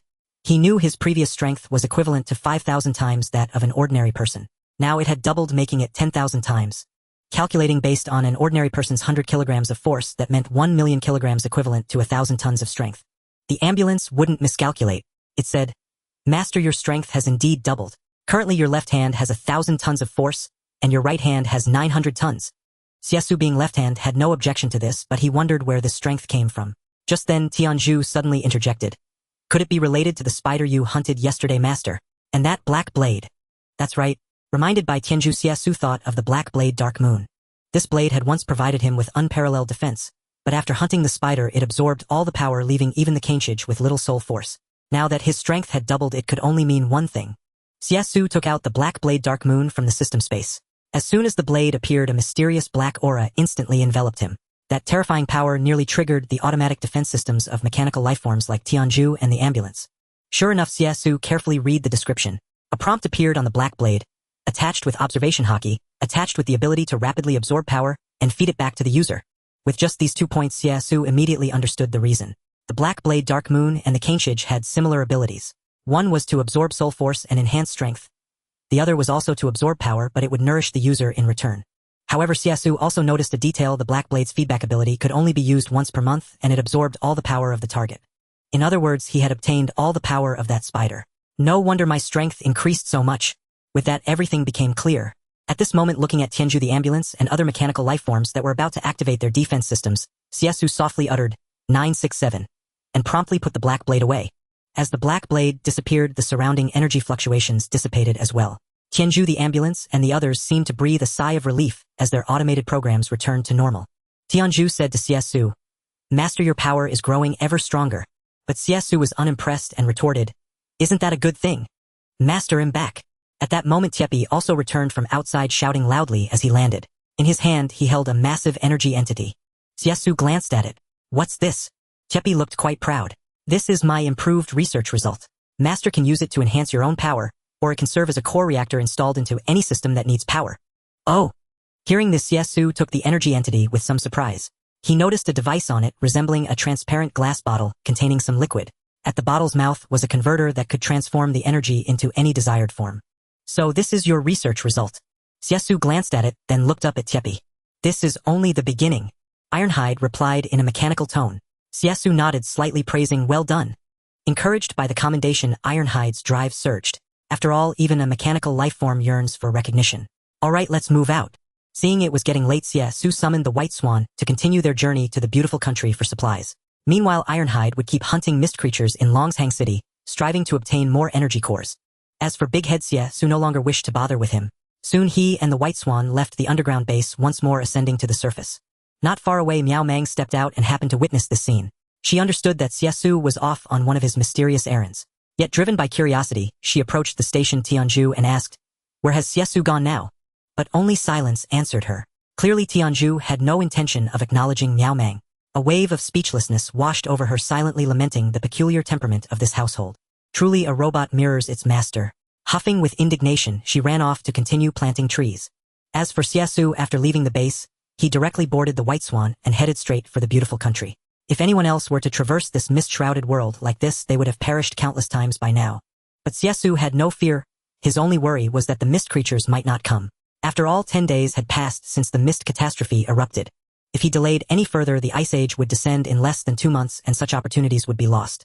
Therefore, Xie Xu naturally seized this chance, leading the White Swan straight to the heart of the beautiful country. New York. One must know that New York was once one of the most bustling metropolises in the world. Now, first the zombie apocalypse, then the global mist had left it in a state similar to Huaxia. But the supplies here were undoubtedly just as abundant. Upon arriving over New York, Xie Xu as usual first dispatched a drone for reconnaissance. To his surprise, he discovered that approximately hundreds of thousands of people still survived in New York. Even Xie Xu was astonished by this number. These people were truly tenacious. Their means of survival mirrored those of the survivors in Huaxia, hiding in basements, high-rises, or some bomb shelters, scattered everywhere. The difference was that almost everyone was armed. In America, firearms were unregulated, so the rate of ownership was extremely high. This was also why they could survive a little longer in certain areas. After all, they had some means to fight against the mist creatures.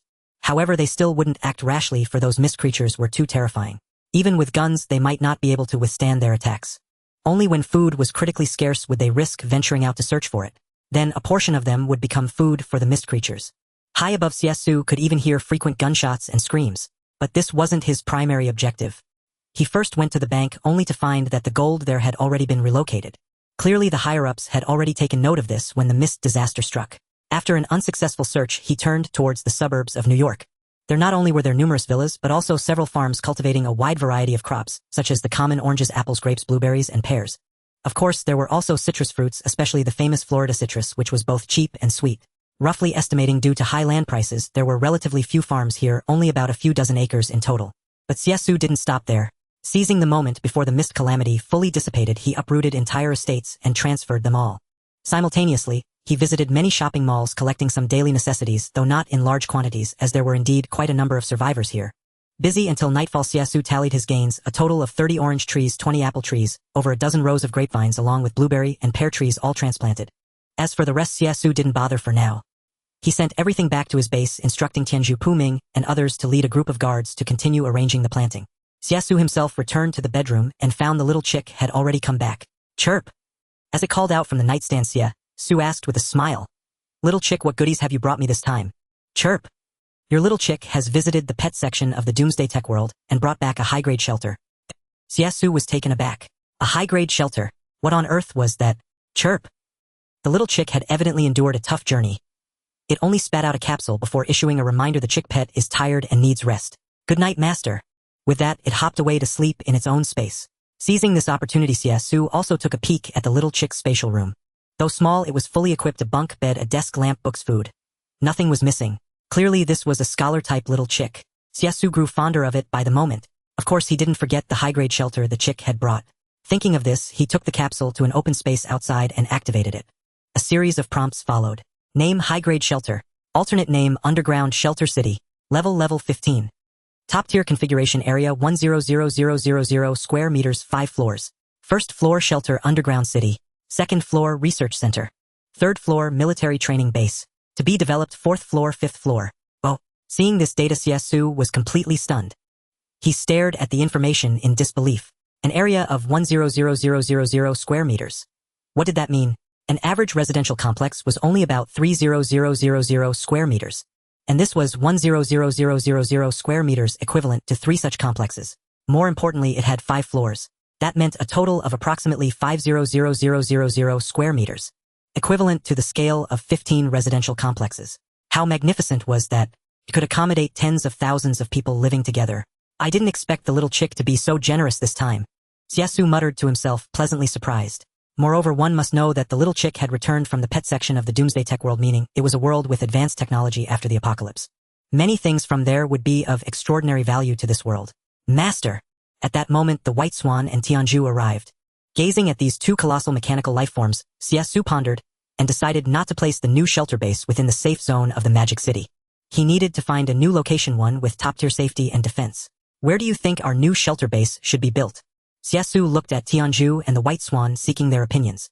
I believe, Tianzhu interjected, that global disasters are occurring with increasing frequency, and there will undoubtedly be more calamities in the future. The plains are not suitable as a primary choice. Once the fog dissipates, global satellites will be reactivated to monitor the entire world. We need a secure area that can evade global satellite surveillance. Upon hearing this, White Swan conceived an idea. The Himalayan mountain range stretches over 2,400 kilometers with complex internal terrain and numerous valleys, making it ideal for concealment. Not bad. Xie Xu concurred, finding the reasoning sound. An ice age, acid rain, and meteorite disasters loomed in the future. It was only natural to build the shelter on high ground to avoid being submerged by floods. However, it must not be too conspicuous, for not only themselves but also nations worldwide would place their research bases and crucial military installations in hidden locations. Building entirely within the mountain body was indeed an excellent choice. Thus Xie Xu said to White Swan, let's go together. Yes. Receiving the command, White Swan immediately transformed into the White Swan fighter jet. Meanwhile, the newly joined B-2 bomber followed closely, carrying Tianzhu. The 4-member team set off at once. After about half an hour, they arrived near the Himalayan mountain range. Looking out, everything was still a vast expanse of white, concealing countless creatures lurking within the mist. Only a few peaks revealed some of their true features, but just barely. The rest remained shrouded in the white fog. Master, I have found a suitable location. Just as White Swan was still searching, the B-2 bomber emitted a mechanized sound and transmitted a set of precise coordinates. Xie Xu looked and discovered a hidden valley not far from the Himalayas. It was a place of exposed rocks, intricate terrain, and stretching mountain ranges. Xie Xu found the place quite satisfactory. He led the group to land. Upon touching down, Tianzhu immediately blasted open an underground passage with an energy cannon. Instantly, a massive opening with a diameter of 967 meters appeared. Xie Xu also tossed the space capsule inside. Boom! The moment the quantum converter activated, a colossal explosion shook the entire mountain, drawing the attention of countless mist creatures. But with Xie Xu wielding the Black Blade Dark Moon, they dared not approach. At that moment, Xie Xu saw that the shelter base was already complete. Even at the entrance, an elevator portal had appeared. The elevator was extremely spacious enough to accommodate over 100 people at once. In fact, it was an aircraft lift platform. As they entered, the first level unfolded before Xie Xu's eyes.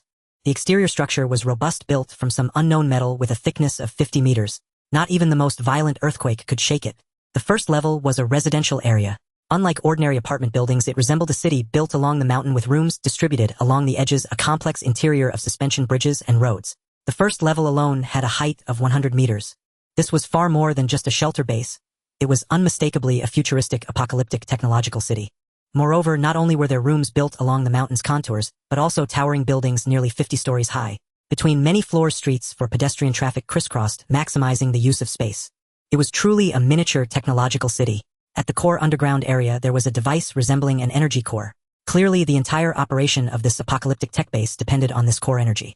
On the second level, it appeared much more spacious, but it was primarily filled with research facilities, numerous laboratories, and mechanized armories stacked layer upon layer, each with its own function. For instance, the second level had a ceiling height of 50 meters divided into 10 sublevels. Layer after layer, even Xie Xu could not grasp its full scope. He only went to the research control center. Immediately, the facilities before him left him astonished. The research control center boasted a massive display screen equipped with the most advanced computer system capable of monitoring every corner of the second level. And as for the computer, Xie Xu approached with keen interest, scrutinizing it closely. He found himself utterly unable to operate it. Clearly, this was not a technological product of this era. Tianzhu also entered. After a glance, he said, "The instruments and equipment here are extremely advanced, along with an integrated armory, which can greatly enhance the efficiency of manufacturing high-tech weapons." As he spoke, he lightly tapped a finger on a densely packed array of buttons. Immediately, a stream of data appeared on the screen. Whether it was the functional introduction of the research base or the manufacturing capabilities of the armory, when the armory's construction options were opened, a list of various weapon manufacturing projects appeared, such as pulse electromagnetic guns, oscillating particle cannons, mechanical infantry, NOAA spacecraft, and even mechanical special forces. The weapon arsenal was also a dazzling array of every conceivable armament. Xie Xu was overwhelmed. In truth, this was no mere high-grade shelter. It was unequivocally a future apocalyptic tech city. He attempted to initiate the production of a pulse electromagnetic cannon, only to find it required a vast amount of materials, such as steel, energy, various elements, and mechanical parts. Xie Xu possessed none of these. To build, he would first need to manufacture these components. The second level was entirely dedicated to various armory constructions and research bases, so the equipment for producing these parts was all available. Even so, manufacturing these parts still required basic raw materials. However, the processing method for raw materials was relatively simple. For instance, tossing any old vehicle into the system would cause it to be processed and dismantled according to the optimal plan. The engine would be made into a drive unit, the car body transformed into steel, and after smelting, the bolts and screws would become new bolt and screw components. Xie Xu could not help but marvel inwardly. This thing was far too convenient. Soon he tossed a scrapped car from his portable space capsule into the system. About an hour later, the first electromagnetic pulse gun was produced. Its appearance resembled a common firearm, but it was clearly more sophisticated, especially with a slot for an energy magazine which used not ordinary bullets but energy. Xie Xu happened to have some. He casually placed an energy block into it. After processing, the energy block became an energy magazine. The energy inside had all been liquefied. After loading it, the screen displayed the energy percentage as full. "Looks quite impressive." Giving it a gentle shake, Xie Xu remarked with considerable interest about the electromagnetic pulse gun. "Master, there is a training ground below. Would you like to visit?" At that moment, a mechanical voice suddenly came from the research base. This took Xie Xu by surprise, and he promptly asked, "Who are you?" The next moment, a beautiful woman's image appeared on the large screen, clearly AI generated. She spoke to Xie Xu gently. "I am the intelligent computer of the shelter base. From the moment you set foot here, this shelter base belongs to you, and so do I. Here you are the sole master." Intelligent computer. Upon hearing this, Xie Xu suddenly understood. Indeed, in many futuristic science fiction novels, intelligent computers are faithful allies to humanity. However, Xie Xu asked the intelligent computer with some curiosity, "Where do you come from?" He knew this was derived from a future apocalyptic technological world. Xie Xu was quite intrigued by that world. To his surprise, the intelligent computer replied with a hint of apology. "Forgive me, master. I was only activated upon your entry here. My knowledge is confined to this shelter base, and I can only connect to the information of this current world." Very well. Hearing this, Xie Xu understood. The so-called intelligent computer had only just been activated. The knowledge she needed to acquire from now on was his own affair, much like buying a new computer. But this was already sufficient. "Let's check the next level." "Yes, master." The intelligent computer then stepped out of the screen, startling Xie Xu. Quickly, he reached out to touch it and found it was a virtual holographic projection. Impressive. Shaking his head with a smile, Xie Xu couldn't help but marvel. At that moment, a ring appeared on his finger. Through the ring, the intelligent computer could stay by Xie Xu's side at all times. "You shall be called Narcissus." After a moment's thought, Xie Xu decided to give this newly born entity a name on a whim. Narcissus, upon receiving her name, seemed delighted and said gently, "Thank you, master." Let's head down first. Having named her, Xie Xu led Narcissus Tianzhu and the White Swan down to the lower levels. Upon reaching the third level, they found it also had a 50-meter ceiling height. However, unlike the floor above it, lacked extravagant structures. It consisted only of simple platforms and rooms. These were prepared for the mechanical guards. Many areas were also designated for weapon storage. Since there were 3 floors, the total usable space amounted to about 300,000 square meters. Naturally, it could accommodate a vast quantity of items. Xie Xu entered the shooting range and picked up the electromagnetic pulse gun.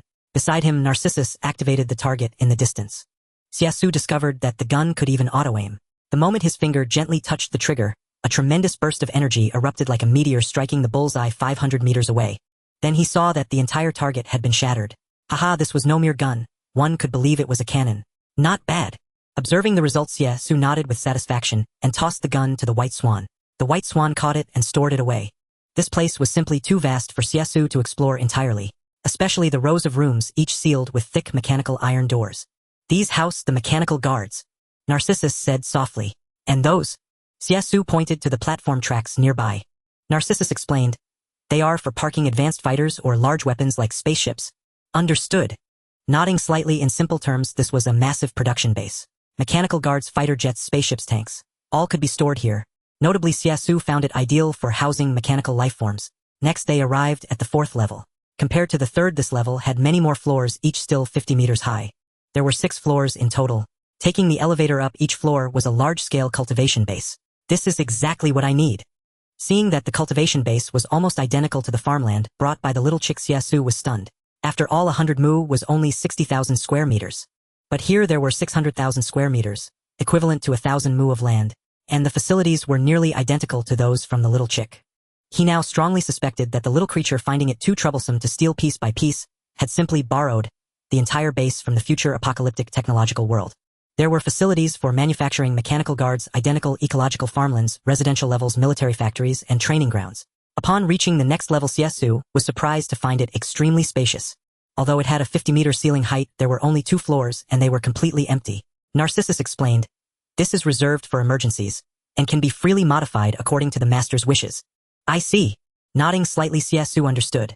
In summary, this was an apocalyptic technological city. It had residential areas, cultivation zones, and military factories forming a self-contained system. Previously, he worried that his mechanical lifeform army would gradually attract human attention as the global fog disaster receded. Of course, it wasn't out of fear, but mainly because he didn't want to reveal his strength too early. But now, with such an apocalyptic technological city, not only could he mass-produce soldiers, but the mechanical lifeform army could also reside here. Especially the lowest level, which Xie Xu felt was tailor-made for the mechanical lifeforms. The little chick had truly been a great help this time. However, Xie Xu soon thought of another question and looked at Narcissus, asking, can the military factory be used now? Narcissus smiled gently and replied, of course. That's good. Nodding slightly, since it was operational, his next task was to gather more raw materials and manufacture more troops. Although the disaster was still in its 2nd phase, the upcoming ice age, acid rain, earthquakes, meteor impacts, and tsunamis would not cause too much trouble. But there were still invasions by prehistoric creatures and extraterrestrial beings, especially the alien invasion. Xie Xu could never forget the terrifying extraterrestrial creatures from his past life who attacked with advanced technology. Even humanity's most advanced military forces were forced to retreat step by step. Countless people could only hide underground to survive, and he was no exception. That feeling was unforgettable for his entire life. But now things were different.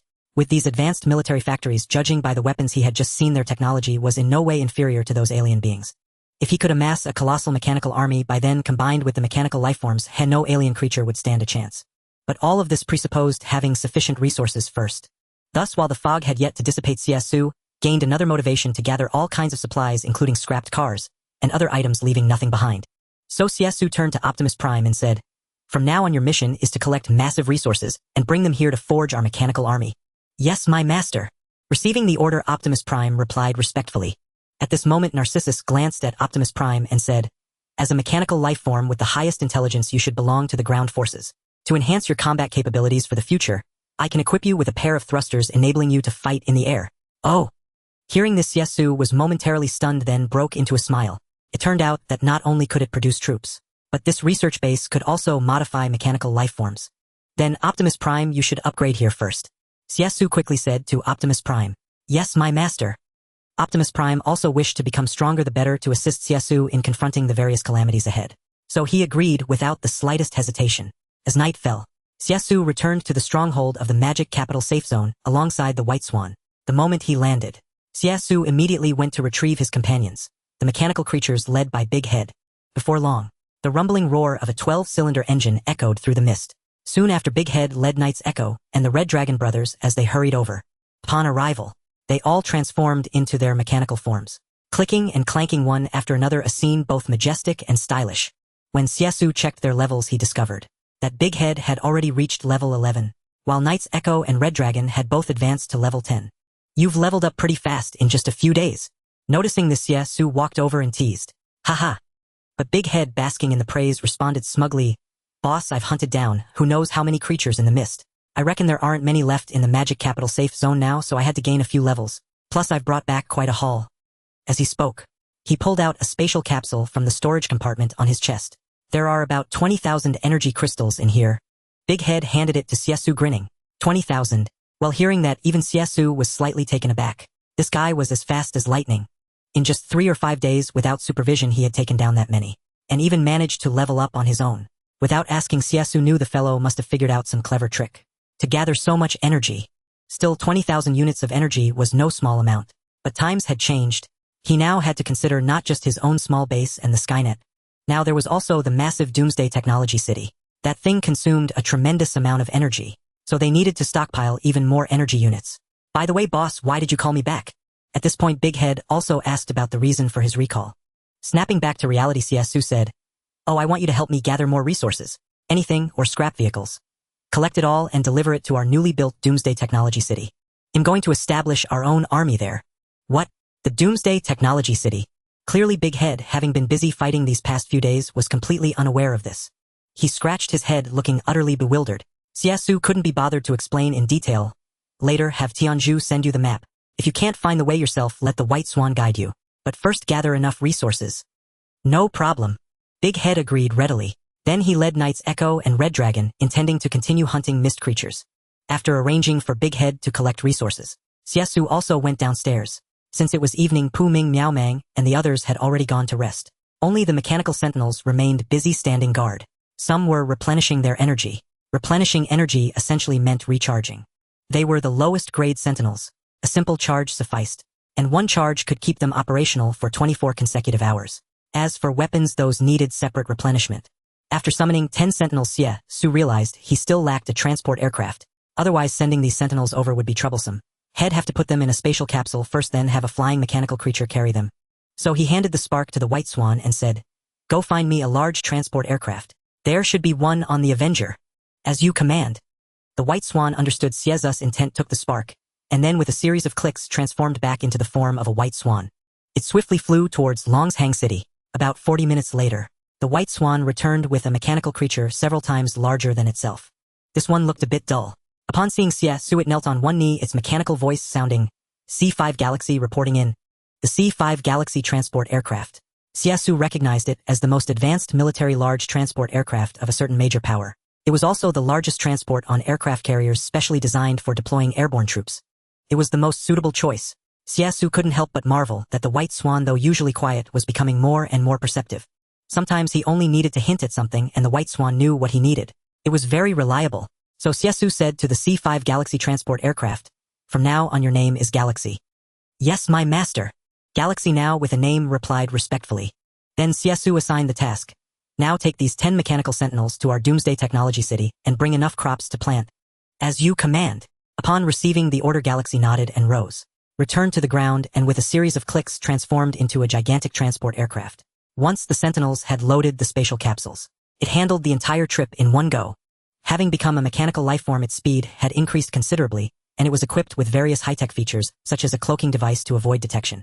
In warfare, this would be highly advantageous, enabling surprise attacks. But now it belonged to him, so Xie Xu had no worries at all. He had the mechanical sentinels take a large quantity of crops, including fruit trees that hadn't been planted yet and other necessities, as the first step in building the Doomsday Technology City, especially since earlier the estate had been insufficient for planting too much. So not everything had been transferred from that major power. Now with an additional 1,000 acres, Xie Xu planned to go there again tomorrow. But it was already late, so Xie Xu first went inside to wash up and prepare for rest. The next morning, Xie Xu woke up to the sound of Yan Fuqin and the others outside. Hey, what happened to the fruit trees that weren't transplanted yesterday? Strange, they're all gone. There are still over 10 acres left to plant. They all thought there had been a theft.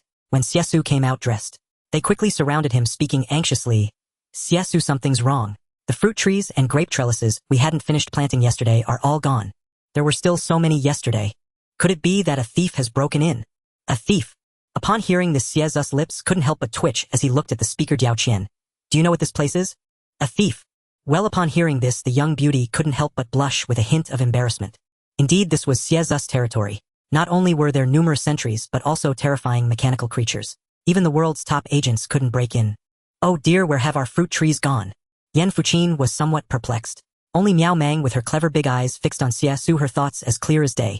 Of course, Xie Xu had no intention of telling these ladies about his Doomsday technological city just yet. He merely said, I've moved those things away. What things have you moved away?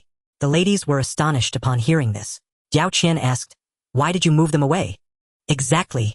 Zhali chimed in, don't we still need to keep planting trees? But Xie Xu glanced at the estate, which now boasted hundreds of orange trees, over a dozen apple trees, and more than 30 pear trees. They're no longer needed here, he said to the ladies. You'll find out in due time. So that's how it is. Led by Yan Fuqin, the ladies let out an O of understanding.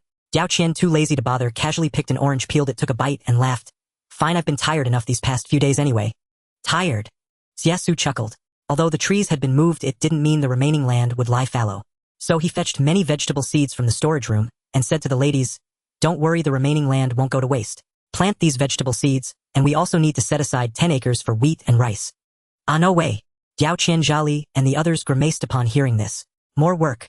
Can't we take a break first? Of course you can. Xie Xu was no slave driver. He said, take the day off today. If you want to go out and have fun, the sentries can take you. I'm not going, I'm definitely not going. The ladies were delighted at the prospect of rest, but the next moment they unanimously refused. After all, outside were the mist creatures. Only a fool would willingly go out to die. It was so comfortable here. Xie Xu couldn't be bothered with them. Seeing they didn't want to go out, he left again with the white swan. I have things to do. You all enjoy yourselves here. Xie Xu swiftly departed the underground estate. Watching him leave, Yan Fuqin couldn't help but ask Pu Ming. Xiaoming, Xie Xu has been in such a hurry lately. What's he doing all day? I don't know either. Pu Ming, sitting on a small stool, shook her head. Yan Fuqin was skeptical. Come on, you sleep with him every day. How could you not know? Oh well. This remark made Pu Ming blush, and she retorted. Just because we're together, does that mean I have to know everything he does every day? Besides, it's dangerous out there. Even if you asked, you couldn't help. This seemed to make some sense. Yan Fuqin nodded and decided to drop the matter. After all, she truly couldn't help Xie Xu with much. She could only ensure their basic needs were met here.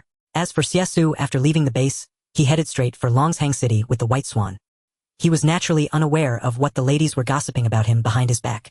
Even if he knew, he wouldn't care, because right now he had more important matters to attend to. Following the coordinates provided by Ironhide, Xie Xu quickly arrived at the destination on the White Swan. As soon as he landed, a mist creature charged at him. Xie Xu grabbed it, instantly seizing its neck. With a slight squeeze, thousands of tons of force instantly crushed the mist creature into oblivion. Even the White Swan, witnessing this, involuntarily narrowed its blue mechanical eyes. Wow, the boss was getting more formidable by the day. It couldn't even achieve such a feat. Meanwhile, as Xie Xu descended, the Skynet, which was still hunting mist creatures in the distance, immediately identified Xie Xu's identity and adjusted its hunting protocols, though it continued to hunt creatures lurking in the mist. Wherever Xie Xu went, he was not attacked. Thus, braving the hail of bullets, the man and the mechanical lifeform soon arrived at the location. Ironhide was near the Skynet's control panel, observing the current situation, guarded by over a dozen sentries. Lockdown was also present. Seeing Xie Xu arrive, the two war model giants stood up, simultaneously greeting respectfully, Master. How's it going? With a slight nod, Xie Xu walked over and asked, a bountiful harvest. Lockdown swiftly opened the control panel, and the screen displayed the number of kills. Xie Xu glanced at it, somewhat astonished. In just 3 days, this thing had killed a full 200,000. Among them were 8,000 large mist creatures. During the process, it had even hunted a top-tier colossal mist overlord. This data, if it continued for a month, wouldn't it reach 6 million? Even Xie Xu couldn't help but show a look of surprise, then turned to Lockdown. You've killed this many? Lockdown quickly explained. Because Longshang City is near the coast, most mist creatures land here, giving us ample hunting opportunities. However, considering the Skynet can't run non-stop, we only activated half of it for alternating attacks. Xie Xu understood this. Though the 30-kilometer defense line was long, the Skynet also needed intervals. It couldn't attack endlessly. To minimize errors, he had shut down a portion. Otherwise, the count might have doubled. Fortunately, Xie Xu still had 3/4 left. He gave another quarter to lockdown. Use this quarter to expand the range. We need more energy cores. With the Doomsday technological city established, and the mist disaster having erupted for half a month, it would likely end in about another month and a half. Who knew where they could get so many energy cores after that? So for now the goal was to hunt as many as possible. Understood. Lockdown also knew that with the new Doomsday city, everything revolved around its operation. Though the city could run on energy, having millions of energy cores in reserve was undoubtedly a wise move. Imagining the terrifying power of that Doomsday city with such an energy supply, he nodded without hesitation, determined to give his all for Xie Xu. After checking the hunting situation in Longshang City, Xie Xu and the White Swan once again set foot on the land of the beautiful country. There were still ample resources awaiting their discovery. After all, the population of the United States was sparse. Thus, their first destination was a farm located on the outskirts. Their last visit had left matters unresolved. As soon as they landed, a thick fog surged toward them. Yet the drone relayed a warning: Master, a heat source with signs of life has been detected. Signs of life from a heat source. Upon hearing this, Xie Xu furrowed his brow. He knew that creatures within the fog possessed no thermal signature. Only humans could exhibit such characteristics. Rat-a-tat-tat! Gunfire erupted from the farm. Through the drone's reconnaissance, Xie Xu spotted 5 or 6 men and a woman inside. The woman, strikingly beautiful, was being escorted by several men as they fled. The gunfire persisted, for fog creatures had seized the chaos to launch an assault. Thud! A small fog spider lunged out, catching a man off guard and pierced through his heart in an instant. The man beside him, paralyzed with terror, hastily raised his gun and fired back. Rat-a-tat-tat! A few shots felled the creature. But before they could escape, more fog spiders surged forth, cornering them against the wall. The remaining 5, pale as death and drenched in cold sweat, stared intently at the encroaching spiders. This is it. We're done for. John closed his eyes in despair. Yet to their astonishment, just as death loomed, the fog spiders seemed to sense an overwhelmingly terrifying presence, letting out fearful shrieks before retreating back into the mist. Bewildered, John shouted, "What's going on?" The others, equally puzzled, exchanged blank glances. However, when Xie Xu emerged with a black blade in hand, they froze. "There's a Chinese man here." John, grasping at straws, immediately said, "Hey Chinese kid, get me out of here. My dad's in the military district. Save me and he'll give you a fortune." But Xie Xu wasn't there for wealth. He merely wanted to assess the situation. Seeing John's oblivious arrogance, Xie Xu swung his blade and ended him. Thud! The remaining 4 were stunned. They couldn't believe this man from China dared to kill their esteemed white compatriot. Yet one short man, quick-witted, shoved the beautiful woman forward and yelled, "Hey buddy, don't kill me. This girl is stunning. I offer her to you." In truth, Xie Xu wasn't fluent in foreign languages, but with the drone's translation he quickly grasped the meaning. Glancing at the woman, Xie Xu had to admit she was indeed ravishing. Fair-skinned, with an exquisite figure that hinted at a life of affluence. Doreen came from a well-off family, a wealthy resident of the nearby upscale district. But since the apocalypse erupted, she had been constantly on the run. Days earlier, her security staff had been killed by fog creatures, and she had stumbled upon these men by chance. The outcome was destined to be grim. In this Doomsday, law meant nothing. If not for the secret golden haven I held in my heart, I'd have been ravaged by these scoundrels long ago. Today she had planned to forage for food, only to attract the attention of mist monsters. Now this man was willing to sacrifice her to save his own skin.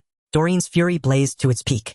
Yet utterly powerless, she could only gaze at Xie Xu with tear-filled, watery eyes, pleading, "Please, don't hurt me. I'll do anything." The man behind her chimed in, "That's right, buddy. Her boat's incredible. You've seen it yourself. Shall be a wild ride in bed." As he spoke, he covertly drew his pistol, intending to finish Xie Xu. But Xie Xu had already set up an extensive surveillance net around him. Before the man could even warm the gun in his hand, the drone's tiny reconnaissance devices whirred to life. Bang! With a single simple explosion, the remaining 3 were all neutralized. Ah! The sudden blast made Doreen scream in fright as she hurriedly covered her head. When she came to her senses, she saw Xie Xu turning to leave. She froze for a moment. This foreign young man showed no interest in her. Yet, recalling the monsters lurking in the fog, she couldn't help but quickly follow him. She timidly trailed behind Xie Xu, prompting him to turn around and ask with slight confusion, "Why are you following me?" Doreen's large eyes were filled with fear as she looked at Xie Xu. I want to be with you. Could you? Take me along." She knew well that surrounded by so many fog creatures, she couldn't survive alone. After all, those fog creatures had fled because they sensed this boy's presence. She was clever enough to know who offered safety. But Xie Xu had no intention of taking her along. No way. He had come only out of concern that this group might plunder his fruit trees. Thus he had planned to eliminate them. Little did he know the fog creatures had struck first. Now only one girl remained. Death was inevitable for her anyway, and Xie Xu didn't wish to add to the bloodshed. Yet now she was actively approaching him. I know. Doreen, terrified that Xie Xu might truly abandon her, hastily said, My name is Doreen. I know a place hidden with a vast amount of gold. If you're willing to take me, I can tell you its exact location.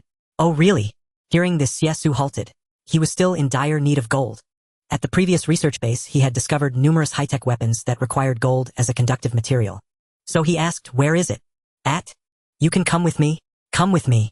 Doreen's heart still trembled with fear, but to survive she forced her voice low and steady. Xie Xu wasn't worried about being deceived by this woman, so he nodded in agreement. Then he left together with her. Thanks to the black blade, the fog creatures dared not approach. As she walked, Doreen was filled with bewilderment, silently wondering what kind of deity this was that even the fog creatures kept their distance.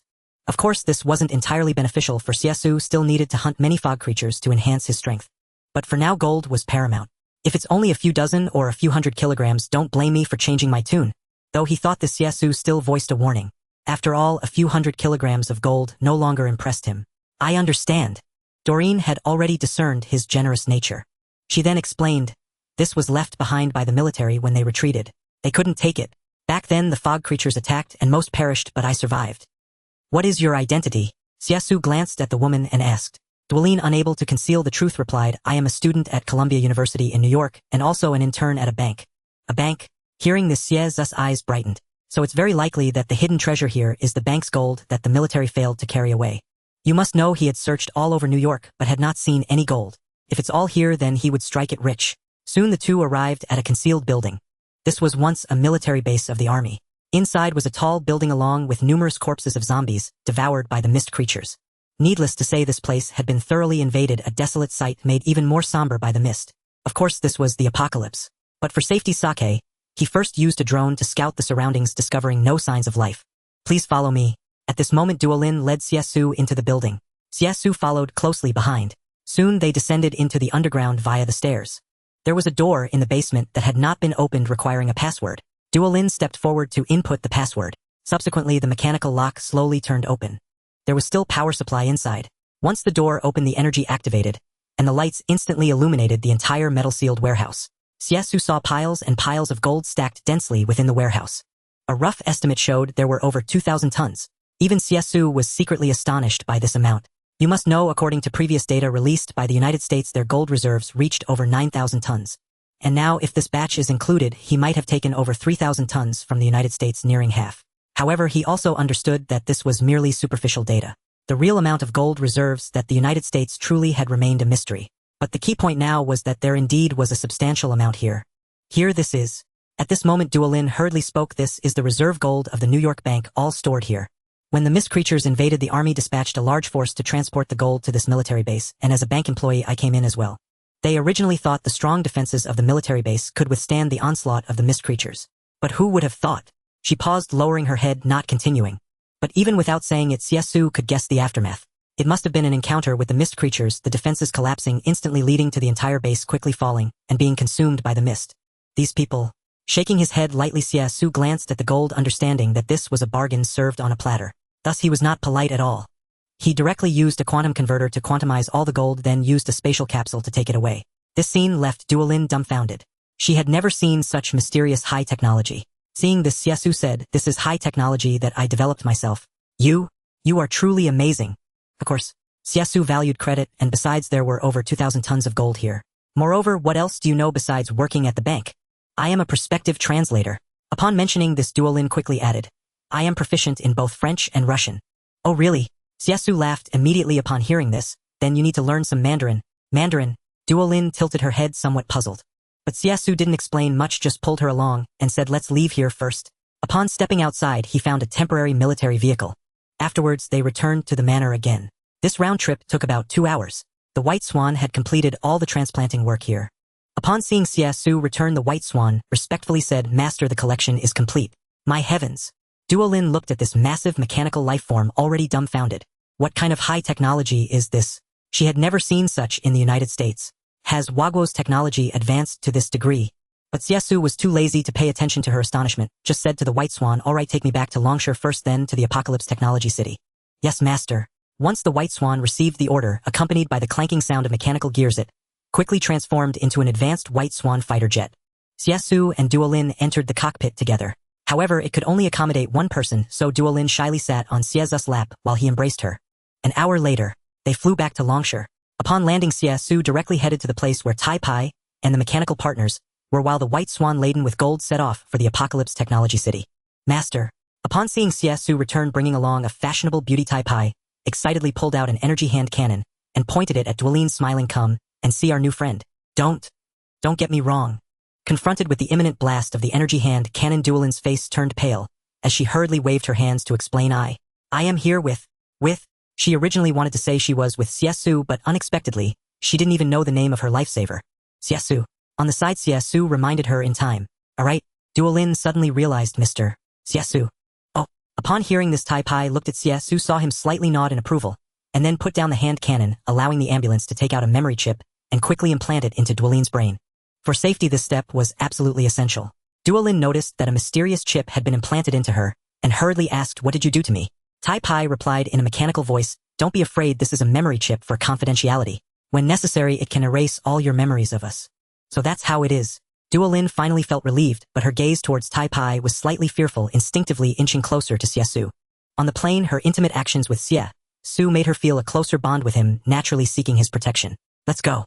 Seeing that it was getting late, Xie Xu summoned the Falcon helicopter. The two boarded the helicopter, heading directly to the safety zone of Modu. Half an hour later, they arrived at the safety zone of Modu, and Xie Xu took Duolin down to the underground base. At this moment, several ladies in the basement were busy finishing up leisurely dining and chatting. Upon seeing Xie Xu, Pu Ming was the first to joyfully stand up. "Brother, you're back." "This?" Then she noticed Duolin, her brows slightly furrowing. "Who is this?"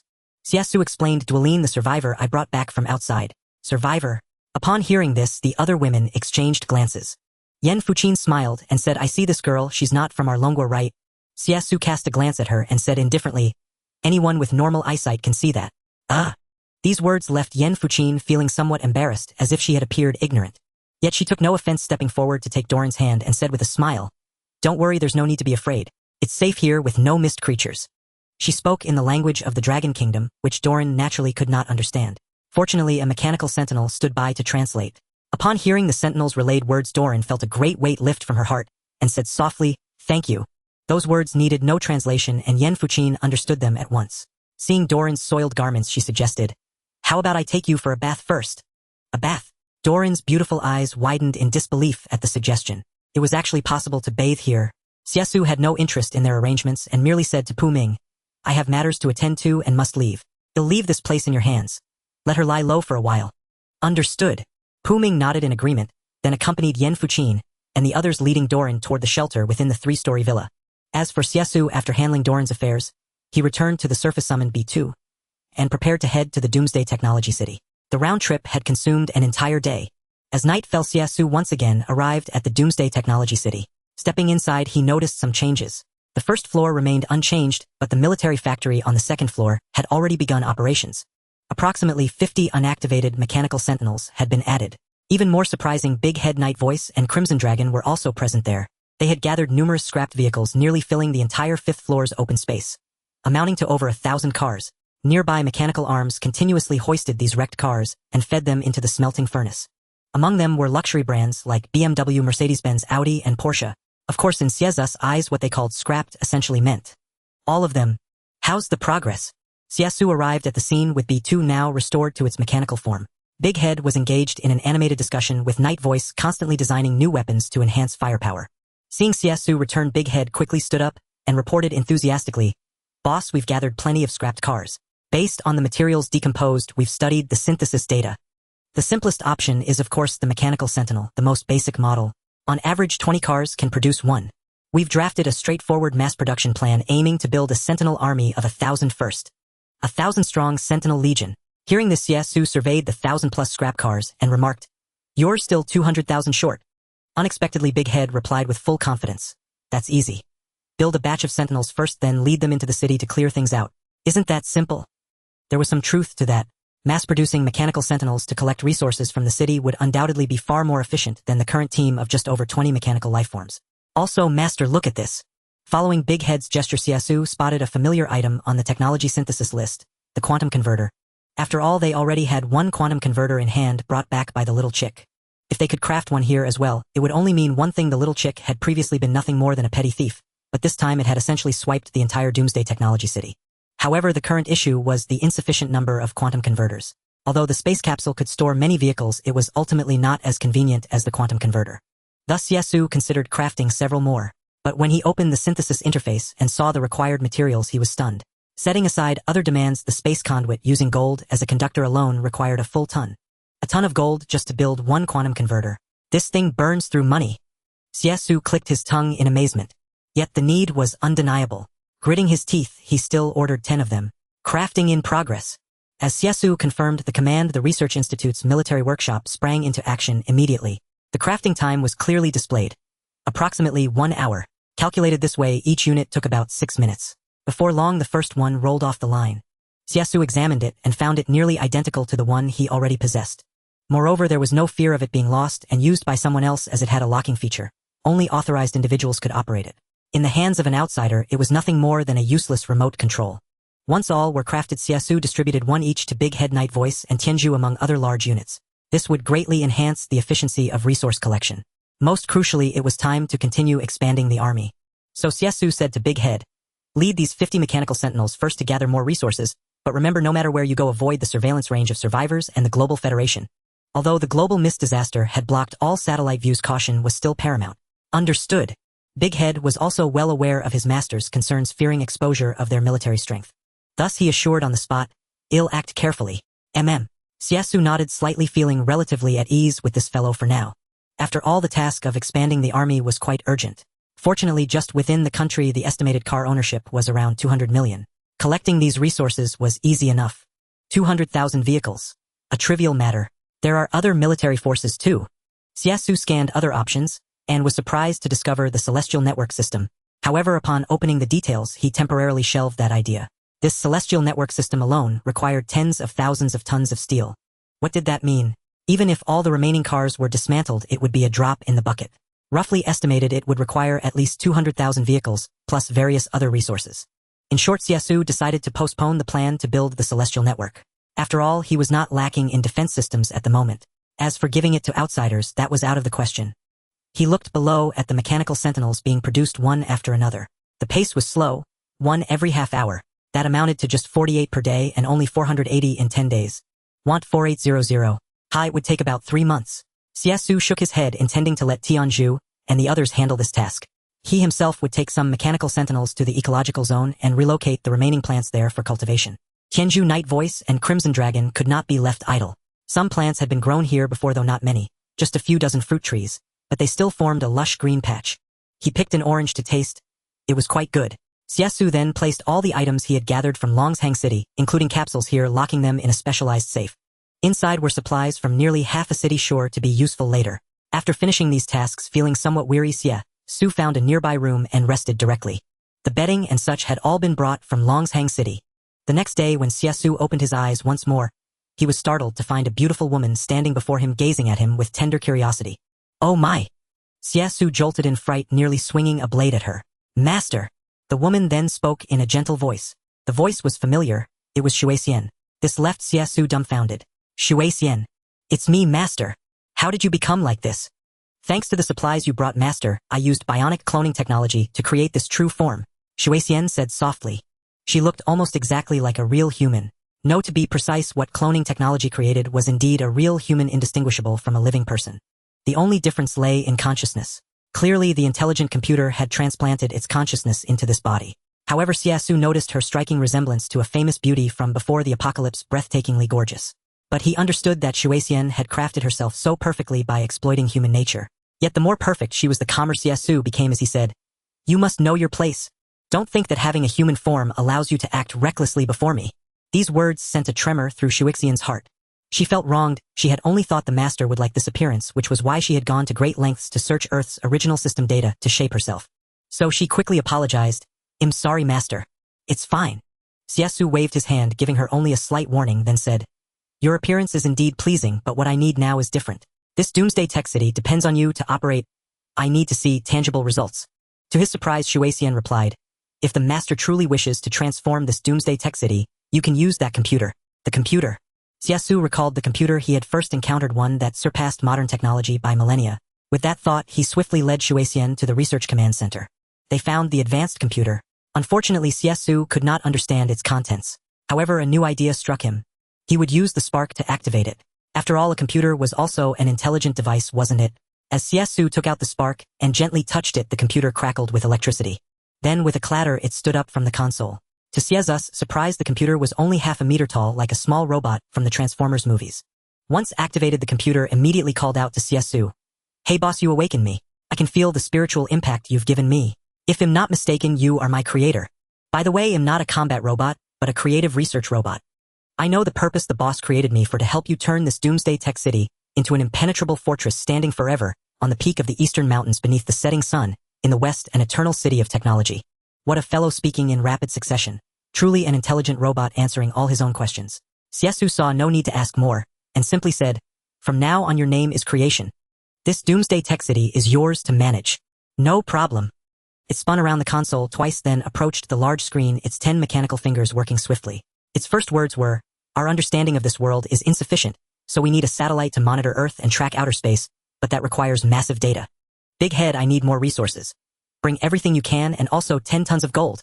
It communicated through the mechanical lifeform's communication system.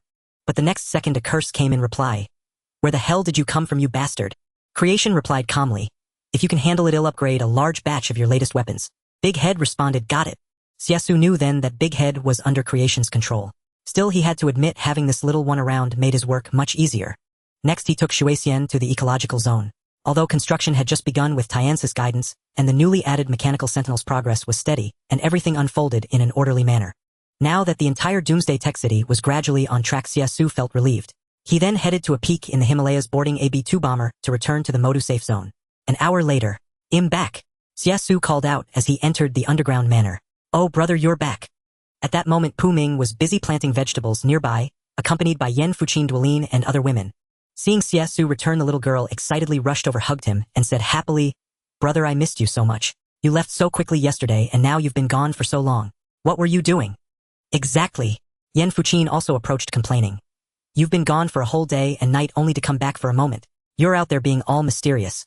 What big thing are you up to?" A big thing indeed. Once the Doomsday tech city was completed, it would be the most impregnable sanctuary on Earth. But he wasn't ready to reveal that yet, so he simply said, "I'm thinking about how to keep you old maids fed." "Hey, you think we'd believe that?"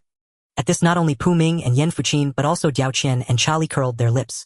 They didn't believe Xie Xu was out there toiling for them. Noticing Duolin's absence, Xie Xu asked Pu Ming in his arms, "Xiaoming, how's the newcomer?"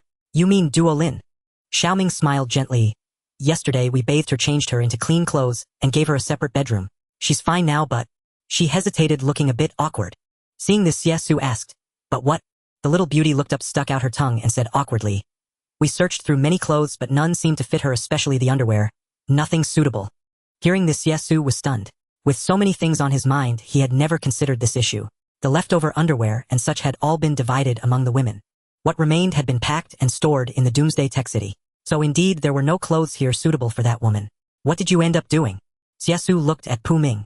"We had no choice but to dig through your clothes and let her wear them." "Well, all right then." Upon hearing this, Xie Xu realized he had lost a few more garments. Yet he remained unperturbed and said, "I'll go take a look." Pu Ming nodded obediently before adding, "You haven't had breakfast yet, have you? We've prepared everything here along with the first batch of fresh vegetables. I'll cook for you." With that, she scurried away. Xie Xu watched her retreating figure and couldn't help but shake his head with a soft chuckle. In this apocalyptic catastrophe, being tended to by such a fairy was quite a luxury. He made his way to the underground shelter villa. At that moment, Doreen had already risen and was busy brushing her teeth and washing her face. She then settled on the sofa, savoring this hard-earned sense of security. Suddenly, with Xie Xu's arrival, she sprang to her feet, fidgeting nervously, and quickly explained, I just got up." Hearing this, Xie Xu replied nonchalantly, "I don't really care when you wake up." Nonetheless, he noticed the clothes she was wearing. Indeed, they were his own white sportswear. Though it was a men's style, it surprisingly suited her well, given that Doreen was tall, standing about 175 centimeters, while he himself was 183 centimeters. Thus, despite being a bit oversized, the clothes hung loosely and fittingly. Xie Xu remarked, "Those clothes suit you quite nicely." Doreen's cheeks flushed slightly upon hearing this. She was well aware that these were Xie Xu's clothes. Because my clothes were too dirty." "I understand." Seeing her hesitate to explain, Xie Xu waved his hand to stop her. Doreen quickly closed her mouth, but couldn't help lifting her gaze, her beautiful eyes fixed on Xie Xu. Then she spoke, "I'm truly grateful you saved me. If you have any plans for me, I won't refuse." "Oh, is that so?" Xie Xu said, appearing intrigued. "What should I do with you then?" Doreen took a deep breath. In this post-apocalyptic world, especially in that country, she had witnessed too many distortions of human nature. For instance, her classmate had been violated by several burly men. Even her classmate's mother had not been spared. Those people believed the world was over and wanted to experience every thrill they had never tried before the apocalypse, even crimes strictly forbidden by law. She also knew that many men who claimed to protect her actually harbored ulterior motives. If not for the secret of the gold that had always restrained them, she would have met a similarly tragic fate. But looking at Xie Xu's calm gaze, she felt that being with a boy like him wasn't so bad. At least he was truly remarkable and had not made any improper advances toward her so far. Thus she said gratefully, "I'll come to you tonight." Tonight? Xie Xu shrugged. As for tonight's matters, he would decide when the time came if he was still around. "Come have breakfast with me first." Xie Xu led her to the manor above ground. Pu Ming had already prepared breakfast. A simple bowl of vegetable noodles, which in the apocalypse was an unimaginable delicacy. Doreen hadn't had a proper meal in a long time. Though her foreign habits differed from those of the Chinese, the noodles still whetted her appetite. She devoured 2 large bowls. Pu Ming rested her chin on her hand, a hint of surprise in her eyes. "Sis, don't you need to watch your figure?" This remark left Doreen a bit embarrassed and she apologized sheepishly. "Sorry, I was just so hungry." Pu Ming, however, found it perfectly natural. Waving her hand, she said cheerfully, "No worries. It's not easy to have such a life amidst the apocalypse." "Indeed." Doreen nodded with deep feeling. These past days she had been fleeing the apocalyptic disasters. First the zombies and now the creatures in the mist. What lay ahead no one could predict. If she hadn't met Xie Xu, she felt she would have perished long ago. Oh, by the way. Just then Miao Mang, who had been silent all along, suddenly approached and asked, "Have you all noticed that the weather seems to be getting colder lately?" "Oh, really?" At this the others, who hadn't paid much attention, were all taken aback. You see, although they had been staying in the manor, it simulated the external climate. That meant the temperature inside should have matched that of the safe zone in Modu above ground. It was now March, and the weather in Moda's safe zone should have been gradually warming up. Yet for some reason the temperature hadn't risen. Instead it seemed to have dropped. Yan Fuqin suddenly realized and nodded in agreement. "That's right, I feel it too. It's getting colder. I wonder what's going on." The news of the temperature drop spread. Xie Xu's heart tightened upon hearing it. Others might not know, but he saw it clearly. Because after the mist disaster, the ice age would follow. The surface temperature of the Earth would plummet to minus 100 degrees Celsius due to solar flares. Minus 100 degrees.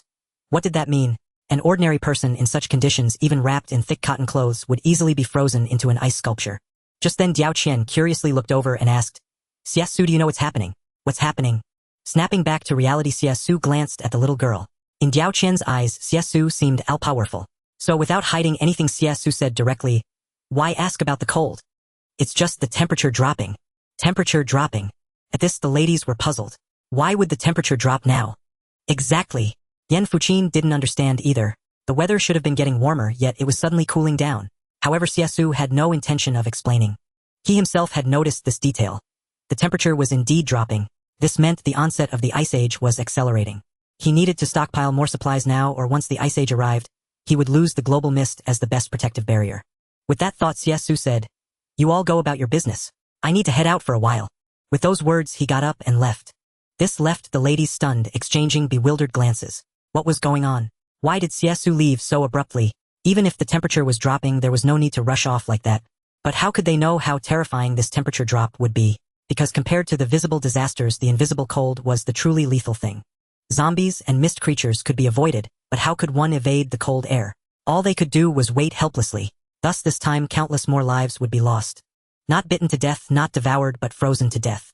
Thus in the days that followed, Xie Xu could not simply sit idly by. Especially since this catastrophe was utterly terrifying, afflicting the entire world with no one spared. Even the plants could hardly escape mass extinction. After taking to the skies, he piloted a B-2 bomber traveling across nations to gather exotic fruits and rare flora. For instance, in a certain great power, he also took the opportunity to eliminate numerous mist monsters, enhancing his own strength. Meanwhile, he traversed other countries collecting local specialties, such as snake fruit and banana trees. He also stockpiled a considerable amount of medicine along with clothing and bedding from large shopping malls, as well as items for keeping warm. Although the Doomsday base provided a safety net, Xie Xu felt it was always wise to have a backup plan. In case of future mishaps, he would have supplies to rely on.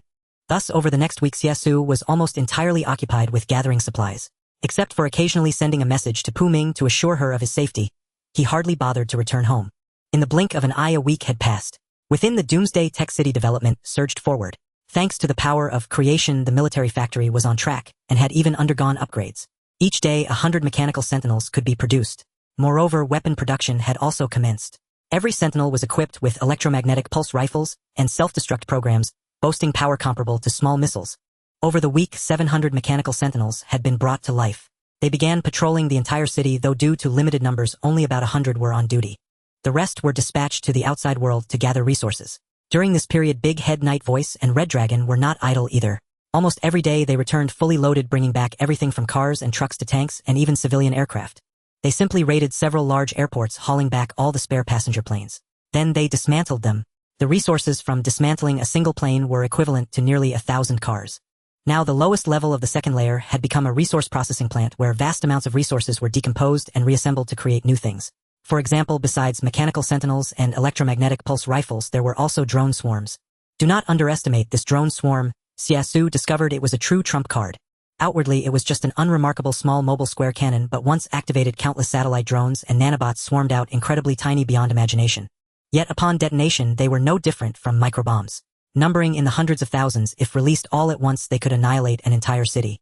Their speed was too fast to defend against. All of this was thanks to creation. Meanwhile, the ecological zone on the third level was also bustling with activity. Xie Xu spared no effort in bringing various plant seeds and fruit trees, which were planted by mechanical sentinels, and had already taken shape, forming a miniature ecosystem. It was almost identical to the underground estate in the Magic City safe zone.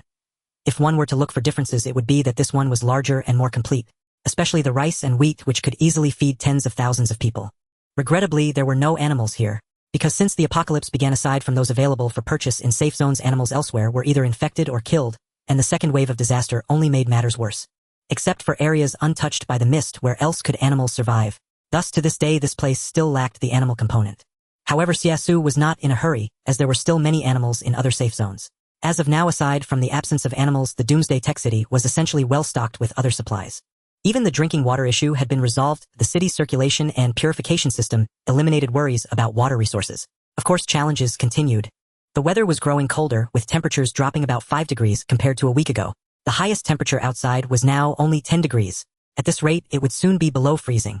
That day, after eliminating a group of mist monsters, Xie Xu returned to the Doomsday Tech City as night fell and entered the Research Institute. The patrolling mechanical sentinels immediately saluted upon seeing Xie Xu.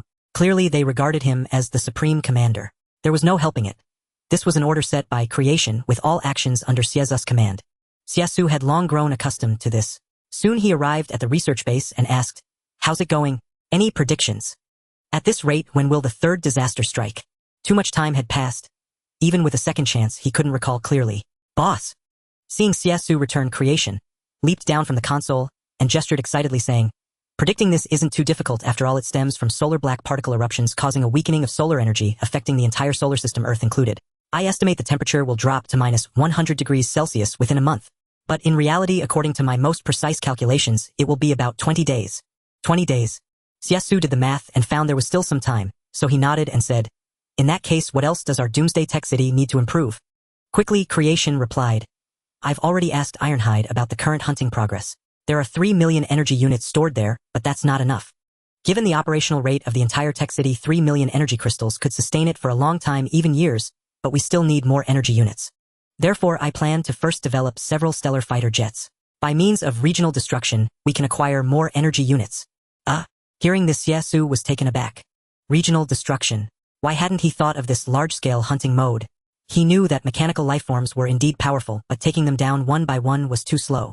Even though he had previously used the Skynet to build defensive lines for hunting, which sped things up considerably, it still wasn't fast enough. And now this entity, not long after being created, had come up with a brilliant idea. Creation continued.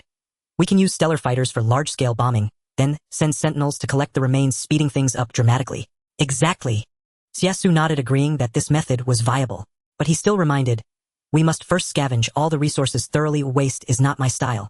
Large-scale bombing would essentially render resources useless, so they needed to gather them in advance. "Roger that, boss." With permission granted, creation immediately issued orders, and the manufacturing of the first batch of stellar fighters commenced. Xie Xu was also curious about what a stellar fighter looked like. An hour later, the first stellar fighter was unveiled, and its design left Xie Xu utterly astonished. It was truly magnificent, somewhat resembling Dragon Nation's J-22, but with a hint of the White Swan's essence, optimized to perfection overall. Notably, it required no ammunition whatsoever. As a stellar fighter, its speed could approach that of light, and its power effortlessly pierced through clouds, reaching the edge of the atmosphere. It was called a stellar fighter because it fed on stellar energy, essentially solar energy. But this solar energy was extraordinary. If it truly began absorbing, the surroundings would darken and temperatures would plummet sharply. Because it drained all the solar energy from its surroundings, its attacks were terrifyingly powerful. Boss, this is the Star Fighter. The military factory was completed and a brand new top-tier fighter matching the J-22 in appearance slowly rolled out. Xie Xu had to admit, super cool. Creation, proud of his work being praised, said smugly, "That's not all, boss. You can get a sneak peek at its power first." Looking was fine, but Xie Xu thought of a better idea. He took out the Allspark, jumped off the console, landed directly on the Starfighter, and installed the Allspark. Click, click, click, click, click. The next moment, the newly forged Starfighter began to transform. Mechanical gears spun wildly as this colossal being slowly stood up nearly 30 meters tall, almost scraping the ceiling. Creation was dumbfounded, its mechanical jaw hanging wide open. This was its master. Insane. The Starfighter was already a dimension-reducing weapon, and now it was evolving into a mechanical lifeform. This was too much. As expected, Xie Xu glanced at the Starfighter's attribute levels and discovered name Starfighter. Level 15. Max level. Possesses absolute destructive power, a devastating aerial overlord. With these simple words, Xie Xu understood everything. If you wanted an example of an aerial overlord, an aircraft carrier was a prime one. The overlord of the sea, the overlord of the sky. They were on the same tier. This guy was born at max level. The Starfighter, newly born, looked at itself, knelt on one knee, and respectfully said to Xie Xu, who was the size of a palm, "Master." Not bad. Looking at this imposing mechanical lifeform, Xie Xu nodded in satisfaction, feeling it was acceptable. Beside him, Creation snapped out of its shock, ran over and flattered with a sly grin. "Boss, you're so brilliant." Making the Starfighter evolve into a mechanical lifeform, it was already a dimension-reducing strike, and now it's leaping across 2 dimensions. Humph. Xie Xu cast a sidelong glance at him, thinking it was me who upgraded it, not that I'm that smart. But now wasn't the time to discuss this. "Show us the dimension-reducing strike capability of the Starfighter," Xie Xu reminded Creation. "No problem." Accepting the order, Creation first had Megatron pinpoint a location. Megatron quickly sent the coordinates. Manor in the United States. Though the place was full of dilapidated houses and farms, it had been abandoned due to economic decline, with only one old woman living there. After the disaster, the old woman was gone too, leaving it a ghost town. Good location. Seeing the coordinates from Megatron, Xie Xu nodded, finding it suitable. But this was a major agricultural area, and the fields hadn't been harvested yet. So Xie Xu shrugged and had Galaxy take 100 mechanical sentries along with mechanical lifeforms like Big Head and Night Howler to do the harvesting. Big Head never dreamed he'd one day have to harvest soybeans. But there was no choice. It was the boss orders. Putting down his guns and cannons, Big Head picked up a sickle and embarked on the journey to Manor with the 100 mechanical sentries. Upon arrival, they began harvesting. With the quantum converter, the speed was incredible. In about 2 hours, they had harvested over 3,000 tons of soybeans. During this time, they also took out quite a few troublesome mist creatures. Once done, Big Head left with Galaxy. After confirming no resources were wasted, Xie Xu didn't hesitate and turned to the Starfighter, saying, "Star, move out." "Yes, my master." Receiving the order, Star emitted an ancient mechanical sound, as if from the depths of the cosmos, and a lift platform extended beneath its feet. Stepping onto the lift platform, they arrived on the Himalayas. Click, click, click. With the rotation of mechanical gears, the next second, Star transformed back into its fighter form. The moment it upgraded, a terrifying wave of air pressure burst forth, and the entire fighter vanished from the snowy peak of the Himalayas. Its speed was incredible, as fast as a blink of an eye, leaving nothing visible. This must be the legendary speed of light. Witnessing it firsthand was breathtaking. Even Xie Xu couldn't help muttering to himself. It was probably just the blink of an eye. In an instant, the star warship had already arrived at its designated location. Up in the sky, Big Head was ascending in the Galaxy spaceship. Standing at Galaxy's hatch, Big Head stuck his head out and shouted at Star, "Hey big guy, the place the boss ordered is right here. I don't need to tell you the coverage area, do I?" "No need." Star acted aloof and didn't transform back into its robot form. Hovering in midair, it instantly locked onto all the territory below. Then the next second, as the 2 cannons beneath the star warship frantically absorbed energy, Xie Xu suddenly noticed that the sky centered around Star had instantly gone dark. The scene was both magical and magnificent. From a distance, it looked like a paused frame. A beautiful sky vista was suddenly invaded by night, stubbornly pasted across the air. The feeling was unparalleled. Because of this, with the star warship at the center, the warmth and brightness of the sun, for dozens of kilometers around, were completely drained away. The temperature plummeted. Big Head at Galaxy's hatch was shivering from the cold, cursing, "Oh my god, it's freezing." The cold came because Star had absorbed all the heat from dozens of kilometers around. Not a trace remained, and the cold rivaled the icy void of outer space. Then boom! With a simple and brutal strike, terrifying energy erupted from both sides of the star warship. In the blink of an eye, faster than lightning.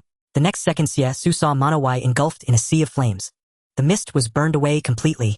From within came the occasional screams of mist creatures. The The strike range was incredibly precise. A full 100 square kilometers. Everything was covered.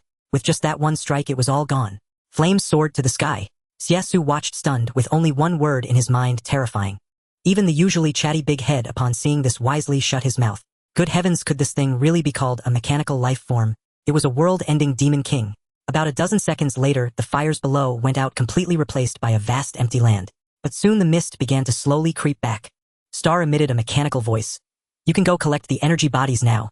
You don't have to tell me. Snapping out of his shock, big head immediately leaped down from the air. When he landed, sizzle. Oh my! The scorching ground startled Big Head, but luckily it cooled down as quickly as it had heated up. 100 mechanical sentries were deployed. They got to work. 1 hour later they finished. In the Doomsday Tech City, Xie Xu, who had been monitoring the whole process, asked, "What's the total?" "Boss." Hearing this, Big Head quickly looked up bewildered and said, 1.5 million. 1,550,000. The number made Xie Xu pause as well. With just one effortless strike, 1,500,000 energy bodies. If the Skynet stretched a defense line of 30 kilometers, it couldn't gather 100,000 in a day. But now the Star battleship had accomplished it in a single trip. Yet upon reflection, 30 kilometers was nothing, and it was merely a defensive line. This single strike had achieved total annihilation over 100 kilometers. The quantity naturally couldn't be compared. With this thought, Xie Xu added, "Good. Continue your cooperation. You can go elsewhere to hunt the mist creatures, but before hunting you must collect all usable resources. Also," after a moment's thought, Xie Xu decided to minimize hunting within the urban area. After all the abundance of structures there made collection too time-consuming. It was better to hunt in the dark domain. That area was almost entirely wiped out. The space was vast, making it ideal. Understood. Upon receiving the command, the Star battleship emitted a mechanical voice. Then, with a spatial jump, it vanished from the nation's airspace. Meanwhile, after gathering his spoils, Big Head also boarded the Galaxy, unable to resist cursing. "Damn it, Bank, catch up with that bastard. He's too arrogant." The Galaxy replied helplessly, "You think I can reach light speed too?" Big Head said, "Enough chatter, keep up." Boom. In the next instant, the Galaxy unleashed a terrifying aura and disappeared into the sky. Now this was a relief. Witnessing all this, Xie Xu finally breathed a sigh of relief. After all, his greatest concern had been the matter of energy bodies. Though he had a considerable amount on hand, now there were even more places requiring energy bodies. The more the better. Now with the Star battleship and Big Head's cooperation, if those two could sweep through the dark domain, they would net at least hundreds of millions. By then, energy autonomy would no longer be a dream. Even if it wasn't enough, there were alternatives like nuclear energy. However, energy bodies were far superior to nuclear weapons. At least there was no radiation or lasting side effects. Otherwise, using only nuclear weapons would turn Earth into a radioactive sphere, forcing him to emigrate to another planet. So energy bodies were the better choice. With that issue resolved, Xie Xu, who had been busy for a week, could finally rest. "All right, handle the rest. I'll return before the third disaster strikes." "Yes, boss." Seeing Xie Xu about to leave, Genesis quickly scrambled up from the console to see him off from the Doomsday Tech City. By nightfall, he had set foot in the safe zone of Modu. The temperature there was steadily dropping, already down to 4 or 5 degrees. As soon as he landed, he piloted the B-2 bomber back to the underground estate he hadn't visited in a week. Then he froze. For this place had undergone a monumental transformation. The 100-acre underground estate now boasted numerous saplings, vegetable fields, and even lush wheat. Patch after patch, it seemed to form a miniature ecosystem. With many dogs present, they barked excitedly and ran over to welcome Xie Xu's return. Quack, quack, quack. Ducks led their ducklings, resting leisurely in their pen. Geese strolled with an air of ease, creating a warm and beautiful tableau. This allowed Xie Xu, who had been immersed in slaughter for the past week as 967, to once again experience the beauty of the mortal world. "Brother." At that moment, a soft, tentative voice sounded. Xie Xu turned to find Pu Ming emerging from the shelter mansion. Seeing Xie Xu, she was incredulous. After confirming it was him, her stunning face bloomed with immense joy. She excitedly hugged him tightly, sobbing, "Brother, you didn't come back for a week. I was so worried." Gently stroking her soft shoulder, feeling its tenderness, Xie Xu said, "Do you think any mist creature has been able to harm me so far?" Pu Ming thought Xie Xu was boasting and said with displeasure, "You're full of it." Yet despite her words, she asked with concern, "Are you hungry? Have you eaten?" "Not yet." He shook his head slightly. During this time, Xie Xu hadn't eaten well. After all, mechanical beings consumed motor oil. So he occasionally ate quick foods like compressed biscuits, instant noodles, or bread. Hearing this, Pu Ming immediately said, "I'll make you something delicious." With that, she pulled him back into the underground shelter mansion. Once inside, Xie Xu changed clothes and then went to the bathroom to shower. During that week, he had barely bathed a few times. His body was still stained with the blood of mist creatures. After washing, Xie Xu felt completely refreshed. But as he stepped out, he ran into Miao Mang heading to the restroom. Seeing Xie Xu fresh from the shower and shirtless, she was stunned. Then she let out an ah of surprise. It must be said this caught Xie Xu off guard as well. This woman was a standout among the third humans. She had personally dispatched countless zombies. And now, why the need to scream like that? But this wasn't the end. Soon other girls in the house heard the commotion and came running out. What's wrong? Miao Mang, what happened? Diao Qian and Zhali thought something was amiss. But the next moment, seeing Xie Xu emerge from the bathroom, they too froze. This included Dali and Yan Fuqin. Then, one after another, screams rose and fell. Clearly none of them had anticipated such a scene. Especially Diao Qian, who shouted while staring wide-eyed, her face flushed with excitement. Hey, hey, hey, what are you all doing? Finally, Pu Ming, busy in the kitchen, sensed something wrong and rushed out. She saw Xie Xu surrounded by a group of women, so she hurried to a room to fetch his clothes. Soon returning with the clothes, she said with flushed cheeks, "Put them on quickly." Xie Xu went into the bathroom. 2 minutes later, he came out fully dressed. Yet he found the girls still hadn't left. Xie Xu glanced at them and said, "What, haven't you seen enough?" To his surprise, Diao Qian giggled. "Not nearly enough, Xie Xu. Are you truly satisfied with just Xiao Ming? Don't you want to consider me?" Xie Xu shot her a look and said, "Want to give it a try? Can I?" Xie Xu. Hearing this, Xie Xu knew this woman dared to say anything. But truth be told, Xie Xu was a bit tempted to try. However, at that moment what he needed most was a meal. So he walked to the table and began eating the dinner Pu Ming had prepared. Meanwhile, the girls gathered around, especially Miao Mang, who hesitated before finally asking, "Xie Xu, where did you go this week?" This was also the question on the other girls' minds. After all, it was his first time being away for so long. They felt a bit anxious. Uncertain about what was happening outside, they all looked curiously at Xie Xu. Facing their gazes, Xie Xu took a bite of noodles and instead of answering directly asked back, "Haven't you noticed how much the temperature has dropped recently?" Yeah." The group was momentarily stunned, then exchanged glances before nodding in unison. "We thought it was just normal weather turning cold. After all, with the fog outside, lower temperatures are to be expected. What is there a problem?" "It's nothing." Shaking his head lightly, Xie Xu was too lazy to elaborate and only said, "Just prepare more clothes lately to be safe." With that, he took out a spatial capsule and distributed the newly collected clothing to the women. Most of it consisted of down jackets. "Oh, and these are for you." Xie Xu naturally did not forget Doreen. Glancing at the foreign beauty, he handed her some undergarments as well. This gesture immediately made Doreen blush. Though innocent, she was perceptive. She recognized those undergarments were indeed from the United States. But this was too much. Was Xie Xu giving her these undergarments because he wanted to do that at night? Her mind began to wander with wild thoughts.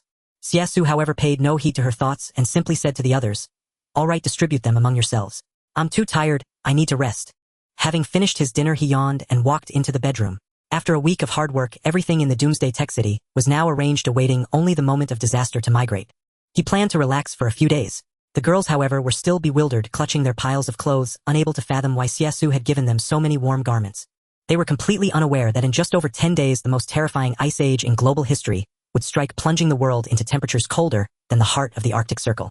In the following days, with the mechanical lifeforms, Creation Big Head and Heavenly Pillar assisting with affairs, Xie Xu finally managed to catch a few days' respite. He retrieved a lounge chair, sat in the manor, basking in artificial sunlight, breathing the smart, regulated air that mimicked a natural ecosystem, savoring the tranquil life before the apocalypse. In the distance, Xiao Ming and the others were busy planting various crops, with rice being the most abundant. In truth, these tasks didn't require their manual labor. Integrated intelligent machines could efficiently complete the work, planting over 20 acres a day, and a few acres could be finished in just half a day. But the women were filled with curiosity about everything, learning the operation process like children. Meanwhile, on an open space nearby, Miao Mang was practicing with various firearms obtained from Ironhide. She had never forgotten her mission and identity. Seeing her so focused on training, Xie Xu did not disturb her. He retrieved a pack of fine tea leaves, Longjing, from the shelter purchased from the top-tier Golden Eagle Plaza in Longshang City, costing tens of thousands per kilogram. After boiling the purest soft water and brewing the tea, a fragrant aroma rose, intoxicating even Xie Xu. Reclining on the rocking chair sipping tea, he occasionally glanced at Miao Mang, who was diligently practicing with her firearms, feeling slightly bored. Other women like Yan Fuqin, acting as instructors, also followed Miao Mang to learn some techniques. Only Doreen sat quietly reading. Xie Xu asked Doreen, "What book are you reading?" Doreen smiled suddenly and replied in still unfamiliar Chinese, "I'm learning Chinese." "Oh, really?" Xie Xu was somewhat surprised. Why the sudden interest in learning Chinese? Doreen chuckled, exuding charm. "I'm a translation expert myself. Mastering another language will help me communicate and translate for you if something unexpected happens here." "Translate for me?" Xie Xu shrugged, not taking it too seriously. After all, he had drones that could handle any language without issue. Still, learning another language was never a bad thing. At least she could become his personal translator in the future. Keep up the good work. Want a cup of tea? Xie Xu said. Tea? What's that? Doreen tilted her head, her big eyes filled with confusion. Xie Xu said no more and simply replied, "You'll find out later." With that, he closed his eyes to rest while the drones reported progress on various fronts. The Doomsday tech city built by creation had successfully launched satellites capable of locking onto any location on Earth from outer space, greatly benefiting Xie Xu's exploration of the planet. In addition to manufacturing stellar fighters, they were developing the most advanced weapons, upgrading equipment for large units like Heavenly Pillar, and even beginning to produce energy shields. These shields could block all physical attacks, significantly enhancing their defensive capabilities. Hearing this, Xie Xu couldn't help but marvel at how much his technological level had improved with creation's help. But that wasn't enough. He instructed the drone to tell creation to also develop more civilian tech products which were equally crucial. Meanwhile, he checked the progress of Star and Big Head's collaboration, discovering that the Black Continent had entered a period of large-scale explosions. In just one night, about 1/20th of the area there had been bombed.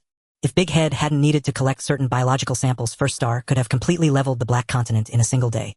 Even so, they had obtained 30 million energy units.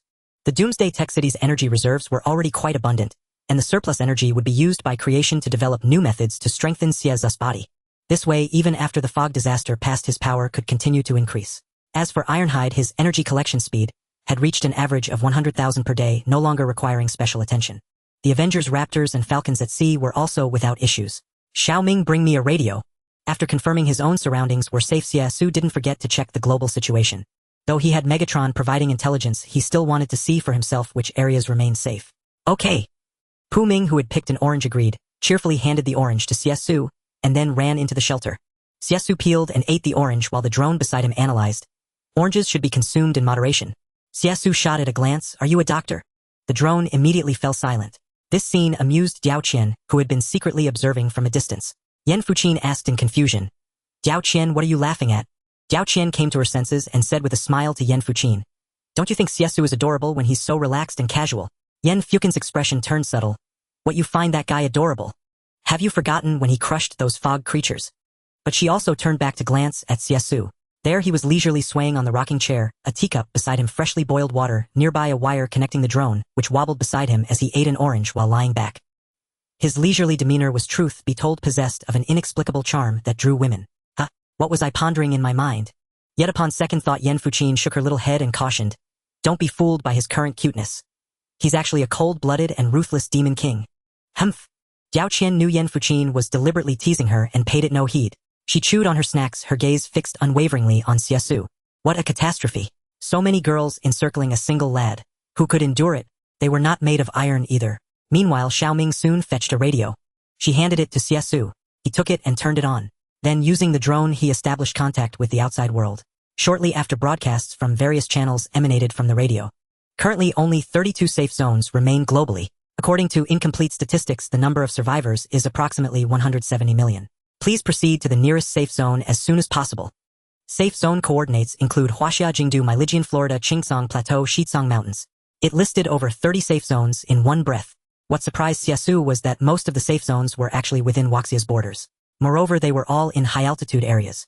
Furthermore, the broadcast continued. According to research from the Global Federation of Sciences, due to solar activity, temperatures are plummeting sharply. The Earth's surface temperature will continue to drop. All survivors must stock up on warm clothing to prevent threats to life. What followed were trivial tidbits. After listening, Xie Xu shut off the radio. Beside him, Pu Ming had also been listening. She sat on a small stool, chin resting on her hand, and asked, "Xie Xu, will the Earth's temperature keep falling forever?" "Of course." Xie Xu nodded. "It'll drop to a degree you can't even imagine. An unimaginable temperature." Pu Ming tilted her head, puzzled. "How cold?" "Colder than the South Pole. 100 degrees below zero." At that moment, Miao Mang, who had been standing nearby, calmly uttered the number. Unbeknownst to them, she had silently approached. And she spoke an incredulous figure right off the bat. -100 degrees. -100 degrees. Pu Ming's eyes widened in disbelief as she stared at Miao Mang. "Sister, are you serious? How is that possible?" "Exactly." Yan Fuqin and the other girls who had overheard gathered around. Diao Qian looked at Miao Mang. "-100 degrees. How cold must that be?" Miao Mang glanced at her and said, "An ordinary person would freeze stiff in no time under that temperature. Very quickly. Even wearing thick down jackets, one couldn't withstand the bone-penetrating cold." "Oh my heavens." Diao Qian covered her mouth. She felt her mind couldn't grasp it, could actually get that cold. Xie Xu said, "I think this is still mild." If someone is lightly dressed, they could turn into an ice sculpture in a minute. How terrifying. Diao Qian's mind instantly conjured that scene. But soon curiosity got the better of her and she looked at Miao Meng. How do you know that? How did she know? Miao Meng was taken aback, unsure how to respond. But seeing everyone's eyes on her, she didn't conceal it. When I was with the Global Federation before, I overheard scientists discussing this. They said solar particles are causing a drastic temperature drop, plunging the globe into a cryogenic state. Negative 100 degrees is just an estimate. But in reality, it's merely a minor fluctuation of the sun. Like a sneeze. Upon hearing this, everyone understood. Yes, to the sun, it was but a tiny ripple. For such a colossal star, this was at most a sneeze. Yet on Earth, billions of survivors faced the threat of death because of it. Before, nature or the entire cosmos, Earth was truly insignificant. No wonder you know all this. Diao Qian snapped back to reality, her gaze at Miao Meng filled with comprehension. Now she finally understood why Miao Meng knew these things. So the higher-ups knew about this all along. But she pressed further. Then why didn't they tell us? Tell us. Unexpectedly, Miao Meng laughed upon hearing this, a trace of helplessness in her tone. Once such news gets out, how much panic would it cause? The world's order would collapse entirely, not to mention the zombie plague at that time. Humanity was already overwhelmed. Saying more would not only be futile, but would create even greater chaos. That's precisely why the Global Federation only revealed the truth when the disaster was imminent. This explanation left Diao Qian silent. Indeed, it was true. A single zombie outbreak had nearly wiped out humanity. The ensuing mist disaster made life even more unbearable. And now the global temperature was dropping to 100 degrees below zero. This time, who knows how many will perish? Yan Fuqin couldn't help but sigh from the side. Yes. The other girls nodded in agreement upon hearing this. They knew that after two catastrophes, humanity was severely weakened, with many lacking even the most basic necessities like water, food, and supplies. If they were to face another desperate ice age disaster, the death toll would likely be even higher. At this point, their gazes converged on Xie Xu as 7 or 8 girls turned to look at him in unison. Thus Xie Xu, who was resting on a lounge chair with heightened senses, opened his eyes, looking bewildered. Why are you all staring at me? We're thanking you, of course. Diao Qian chuckled, taking the lead. She said with emotion. If it weren't for you, even if we survived the mist disaster, we probably wouldn't have made it through what's coming. Hearing this, Xie Xu just curled his lip. Even so, I still think you should focus more on preparing for the impending ice age. Needless to say, preparations were already underway. Led by Yan Fuqin, the girls hurried into the shelter's interior and immediately began bustling about. Miao Meng watched his composed demeanor and couldn't help but ask, are you planning to use the constant temperature system here to withstand the 100-degree below cold outside? Exactly. Undeniably, it was a good idea. The underground Manor's temperature control system was quite robust, and with energy sources to power it, it might indeed fend off the biting cold. But he then shook his head and said, though I can't guarantee it, I think it should be manageable. Miao Meng, however, disagreed, believing that this couldn't be Xie Xu's entire plan. She sneered. I bet you have other tricks up your sleeve. As for that, it's not something you need to know. Xie Xu neither admitted nor denied, merely shrugging his shoulders before rising from the rocking chair. Then he downed the tea in his cup in one gulp. Miao Meng couldn't help but twitch the corner of her mouth at the sight. This guy claiming he would savor it slowly, yet he ended up finishing it all at once. Seeing Xie Xu about to head out, Miao Meng finally couldn't resist asking, where are you going? Outside to exercise. Without turning back, Xie Xu strode out with large steps. Miao Meng shook her head gently upon hearing this and didn't press further. Having rested enough, Xie Xu hadn't forgotten about enhancing his strength. He went outside and personally hunted those mist creatures to bolster his power. Time flew by and it was already nightfall before he returned. During that time, he had only eaten a single loaf of bread and drunk a bottle of water. When he got back to the shelter, his clothes were drenched in blood. After bathing and tidying himself up, Xie Xu arrived at the manor, only to find to his surprise that these women were actually building houses. They had gathered a multitude of materials and were continuously reinforcing their defenses. Xie Xu was stunned. What are you all doing? Building houses, isn't it obvious? Unexpectedly, the girls answered his question, without hesitation, their hands never stopping their work as they replied. Building houses? Xie Xu frowned. You all. Isn't there something off about this? At that moment, Yan Fuqin paused her work, looked at Xie Xu and said, didn't the broadcast say the ice age is coming in just over 10 days? The temperature control system of the underground shelter is far less robust than this Manor's. If the cold air manages to get in, the entire shelter could freeze over. We definitely wouldn't be able to live properly there. So we might as well move up here where it's safer. Xie Xu was somewhat baffled. After all, the underground shelter was deeper than the manor and had thick walls, so it should be able to withstand the low temperatures. But he couldn't guarantee anything for sure. In such extreme temperatures, if anything couldn't hold out, this manor would be the first to suffer. Nevertheless, he didn't say much. He glanced at the simple huts the girls had built and reminded them, don't forget to install solar panels and also solve the problem of having water for bathing. Oh right. This remark actually served as a reminder for the girls. Diao Qianling had a sudden inspiration. We also need to secure our water source to prevent the water from freezing. With that, she directed the mechanical sentinel to dig a well right there. After all, the shelter and this underground manor weren't connected, and the water they used before was piped in from a distance. Once the global temperature plummeted and the rivers froze, there would naturally be no water to use. Digging their own well was a safer bet. No sooner said than done. The girls quickly commanded the sentinel to finish digging a deep well and installed water purification equipment just in case, ensuring the water quality remained clean. After taking care of these matters, it was already 7 or 8 in the evening. Pu Ming had also finished her simple tasks. She wiped the sweat from her brow and said to Xie Xu, "Brother, you must be hungry. I'll go cook." Xie Xu nodded slightly. Looking at the shabby little house they had just erected, he couldn't help but step inside to take a look. To his surprise, it was even tiled and carpeted inside. Though small, only about 20 square meters, it was fully equipped with heating warm lights, a fan, and a combination bed that could accommodate multiple people. This combination bed was actually made up of several detachable bedboards with a boiler set up in the middle. Expensive mattresses were laid on the beds, and bedding and food were all prepared. There was also a small room of about 10 square meters by the door used for dining and storing odds and ends. Clearly, they truly intended to use this little nest to weather the impending ice age. "So, what do you think of our handiwork? Not bad, huh?" Zhali clapped her hands, proudly speaking to Xie Xu. It's passable." Snapping back to reality, Xie Xu glanced at this girl, but didn't tell them about the Doomsday Tech City. He merely nodded. Who knew what these girls would think if they found out he already had another shelter prepared. But for now, eating was the priority. After the meal, as usual, it was time to rest. Late in the night, Pu Ming quietly slipped into the bed. These past few days, she had been sleeping with Miao Meng, but truth be told, she deeply missed Xie Xu. So she sneaked over at night, tightly hugged Xie Xu, and fell asleep peacefully. As for the situation, Xie Xu naturally wasn't one to hold back. Before long, the scene inside that little hut became indescribable. The next morning, there were still 17 days until the arrival of the Ice Age catastrophe.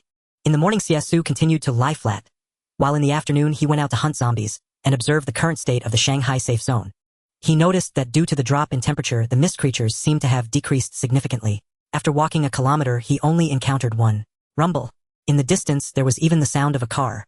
Clearly someone couldn't resist and had come out to search for food. This was truly a golden opportunity. Those mist creatures had sensed something was wrong with the temperature. They couldn't stand the cold, so they all scurried off to find places to hide. And those survivors who had been barely surviving underground or in high-rise buildings for over a month finally mustered the courage to leave their shelters. As Xie Xu had observed before, there were still about 1 million survivors within the Magic City safe zone. That number was quite astonishing. So now there might even be fewer mist creatures in the Magic City safe zone than survivors. Thinking this, Xie Xu concealed himself in the mist, quietly hiding in the shadows to observe the situation. Before long, an armored vehicle rumbled over. There were probably 7 or 8 people inside, all armed, ready to deal with any emergencies at a moment's notice. Their destination was a tall building in the center of the Magic City safe zone. Clearly, they were looking for supplies or food. After they left, Xie Xu emerged from the shadows, glanced around, and found it of little interest. But right after, a mist creature that suddenly darted out was seized by the throat by Xie Xu. He squeezed hard, and the mist creature didn't even have a chance to let out a scream before it was crushed. Then Xie Xu extracted the energy core from its body. He used a drone to survey the area, and as far as he could see, there wasn't a single mist creature within a 3-kilometer radius. He had no choice but to turn around and head in another direction, hoping to find some supplies. Unfortunately, the pickings were slim. By the afternoon, he returned to the underground manor. On the 15th day before the Ice Age's arrival, the weather grew even colder. The temperature had already dropped to -3 or 4 degrees Celsius. Xie Xu could see it clearly from the indoor thermometer. Upon stepping outside, he was surprised to find that the mist outside had thinned considerably. Obviously, because the temperature continued to drop, the mist creatures had all gone into hiding. On this day, Xie Xu arrived at the city center and saw more people. At least 20 or 30 groups passed by, each with their own teams. Some as small as a dozen, others as large as several dozen. All scouring the city center for edible things. Occasionally a mist creature would dart out, but the frigid temperatures severely hampered their speed, and they were quickly surrounded and slain by a group of survivors. After extracting the energy core, "Ha ha ha, it's mine. Damn it, that's mine. Don't grab it. Give it to me." When an energy core the size of a pinky finger was retrieved, it sparked a considerable commotion. Several factions nearly came to blows. Clearly, everyone recognized it as a valuable item, but the clever ones had already slipped into the buildings, searching for food to replenish their strength. Xie Xu couldn't be bothered with this. He simply took the opportunity to see if there was anything he still needed. Although Big Head and Iron Skin had already gathered many supplies in such dire times, no one would ever complain about having too much. Especially since so many women had joined their group. What did women need? Clothes, naturally. So he headed to the largest shopping mall in the Magic City safe zone. The place had once been ravaged by mist creatures, but now it was teeming with people. When Xie Xu went upstairs, many eyed him with wary glances. But once they confirmed he was alone and unarmed, they relaxed their vigilance and went back to their own searches. Ignoring them, Xie Xu strode straight into a clothing store and took some garments. After grabbing the clothes, he returned directly to the underground estate. On the 14th day since the apocalypse erupted, Xie Xu didn't go out. Instead, he communicated with creation, learning that the mist had receded worldwide and the Global Federation satellites were becoming operational. But, don't worry, boss. Our satellites have already been launched, and I've equipped them with antimatter devices that can completely evade global satellite surveillance. Creation declared triumphantly. Antimatter devices. Well, Xie Xu wasn't well-versed in this area, but he had heard that such a device was essentially a shield.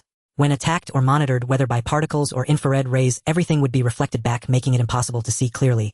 With this device, it was indeed suitable for their final resource scavenging. Still, we must be cautious. Even so, Xie Xu reminded them for safety's sake. Understood.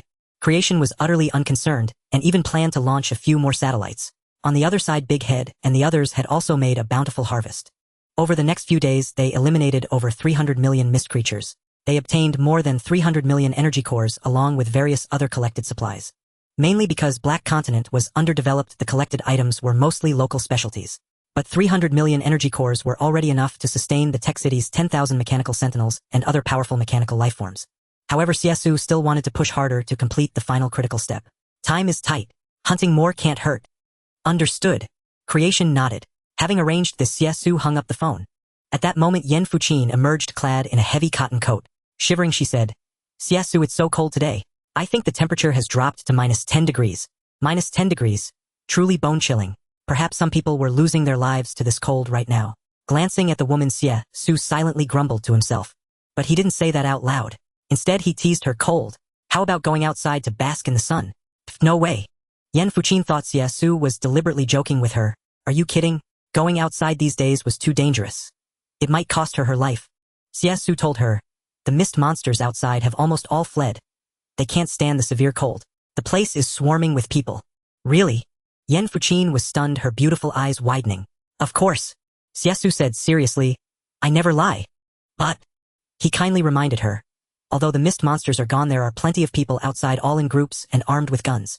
If you go out, you still need to be careful." "Then forget it." Yen Fuqin immediately backed out, shaking her head. Though she was indeed somewhat curious about the outside world, she also knew that over a month of mist monster attacks had left too many survivors suffering greatly, especially with the scarcity of food and resources. Going out now, if she were discovered, the consequences would be severe. So she dropped the idea. "You'd better be careful not to let anyone find the entrance here, or we'll be in big trouble." "So you do realize that in the apocalypse humans can be terrifying too?" Xie Xu was a bit surprised. Yen Fuqin retorted irritably, "No kidding, who doesn't know that? I learned that lesson during the first zombie tide." That makes sense." Upon reflection, it seemed reasonable. So Xie Xu stood up and stretched. "If you don't want to go out, fine. I'm going to rest now. I'm not going anywhere today." With that, he yawned and headed toward the underground shelter. "If lazybones." Yen Fuqin made a piggy face at his retreating back, her silhouette both amusing and endearing. But soon a gust of cold wind hit her and she couldn't help shivering. "Oh dear, I'd better go warm up in the greenhouse." Glancing at the estate that still simulated the changing seasons, Yen Xie hurriedly wrapped her heavy cotton coat tighter and ran over. It was truly spring-like there all year round. On the 13th day since the glacial era began, nothing special happened that day as Xie Xu still lazed around at home. But one piece of news was noteworthy: global communication broadcasts had mostly been restored and had started airing. It mainly covered two matters. First, the Global Federation was purchasing energy cores at high prices on a large scale. Second, taking advantage of the mist monster's retreat, they urged survivors everywhere to head to safe zones as soon as possible. The second point was relatively straightforward. They wanted to recruit more people into the Global Federation as the human population was now only 1/30 of its former size. They urgently needed fresh blood. The first point, however, was not so simple. The high-price purchase of energy cores was because they had discovered their secret. These were a previously unknown element that could replace various energy sources and even strengthen the human body. Hence, they named it the transformative element, abbreviated as B. Upon learning this secret, the Global Federation began buying up these items en masse at high prices for scientific research. But for Xie Xu, they had started far too late and their quantities were pitifully small. Even if the entire Global Federation pooled their resources, they'd have at most a few 100,000 pieces. And how many did he have? Over 300 million. The gap was like heaven and earth. Thus he remained indifferent. Then came the 12th day since the glacial epoch began. That day the mist had mostly dissipated, so Ironhide and Ratchet returned with the Skynet system, having no more mist monsters to hunt over there. They also brought back a vast amount of energy units, over 2 million in total. Notably, Ironhide had leveled up to 10 and Ratchet had reached 12. Such was their progress. As for the coastal side, Avengers Falcon and Raptor Zero had yet to return. However, Xie Xu had instructed creation to equip those 3 mechanical lifeforms with antimatter devices as well. Next came the 11th day of the glacial catastrophe. The weather grew increasingly colder, nearing -20 degrees Celsius. In such frigid temperatures, many survivors outside had already frozen to death. Yet more people clung to life with indomitable will, scavenging supplies and taking refuge in relatively warm places, barely surviving for the moment. That day, creation also took antimatter devices to meet the 3 major powers, Avengers Falcon and Raptor. With the antimatter devices, they instantly vanished from global satellite surveillance.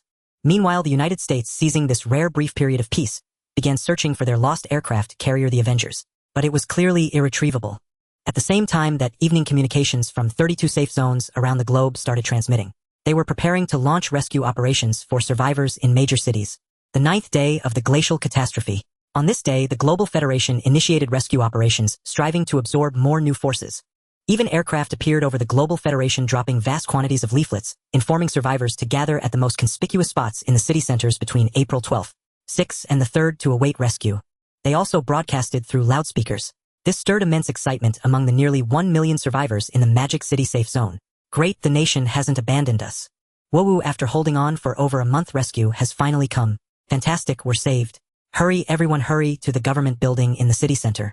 In an instant, countless people were ablaze with fervor. The entire Magic City safe zone seemed to revive overnight. The sudden surge in survivor numbers genuinely startled Xie Xu. They were converging toward the city center, but the wind was bitingly cold and many remains were scattered along the streets. People paid no heed, still wrapped in ragged clothes, scrounged from who knows where, barely covering themselves. Roar. From time to time, mist creatures would dart out from hiding. But without the mist's protection and amid the severe cold, their movements were hindered. Often they would pounce on one person, yet before they could kill, they were subdued by the surrounding crowd, who extracted the energy units from within. Then everyone continued toward the rescue point in the city center. On the 9th day after the catastrophe, snow began to fall. Military rescue teams had arrived, bringing a large quantity of supplies by truck. Xie Xu and his group also appeared. Miao Meng gazed at the devastated world outside, her face calm but speechless. Yet her heavy eyes revealed everything. Passers-by, seeing their immaculate clothing, couldn't help but glance a few more times. Clearly, even finding a meal was a struggle now, and their strength was failing. Thus the group hurried forward. What do you want to leave? Xie Xu noticed the complexity in Miao Meng's gaze and asked casually, do you want me to go? Unexpectedly, Miao Meng countered, her eyes fixed on him. At these words, it doesn't matter to me. Just remember, once you leave, your memory will be erased. That's all. So I would never have known you. Not just me. Xie Xu, oblivious to the complexity in the woman's eyes, teased on his own, you'll forget everyone here. Heh. Even the aloof Miao Meng couldn't help but let out a soft laugh. But there was a tinge of bitterness in her laughter. Does this guy really wish I'd disappear that quickly? Nevertheless, she shook her head and said, I'm not leaving for now because I'm not needed at the moment, and I hope. She paused, her gaze shifting to Xie Xu. I hope to learn something from you. Not knowledge but power. No problem. Xie Xu knew full well that this latest presence in his Doomsday tech city served little purpose. After all, she belonged to the Global Federation. Otherwise, the woman once recognized as the Global Federation's female war goddess would be wasted in vain. So he said, he'll have Ironhide and the others train you, and he'll provide you with energy unit enhancers, but I'm not sure you can withstand them. Don't worry. Miao Meng replied without hesitation, I'm no weakling. Weakling. The thought crossed Xie Xu's mind that ordinary people could hardly bear it. But he didn't bother to dwell on it, instead turning to Yan Fuqin and the others who had finally come to the surface for fresh air. What about you? Any plans? What plans could we have? Faced with this question, Yan Fuqin and the others clearly lived in a different world from Miao Meng. They were ordinary people. If not for the disaster, they would have lived happily, perhaps even meeting a wealthy uncle or a second-generation rich guy. After all, each was as beautiful as a flower. But at this moment, of course, we're sticking with you. Yan Fuqin was the first to declare her stance to Xie Xu. That's right. Diao Qian and the others didn't hesitate either. I think it might be better to follow you. The remaining women all decided to continue following Xie Xu. All right, the decision was made. Xie Xu stopped worrying. Since you've seen enough, let's go back. Awesome.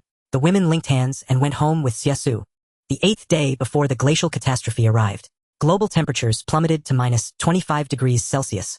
Heavy snow fell all night without stopping. The Magic City safe zone had nearly become a city of snow. Seen from above, the people on the ground looked like specks of snow constantly moving. That day, the military had evacuated about 300,000 people. Many supplies were also cleared, but the Magic City safe zone had never had much surplus. All had been scavenged clean by Xie Xu's mechanical lifeform Legion and Sentinels. Thus what they collected was quite limited. Their main task was relocating the survivors. The 7th day before the glacial epoch arrived, nearly all of the city's 1 million survivors had been transferred. Only a few thousand remained. They had enough food stored. Having survived 2 disasters, they were determined to live on their own. The 6th day before the glacial epoch arrived, the military had already withdrawn. That day, the temperature was bitterly cold at -30 degrees Celsius. Going outside could nearly freeze a person solid. The snow on the roads had frozen into solid ice. Yet some people still chose not to go to the safe zones. They decided to continue their risky lives in this city. Most were in groups. Some as small as a dozen people, others as large as several dozen. They occupied the city, scavenging for the last usable supplies in these final days. Xie Xu was not idle either. Even within the underground estate, the women felt the chill. Fortunately, Xie Xu had stored a considerable amount of coal collected earlier.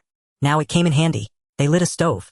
Due to the extreme cold, the smart ecosystem of the underground estate also chose to sever all connections with the outside world. This ensured the normal survival of organisms within the ecosystem. They continued to reside in the underground shelter villa. The temperature hovered around freezing point. Compared to the -30 degrees Celsius on the surface, this was quite comfortable.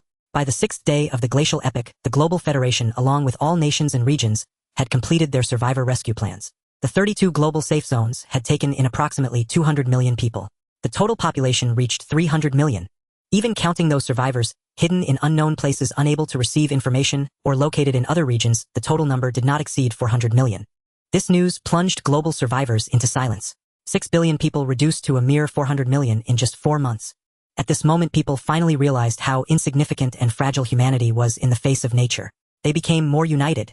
The Global Federation displayed unprecedented close cooperation. It was just as people often joked before the catastrophe. True global unity would only happen if aliens were at our doorstep. Now the dilemma they faced was no less severe than an alien invasion. The Global Federation began sharing technological achievements and preparing for the development of new technologies.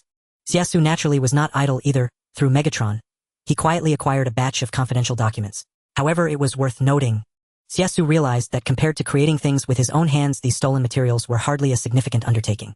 After all, they came from the distant, unreachable Doomsday technology of the future.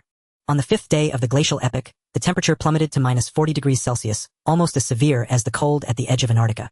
Even though the Global Federation's safe zones could withstand zombies and mist creatures, they were helpless against the pervasive freezing air. Thus, the distribution of supplies began. This glacial period was predicted to last for 2 months. During these 2 months, if people wanted to survive, they could no longer venture outside casually. They seized this opportunity to distribute necessities. Xie Xu was not idle on this day either. He sealed the entire underground estate. If those plants were attacked by temperatures of -100 degrees Celsius, the fruits of his months of hard work would be destroyed. So he had to act cautiously. He also reinforced the various facilities of the shelter mansion.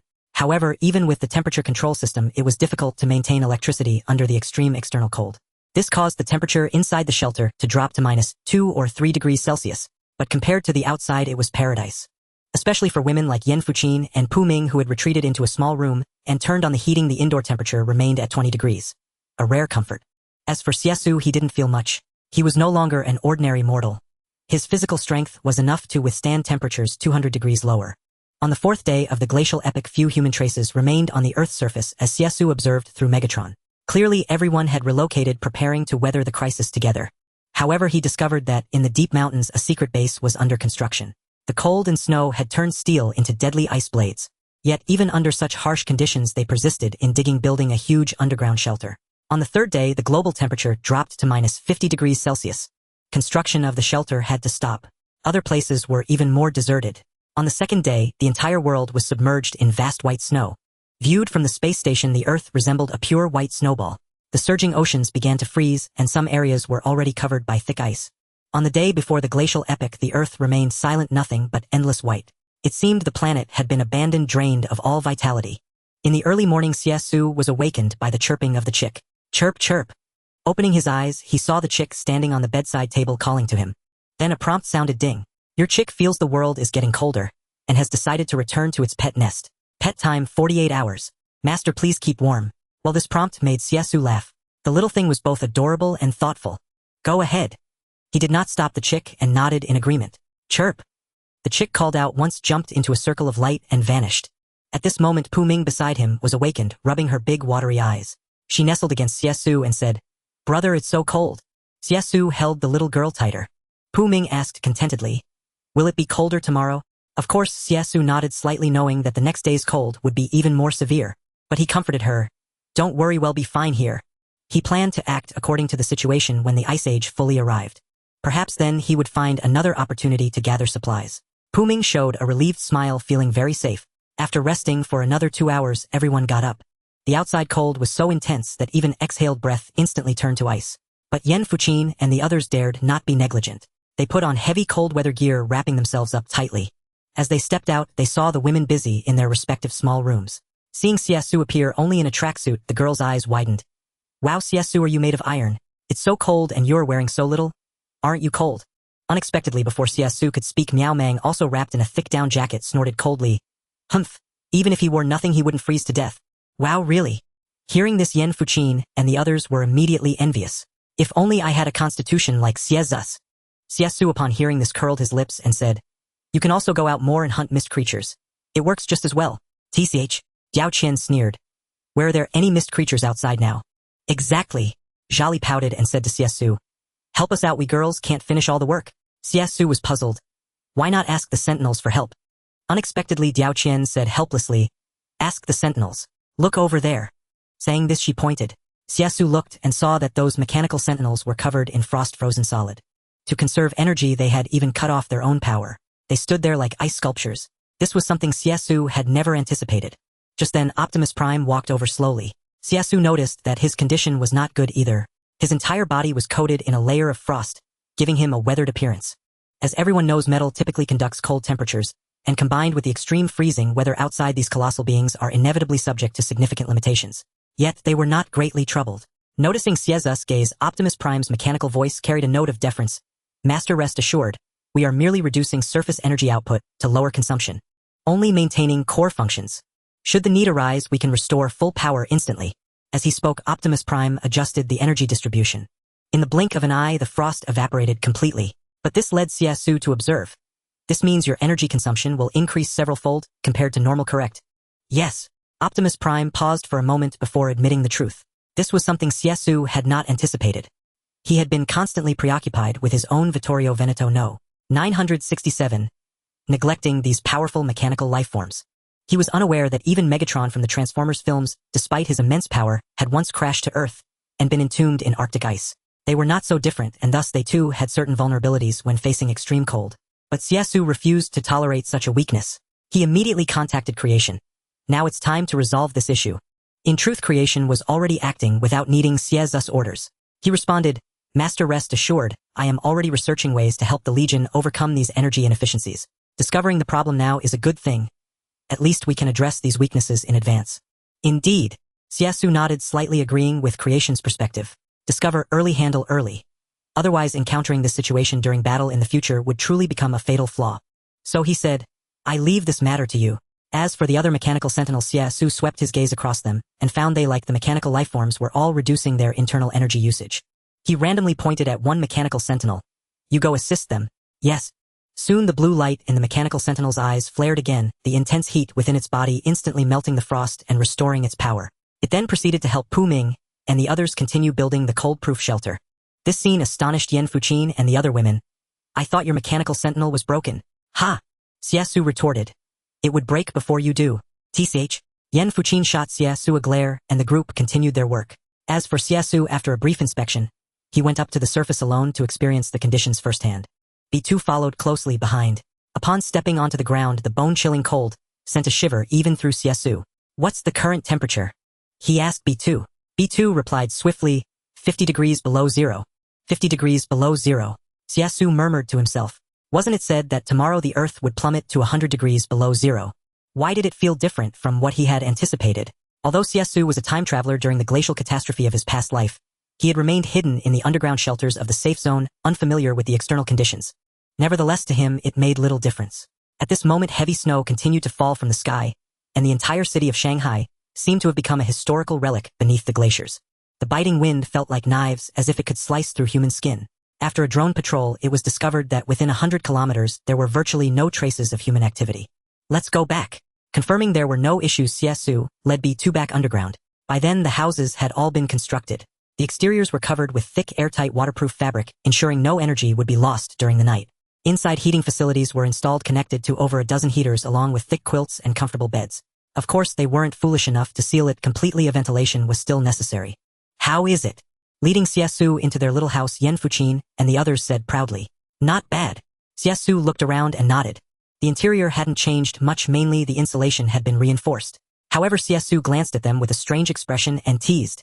You really plan to sleep here tonight? Of course. Yan Fuqin, leading the group of girls, said earnestly. It's much warmer here than downstairs. That's true. Looking at the heaters, it was indeed much warmer than below. But glancing at the power cords of the heaters, Xie Xu thought to himself, what if they malfunctioned? Wouldn't they freeze to death? However, he kept these thoughts to himself and simply said, all right, everything's ready. Time to eat and drink. Great. Hearing this, Pu Ming was the first to rush off and start cooking. Diao Qian then asked Xie Xu, will you stay and rest here tonight? I'm going to the underground shelter. Xie Xu declined. Diao Qian pouted, we're not tigresses. We want to eat you alive. Xie Xu looked at these girls, all in the prime of their youth. To be honest, if he were to spend the night here, who could endure it for even one night? So he said, you'd better pray for a peaceful night. I suspect the Ice Age is about to arrive. Don't worry, there won't be any problems. Diao Qian was full of confidence. That evening, everyone dined in the underground shelter. After the meal, the girls ran up to the surface. Pu Ming stayed behind to wash the dishes, intending to sleep alongside Xie Xu. However, around 8 or 9 o'clock in the evening, Xie Xu suddenly sensed something was wrong. A piercing, bone-chilling cold permeated the air, seeping in through every crevice. Especially for Pu Ming, who was washing dishes, she was astonished to see the water solidifying before her very eyes. At the same time, the steel structure of the shelter began to rapidly develop a layer of frost on its surface. Not good. Witnessing this, Xie Xu grabbed Pu Ming and pulled her over. The spot where she had just stood also began to freeze continuously, the cold air spreading in their direction. Oh my god, what is this? Unable to see what was happening, Pu Ming was terrified. Her bright, watery eyes stared in disbelief at the ever-expanding sheet of ice on the floor. The temperature is dropping rapidly. Xie Xu witnessed this scene with a slight frown, but his tone remained relatively calm. Meanwhile, the rate of freezing was accelerating at an alarming pace. Screams began to reach Xie Xu's ears. Ah! Xie Xu, help! Damn it! He suddenly realized that there were still ladies upstairs. With that thought, he immediately pulled Pu Ming and headed upstairs. Upon reaching the upper level, the situation was even worse. The very air seemed to be condensing into ice and at a terrifying speed. The ice spread everywhere, unstoppable. Was this what they called 100 degrees below zero? Xie Xu felt the temperature had to be well over 200 degrees below. Optimus! Seeing the ice approaching again, Xie Xu immediately called out loudly. Bang! With a crash, Optimus Prime transformed from his truck form into a mechanical warrior punching the ground. His entire body began to glow red, clearly releasing heat. Hissing. The cold air melted upon contact with Optimus, even forming water droplets, but they froze into ice pellets before they could hit the ground. Ha, so this is what they call 100 degrees below zero. Xie Xu chuckled, but he first made sure to get Pu Ming to a safe place. At this moment, Optimus Prime was like a giant furnace radiating intense heat. Yet soon he noticed the freezing was changing direction, approaching the small cabin. Yan Fuqin and the others, terrified, rushed out and ran straight towards Xie Xu. The cold air followed closely behind. The ice surface was now only 3 or 4 meters away. Seeing this, Pu Ming quickly shouted, Quick, come this way. Yan Fuqin and the others noticed the heat radiating from the celestial pillar and hurriedly gathered around. Just at that moment, Diao Qian slipped and fell heavily to the ground. Zhali, the closest, changed expression and moved to help her up. But it was already too late. The extreme low temperature there instantly froze everything. Pu Ming was too frightened to look. Yet at that moment, Xie Xu had already dashed forward in a single stride, leaping before the two and standing between them. Then the biting cold surged in, freezing everything around. At the critical moment, Xie Xu drew the black blade Dark Moon. Bang! He slammed the blade into the ground. Instantly, black mist spread rapidly, blocking the invasion of the cold air. Witnessing this, Miao Mang's beautiful eyes were filled with shock and disbelief.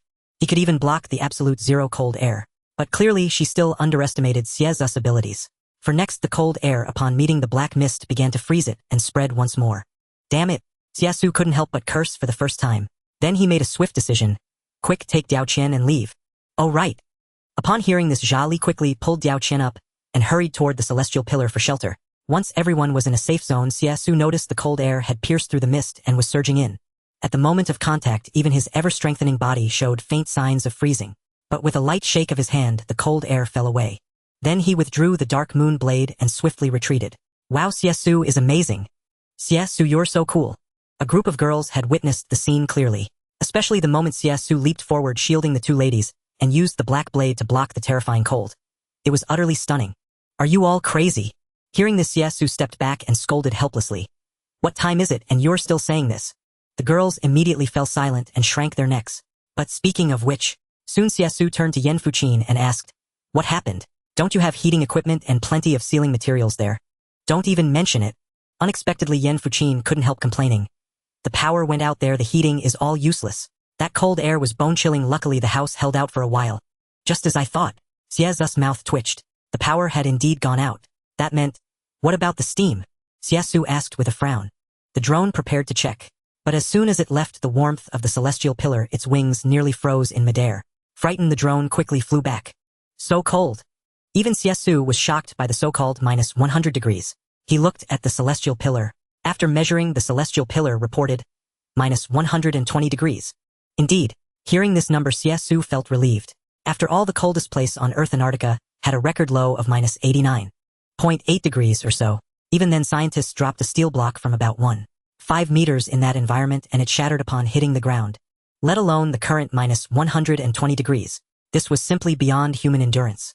Moreover, Xie Xu also discovered that Longshang City seemed to have become the epicenter of the initial cold snap, causing the temperature to plummet to -120 degrees. Even so, the temperature elsewhere wouldn't drop below -100 degrees. In such an environment, how can humanity survive? Looking at the surroundings, which were freezing continuously with frost forming, even on the walls like being in Antarctica, Yen Fuqin couldn't help worrying. But Xie Xu glanced at her and retorted, "You should first think about how to survive yourself." Yen Fuqin. At this moment, even the celestial pillar began to show signs of strain. If no energy leaked outward, it would naturally remain safe. But now it had to protect these people. "Master!" The celestial pillar emitted a mechanical voice. Understanding, Xie Xu said, "Transform into truck mode, at least it will reduce energy consumption." Received. Upon the command, accompanied by the clanking sound of gears, turning, the celestial pillar's massive body transformed into a truck form. The door opened. "Get in quickly." The ladies hastily entered the vehicle. Since the celestial pillar could provide heating internally, it temporarily solved the survival problem for these girls. However, Xie Xu noticed that the celestial pillar's surface was freezing at a visible rate. Such was the power of the Ice Age. Unit 967 plus the fact that the celestial pillar's metal was converted from steel, and most steel becomes extremely brittle at low temperatures. Why didn't I consider this? Xie Xu felt some regret. But now was not the time to dwell on it. Amidst the cracking sounds, the cold air continued to condense. Xie Xu was fine. His physique had surpassed human limits and could withstand these disasters unaffected. Nonetheless, he said to Pu Ming inside the vehicle, "You all stay here. I'll go check the steam power status." With that, he turned and headed toward the power supply center. This sight was utterly astonishing, leaving Yen Fuqin completely stunned. Why is he unaffected? What is Xie Xu's body made of? As for Miao Mang, unlike those inexperienced girls, as a third-generation human, she had already realized that Xie Xu had surpassed the limits of third-generation humans. This was no longer a level achievable by ordinary people. It seems the gap between him and me is growing wider and wider. She sighed inwardly. As for Xie Xu, he naturally paid no heed to these women's doubts. By now, he had arrived at the power supply center. This place was originally built for steam power and almost all electricity depended on it. But now upon arriving, he found that the external power supply center had been frozen over, resembling an ice house. Kicking open the entrance, Xie Xu saw that the steam inside, which supplied energy, had stopped operating, obviously unable to continue due to the low temperature. Rumble, rumble. Seeing Xie Xu arrive, the steam tried desperately to restart power generation. Xie Xu hadn't expected the Ice Age disaster to have such a significant impact on mechanical lifeforms, so he said, "All right, stop wasting your effort. There's no need for electricity here for now." Rumble, rumble. Upon hearing this, the steam ceased its actions. Xie Xu took an energy source from his pocket and handed it to the steam. Then the energy was absorbed. With a series of clanking sounds, the steam transformed into a small half-human-tall robot.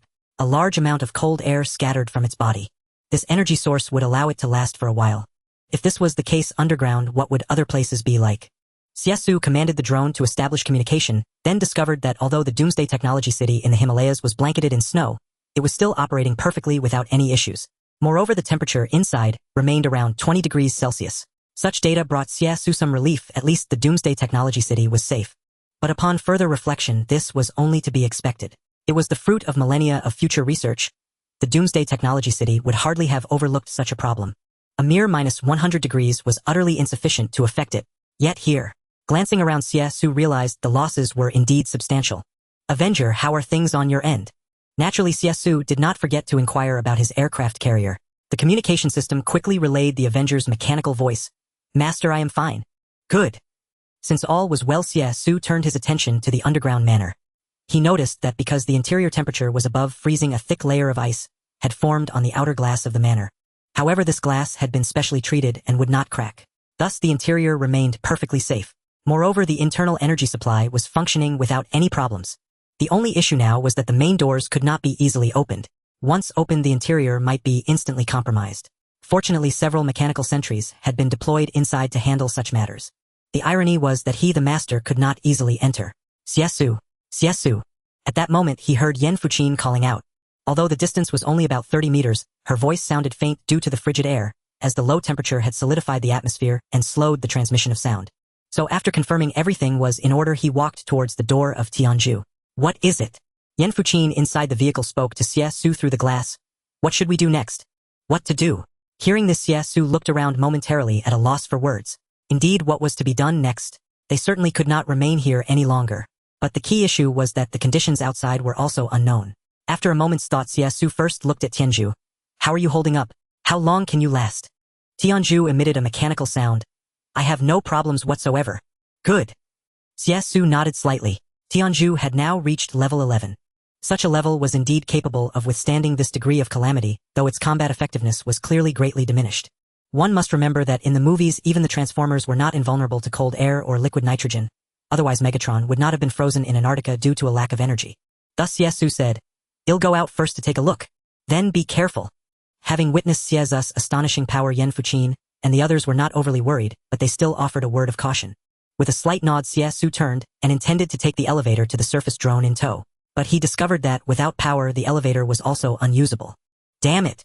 Xie Xu shook his head, lightly muttering a curse. But then he drew his Kanchage sword and leaped upward. The moment his feet touched the ground, the scene before him left him utterly dumbfounded. The magic capital safe zone had transformed into an ice castle with blizzards raging and a howling gale. In some places, the snow was so deep it buried entire first floors. Even in the ruined suburbs where buildings once stood, there were now only small snowy hills. Stepping into the snow was like stepping onto hard ice, for at such low temperatures water could only exist in the form of ice. Just 3 days ago, one could still manage a stroll here. But now, even with his past life experiences, it was only in the true bone-chilling cold of -100 degrees that Xie Xu understood what a real ice age felt like. Clatter, clatter. At that moment, the drone on his shoulder was so frozen that its wings were stiffening. Seeing this, Xie Xu immediately gave it an energy block. The drone, as if receiving a treasure, hurriedly absorbed it into its body. Then, with a series of clicking sounds and mechanical motions, it transformed into a mini robot standing on Xie Xu's shoulder, and asking in a mechanical voice, Creator inquires, should we take shelter in the Doomsday Technology City?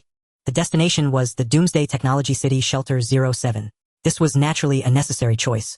However, Falcon Raptor, can you still fly in this weather? Xie Xu first inquired about the status of the large mechs. The Creator's answer disappointed him. Sorry, Master. They have not yet completed their upgrades. It will take about 3 more days. 3 days. Xie Xu was taken aback, realizing these giants were temporarily unavailable. To survive 3 days in such a harsh environment, Xie Xu hesitated for a moment, then said, I'll prepare myself. Let's go. The Creator, stunned, asked, You intend to go yourself? Do you know it's several thousand kilometers away? But this was not a problem for Xie Xu, as he still had ground forces like Tianju. So he said, Let Tianju take us. Don't worry. The Creator suggested, Master could wait 3 days. Once they finish upgrading, I will dispatch them. After all, under such dire conditions, even flying mechanical creatures would face a severe trial. The sky was dominated by blizzards, not to mention the accompanying snowstorms that made it difficult for mechanical life to navigate freely. Thus even B2-type mechs would be useless. As for the star, the Creator sounded somewhat embarrassed. If it doesn't upgrade, it could come. No need. Xie Xu waved his hand, terminating the communication. Then he returned to the vehicle with the drone. At that moment, Tianju was continuously providing heat using energy blocks, and Yan Fuqin and the other women were still safe. Seeing Xie Xu return, they eagerly pressed against the window, asking, How is it? What's it like outside?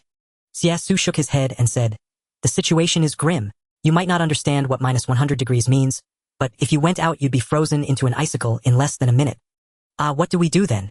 The women exchanged glances, their faces filled with worry. They couldn't stay hidden in the vehicle forever. The underground mansion had never been designed with an ice age in mind.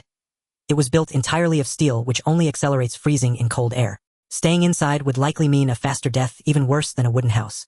Looking at the women's anxiety, Xie Xu raised his head and said firmly, We're leaving this place. I have another safe location, though it's a bit far. Another safe place. The women were momentarily stunned. They looked at each other, their eyes clearly asking, Just how many secret bases do you have? But Xie Xu paid them no mind and simply said, Prepare to depart. We need to bring some food. Upon hearing they were leaving, Pu Ming quickly suggested, Without food, even if we solved the cold, we would starve. I'll handle it. Xie Xu got out of the vehicle to procure some supplies. The interior was entirely overtaken by the chill. The steel walls were untouchable as a single brush would freeze one's hand to it. He found several cases of mineral water already frozen solid along with 7 or 8 more crates. There were also about 6 boxes of instant noodles plus other canned goods, compressed biscuits, and clothing. After packing everything, Xie Xu opened the door of Tianzhu and tossed it all inside. The women in the vehicle were shivering violently, for the cold struck with instantaneous ferocity. But once the door was shut, it was much better. They quickly wrapped themselves in blankets. Fortunately, Tianzhu was a large truck that could accommodate over a dozen people, so it held them all. Tiepi Saibwa and the ambulance climbed in one by one. With so many aboard, Tianzhu could no longer transform. Xie Xu then had steam generate electricity again, activated the lifting mechanism, and hauled Tianzhu up. Once on the surface through the window, a raging blizzard was visible outside, nearly blinding them. Miao Mang and the others watched in awe. In all my life, I've never seen weather this harsh. Pu Ming sighed helplessly. The coldest place known on Earth was only -89 degrees. Now it's over -100. How could ordinary people have ever experienced this? Then any survivors who haven't escaped would be. Yan Fukin's tone carried a hint of existential doubt. Unexpectedly, Diao Qian said petulantly, "Oh Fuqin, you have the energy to worry about others. Better think more about ourselves." This left Yan Fuqin slightly embarrassed, her cheeks flushing, but she retorted, "Aren't we much safer now? Besides, this is my first time seeing temperatures this low. It's quite an experience." Her words resonated with the other women. They all looked at Xie Xu. "Where are we going now?" "You'll know when we get there." Xie Xu did not answer directly but commanded Tianzhu move out. "Yes, master." The truck emitted a mechanical sound, then started braving the -100-degree cold worse than Antarctica, battling the fierce snowstorm, leading the convoy along the preset Himalayan route, advancing with difficulty. The convoy slowly left the safe zone of Modu. Along the way, many roads were blocked by the raging snowstorm. Along the route, they could even see survivors frozen into ice sculptures. Here it had become a city of ice. Even after traveling about 20 kilometers, a broken bridge ahead still blocked their path. They had no choice but to take a detour. This was the third calamity under the global disaster. Even with highly advanced technology, it brought Xie Xu much inconvenience. As night had fallen, after only 2 or 3 hours of travel, they found a building nearly buried by snow to take shelter. Tiepi took the lead, transforming into a mechanical life form to scout. After ensuring it was safe, he signaled Megatron to drive the vehicles directly into the building. Steam entered the room and used electricity to heat the interior, but the cold here was unimaginable. Even sealed tightly, the room temperature hovered around -70 degrees. Optimus Prime had to use the heat generated by his own engine to keep the ambient temperature slightly higher. Xie Xu selected a room, closed the doors and windows tightly, took out the bedding he had brought, and said, "Tonight we'll rest here temporarily." "All right," came the chorus of agreement. With the mechanical lifeforms radiating light and heat nearby, they did not feel too cold. Coupled with the midnight journey and the experience of the Ice Age disaster, everyone was utterly exhausted. Soon they huddled together and fell into a deep sleep. Optimus Prime and Tiepi continuously used energy to maintain the room's temperature, barely raising it to near freezing. Only Xie Xu remained awake. Optimus Prime perceived his thoughts, his mechanical voice sounding, "Master, it is the same everywhere across the globe. Other places are not necessarily better." With that, he connected to Megatron and the screen began displaying scenes from around the world, especially the 32 safe zones. Xie Xu looked up, watching through the lens the current state of the 32 safe zones projected on the wall. They too had nearly become cities of ice. But there was a difference. Thick smoke rose from those places. People had taken refuge underground, excavating shelters akin to underground cities, far safer than the surface. This had originally been a measure against the mist creatures, but it had now become the best defense against the extreme cold. Xie Xu understood this clearly. After all, when he had been transferred with the military back then, he had come to the safe zone in Jingdu, living 100 meters underground. It was safe and well-connected, like another underground world. Humanity had endured the harsh ice age in such conditions for 2 months, waiting for the sun to return to normal. For the sun, it was but an instant. For Earth, it was 2 months of suffering. However, Xie Xu waved his hand. "I'm not too interested in that. I just find it amusing. Back then, I could only curl up underground, knowing nothing of the outside world, because no one dared to venture out easily. But now I've witnessed a world both splendid and perilous." Optimus Prime, while adjusting the temperature, said, "Now that you possess great power, Master, you can naturally behold more wonders. In this vast universe, though we are small, we can still witness many marvels." "Well said." Xie Xu nodded slightly, never having expected this one to possess such philosophical insight. "All right, I need to rest." Seeing that it was late, Xie Xu also slipped into the bedding. In the middle of the night, he felt Pu Ming quietly sidle up to him. There were 11 people in total. Xie Xu didn't mind. He held her as they fell asleep together. The next morning, a slightly displeased voice suddenly called out, "Bro!" Xie Xu woke up, opened his eyes, and saw Pu Ming staring at him with a less than happy expression. Huh? For a moment, Xie Xu was confused. Had he held the wrong person? He looked down and found Diao Qian in his arms. She too had awakened. Her cheeks were slightly flushed, but she still wore a charming smile and said softly, "Sorry, Xie Xu. How did I end up in your arms?" "Must have been an accident in the middle of the night." "An accident?" Xie Xu glanced at her and saw her hand still tightly gripping him. He knew it was intentional. "What's wrong?" By then Miao Mang and the other women were also waking up. "Oh, nothing." Upon hearing this, Xie Xu, released Diao Qian, stood up and said, "Time to set off." At that moment Yen Fuqin and the others also noticed something amiss. Seeing Diao Qian lying beside Xie Xu, they teased, "Oh, Diao Qian, you really did it. Sneaking into Xie Xu's arms. How does it feel?" "Hey, there's no particular feeling." Diao Qian blushed as she was teased. Yet she felt justified and added, "You could try it too." At this, Xie Xu noticed all the women eyeing him with eager anticipation. "Enough," he said. "Let's drop it. Have something to eat and well set off immediately." As he spoke, he rose, observing that Optimus Prime had expended considerable energy. Throughout the night, he and Ironhide had served as makeshift heaters. They promptly replaced the energy source. After a simple meal, everyone got up, tidied their bedding, and resumed their journey. Upon stepping outside, the world was blanketed in white. The blizzard had subsided significantly, but the temperature had dropped even further.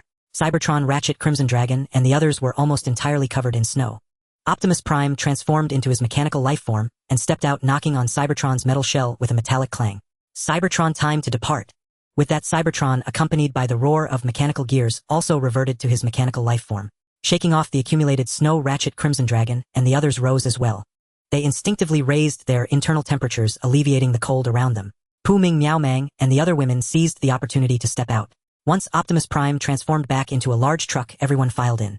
After a brief respite from the overnight snowstorm, the convoy swiftly departed from the ruined building in the apocalypse, resuming their journey. From the bustling metropolis of Shanghai, they headed westward all the way to the foot of the Himalayas, where the Doomsday Tech City stood. This leg of the journey spanned a full 2,500 kilometers. Even under normal circumstances, driving would take 2 days and 2 nights.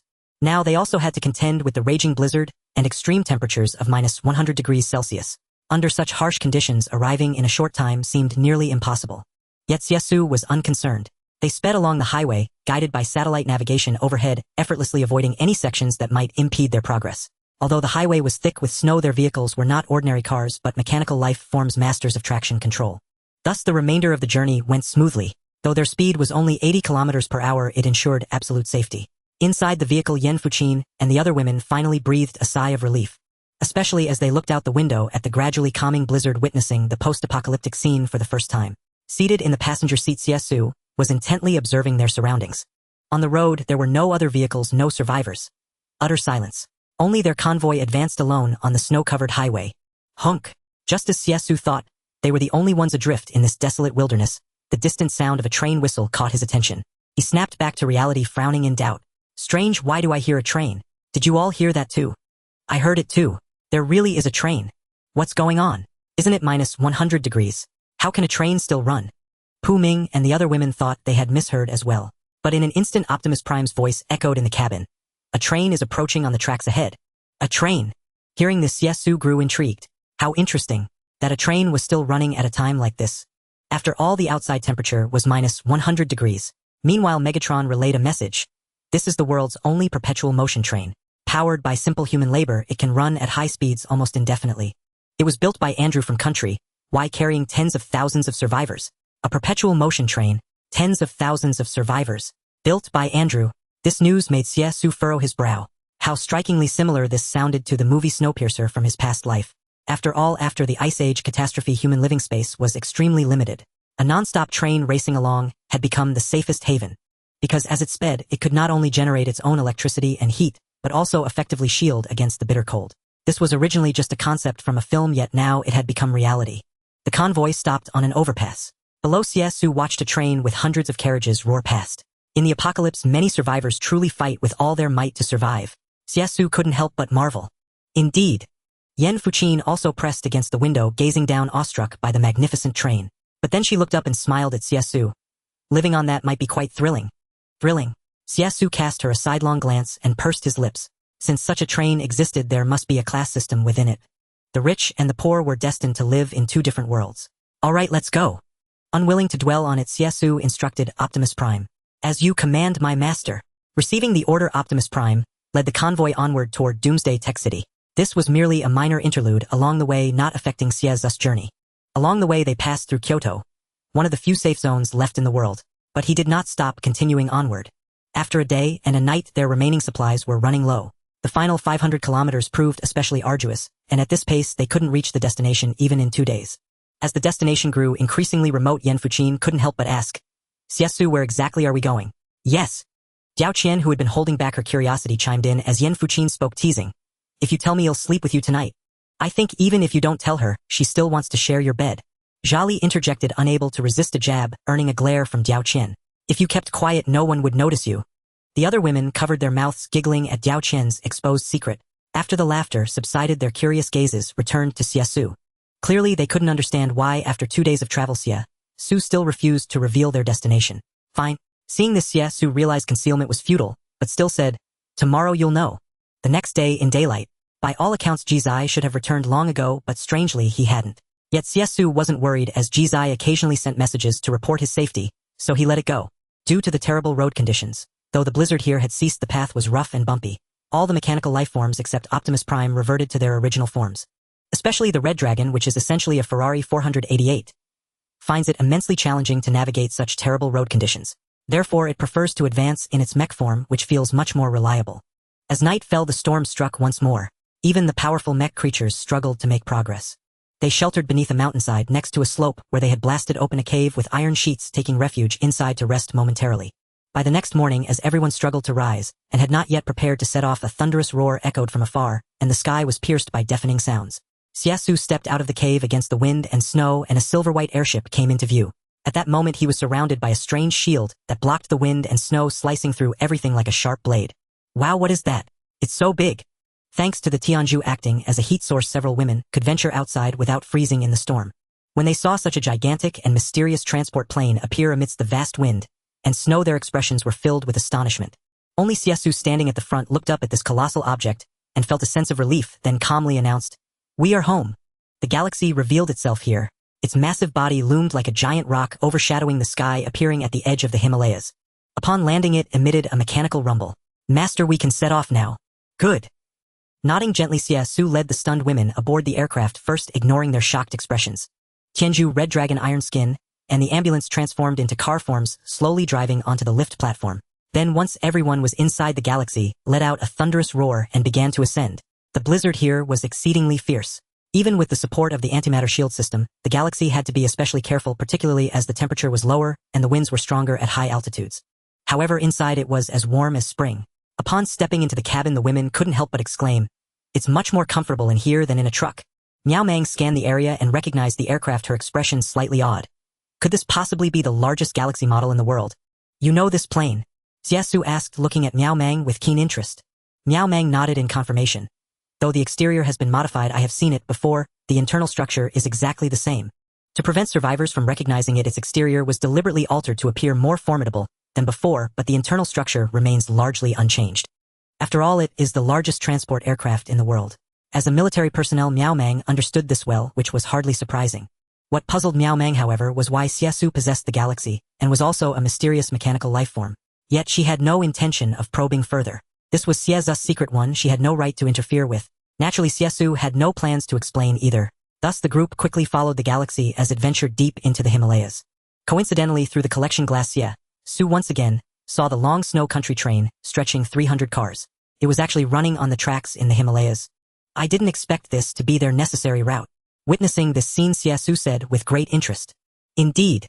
The galaxy, having stayed here for several days, was well aware of the local situation and stated, "This train follows a fixed route and passes through here. I have encountered it once. Moreover, it is very close to our Doomsday technology city." "So that's how it is." Xie Xu nodded. Since it is a perpetual motion locomotive, it is only natural to choose a good route to ensure unobstructed tracks. Although this place is remote, it was meticulously constructed at great expense. Having encountered it twice in succession, Xie Xu felt a hint of strangeness. "Gigi." At that moment, a familiar voice suddenly rang out. Coming back to her senses, Xie Xu discovered it was Gigi, who had returned using the mysterious portal. Since Xie Xu was in the cockpit, there was no one else present. Seeing the returning Gigi, Xie Xu greeted it. "You finally came back." Gigi responded enthusiastically with a "Gigi." Then a message popped up above its head. "Your Gigi has returned from the pet space of the future Doomsday technology world, having encountered a battle with alien creatures which delayed its time. Gigi has brought back a Doomsday shelter city from the future Doomsday technology world for you." After finishing its words, it spat out a capsule. Oh, so the future Doomsday technology world is undergoing a battle with alien creatures. Xie Xu was taken aback upon hearing this. What kind of world did this little fellow stumble into? With a battle against alien creatures, it was evident that conflicts were frequent there, requiring extra caution. However, a Doomsday shelter city. Xie Xu said, "We already have a Doomsday technology city, have you forgotten?" GG. Unexpectedly, Gigi once again issued a prompt. This is a Doomsday shelter base, not a technology research institution but an external survival outpost. It can accommodate hundreds of thousands of people. Upon hearing this, Xie Xu frowned again. It claims to accommodate hundreds of thousands of people. Did you bring this back to have me shelter survivors? But Gigi was already exhausted, having only called out once before passing through the portal and returning to its little house to rest. Thus, holding the capsule, Xie Xu gazed at the labeled Doomsday shelter base. Nearby, the galaxy suggested, perhaps this could serve as a military base. That's right. Xie Xu suddenly relaxed his brows. Indeed, it was so. One must know that nowadays the creation had not only produced more and more mechanical sentinels but also other military forces. Although the current state of the Doomsday Technology City was acceptable, in the near future a Doomsday shelter base would indeed be needed as a military stronghold. Fine, we'll discuss this later. Feeling too lazy to delve into it further, Xie Xu put away the capsule and instructed the galaxy to continue heading toward the Doomsday Technology City. About an hour later, facing the blizzard, Xie Xu saw the sign of the secret base not far away. At this moment, it was no longer just the Doomsday Technology City embedded in the Himalayas. In certain cliff areas, massive entrances had been constructed specifically for aircraft to enter and exit. Additionally, defensive facilities had been added in other locations. As the galaxy returned to the Doomsday Technology City from afar, the enormous orbital entrance slowly opened, revealing the internal military passage. The galaxy gently landed on the lift platform. The lift platform could send it back to the internal base using the track without the galaxy needing to start its engines. After entering the base, many lights turned on in succession, illuminating the military facilities surrounding the Doomsday Technology City, as bright as day. Xie Xu did not expect that within just a few days the creation had constructed such a solid and powerful external military system for the Technology City. Then Yan Fuqin and the other women also noticed the situation here, exclaiming in shock, "Heavens, what is this place? Could this be some massive secret military base of the Global Federation? It's so cool." They were utterly astounded. They never imagined that Xie Xu had hidden such a secret military base. Moreover, after the galaxy docked safely, they disembarked and discovered mechanical sentinels patrolling everywhere, fully armed and on high alert. In particular, the advanced technology was leagues beyond the mechanical sentinels in the magic capital safe zone. A sentinel stood guard every dozen meters or so. The sight further away left them even more awestruck. On various platforms beside the lift's rows of unprecedented fighter jets stood ready for takeoff. These aircraft resembled Dragon Nation's J-22s in appearance, but any discerning eye could tell the technology was far more advanced and sophisticated. Some even bore a resemblance to the F-22 Raptors of the beautiful nation. Miao Meng's eyes were filled with shock. She had run out of words to describe the scene. Was this Xie Xu's true secret? A colossal military factory housing over 50 fighter jets, all continuously produced like products on an assembly line. Nearby were parked strange tanks, armored vehicles, and rocket launchers she had never seen before. It could be said that this was a military factory integrating the world's most advanced technologies. At this moment, creation was greeting them at the entrance. He was only half a person's height, but upon Xie Xu's arrival, he exclaimed enthusiastically, "Welcome home, master." Xie Xu hadn't expected such earth-shattering changes here in just over half a month. Regaining his composure, he praised creation. "Well done."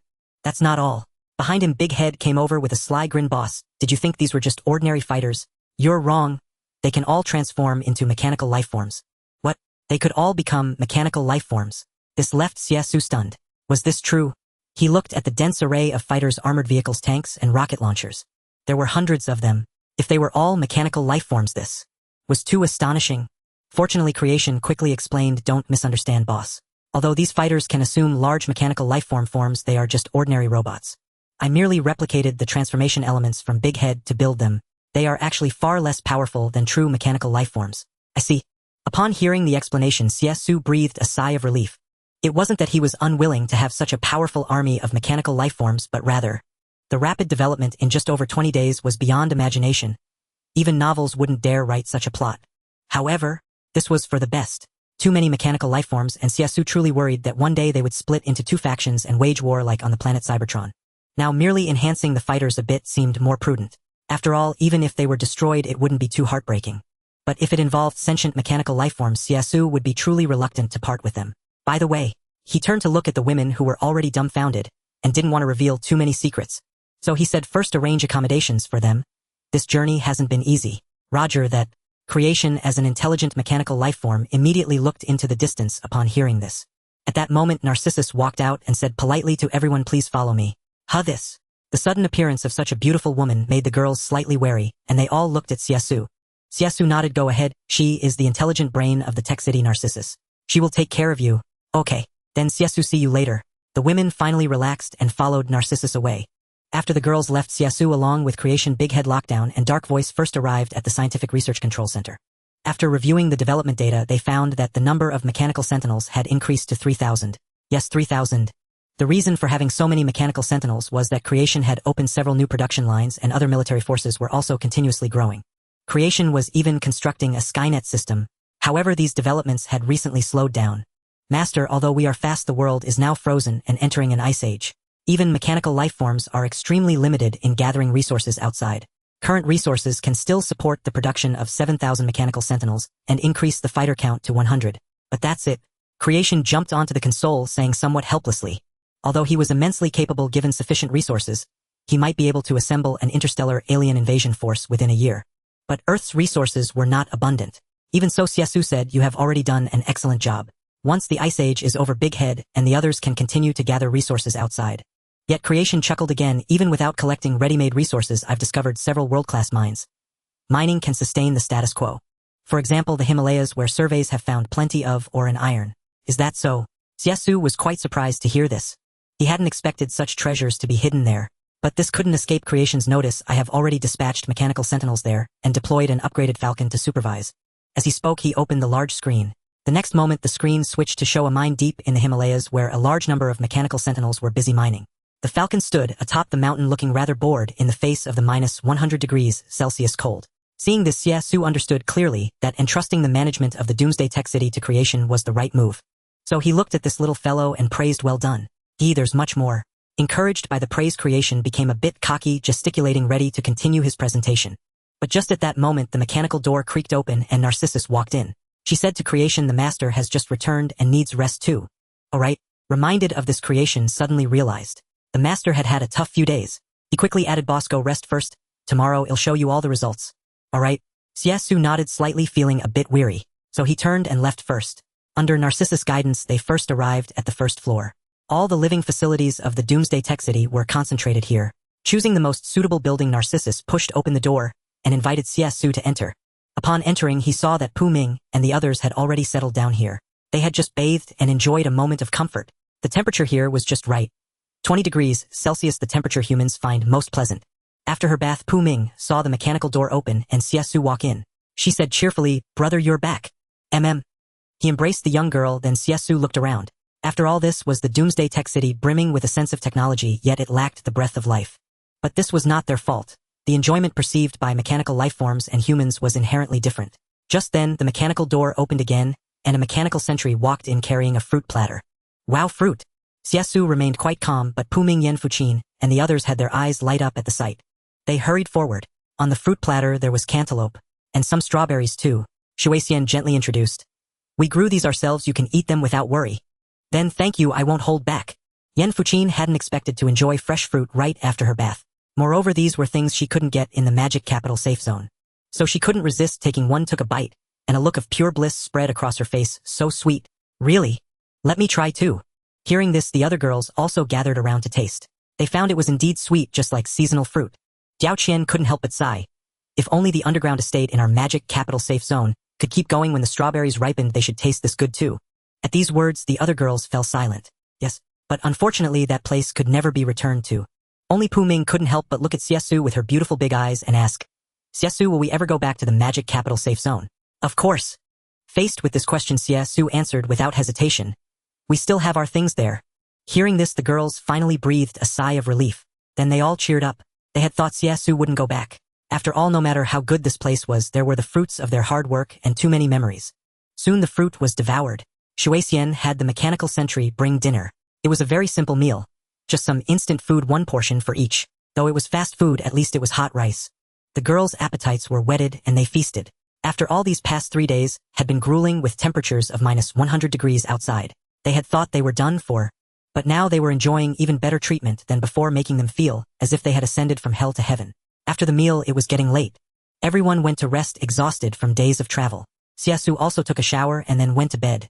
The so-called bed here was actually similar to the base of the Victory team in Ultraman Tiga, just with more high-tech equipment and walls of light silver. If not for the mattress, it would be unbearable for an ordinary person. It also looked very monotonous.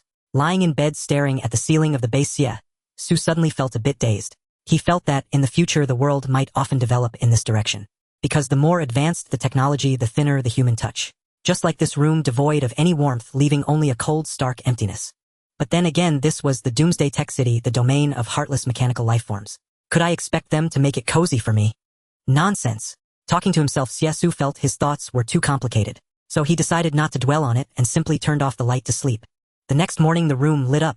It was a system that simulated the seasons and time, accurately replicating the state of each time period. After waking before Xie Xu even left the room, a mechanical sentry came to deliver breakfast. He let it in, and it brought some simple, nutritious breakfast. He took a few bites, casually, still not quite used to life here. However, as soon as he stepped out and looked down, he saw those women bustling about. Above the ceiling displayed the scenery beyond the Himalayas like a massive dome clearly visible. The blizzard still raged fiercely outside, but blocked by the top of the tech city, the wind and snow did not intrude and were even melting. Looking into the distance, it felt as if they were at the center of a storm vortex with almost nothing visible of the outside world. Xie Xu called down, "What are you all doing?" Hearing Xie Xu's voice, the women looked up sharply and said, "It's too uncomfortable here, we want to build our own mansion." Their own mansion. Xie Xu was taken aback for a moment, then understood. So these women like him couldn't adapt to the coldness here. However, his attitude toward these women was one of indifference. The mechanical sentries had already followed their instructions. Clearly this was part of the authority Shuexian had granted them. He walked into the research center. He found Creation, Confinement, Heaven Pillar, and Big Head, those big guys all there. They were busy researching new military equipment. Seeing Xie Xu appear, the group of big guys immediately stood up and said respectfully, "Master." Nodding slightly, Xie Xu asked, "What's the situation outside now? What's it like?" At this, Creation became somewhat excited. The global average temperature has dropped to minus 120 degrees Celsius. Even the entire Pacific Ocean has frozen over. No survivors would dare show their faces outside. As for the remaining 32 safe zones worldwide, the situation is actually not optimistic either. He quickly tapped the console with both hands. Then the images on the large screen shifted rapidly. Soon the actual conditions outside were displayed. Xie Xu looked over. All 32 safe zones were under surveillance.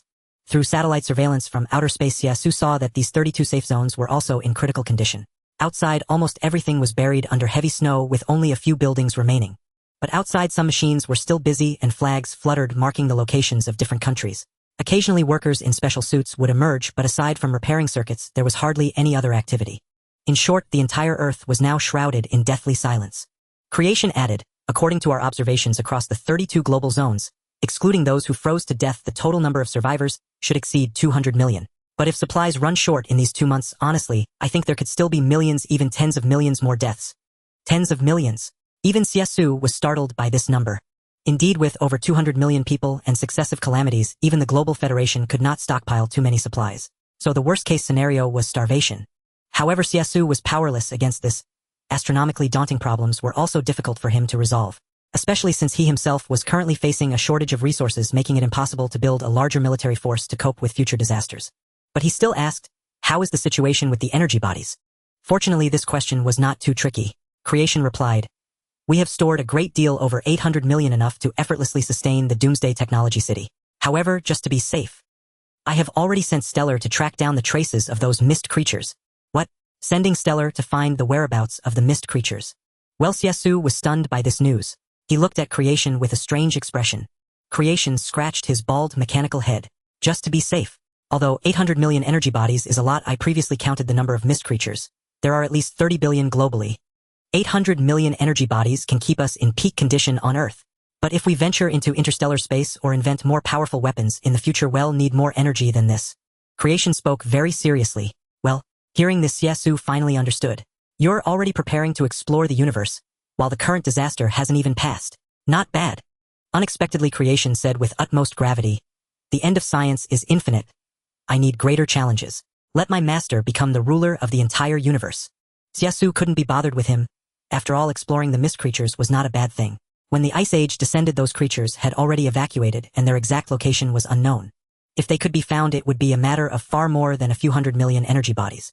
Who would ever complain about having too many energy bodies? As for Creation's grand future dreams, Xie Xu said indifferently, "I believe in you. Work hard." Hey, it sounded insincere. Creation rolled his mechanical eyes, thinking to himself, just wait until I achieve results, then you'll see how loyal I am to you. Humph. But for now he still had the White Swan and B2 help search for traces of the mist creatures. Once found, they must be completely annihilated. Meanwhile, Xie Xu, while Creation was busy, took Nightshade and confinement outside the Doomsday Technology City. He found an open space. He hadn't forgotten the Doomsday shelter brought by the chick. A Doomsday shelter capable of housing millions. Xie Xu was eager to see it.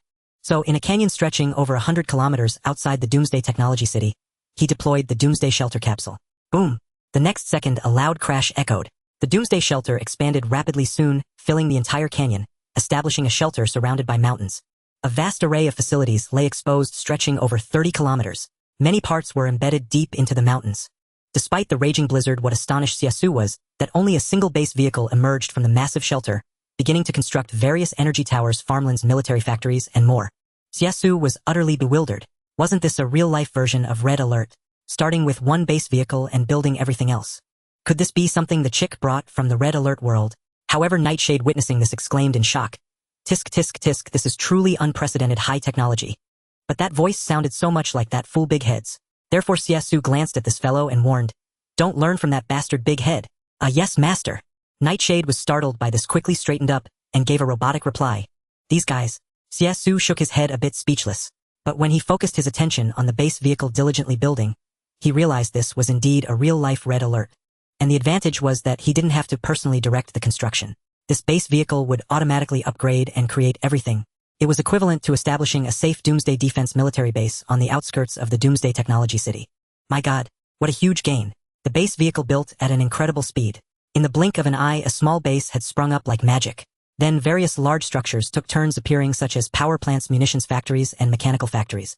Following the mountain terrain, one military base after another popped up rapidly. In just 1 hour, over a dozen stood tall. This speed was just like playing a game, building and building so fast that even Xie Xu was secretly amazed. It was like watching television, yet all of this was happening right before his eyes and at an astonishing pace. About 2 more hours passed, and there were already over 20 military bases here. For example, 3 power stations for military factories, and they had also produced some tanks and aircraft. However, the technological level was not very high. But there was one advantage: it could serve as a decoy, making it hard for anyone to find the real Doomsday Technology City. The technological level here was roughly comparable to that of the Global Federation. If anything, it might even be inferior to pre-catastrophe levels. But now, during the third global disaster, the Global Federation's military strength had actually regressed due to frequent calamities, except for some newly developed technologies. Therefore, the so-called Doomsday shelter base was not far off from the current Global Federation. Of course, the biggest difference was the lack of people. "Master, look at that." Just as he was thinking, Nightshade suddenly spoke, snapping Xie Xu back to reality. Then he was astonished to see several soldiers emerging from the Doomsday shelter base. Xie Xu thought his eyes were playing tricks on him. What, there are soldiers? In the Red Alert world, one could indeed produce soldiers, but were these people real or robots? As this thought flashed through his mind, Xie Xu directed the base vehicle to press the control button and summon those soldiers. Soon the soldiers braved the cold and walked over, saluting Xie Xu. "Sir." Good heavens.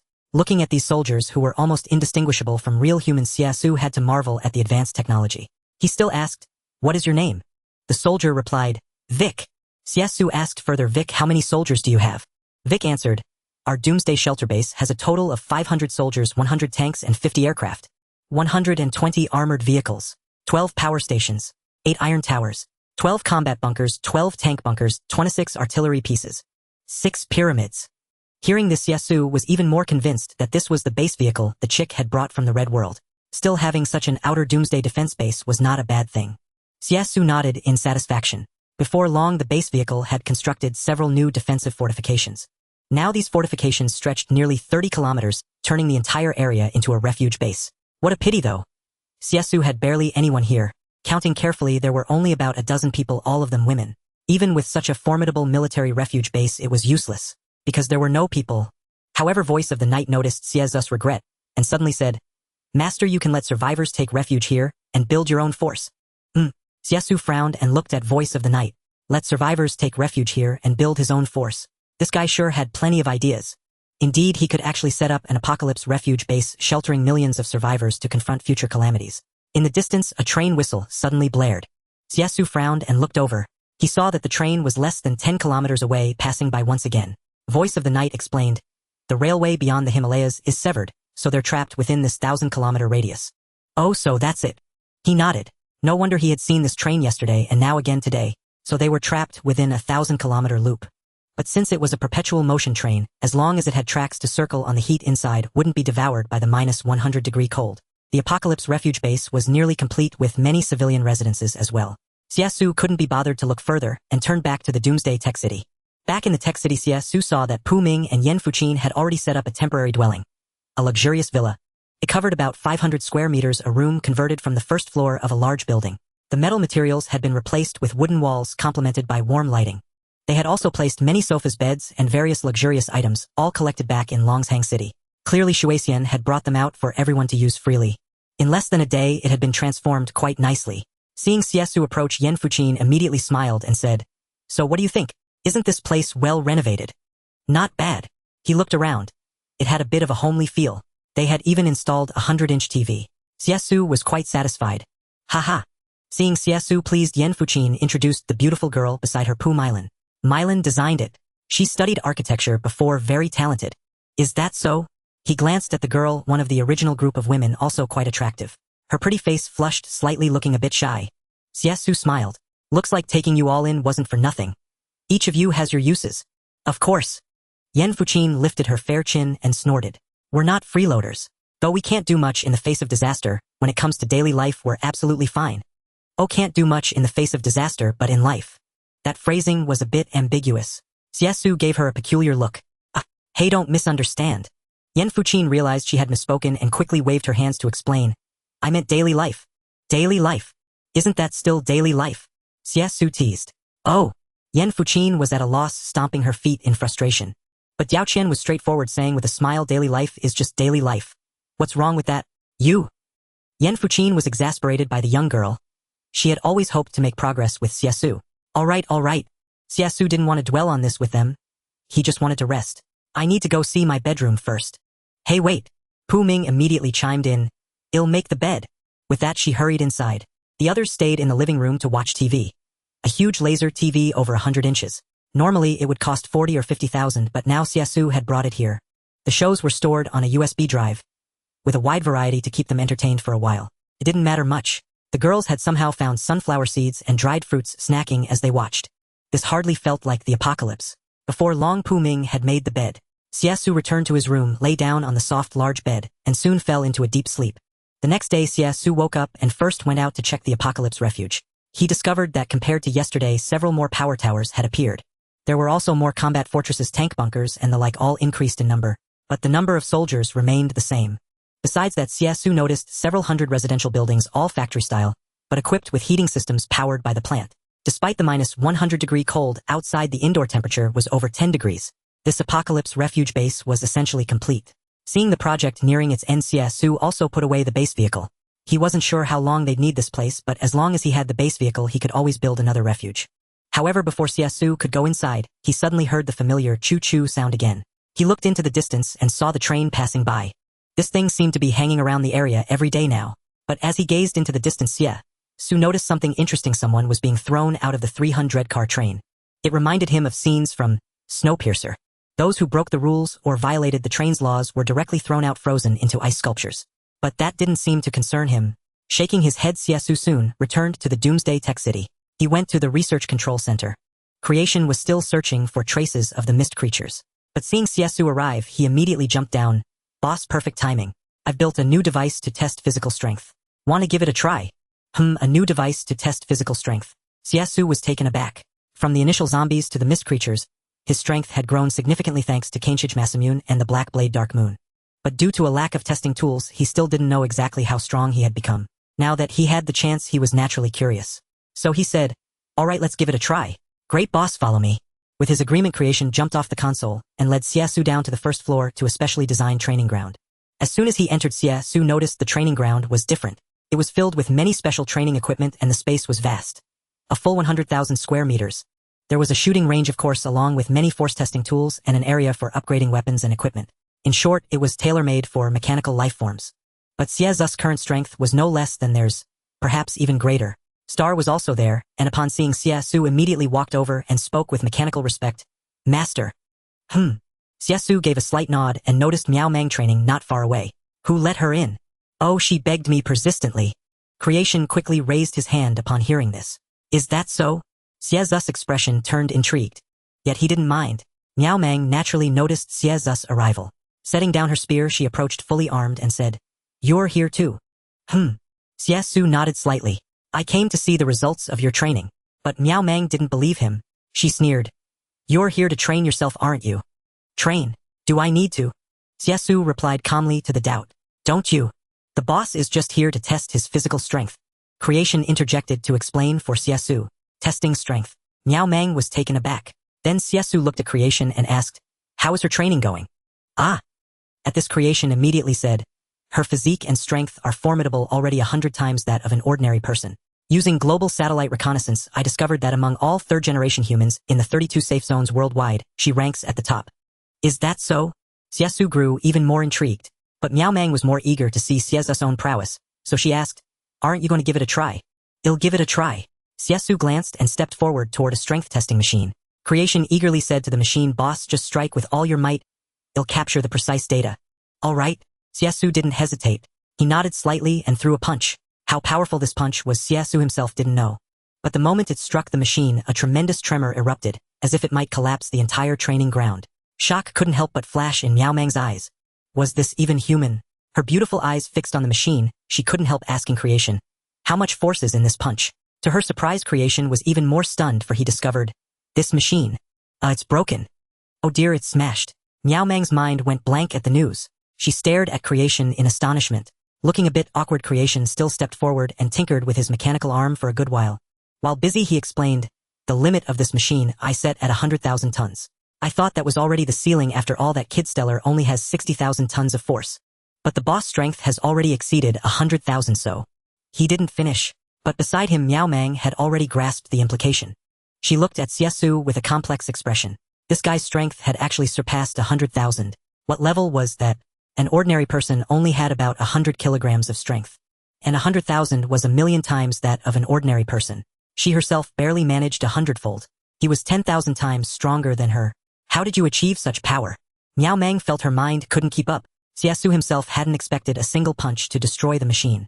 Still, he asked Creation, "So was my strength measured?" "Not yet." Creation shook his head without hesitation. "I thought 100,000 was the limit, but it seems we need to raise it, because the boss power has already broken through the 100,000 mark. Let me think it over again." Well, after all the summarizing, there was only one conclusion. It couldn't be determined for now. But one thing was certain. His strength definitely exceeded 100,000. Yet was 100,000 enough? Xie Xu thought of the prehistoric colossal beasts that would revive in the future. Those bodies 300 meters tall. That terrifying power, a full 200,000 tons. Who could withstand a single punch from that? Of course, Stellar was different. He didn't rely on brute force. Although he only had 60,000 tons of strength, that didn't mean he could only exert 60,000 tons in combat. On the contrary, with just light-speed movement and that astonishing stellar energy, he could already take on a powerful prehistoric colossal beast single-handedly. However, Xie Xu paused and then looked at Stellar, asking Creation, "Can Stellar continue to upgrade and become stronger?" "Of course." At this, Creation, who was repairing the machine, lifted his head and said, "Stellar absorbs a massive amount of energy units every day to enhance his own power." "Oh right." Speaking of this, he scratched his head at Xie Xu and smiled sheepishly. "Forgot to report to the boss. I injected Miao Meng with energy units." "What? You injected Miao Meng with energy units?" Xie Xu frowned slightly upon hearing this. Fearing Xie Xu would blame Creation, Miao Meng quickly said, "It's not Creation's fault. I asked for the injection myself. Just a little bit and my strength increased considerably." Of course, Xie Xu didn't really intend to blame Creation. It was mainly this kid. Don't think he was being kind. He clearly wanted to test whether energy units could be used on humans, and lacking a suitable test subject, he simply used Miao Meng. Sure enough, Creation tentatively said, "Boss, I've also saved some energy liquid for you. If you inject 1 vial daily, it can not only restore expended stamina, but also enhance it a bit. What do you think?" He already knew Xie Xu's physical data. It was not just 10,000 times that of Miao Meng. So in the energy liquid, he increased the concentration by 5,000 times to better suit Xie Xu. Alright, since it was for his own benefit, Xie Xu couldn't say much more. He only said, "Prepare more, it might come in handy in the future." "Got it." Creation happily scurried off to prepare. Seeing that Xie Xu didn't blame Creation, Miao Meng was somewhat relieved. She looked at Xie Xu gratefully and said, "Thank you for not blaming him because of me." "Because of you?" Xie Xu smiled at this and said, "You're not that important." Those words left Miao Meng momentarily speechless. But before she could speak, Xie Xu had already turned and left. On the 5th day after the Ice Age erupted, the blizzard still raged, growing ever fiercer. The outside temperature continued to drop. To sense the real changes in the outside world, the internal temperature of Doomsday Tech City was lowered accordingly. But not by much. It was enough for the city's inhabitants to understand how harsh the weather outside was. That day Creation brought good news. He had discovered a lair of mist creatures. This excited Creation greatly. It turned out that mist had first appeared in places like the Amazon Trench. So during this time Creation had been exploring the seas, hoping to find an entrance to hunt them. But strangely, there was no trace of mist creatures in the Amazon Trench. However, to Creation's surprise, in the Himalayas about 600 kilometers from us there is a massive pit belonging to mist creatures. It extends more than 10 kilometers underground with a vast interior space like a natural cavern. I've detected energy signals from mist creatures. Creation danced with joy and excitedly reported to Xie Xu. After all, those were mist creatures. In the eyes of humans, they were terrifying beings. But in Creation's eyes, they were resources delivered right to their doorstep. And recently I've been studying the corpses of some mist creatures, discovering they contain highly mysterious mineral resources. When synthesized, they can create a peculiar antimatter element. Our forces have been utilizing a part of this, but unfortunately, we couldn't find the source before. Now we've found it again. Should we go on a hunt? No. Watching the excited Creation, Xie Xu thought of trying it himself and said, "I'll go personally." "What? You'll go personally?" At these words, Creation's mechanical eyes nearly popped out. He felt Xie Xu might not know how many mist creatures lurked in that abyss. So he paused hesitantly and said, Boss, I must warn you. Many mist creatures have now retreated to specific areas. Compared to the 32 cities of the Global Federation, their numbers aren't that huge, meaning a single large pit could harbor hundreds of millions of mist creatures. Among them are incredibly powerful ones. I'm well aware of this. In truth, Xie Xu had already known. After all, during the Ice Age triggered by the global mist outbreak, the 32 cities didn't stand idly by. They dispatched fighter jets carrying superweapons, bombed open 2 giant pits, and wiped out over 300 million mist creatures in one go. Though the pits weren't large, Xie Xu wasn't sure of their exact locations. But what was certain was that, afterward, the Global Federation's technology advanced like a rocket. Xie Xu naturally couldn't lag behind. He planned to eliminate more mist creatures in the deep pits before the Federation did. However, before that, he wanted to upgrade himself. So he said to Creation, I haven't had real combat training in too long and need a tougher challenge. But I'll bring Stellar. After I finish training, let Stellar reap a bountiful harvest. Understood. Hearing this, Creation finally grasped Xie Xu's plan. Indeed, enhancing one's own strength was also crucial. Then he added more equipment to Stellar and instructed, Stellar, you must protect the boss well. Unexpectedly, Stellar responded with mechanical coldness. Do I need you to remind me? Creation. Damn. I speak kindly and you talk back. Humph, just wait and see. Creation grumbled inwardly. But he still respectfully saw the boss off. This time Xie Xu brought few people. Aside from Stellar, there were Red Dragon and Knight's Echo. Soon they activated the Doomsday Tech City's lifting platform. Outside had already transformed into a Doomsday shelter. Even the roads were neatly repaired.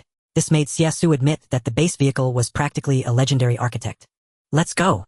As soon as the lifting platform touched down, Xie Xu wasted no time and sat directly into the driver's seat of Knight's Echo. Virum. A roar erupted. The 12-cylinder supercharged engine with full open valves was like a beast, unleashed its might, unstoppable even by the raging blizzard. Then the next second, Knight's Echo and Red Dragon carried Xie Xu speeding along the 30-kilometer route of the Doomsday shelter. Stellar remained invisible in the air, shadowing them closely. Thus the hunting squad left Doomsday Tech City, heading toward the Himalayan deep pit, where mist creatures lurked. A journey of 600 kilometers. If in the past it would never have been so easy, but with Knight's Echo and Red Dragon upgraded, even the roughest terrain felt like flat ground. Thus the 4-member team reached the destination in just 2 hours.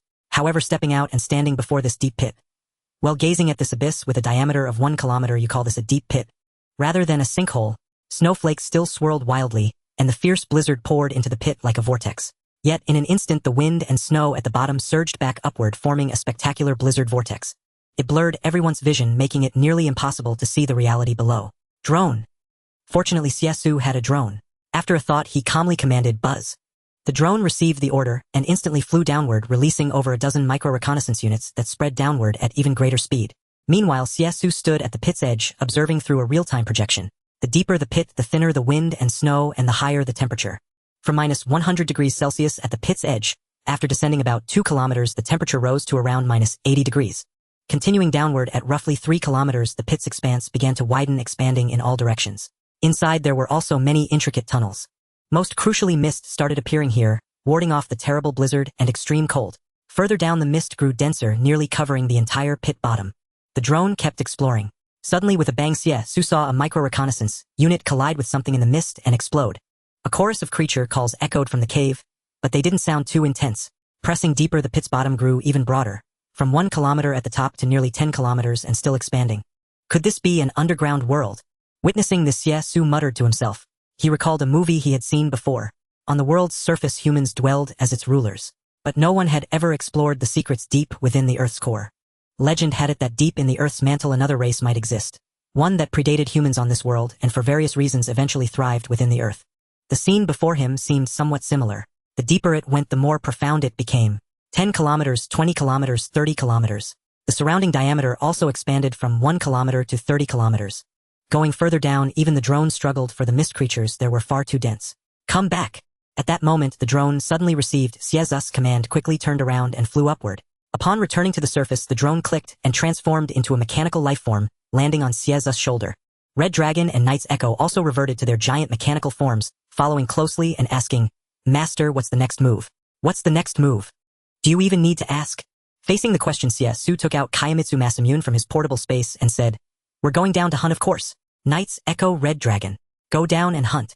One had to know how many of these mist creatures lurked deep underground. As Xie Xu leaped down, Qilong and the Knight's Echo exchanged glances before following suit. Now, due to evolution, they had transformed from ground troops to a unit capable of short-term flight, having been equipped with thrusters. Thus, they were not overly concerned. But Xie Xu was different. He was human without wings. "If anything goes wrong, evacuate the master immediately." Knight's Echo instructed Qilong as it followed the leap.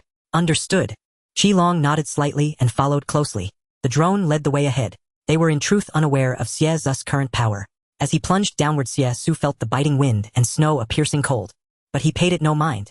After descending roughly 3 kilometers, there was still no sign of the mist creatures. Another 4 kilometers down. Finally, Xie Xu saw the spreading mist.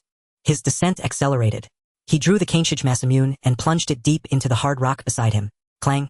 Sparks flew as the blade pierced the solid stone. Seizing the opportunity, he vaulted onto a nearby platform. Then he surveyed his surroundings. Roar! A low growl came unmistakably from a mist creature. As the mist spread, a tentacle suddenly shot out. Facing this assault, Xie Xu dodged nimbly. With a backhand slash, the mist creature was dispatched. But the scent of a living being stirred many slumbering mist creatures. They opened their eyes in the fog, a riot of colors. Red, yellow, purple. As if in a multicolored dream. While that might be an exaggeration, it wasn't that beautiful. In any case, though the mist wasn't thick, more and more mist creatures set their sights on Xie Xu. Bang! Knight's Echo and Qilong arrived, landing as their thrusters retracted. They drew their energy hand cannons and warily scanned the surroundings. "Master, there seemed to be quite a lot here." Knight's Echo said, a hint of unease in its voice. But Xie Xu was unconcerned. "You two stay. The drone will accompany me. If danger arises, it can evacuate me instantly." Xie Xu's only current weakness was his inability to fly. But a single leap could cover 1,000 meters. With the drone, he had at least an extra layer of insurance. If that failed, there was still the star above. So Xie Xu was not worried. Roar! Soon more mist creatures surrounded him. Xie Xu wasted no time.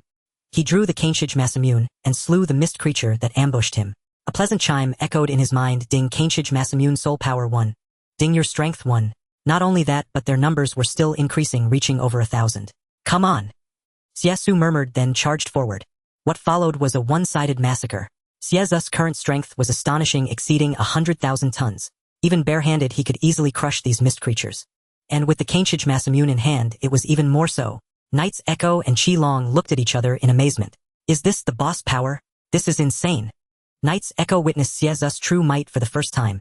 He suddenly felt he was no longer human but a veritable creator. Qilong was also stunned, seeing his master so much stronger than before. Reassured by his master's power, he shrugged nonchalantly. Since the master wants to increase his strength, let him. With that, he leaned back against the hard rock wall, looking somewhat bored. But Knight's Echo remained vigilant, keeping a close watch on Xie Xu, ready to assist at any moment. The structure here was peculiar, layer upon layer, like a spiral staircase. The stairs were vast, over 100 meters wide. They wound around, descending continuously. This provided Xie Xu with an excellent opportunity to hunt downward. Each layer held nearly 1,000 creatures. Hidden in the mist, attracted by the scent of a living human, they attacked Xie Xu recklessly. It was also the first time Xie Xu saw their diversity. Insectoid, octopus-like, spider-like forms. All were massive, unlike any surface creatures. Ding! Your strength 1. Ding! Kaneshige Masamune soul power 1. Ding! Your strength 1. Facing wave after wave of mist creatures, Xie Xu annihilated them all. While Xie Xu hunted ahead, Knight's Echo collected the energy cores behind him. Each had their role. Thus, they continued the slaughter for hours. But Xie Xu noticed their progress was slow, advancing only a little over 100 meters. By now tens of thousands of mist creatures had been slain. Yet he also noticed a pattern: the mist creatures he killed started weak but grew increasingly powerful. Clearly, even without high intelligence, these creatures had a strong hierarchy. The deeper they went, the stronger they became. When Xie Xu advanced another kilometer, he discovered an intriguing phenomenon. There was a group of insect-like mist creatures, about 1,000 in number. They occupied a habitat, and among them were large ones over 5 meters. It was clearly a society. Roar! The insect leader spotted Xie Xu and let out a low growl. Instantly a cacophony arose as countless mist creatures surged towards Xie Xu. This time, facing the horde, Xie Xu decisively drew the black blade Dark Moon. In an instant, a shroud of black mist enveloped him, fending off the assault. Then a condensed flash of dark light sliced through, and all the mist creatures were flung away by the overwhelming force. Night fell. Inside the Doomsday tech city, Pu Ming and the other girls had completely transformed the place. It had become a spacious house of 500 square meters.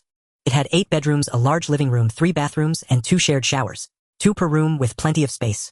At that moment, they were sitting together for dinner. Simple noodles and vegetables grown within the Doomsday tech city. Paired with preserved vacuum-packed meat and fruit, the dinner was quite bountiful. Give me more chili. Pu Meilan, who loved spicy food, made the request to Yan Fuqin. Coming right up. Yan Fuqin handed over the chili jar. Pu Meilan poured a generous amount, her eyes stinging from the heat. Yan Fuqin reminded her, eat less chili and get more vitamins. Our living conditions are different now. We need to keep our bodies balanced or we'll get sick. I know. Yan Meilan nodded lightly. Though supplies were plentiful here, she knew that elsewhere cases of illness from nutritional imbalance were common. Scurvy was probably the most common. A lack of vitamins combined with dried food made survival hard. The human body was prone to problems. Hey, why isn't Xie Xu back yet?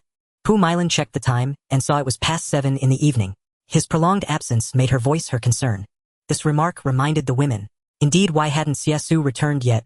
Perhaps he's off conducting some secret experiment again. Miao Meng pondered before speaking. She had indeed seen him leave that morning. Just as she finished speaking, the door was suddenly pushed open. The girls all turned to look. Xie Xu had returned. Pu Ming was the happiest. Seeing this, she quickly stood up. Brother, you're back. Xie Xu, opening the door, saw them eating and paused, smiling. Good, you've all started without me. Yan Fuqin said helplessly.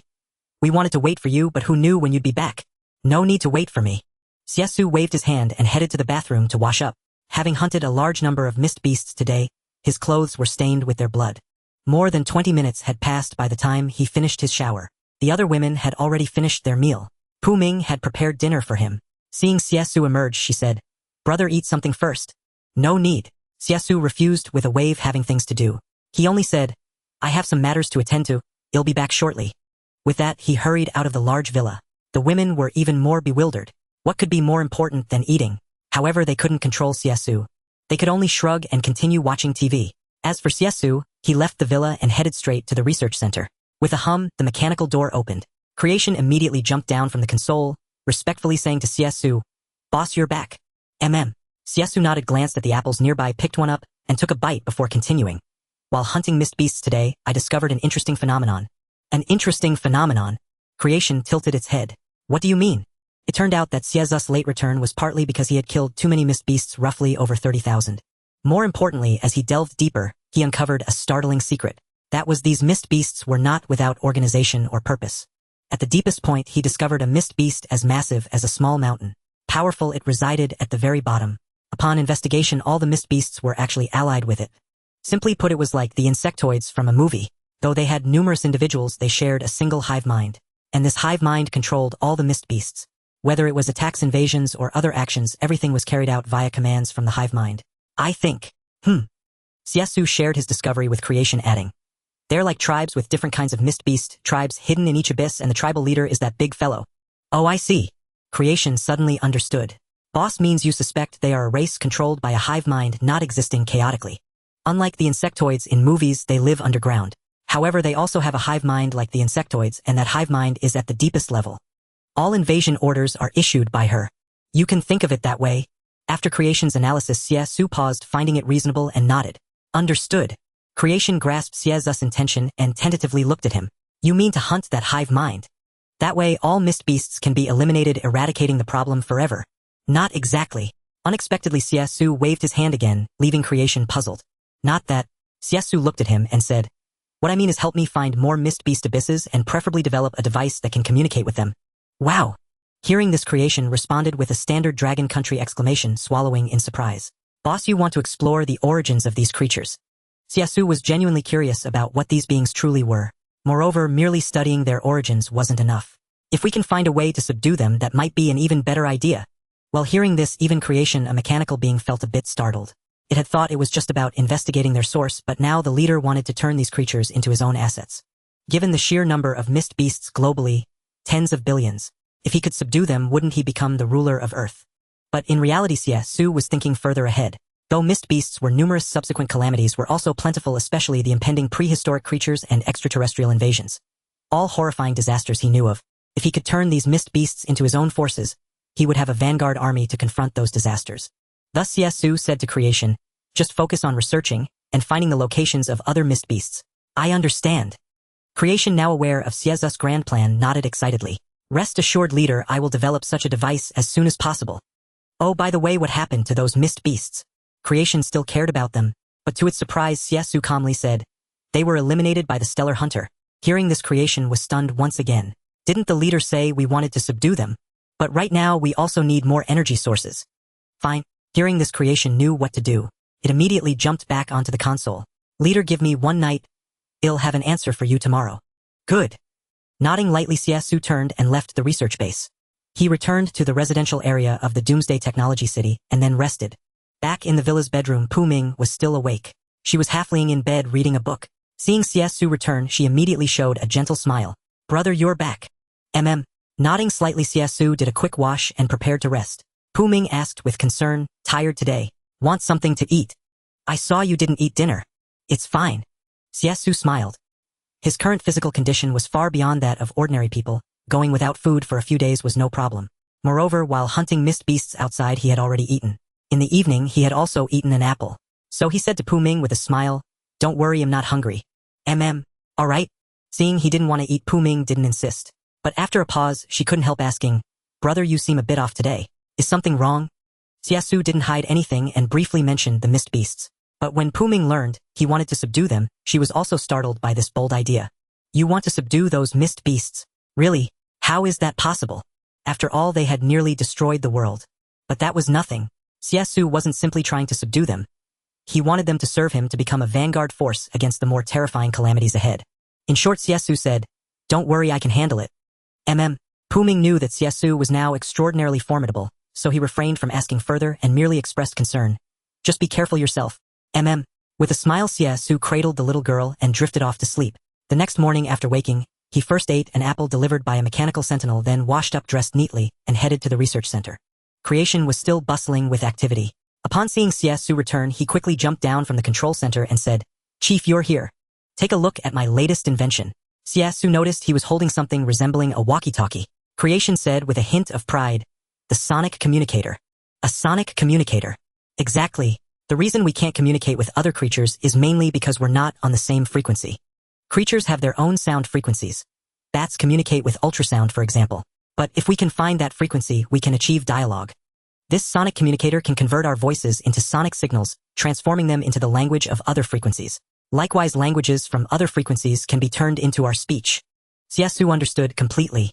This device was essentially a translator capable of rendering another's words comprehensible, while making one's own speech understandable to the other party. However, whether it works or not can only be determined through testing. Alright, well done. Seeing that creation was still a bit uneasy, Xie Xu knew that some things had to be verified through experimentation. He praised him and took the sonic communicator. Then he said, let me test it out.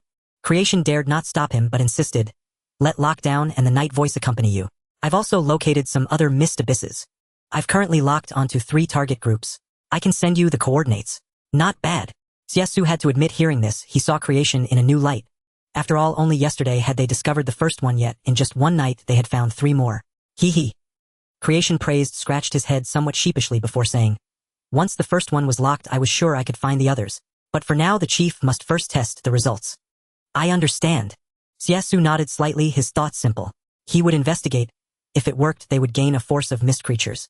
If not, they would hunt them for energy cores. Soon Xie Xu, clutching the newly acquired sonic communicator, stepped out of the Doomsday Technology City once more. Outside, the shelter was nearly complete. 500 soldiers were stationed there. Other facilities like the power plant, cannons, and laser towers were all operating autonomously. It had become a veritable secret military fortress. Moreover, the soldiers' fighter jets could be seen undergoing tests. Outside, the violent blizzard and frigid temperatures persisted, yet they still had bulldozers clearing the roads entirely.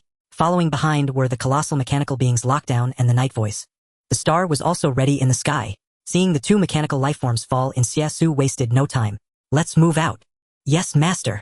Upon receiving the command, the two machines transformed back into two high-performance sports cars with a series of clicks. Then Xie Xu got into the Bugatti Night Voice. With a roar accompanied by the engine's thunder, they sped off into the distance. This time the target was a canyon near the Himalayas, roughly 1,000 kilometers away.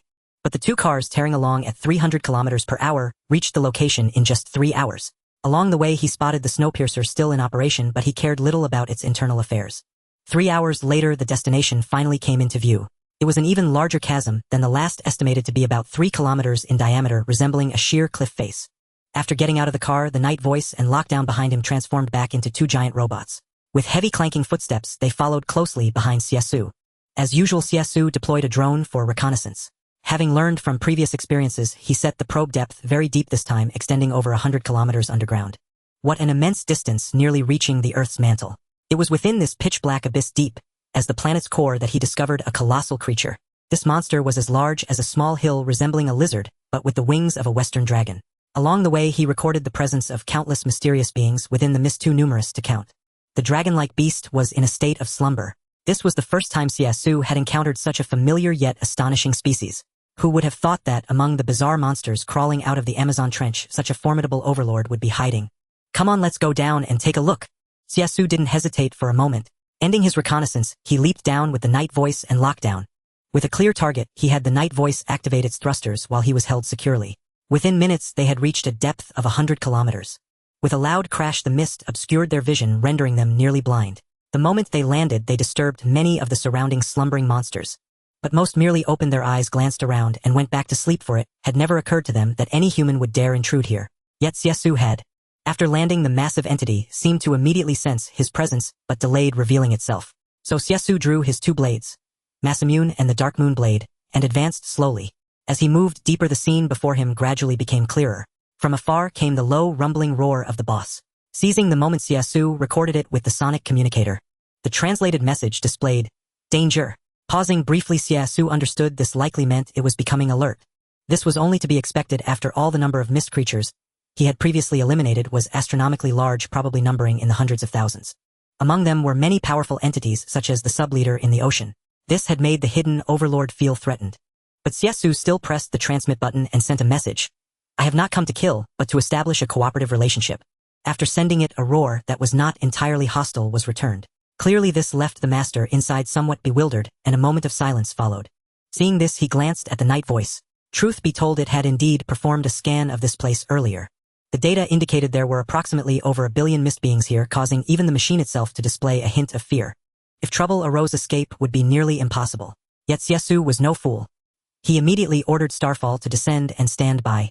With him present, instant escape at light speed was no challenge. Not long after, with a thunderous roar, a colossal figure descended upon them. Its aura was overwhelming, exuding a chilling yet reassuring sense of security. After completing all these preparations, Xie Xu continued his deeper exploration. As the mist fully dissipated, a massive western dragon came into view, curled up in a corner seeking warmth. It was evident that the temperature here was bitterly cold. Upon closer inspection, it seemed something was pinned beneath its body. As Xie Xu approached, the colossal dragon roared once more. The translated message was, "Begone." It seemed to have quite a temper. Yet he was not angered and said bluntly, "I must know where you came from." No one could have guessed that the leader of these mist creatures was a dragon from Western legends. This being, which only appeared in fantasy tales, was real. Moreover, it was a key driver of the second catastrophe. So Xie Xu continued, "You must obey me now, or I will take your life." For a long while there was no response from within. Finally a roar emerged. After reading the translation, Xie Xu was stunned. For the translated content was, "Over 20 million years ago, we were the masters of this land." Indeed, after reading this, a look of sudden realization dawned on Xie Xu's face. I had guessed as much. These creatures did not appear out of thin air. They were beings from an ancient era. After the Ice Age ended, most species vanished, but some escaped underground to avoid extinction, where we lived for over 20 million years. So other life forms were hidden underground. The dragon continued, "The surface was originally our territory. We are merely reclaiming what is ours." Xie Xu sneered in response, "Yours? Over 20 million years have passed, everything has changed. This world now belongs to humanity." The dragon retorted, "The powerful race has the right to choose." Indeed, it was true. Xie Xu did not refute this. Wasn't human history also governed by the law of the jungle where the victor reigns supreme? Otherwise, how could there be so many wars of conquest and technological advancements? Until now they had become the masters of Earth. But now these creatures sought to reclaim control of the surface. If it weren't for the first zombie calamity catching humanity off guard, and the subsequent reluctance to use lethal weapons for the sake of the living environment, many mist creatures would have been eradicated long ago. The unwillingness to waste land was one thing, but it didn't mean humanity dared not use large-scale weapons. Especially when humanity seemed on the verge of extinction. If there was no need for so much space, they would retaliate without hesitation, even resorting to nuclear weapons. What use is Earth if there are no people left? Xie Xu shook his head. You underestimate humanity. They are not as fragile as you imagine. Unexpectedly, the dragon did not argue this time, for it had witnessed this seemingly fragile life form deliver a fatal threat. It knew this was a race of infinite potential. Just as it was about to roar again, a massive monster suddenly burst forth from the corner where it had been. With immense force, it struck the dragon directly. The dragon, caught off guard, was sent flying, crashing into a mountain on the other side, sliding several kilometers before stopping. Lord, be careful. Jinbi immediately shielded Xie Xu, who nearly fell as well. Steadying himself, he drew a renowned sword and widened his eyes. What the hell was that? Then he saw the thing emerging from the ground. It resembled a pangolin, but was as massive as a hill, with a pair of horns hundreds of meters long atop its head. With a single blow, it had sent the dragon flying. This was disastrous. The dragon screamed in pain and began to bleed, desperately struggling to counterattack, and the two clashed fiercely. Xie Xu looked on in bewilderment. What was happening? The situation was worsening. Roars echoed from all around, as if the entire area was invaded by different types of mist creatures, all locked in chaotic battle with each other. An unidentified flying object hurtled towards Xie Xu. Jinbi quickly fired a cannon to blast it apart. But more enemies surged forward, and Jinbi entered a killing spree. Xie Xu swung his sword, slaying several mist creatures. At that moment, he noticed a pattern. This is a war between tribes, isn't it? The scene before him was utterly chaotic, leading him to this conjecture. At that moment, the dragon's agonized cries interrupted his thoughts. Turning to look, he saw the dragon being overwhelmed by the massive pangolin, its wing nearly torn off. It was clearly on the verge of collapse, but it refused to give up, struggling desperately to return to a certain spot, which puzzled Xie Xu. What could make it so persistent? Accidentally, he discovered the clue. In the spot where the dragon had been, there was a white egg. It was large, weighing dozens of kilograms. Could it really be a dragon egg?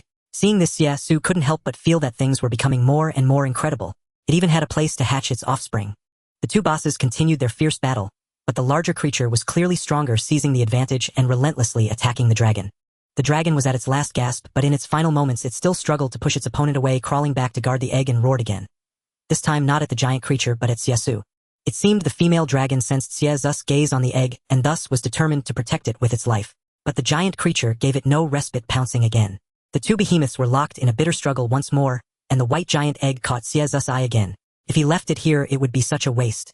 So after a moment's thought, Xie Xu quickly approached the dragon egg. He then used a high-tech device to store the egg away. Retreat now. After succeeding, Xie Xu immediately said to Jinbi. Understood. Jinbi, upon receiving the order, unhesitatingly took heavy steps, grabbed Xie Xu, and thrusters emerged from its back. Then it swiftly ascended into the sky with Xie Xu.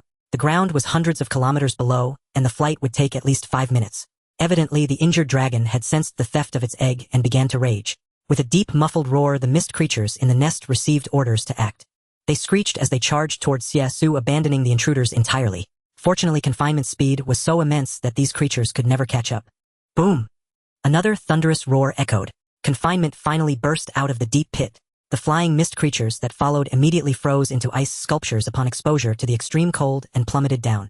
Xie Xu, having flown out, breathed a sigh of relief. Yet soon a sense of unease crept over him. Just then Night Voice and Star caught up.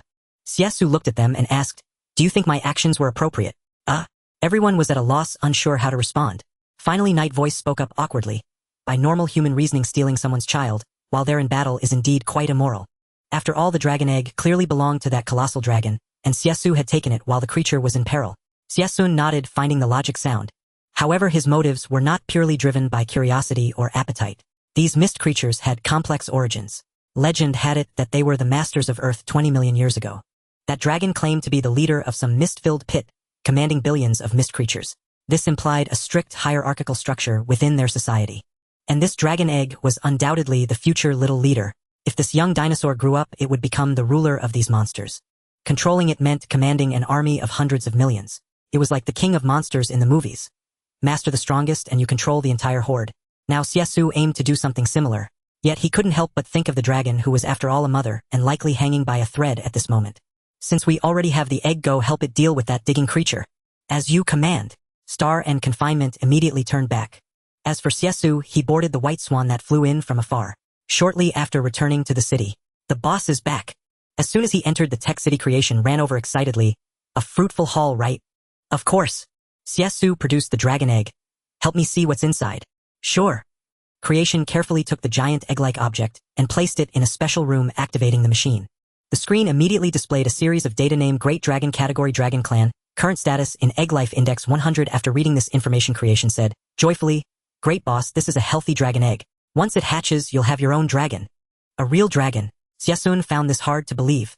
This was a world overrun by zombies with countless disasters yet to come. And here he was finding a dragon. This was the stuff of fairy tales and novels. Still, it wasn't a bad thing. After all, what grand spectacles hadn't he witnessed? He asked again, how do I hatch it? He wasn't about to give up on this potential source of immense power. Simple. Creation, as an advanced mechanical being, was well versed in this. Just provide it with a warm and comfortable environment. When the little life breaks through the shell and sees you, it will imprint on you as its mother. Got it. So it would be placed in the villa renovated by Yen Fuqin and the others. At that moment, the door opened and Star and Confinement returned. Xie Xu inquired with concern about the situation. Star reported respectfully, with the help of that great dragon, we killed the opponent, but Confinement was severely injured. And presented an energy crystal block. It pulsed with immense power. Only then did Xie Xu notice Confinement's heavily damaged arm and leg. Without spare parts, it would have been a total loss. Frowning, he continued asking, was the enemy that formidable? Confinement explained, extremely powerful. Even my energy cannon could barely penetrate its body. If I hadn't blocked its attacks, none of us would be standing before you now. Even the great dragon was grievously wounded, nearly cut in two. That fierce huh? Hearing this truly shocked Xie Xu. After all, Star was already a 15th generation mechanical warrior. Yet even they were pushed to the brink. Still, at least they had made it back safely. He pressed further, asking about the dragon's condition. Ah, that friend. Probably won't make it. We've decided to go collect its core materials tomorrow. Xie Xu remained silent. While hearing this, even he was a bit speechless. Those two taking advantage of the dragon's fight to finish off the pangolin was one thing. But now they were already planning to scavenge the remains tomorrow. Still, Xie Xu felt it shouldn't go to waste, so he said, let's go take a look tomorrow then. Yes, master. The two large figures nodded respectfully and went to rest. Meanwhile, just as Xie Xu was about to leave with the dragon egg, crack, a crisp sound suddenly rang out. This startled Xie Xu, and his gaze instantly fixed on the dragon egg. A crack had appeared on the egg. Ah, Creation, has this egg cracked? Cracked? Creation hadn't noticed and was also taken aback by the question. He thought this thing was harder than stone. How could it crack so easily? But after turning to look, his eyes widened. This egg is hatching. What hatching? Hearing this, Xie Xu was even more astonished. What a coincidence. I just got it and it's about to hatch. He didn't dwell on it, but quickly understood why that dragon had fought so desperately. Who wouldn't be frantic if their child was stolen, especially when it was about to break out of its shell? Just as Xie Xu was considering whether to do the right thing and return the egg to the dragon, for a look he noticed Creation fiddling with the massive energy stone, placing it inside a sealed space. Hey, what exactly are you doing? Ah! Startled by Xie Xu, Creation nearly dropped the energy body onto the dragon egg. But after calming down, he quickly explained, Boss, this is the energy body of the Mist Leader. Using it to hatch the little dragon will be twice the result with half the effort. Plus it carries the pangolin's aura. If the little dragon absorbs it, those billions of pangolin minions might just obey. Oh, this explanation surprised Xie Xu. Could it really work? Upon reflection, it did make sense. After all, Creation was a high-level life form handling these creatures as effortlessly as keeping pets. It might actually work. So Xie Xu didn't ask further and simply said, then you handle it. With that, he returned to the villa to rest. Upon returning to his residence, his first priority was still to take a shower. After bathing, he had dinner and retired early. The past 2 days had been utterly exhausting. The next morning arrived. Xie Xu awoke from his slumber. After getting up, he made his way to the laboratory, preparing to set out. However, upon arriving at the Scientific Research Control Center, the sight before him left him stunned. In the sealed space that originally housed the dragon egg, the energy mass had shrunk from over 10 meters to merely 1 meter in size, and it was nearly depleted. What is going on? Creation was also bewildered, but upon seeing Xie Xu, he recounted the previous night's events in full detail. It turned out that the dragon egg had absorbed the entire energy mass overnight. Xie Xu found it hard to believe. Something so small could absorb such a tremendous amount of energy. Boss! At that moment, Hengxing and Jinbi also arrived. Seeing the fully equipped group, Xie Xu ignored them and prepared to depart. Just then a crisp cracking sound echoed. Everyone noticed it. Xie Xu was the first to turn his head, witnessing even larger fissures appearing on the dragon egg. The eggshell was almost entirely splitting apart. Creation exclaimed excitedly, "There's no time. This little dragon is about to emerge. Everyone retreat, let the boss stay here alone." It was well known that many species imprint on the first living being they see after birth. Hearing this, Hengxing Jinbi and the other mechanical lifeforms immediately departed. The vast research control center was left with only Xie Xu.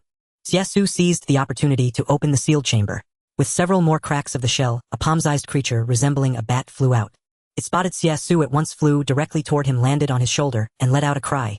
Yet the sound was peculiar, akin to a puppy's whimper. Outside the research control room, Miao Mang and the others were preparing for training. Just as they reached the entrance, they saw Creation, Hengxing Jinbi, and Datu waiting anxiously. This scene drew a burst of laughter from the women. "Hey, what are they doing? Let's go ask." Yan Fuqin and the others ran over and inquired of Creation. "What are you all doing here?" "Shu, keep quiet." Fearing that any sound might disturb Xie Xu, Creation quickly gestured for everyone to be silent. This only baffled the women further. "What on earth is happening? Exactly, you all look so tense, as if you're waiting for someone to give birth." "Ha, we are waiting for a birth," Datu chimed in cheerfully. "What? Giving birth?" The women were utterly dumbfounded. They exchanged bewildered glances. Miao Mang quickly pressed, "What did you say? Who's giving birth?" "Yes, who is pregnant?" Creation was at a loss for words. Yan Fuqin even blurted out, "Could it be that Xiaoming is pregnant with Xie Xu's child?" The mechanical lifeforms were speechless. This was getting more absurd by the minute. Yet Miao Mang took it seriously. Xiaoming is pregnant with Xie Xu's child. But it's only been such a short time, how could she give birth? "Datu, what's really going on?" "Damn it!" Datu cursed, using a newly learned expletive, equally perplexed. Just as they were at a loss, the mechanical door suddenly slid open with a hum. Everyone turned to look. Xie Xu, clad in sportswear, emerged with a small creature perched on his shoulder. This sight only deepened Yan Fuqin and the others' confusion. All eyes were fixed on the little creature on Xie Xu's shoulder. What could it possibly be? "Oh, it's so adorable."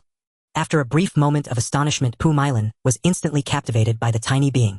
She couldn't resist reaching out to touch it, but the moment her hand extended before even making contact, the once docile creature let out a low growl. It sounded just like a fierce little puppy. Pu Mylan jumped back in fright and complained plaintively, "Why is it so aggressive?" Xie Xu hadn't expected such a small creature to have such a fiery temper. However, there was one good thing: it listened to him. So he tentatively stroked the little creature and found it immediately calmed down. Miao Mang frowned. "Xie Xu, what is that?" "It's..." Well, Xie Xu had intended to say dragon, but since no one here had ever seen one, he thought for a moment and said, "A little bat." "A little bat?" Miao Mang looked at him with a strange expression. It was clearly a bat, but Xie Xu had no time to explain further. He needed to head to the misty abyss. So he said to Hengxing, "Let's go." "All right." Having received the order, Hengxing set off along with White Swan and B2. 3 large flying machines accompanied the journey for added safety. After seeing them off, Miao Mang, Yan Fuqin, and the other girls were even more perplexed. What is he going to do? Do you really not know? What is he doing? Faced with their questions, Creation replied nonchalantly, "The boss is going to say farewell and also bring something back." With that, he hurried back into the lab. How strange. The girls, gazing at these mysterious machines, felt utterly bewildered. Yet they didn't dwell on it. Miao Mang proposed, "Ladies, let's go train first." "All right." The women spiritedly headed to the training ground together. Meanwhile, Xie Xu had left the Doomsday Tech City. Upon reaching the surface, he noticed the blizzard had abated somewhat, though the temperature remained bitterly cold. The outer Doomsday shelter base was also complete. Stretching 30 kilometers, it could accommodate 1 million people, yet only 500 soldiers were stationed there. White Swan carried him into the sky. Along the way, he spotted the Snowpiercer train and noticed its speed had slowed. But he had no time to dwell on it. He flew directly toward the misty abyss. As always, he landed as soon as he arrived. Upon touching down, he saw the Mist Boss on the verge of death. Seeing Xie Xu return, the grievously wounded Mist Boss had no strength left to fight. But Xie Xu brought out the little dragon, "Your child." The little bat-like creature let out a cry, clearly not recognizing the massive being. Yet the dragon froze, its gaze softening considerably. It stared intently at the tiny creature. The little one tried to assert itself again. Xie Xu soothed it, "Stop being fierce. She is your mother." Hearing this, the little dragon ceased its growling, though it still eyed the giant dragon warily. The dragon's gaze gradually grew tender, brimming with maternal love. But she was already on the verge of death, only able to let out a low growl. Xie Xu glanced at the walkie-talkie, which displayed 2 words, "Thank you." Then, with her last ounce of strength, she crawled over and gently licked the little dragon. Perhaps due to the bond of blood, the little dragon ceased its resistance and gazed at the great dragon in bewilderment. Then the great dragon let out another low rumble. Xie Xu realized, infuse her with energy. So the great dragon closed its eyes and passed away in peace. The mist creatures, now unbound, grew restless. Yet when Xie Xu excavated the energy source and handed it to the little dragon, the tiny creature clung to it tightly, as if sensing a familiar warmth. Roar! An octopus-like mist creature lunged forward. Unexpectedly, the next moment, the little one, though no bigger than a palm, let out a mighty roar and drove it away. Witnessing this, Xie Xu grew even more convinced that this little being could help him command a legion of mist creatures. And that was not all. For she had also absorbed the energy of the pangolin, suggesting that another deep pit might fall under her control. To confirm this, he proceeded. Xie Xu picked up the little one, and accompanied by the white swan, and B2 ventured through the hole blasted open yesterday. After traveling over 100 kilometers, they discovered another mist-filled chasm. Their hordes of mist creatures dwelled. Initially alerted by the noise, they prepared to attack, but upon seeing the little one, they all showed reverence. They lowered their heads and prostrated themselves on the ground. Perfect. Xie Xu realized he might command 2 armies of mist creatures. He turned to the white swan and asked, "What should we do?" The white swan understood the implication perfectly. But he could only say, "We must nurture this little one to become strong, or it won't be able to control such vast numbers of mist creatures." That made sense. Xie Xu nodded. So they temporarily left the mist chasm. As they departed, the mist creatures trapped in the Ice Age remained imprisoned. Xie Xu was in no hurry now. He already commanded over 3 billion mist creatures. For the rest, Xie Xu could hunt down the powerful monsters alone, and let the little one devour them all, becoming the ultimate boss. If the world knew that Xie Xu had single-handedly tamed every mist creature on Earth, what would everyone think? But the most urgent task was to bring the little bat back. Upon returning, a group of girls immediately surrounded him, chattering about where this little treasure came from, and what its name was. "Well, I call it Little Bat." Xie Xu thought for a moment before answering. "What? Bat?" The women found it rather odd. Everyone stared at the little creature, observing it closely. Despite its fierce appearance, it was actually incredibly cute. "And you named it Bat?" The name was utterly atrocious. But that wasn't the point. For Xie Xu, the priority was locating other mist nests. After all, 10 days had passed since the cold wave struck. In 50-odd days, the Earth would gradually return to its normal temperature. Then he needed to seize the opportunity to eliminate all mist monsters and prepare for the impending new global crisis. Time was running out, so in the following days, Xie Xu cared for Little Bat while sending Creation to investigate other mist creature hideouts. He also kept an eye on global disaster situations. Through satellite images, he saw that 2 of the world's 32 safe zones had been destroyed. Fortunately, the most critical safe zones remained intact. But if the blizzard persisted for a year or more, even the global alliance would be unable to hold out. Such is the nature of disaster. Though humanity has always considered itself the master of Earth, when catastrophe strikes, this so-called mastery is nothing but an ant in the eyes of nature. As in his memories, about a month into the Ice Age, they located 2 mist creature lairs. But they were both small, totaling less than 1 billion. Even so, this was enough to excite the entire global alliance. Thus, on May 1st, while Xie Xu was resting at home, Creation rushed in, shouting, "Boss, the global alliance has launched an attack." "What? An attack?" Hearing this, Xie Xu immediately opened his eyes and hurried to the research control room. The large screen displayed that the global alliance had locked onto 2 mist creature lairs, one in a former island nation, and the other hidden deep in the mountains. That day, he witnessed a stunning scene. The thick ice on the Pacific Ocean suddenly cracked open as nuclear submarines lurking beneath launched their assault. An intercontinental missile carrying a nuclear warhead soared into the sky, and without warning struck the island nation. With a deafening roar, a massive mushroom cloud rose, and the lair deep underground was instantly reduced to ashes. Many mist creatures tried to escape, but they either froze into ice sculptures upon contact with the cold air or were blown to pieces. Even the large ones did not survive, all were annihilated. However, the leader managed to flee as its body, like thick armor, withstood the nuclear impact. Nevertheless, the operation was highly successful. On the night after the lair was destroyed, a large number of aircraft appeared in the sky, including transport planes. By now, the blizzard had weakened considerably, and with newly developed cold-weather suit, soldiers could conduct brief ground operations. They had also invented a new device that could attract and capture energy bodies. It was like fishing. Cast the net and haul in a big catch.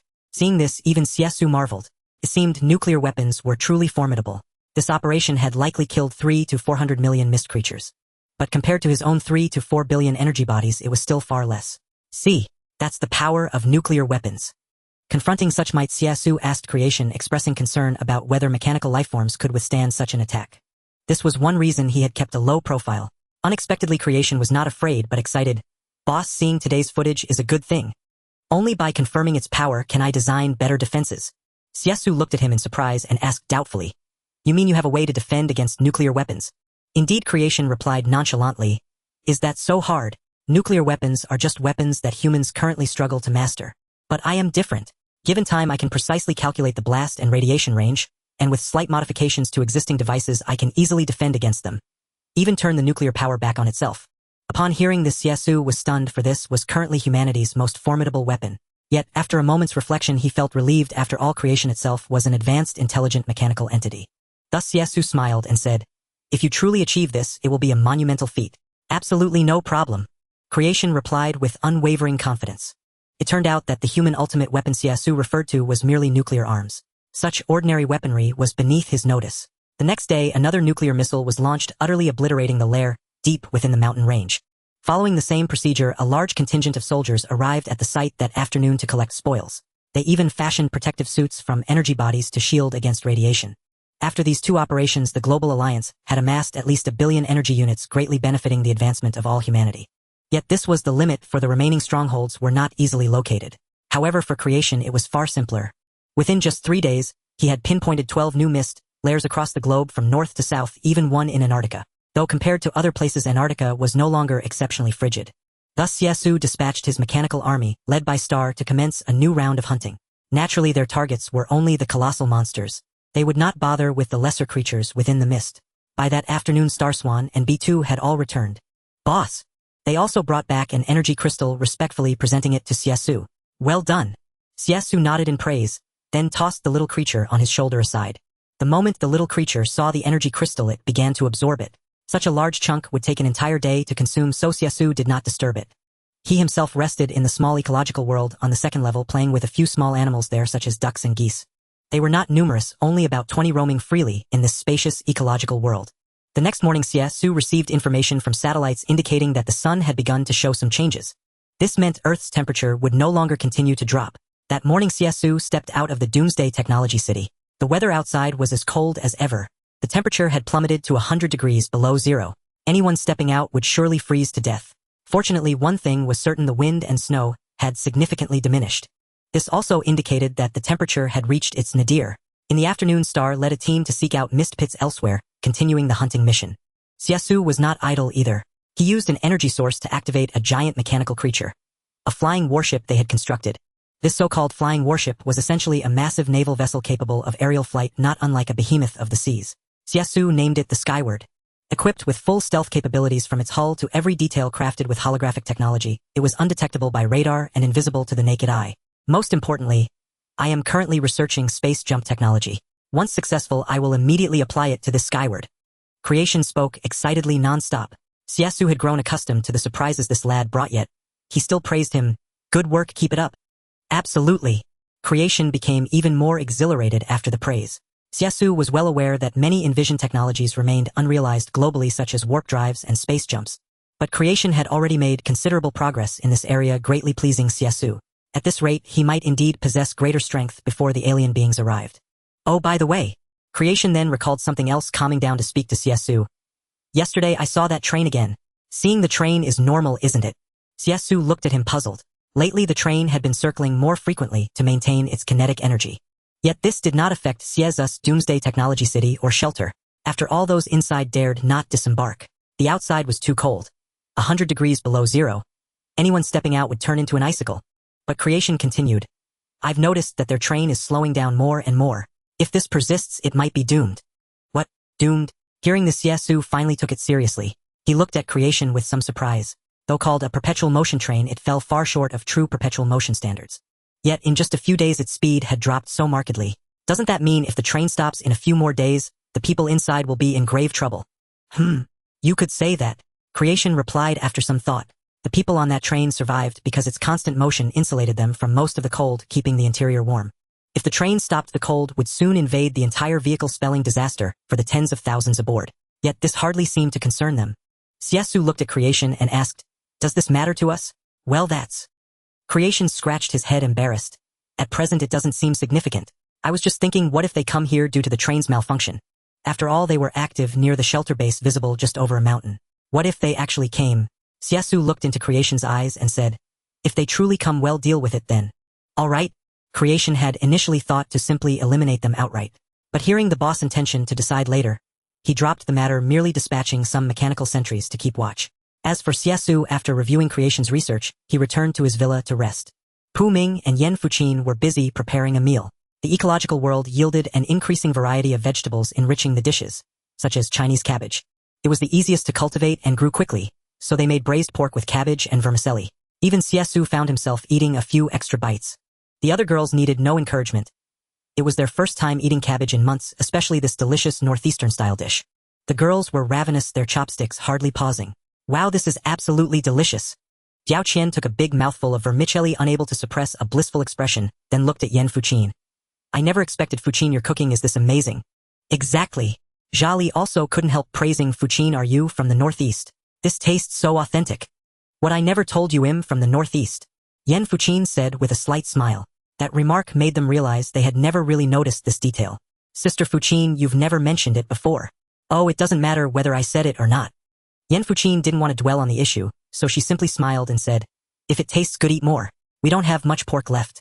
Soon you won't be able to enjoy it, even if you want to. Hearing this, everyone felt a pang of disappointment. The pork they were eating was leftovers kept chilled to prevent spoilage. But as time passed, they had eaten most of it and the rest had been stored for too long. I suddenly missed the eggs from the Magic City safe zone. Jiao Qian rested her chin on her hand and pouted. Her words stirred a wave of nostalgia among the women. Indeed, the underground estate in the Magic City safe zone still housed many chickens, laying over a dozen eggs daily. Yet now it had been ages since they last tasted an egg. Xie Xu hadn't anticipated this shortage either. When he originally bought chickens and ducks, the market had scant stock. Securing those few was already a stroke of luck. So Yan Fuqin looked at Xie Xu and asked, Xie Xu, when can we return to the Magic City safe zone? At this, all the women's gazes converged on him. Everyone yearned for an answer. However, Xie Xu shook his head and said, let's wait until the Ice Age ends. Ah! A collective groan of disappointment followed. How much longer will that take? Exactly, it's only been a little over 10 days. Their spirits sank. But Miao Mang suddenly spoke up. Let's stop complaining. At least our situation is far better than others. This remark left the women stunned. Indeed, compared to the average person, their lives were quite comfortable. Ordinary folks now could barely get a single steamed bun, let alone cabbage stew with vermicelli. So what reason did they have to be dissatisfied? Actually, we should thank Xie Xu. That's right, without him we'd probably be dead by now. The women suddenly realized their fortune and expressed their gratitude to Xie Xu. But he remained indifferent, long accustomed to their presence. In the current circumstances, even sleeping together in one place was no big deal. Just then Pu Ming rested her chin on her hand and mused, I wonder what things are like outside. Many of the women nodded in agreement, their curiosity piqued about the outside world. Xie Xu said flatly, that's simple. He promptly pulled up a satellite signal. Soon a large screen appeared on the television displaying the current global situation. Everyone was stunned. We can see this. Someone quickly retorted, nothing is impossible. Look at Xie Xu's tech city now. What can't he do? They came to their senses. Indeed, just those robots alone surpassed existing human technology. Using satellites to survey the globe was effortless for him. On the screen, Earth had turned into a nearly pure white sphere like a colossal ice ball. Zooming in, they could see markers for numerous safe zones. There were 32 in total, but 2 were nearly abandoned, leaving only 30. Hey, look, that's the capital. A woman excitedly pointed at the capital on the screen. Even Miao Mang looked up. That was her hometown. Xie Xu zoomed in, revealing the once bustling capital now blanketed in white, most areas buried under heavy snow with only a few skyscrapers faintly visible. As the image descended further, a city of ice and snow came into view. Everyone gasped. My God, the capital has turned into this. No one had imagined the great metropolis would become such a frozen fortress. Where are they living now? Pu Ming, seated beside him, inquired. You'll see. Xie Xu zoomed in again. Within the ice-encased city, they spotted a labyrinth of cleared snow paths. These were essential traffic routes. Only after seeing an underground entrance did they realize the survivors were living beneath the surface. This place. A group of women couldn't help but turn to look, yet they couldn't see anything inside clearly, because the image was transmitted from a satellite. Not even the most advanced satellite could see through solid walls. But Xie Xu had a trick. He also wanted to know the situation of survivors beneath the capital. So he directly ordered Star to head there. Star moved at an incredible speed, nearly reaching the speed of light. In the blink of an eye, Star stood atop a tall building not far from the capital's safe zone. As soon as he steadied himself, he noticed turrets hidden in the snow, along with numerous machine guns and anti-aircraft batteries. All were concealed in hidden positions. Clearly, even during the apocalyptic Ice Age, defenses here had only grown tighter.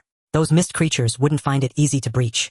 But for Star, equipped with lightspeed capabilities, radar stealth, and antimatter systems, this was no issue. He slipped in effortlessly, then reached out. A switch number, 997, popped out from his arm with a click. A micro-reconnaissance drone flew out, delving deep into the dark entrance.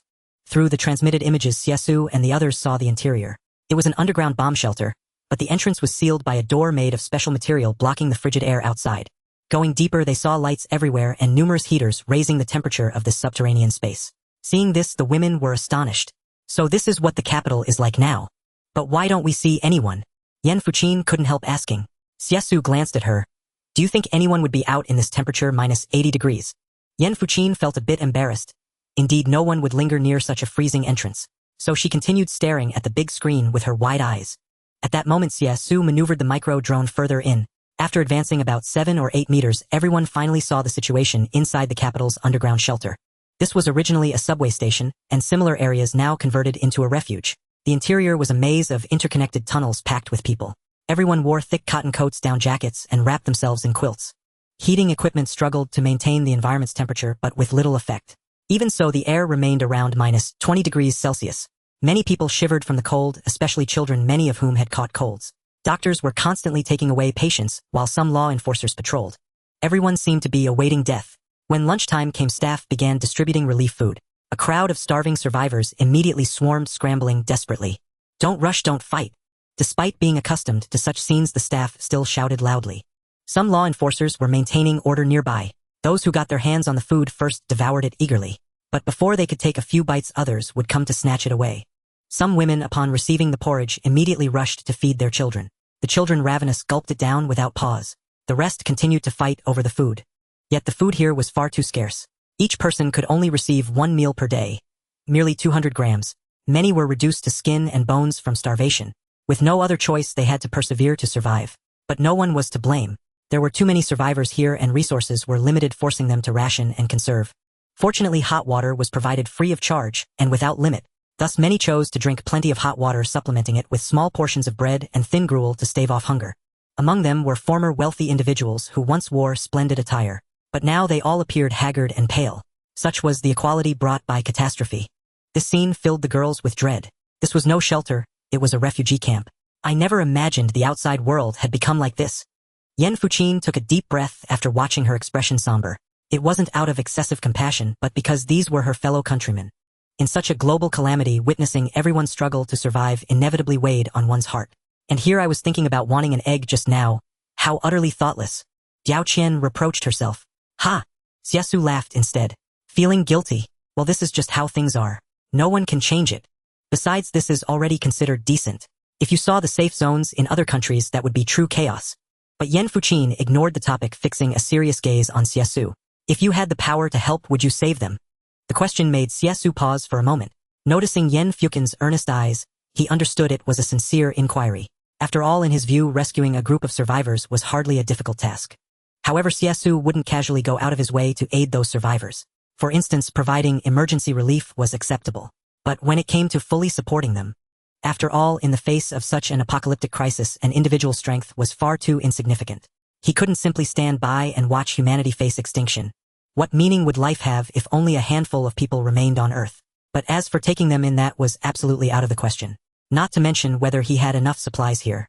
Just managing these people alone would be a tremendous hassle. Why invite trouble? So Xie Xu paused, then looked firmly at Yan Fuqin. Saving people, I'll lend a hand if I can, but taking them in, impossible. These words drew a meaningful smile from Yan Fuqin. Indeed, in this era, hardly anyone would willingly extend a helping hand. Even though Xie Xu already possessed a high-tech shelter, it wasn't his responsibility. People's hearts are unfathomable. Good that you understand. Of course I do. Yan Fuqin recalled how in Modu people would do anything for a morsel of food. If not for Xie Xu's help, she and the others would have met their doom long ago, or perhaps suffered an even worse fate. So she wasn't particularly interested in such matters either. All right, everyone, go about your business. Xie Xu felt a bit weary. He still had many tasks ahead. Tracking mist creatures, capturing them, and letting that little one absorb their energy. He aimed to command a mist army of his own before this frozen era ended. Otherwise, facing the successive disasters to come, he truly lacked confidence to cope. The next day, everything remained the same. Though the blizzards of the extreme cold had gradually subsided, global temperatures had already plummeted to 100 degrees below zero. If explorers from an unknown planet had discovered such conditions, they would likely deem this place uninhabitable. But now this plight had befallen humanity itself. People only then realized the problem wasn't merely unsuitability for living. It was an environment so harsh it was nearly unbearable. Boss, something big has happened. Xie Xu received a notification from Creator upon waking early. He opened his eyes and sat up, frowning. What's going on? Creator's voice came from the other side. Chief, you'd better come see for yourself. Hearing this, Xie Xu sensed something unusual but still got out of bed. Just then, the girl beside him was also awakened. Rubbing her sleepy eyes, she asked, "Brother, what's happened?" Xie Xu replied with a smile, "Nothing serious. Just something I need to handle. Can I come along?" Hearing there was a situation, Pu Ming immediately scrambled up, wanting to follow. But Xie Xu pressed her back onto the bed and said calmly, "Don't worry, it's nothing major. Just rest easy and remember to cook later." With that, he walked out. This left Pu Ming feeling a bit bewildered, a trace of worry in her eyes. But soon she relaxed. Considering Xie Xu's current strength, there was nothing to fear. So she got up as well and started preparing breakfast. Xie Xu quickly dressed and headed straight to the research command center on the second floor. On the way, he ran into Miao Mang and the others who were about to train. Seeing Xie Xu, the women asked, "Xie Xu, what's going on?" "Oh, nothing much." Glancing at them, Xie Xu replied simply, "Just something to discuss with Creator." Hearing this, Yan Fuqin said, "Something must be wrong." Yao Qian looked at her in confusion. "How do you know?" "How could I not?" Yan Fuqin said matter-of-factly. "When have you ever seen Xie Xu this flustered?" With that hint, the others also sensed something amiss. Indeed, Xie Xu was never usually so anxious. After a moment's thought, Miao Mang suggested, "Why don't we go take a look? Maybe we can help." The other women nodded in agreement. Though their abilities were limited, they might still offer advice. After discussing, they all followed behind. When Xie Xu entered the research control room, he hadn't noticed their presence, and he himself didn't appear particularly urgent. Entering the room, he saw Creator and other robots gathered there waiting for him. "Chief." As Xie Xu entered, all the mechanical units greeted him in unison. Xie Xu nodded in acknowledgement, then turned to Creator. "What exactly has made you so alarmed?" "Look at this." Creator wasted no time and immediately pulled up external surveillance footage. It showed a snow train 300 carriages long parked outside their shelter's perimeter. The violent storm caused a derailment compounded by an engine failure, leaving them unable to proceed. If not for the intricate network of roads they had deliberately constructed for the base, this train would have surely overturned and disintegrated. Even so, Xie Xu furrowed his brow and pressed further. "What is the current internal situation?" Inside, Chuangzhao stood at the console, swiftly deploying a drone to investigate. But as the drone neared the train, it revealed that many areas were already coated in frost. Clearly, this train was frozen solid. Chuangzhao scratched his head and said, "It seems the chances of survival are slim." Xie Xu pondered for a moment, then decided to see for himself. He took the drone White Swan and B2 and left the tech city. Arriving at the city's outskirts, fully armed soldiers awaited. Upon seeing Xie Xu, they saluted respectfully, "Sir." Xie Xu nodded, braving the -100-degree air, eyeing the grim weather where faint snowflakes drifted in the sky. He gazed toward the train. He saw that the entire vehicle had transformed into an ice carriage. "What's it like inside?" "We haven't entered yet," the soldiers replied with reverence. Xie Xu kicked open the door and stepped inside. Immediately, the sight before him filled him with astonishment. The interior was luxuriously decorated, resembling a small apartment more than a carriage. But now everything was frozen by the frigid air, coated in a thick layer of frost. When he saw the people, his heart was even more shaken. Their wealthy magnates from around the world had become ice sculptures. Some were still leaning by tables, sipping coffee, others frozen mid-stride, and still more holding plates as if trying to flee. A myriad of death poses greeted his eyes. Clearly, this was due to the rapid influx of cold air after the train stopped. These people were instantly frozen into ice statues. Further back, there were more frozen crowds. The further back, the more ordinary the environment became, eventually resembling a prison. It held many commoners as well, but now they had all closed their eyes. This scene was like a hell's cape. This was disaster. Before a global cataclysm, humanity appeared so fragile. It was the first time Xie Xu felt such a profound shock. Then came a moment of silence. After confirming no survivors, he left the carriage. He then had White Swan dispose of it. White Swan's method was simple: a single blast shattered it to pieces. Consequently, the Himalayas had not witnessed such a violent explosion in a long while. The flames could not last long due to the cold air. In the end, the entire Snowpiercer was reduced to ashes. Xie Xu sighed, thinking that if there had been any survivors, he could have offered aid. But now, holding a bottle of 1982 Lafite retrieved from the carriage, he decided it was best to head home. Meanwhile, in the tech city, Miao Mang, Yan Fuqin, and others anxiously awaited Xie Xu's return. Unaware of what had happened outside, they feared some calamity had struck, leaving them unsettled. When Xie Xu returned, Pu Ming's face lit up with surprise, and she quickly said, "Brother, you're back." The other girls also rose to their feet. "Xie Xu, you're back. What was that explosion just now?" "Yes." Since the distance was not far, they had all heard the sound and feared it was war. "It's nothing." Xie Xu shook his head in response. "Remember that train we encountered before?" "We remember." The girls nodded. They recalled the train that ran perpetually on tracks in -100-degree temperatures. Then Xie Xu calmly said, "That train malfunctioned, left the tracks, and is now completely frozen." "What?" The girls gasped. Oh heavens, it had actually happened. All those people in the 300 carriages. Then what about the people inside? Diao Qian asked urgently. To this question, Xie Xu shrugged. They're all dead, of course. Indeed, the girls fell silent, exchanging glances. None had anticipated such an ending. Even Miao Mang felt a weight. Humanity is truly feeble against the forces of nature. Indeed, in -100 degrees, it takes just a minute to freeze to death. Yes. Yan Fuqin sighed in agreement. They became even more reluctant to venture out. But Xie Xu swirled the red wine in his hand and said with a smile, "All right, this disaster will soon pass. In the end, we will be the ones who remain." That's right. Hearing this, the girls rallied, nodding in assent. "Come, let's toast to our comfort and survival in such harsh conditions." Diao Qian fetched wine glasses and distributed one to each. Xie Xu opened the bottle and everyone poured a little, raising their glasses to drink. Yet their spirits remained somewhat low. Xie Xu understood. After all, who could remain completely unruffled under such circumstances? But sorrow was futile now. Only by persevering could they find the right path. In the following days, with the lesson of that train, Xie Xu took disaster prevention more seriously. He took advantage of the lingering ice age and falling global temperatures to restrict mist creatures' movements. Meanwhile, he had Chuangzhao continue locating the mist leaders. Chuangzhao lived up to expectations, finding 15 mist leader lairs in just 7 days. Then he dispatched Hengxing White Swan and B2 to hunt them down. In only 3 days, they eliminated 12 mist leaders. The slain mist bosses were naturally absorbed by the little bat. But after absorption, when Xie Xu took it to other mist lairs, he found that while most still showed obedience, some were not so friendly. Clearly, these creatures had new ideas. Nevertheless, Xie Xu paid it no mind, because by now the little bat could control over 5 billion mist creatures. That was a staggering number, nearly controlling half of all mist creatures. In the 20 million years of history, this little one was likely among the most supreme rulers. At this time, it had been a month since the Ice Age began. Today happened to be June 1st. Xie Xu noticed that the severe cold outside had eased somewhat. Although venturing out was still dangerous, the raging blizzards had ceased. The temperature was around -120 degrees. But this was not good news for Xie Xu, because he knew.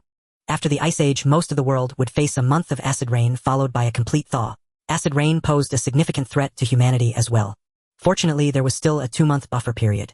At least it was much better than the current situation. It allowed for some advanced preparations.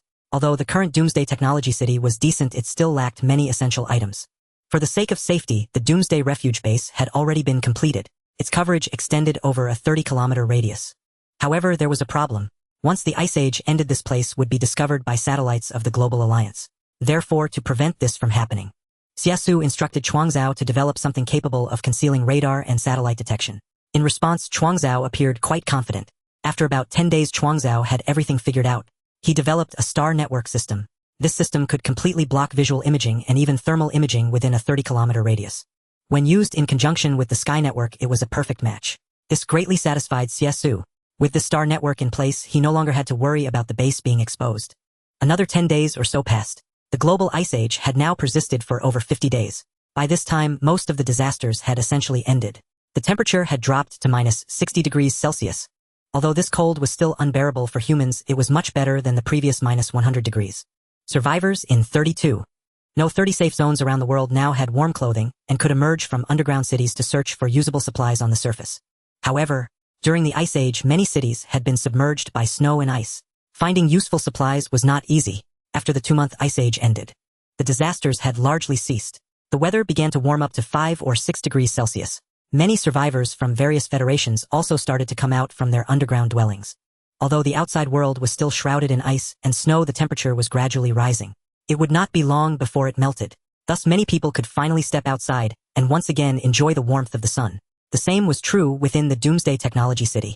Women like Miao Mang Yanfuqin and Pu Ming could finally go out for some fresh air. Once outside, Yanfuqin stretched her arms wide to embrace the sky and sighed. Finally back to normal temperature. So comfortable. Indeed. Even the usually calm Pu Ming had a smile on her face as she basked in the sunlight. Although the environment inside the city was not bad. The outside world was the world they had known for 20 years. It's so much more relaxing without the threat of the Ice Age, Pu Ming said with her eyes closed. I feel the same way. Beside her, Diao Qian smiled and suggested. I feel like bringing a lounge chair out here to lie in the sun. This remark drew playful eye rolls from the other girls. Dream on. We'd better use this time to look for something useful. After all, resources here were limited. Even with advanced technology, mechanical lifeforms could not fulfill all daily needs. Many aspects were still lacking. Once the weather recovered, they all planned to go out and search for daily necessities. I really want to find a set of haircutting tools to get a haircut, Yanfuqin said, taking a deep breath of the fresh air. Oh, speaking of which, she then turned to ask Xie Xu. When are we going back to the Magic City safe zone? I kind of miss home. That's right. The other women agreed. They still had a small home in the Magic City safe zone. There they had their own farmland and animals like chickens, ducks, and geese. We've been away for so long. I wonder how those animals are doing. Yan Fuqin added. The robots are looking after them. Probably nothing's wrong, Diao Qian guessed, then added. But of course it would be better to go back and check. With that, they all looked at Xie Xu. Seeing their expectant eyes, Xie Xu knew they had to go. He himself kind of missed that place. After all, no matter how diverse the ecology here was, it couldn't compare to the abundance there. So he agreed. All right, let's set off. It wouldn't hurt to take a look. The next day, Xie Xu and the women boarded the Galaxy transport and headed for the Magic City safe zone. Thanks to the antimatter device, they could remain completely invisible without fear of being detected. Upon arriving at the Magic City safe zone, Xie Xu noticed that it was still covered in thick snow, with most areas trapped in a semi-frozen state.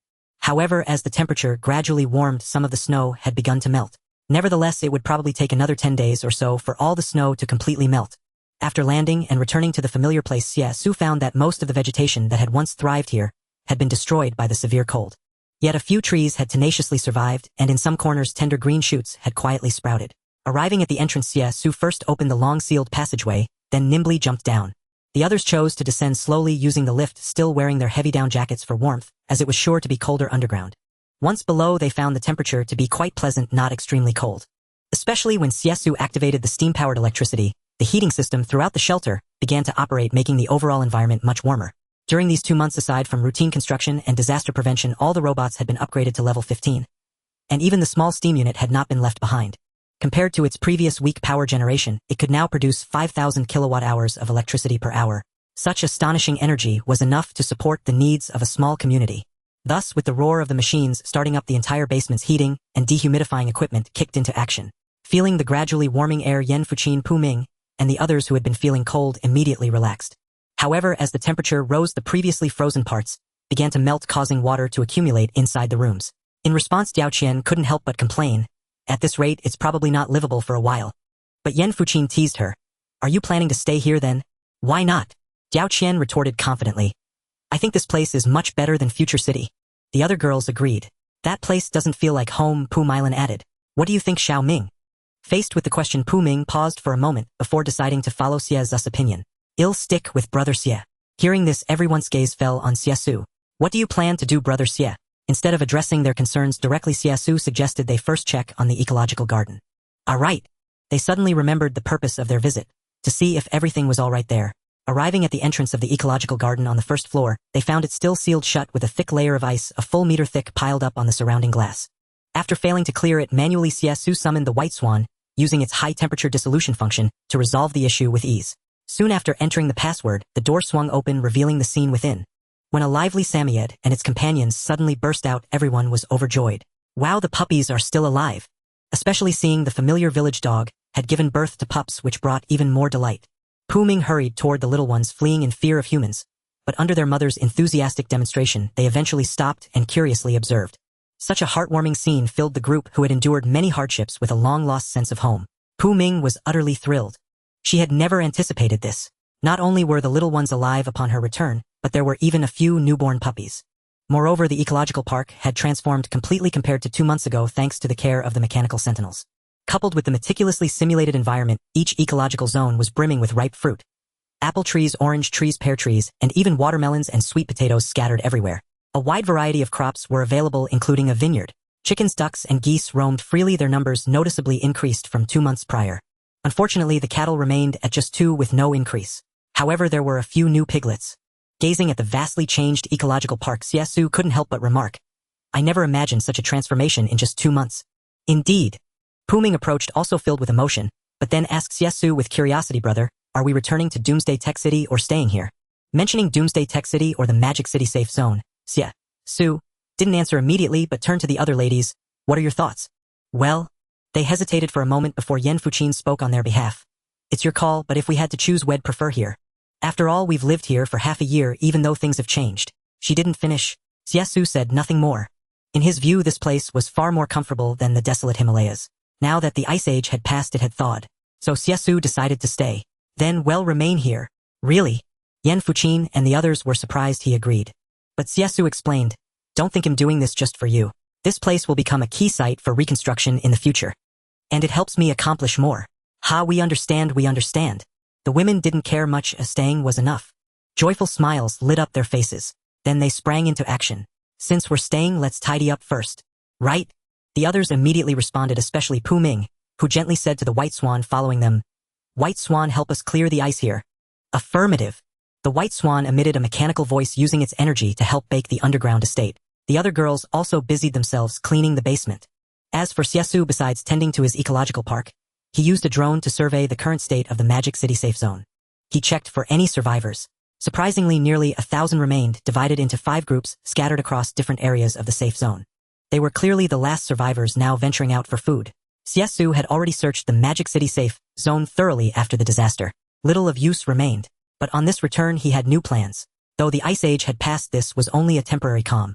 More disasters like acid rain, earthquakes, and meteor impacts could follow. With the Ice Age, many plants and animals had vanished. To find these resources, he would have to go to the Global Federation's 30 safe zones. Thus, during this relatively safe period, Xie Xu planned to preserve some embers of life. The next day, temperatures rose to over 10 degrees. Glaciers began melting, and everything gradually returned to normal. Xie Xu set out with Cyber to the nearby Luodu safe zone. That was once a fine city in Dragon Country, now home to over 2 million survivors. After leaving, Xie Xu unexpectedly spotted a zombie. It emerged from somewhere, staggering toward him with a guttural roar, clearly intent on biting. This caught Xie Xu off guard. He hadn't expected any zombies to survive the mist disaster and Ice Age. But after a moment's thought, he understood. Though the mist creatures had devoured many humans, they also preyed on zombies. Yet some zombies hiding in shelters or buildings had luckily escaped that calamity. As for the Ice Age, low temperatures could freeze humans, but zombies were unaffected, being already dead with rigid bodies and abnormal blood. Thus some zombies had survived. Their numbers were few. Facing the lurching zombie, Xie Xu cleaved it in two with a single strike. Afterward, he saw no more zombies. But he didn't forget to have the drone scout. Drone check, how many zombies are left in the Magic City safe zone? Understood. The drone on his shoulder emitted clicking mechanical sounds and began scanning. Soon the results came. Master, within 30 kilometers of the Magic City safe zone, approximately 20,000 zombies remain. 20,000 zombies. Hearing this number, Xie Xu was slightly surprised. But compared to the hundreds of thousands or even millions before, it was a negligible figure. After all, the total survivors in the Magic City safe zone numbered fewer than 1,000. That meant the zombies outnumbered them nearly 20-fold. Yet for Xie Xu, such a number was trivial. He drove a cyber tank toward the Luodu safe zone. The distance between the two was about 400 kilometers, so the journey would take nearly 5 hours. Xie Xu had considered using the White Swan or AB-2 bomber, but to avoid revealing too much of his strength, he ultimately chose to drive. He would pretend to be an ordinary survivor. Along the way, he encountered many zombies wandering by the roadside, moving clumsily and aimlessly. For an ordinary person, such a situation would be extremely dangerous. For Xie Xu, however, this was entirely effortless. Occasionally, he encountered lone survivors attempting to flee from pursuing zombies. Unfortunately, these individuals were usually captured by the undead in no time. Yet these were merely minor episodes along the journey. Over 4 hours later, as the vehicle merged onto the expressway, its speed increased significantly. Xie Xu soon arrived at the edge of the Luodu safe zone. Upon reaching it, he discovered the situation was more dire than anticipated. A massive horde of zombies had gathered around the area, far surpassing the scale of the Modu safe zone. Hundreds of thousands of them roamed about. As his car drew near, a few lunged forward to attack. But just as they were about to close in, bang! With a single gunshot, those zombies were struck down. Then came a rumbling sound. Xie Xu turned to see a heavy armored vehicle approaching from not far away. Aboard the vehicle were several individuals dressed in ragged attire, exuding a distinctly post-apocalyptic style. Yet their equipment was formidable, wielding various firearms and emergency weapons. Undoubtedly, this appeared to be a locally trained self-defense squad. They noticed the lone driver approaching the safe zone. As they drew near, a nimble girl clad in camouflage leaped from the vehicle and greeted him. "Are you all right?" "I'm fine," Xie Yan responded, sizing up the girl, who seemed no older than 21 or 22, yet possessed a delicate beauty. Though attractive, she appeared somewhat adorably dazed, catching the attention of the girl named Pu Qiu. "Where are you from?" she asked. "The Modu safe zone," Xie Xu replied. "What?" Everyone was momentarily stunned. The Modu safe zone was rumored to have been destroyed months ago. That this young man had survived until now was utterly unbelievable. Despite their astonishment, they politely inquired, "Here to seek refuge?" He replied briefly, without revealing much about himself. "Then, did you bring any food?" She pressed further.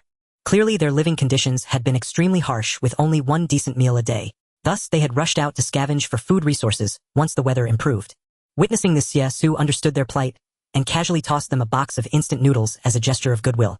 "Take this to eat. It's probably about to expire." Ha!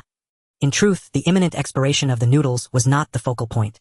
What truly stunned them was the sheer rarity of finding such a luxury in this apocalyptic era. With that, she opened the box and distributed a portion to each of her companions.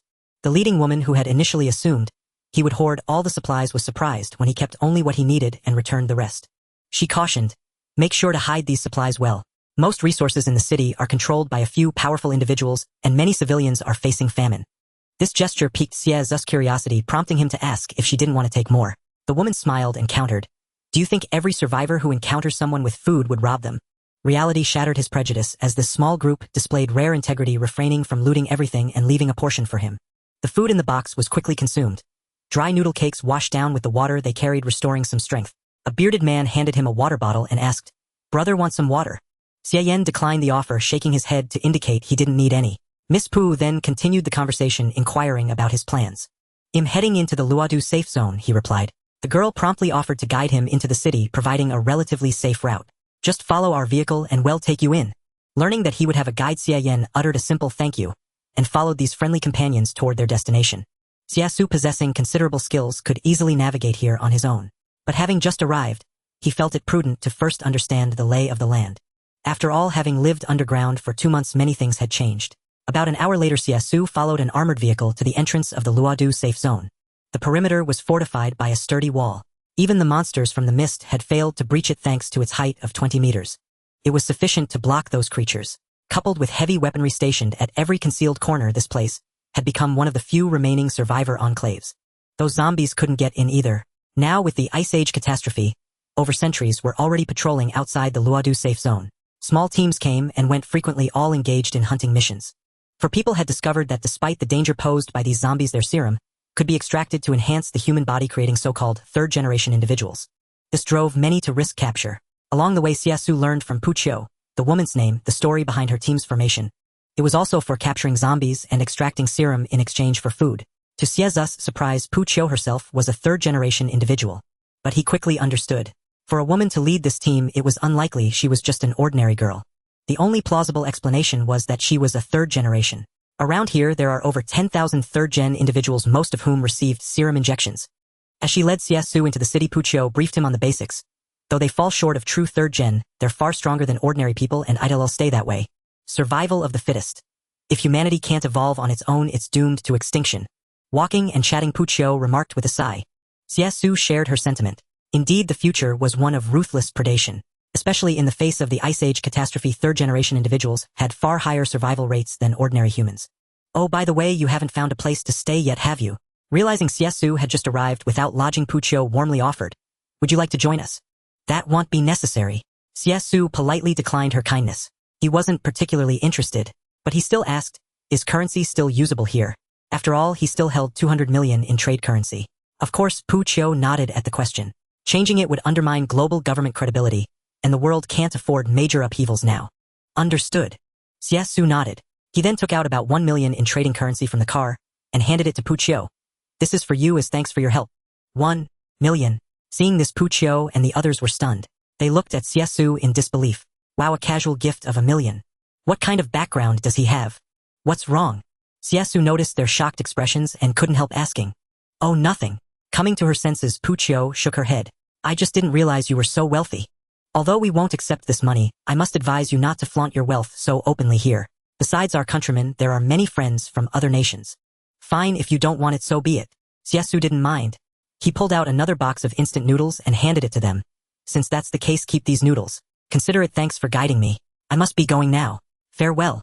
With that, he dropped the noodles and left. This action left the entire team dumbfounded.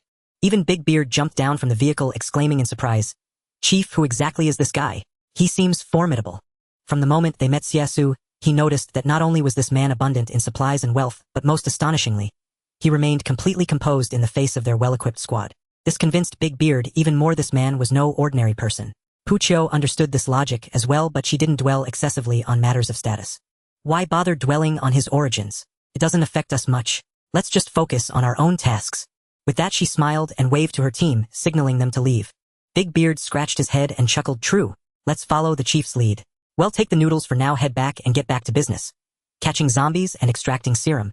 Pu Qiu nodded slightly, leading the group away with a radiant smile. As for Xie Xu, who had just left moments ago, this was merely a minor episode for him. His main purpose for this trip was actually to purchase seeds and various animal and plant resources. However, he had indeed found a hotel to stay in temporarily. That's right, a hotel. It had established a complete defense system during the Mist Era as impregnable as a fortress. But with the arrival of the Ice Age, everyone had retreated into underground shelters. The entire city had fallen into a state of stagnation. Now, however, the crisis had been resolved. The global situation had stabilized and people were gradually returning to the surface, rebuilding their old homes and restoring order with military assistance. There were 30 such safe havens worldwide, mutually beneficial and supportive of one another, so the existence of a luxurious hotel was entirely reasonable. He found the most upscale inn in the city priced at 38888 units per night and booked it for 3 days. That evening, he ascended to the top floor of the building. From there, he could take in the entire night view of the Luodu safe zone. Centered on the city core, this safe area spanned approximately 100 kilometers. In this place lived nearly 2 million people. The facilities were quite comprehensive and electricity supply had even started to be restored.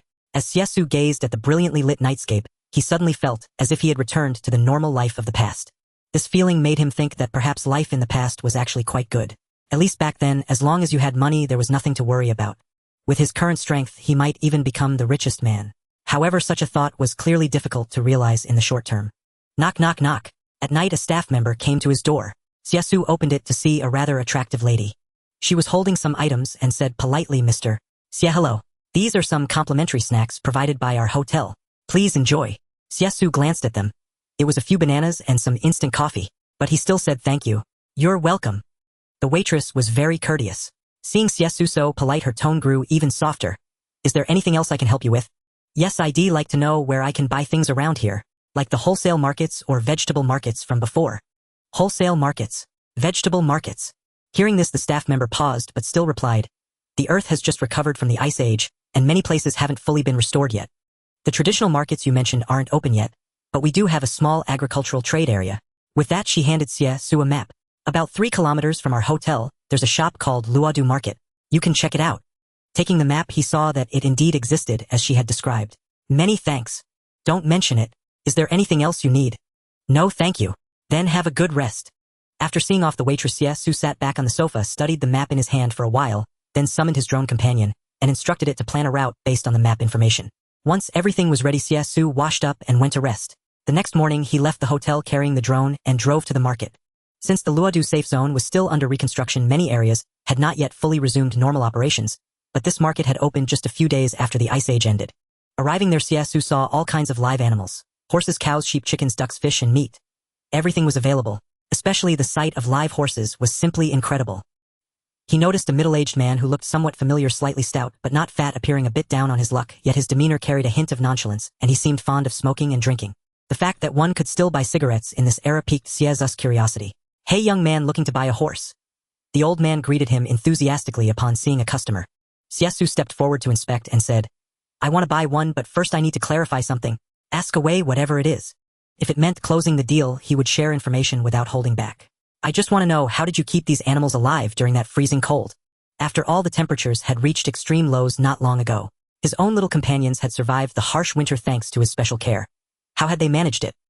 Hearing this, the old man waved his hand with a smile indicating it wasn't difficult. Thought it was some big secret. "I'll tell you, but you'll have to buy my horse first." At the critical moment, the old fellow got clever again. "Deal." Just as Xie was about to pull out his money to pay, the other party interrupted. "We don't care for cash, just give us a pack of cigarettes." "Cigarettes?" This request caught Xie slightly off guard, as it turned out the old man had a particular fondness for tobacco. The elder chuckled. "Don't think you're the only one who can get your hands on rare goods. In this world, cigarettes are the real hard currency." Grasping the reason, Xie Xu suddenly understood, and then asked with keen interest, "How many do you need?" Simultaneously, he retrieved a carton of the brand Yunyan from the vehicle storage compartment and handed it to the old man. The old man's eyes lit up at the sight of the treasure before him. He immediately took the cigarette pack, scrutinizing it up and down, and swiftly pressed, "Kid, do you have a lot more of these on you?"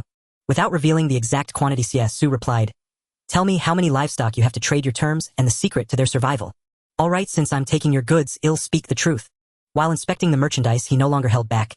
"We've already built a dedicated space underground for raising horses, constructed with a hefty investment before the apocalypse, so naturally it's impervious to the cold. So that was it." But he then added, "Besides that, the federal government also places great emphasis on this development, so every city has established similar shelters and ecological parks to meet the people's needs." At this, the old man grew exceptionally animated. "Hey, just how many cigarettes do you have stored away?"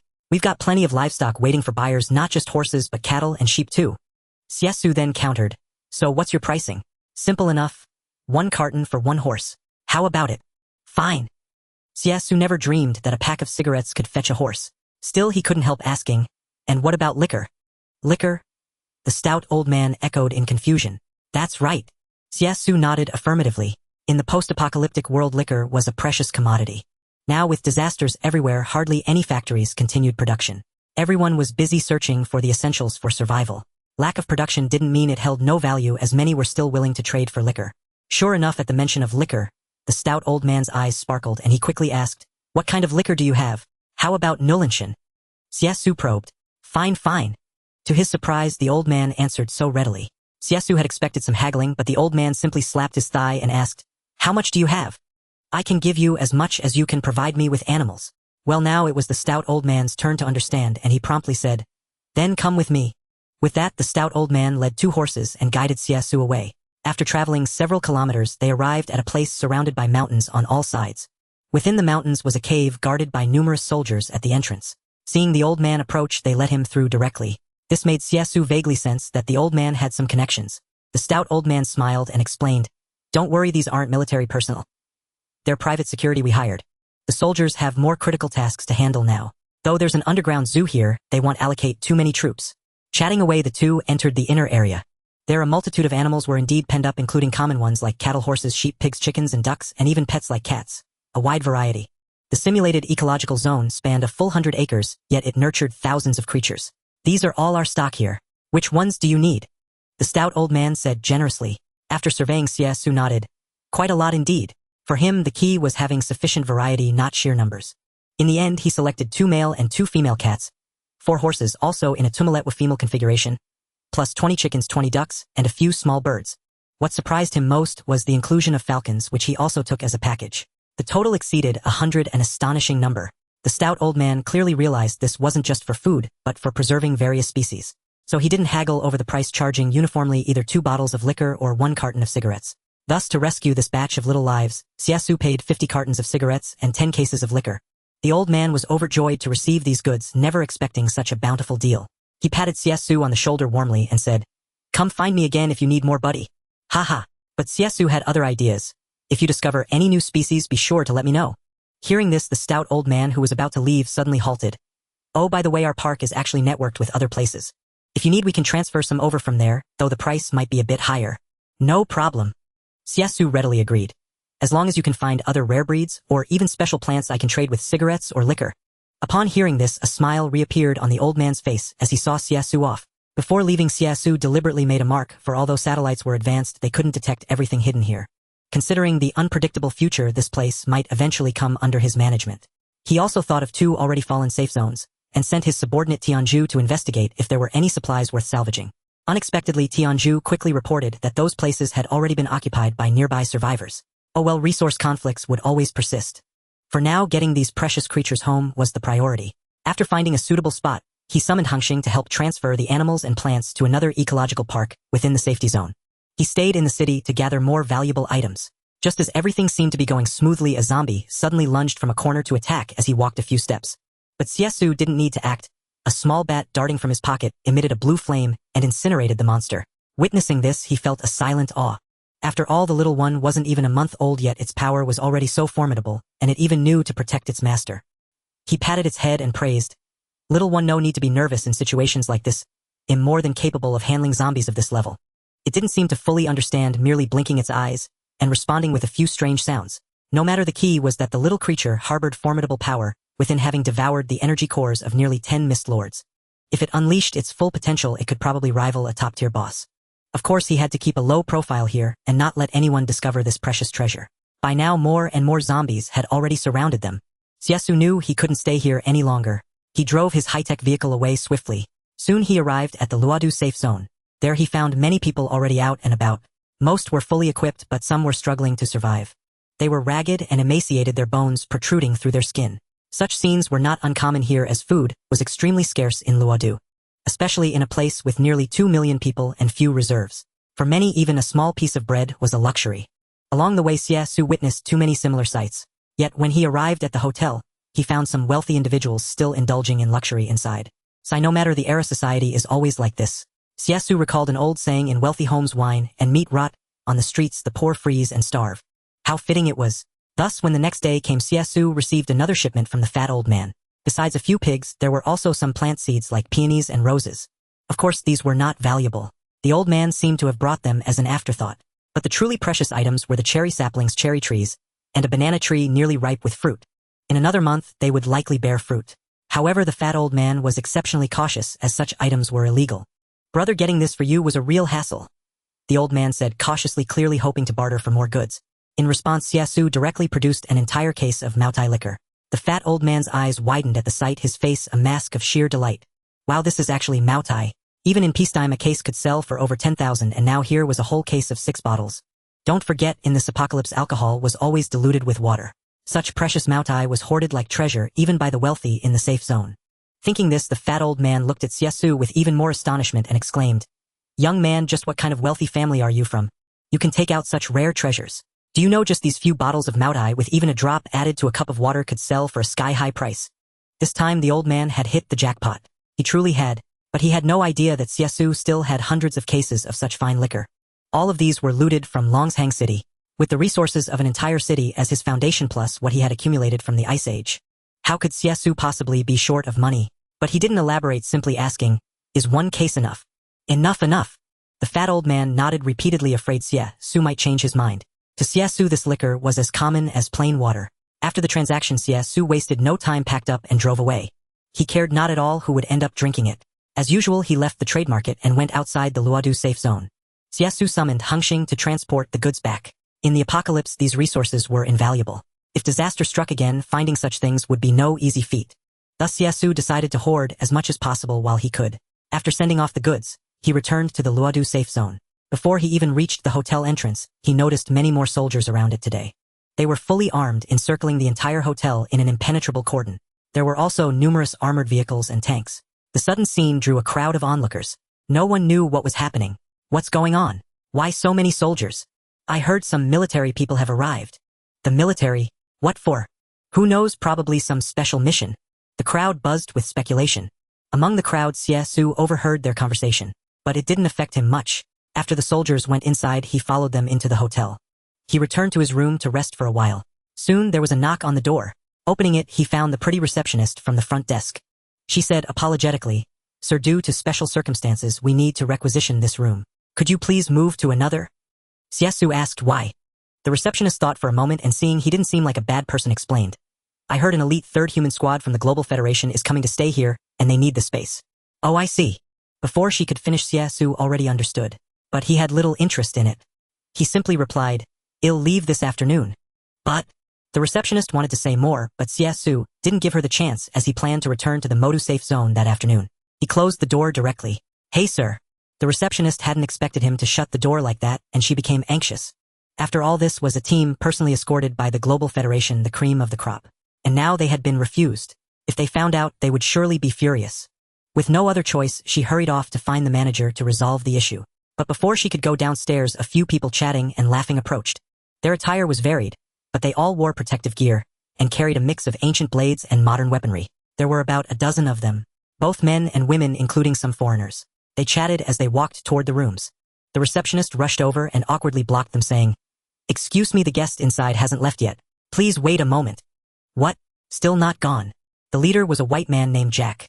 Hearing this, he immediately became displeased. He said, "Weren't we notified long ago? I want to see who's so bold."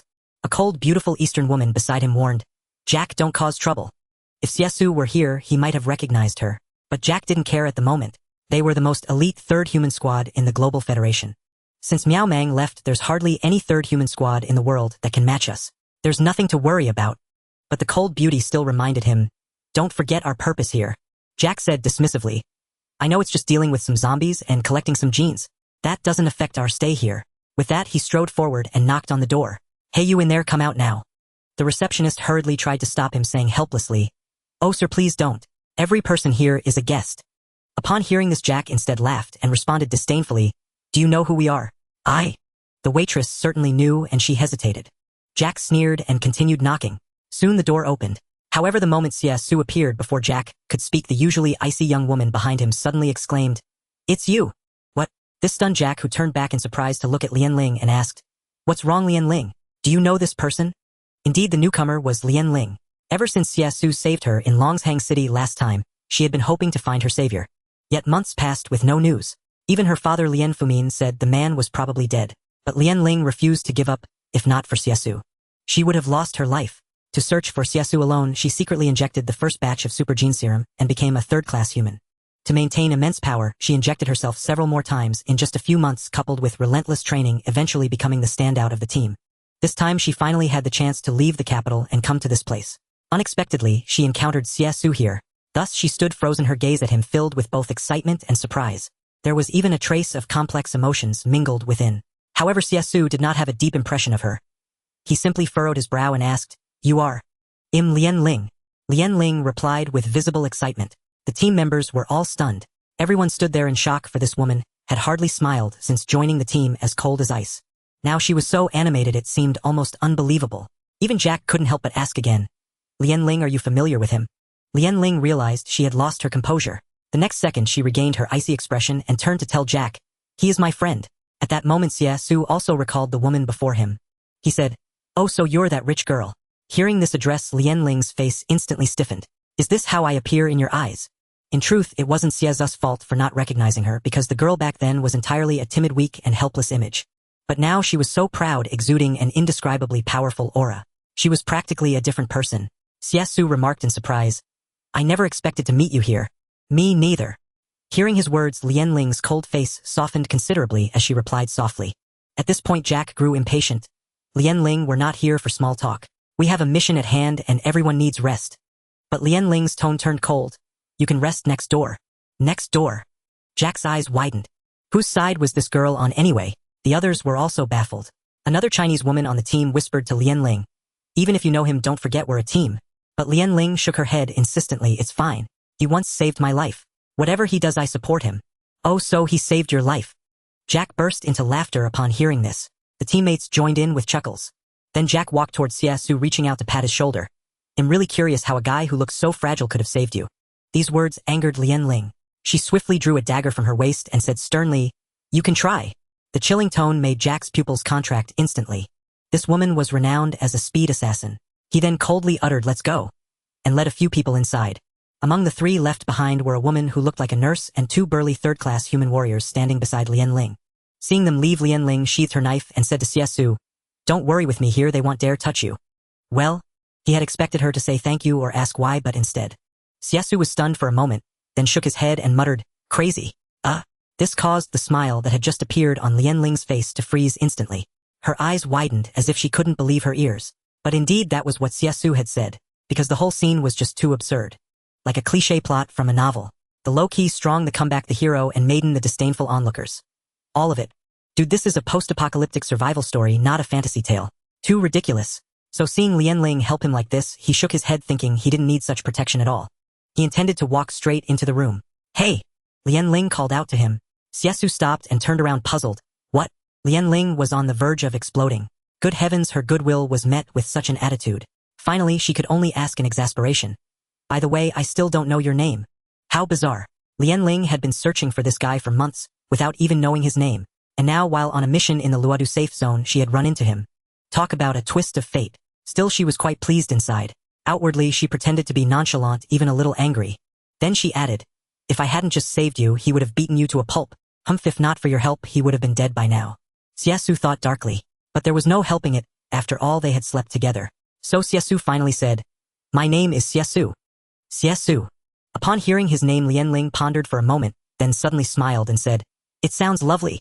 Beside her, the three teammates looked at Lian-ling with helpless expressions. "Have you forgotten who you are?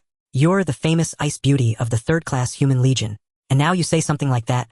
It was jaw-dropping. Xie Xu had never encountered such a situation either, but he calmly replied, "It was just a small favor. Don't dwell on it." But Lian-ling thought otherwise. If this brother hadn't come, she would have been in real danger. Still, she knew not to be overly sentimental, so she said, "I'm okay. I have some things to do. I'll find you when I get back." With that, she led her team into the next room. Xie Xu could tell these people were on a mission, but it had nothing to do with him, so he didn't bother with it. He decided to wait for the batch of rare animals the old man would deliver in the afternoon. Therefore, he quickly returned to his room and took a nap. In the afternoon, he checked out of the hotel ready to leave. He arrived at the designated location. This time it was even more extravagant. There were many rare tree species such as mango trees, loquat trees, persimmon trees, pomelo trees, and even coconut trees. Moreover, the coconut trees were laden with coconuts. This surprised Xie Xu, so he asked the old man, "Where did you get all these?" After all, selling saplings was one thing, but this old man had brought fully mature trees which were impossible to trade on the market. Sure enough, the old man said, "Don't ask where they came from, just take the trees and go." Xie Xu immediately understood that these trees were likely public property.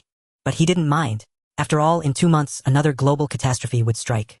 By then, these resources might help him survive. Thus, he gave the old man another case of Wuliangya liquor. The old man was overjoyed. Xie Xu drove away, taking everything with him. Everything proceeded as usual. After leaving, he drove to a desolate area outside the city, where only zombies roamed and no human traces remained, waiting for the White Swan to arrive. Since the star needed an upgrade, Xie Xu planned to have the White Swan transport it back. Equipped with antimatter armor and stealth devices, it wouldn't be detected. After about 10 minutes of waiting before the White Swan arrived, a zombie was drawn to him. The zombie lunged with a guttural roar. Xie Xu glanced at it, noting it was slightly stronger than the ones he had encountered before, but only marginally so. Thus he effortlessly crushed it. At that moment, the White Swan appeared in the distance. It had remained invisible the entire time, only revealing itself as it prepared to land. This attracted many zombies, but none dared to approach. Once the White Swan landed, Xie Xu began loading items into it. At that very moment, Lianling and her team happened to be nearby hunting zombies. They had originally set out to find a rumored evolved zombie to acquire a super gene serum. But after searching for a long time, they found nothing. The group had no choice but to sneak deep into the zombie-infested area. Following the sounds, they hid in a corner and spotted Xie Xu. Everyone was stunned. Jack pointed at Xie Xu in the distance and said to Lianling, "Isn't he your friend? What's he doing here?" Lianling was equally surprised. How could she know? Especially now, watching Xie Xu frantically stuffing things into the aircraft. It looked like he was up to something shady, and she had caught him red-handed. The others were also taken aback to encounter a survivor in such a place. This was the heart of zombie territory. One wrong move could summon thousands of zombies. Even they could barely hold their own here. Fighting their way to the spot had been arduous. Yet this man had arrived before them, driving a car. It was utterly absurd. Despite her confusion, Lianling decided to approach. Although she was puzzled by Xie Xu's identity, seeing more zombies gathering, she stood up and quickly walked toward him, intending to lead him away. At that moment, Xie Xu also noticed them. He had thoroughly scouted the area and confirmed there were no other survivors, so he had let his guard down. He hadn't expected to be discovered at this very moment. Therefore, after stuffing the last tree into the cabin, he ordered the White Swan to leave first. Boom! The White Swan ascended vertically, letting out a piercing shriek as it vanished into the sky. Just then, Lianling approached, furrowing her brow as she asked Xie Xu, "What are you doing?" Xie Xu turned around, glanced at her, and said, "Isn't it obvious? I'm transporting supplies. Transporting supplies." He said it with such conviction that Lianling was momentarily taken aback. But she pressed on, "Who sent you?" In their eyes, someone with such an aircraft was likely part of a secret mission squad under the Global Federation. At that point, Jack and the others also emerged. Facing their questions, Xie Xu instead asked, "What are you all doing here?" "We." Before Jack could answer, Lianling spoke up, "We're here to hunt a mutated zombie and extract its genes. Rumor has it that it can become a super gene." Jack's attempt to stop her was too late. But hunting a mutated zombie? Xie Xu was taken aback, remembering the powerful zombie he had encountered here last time, which he had crushed with his bare hands. So he pointed to a spot not far away.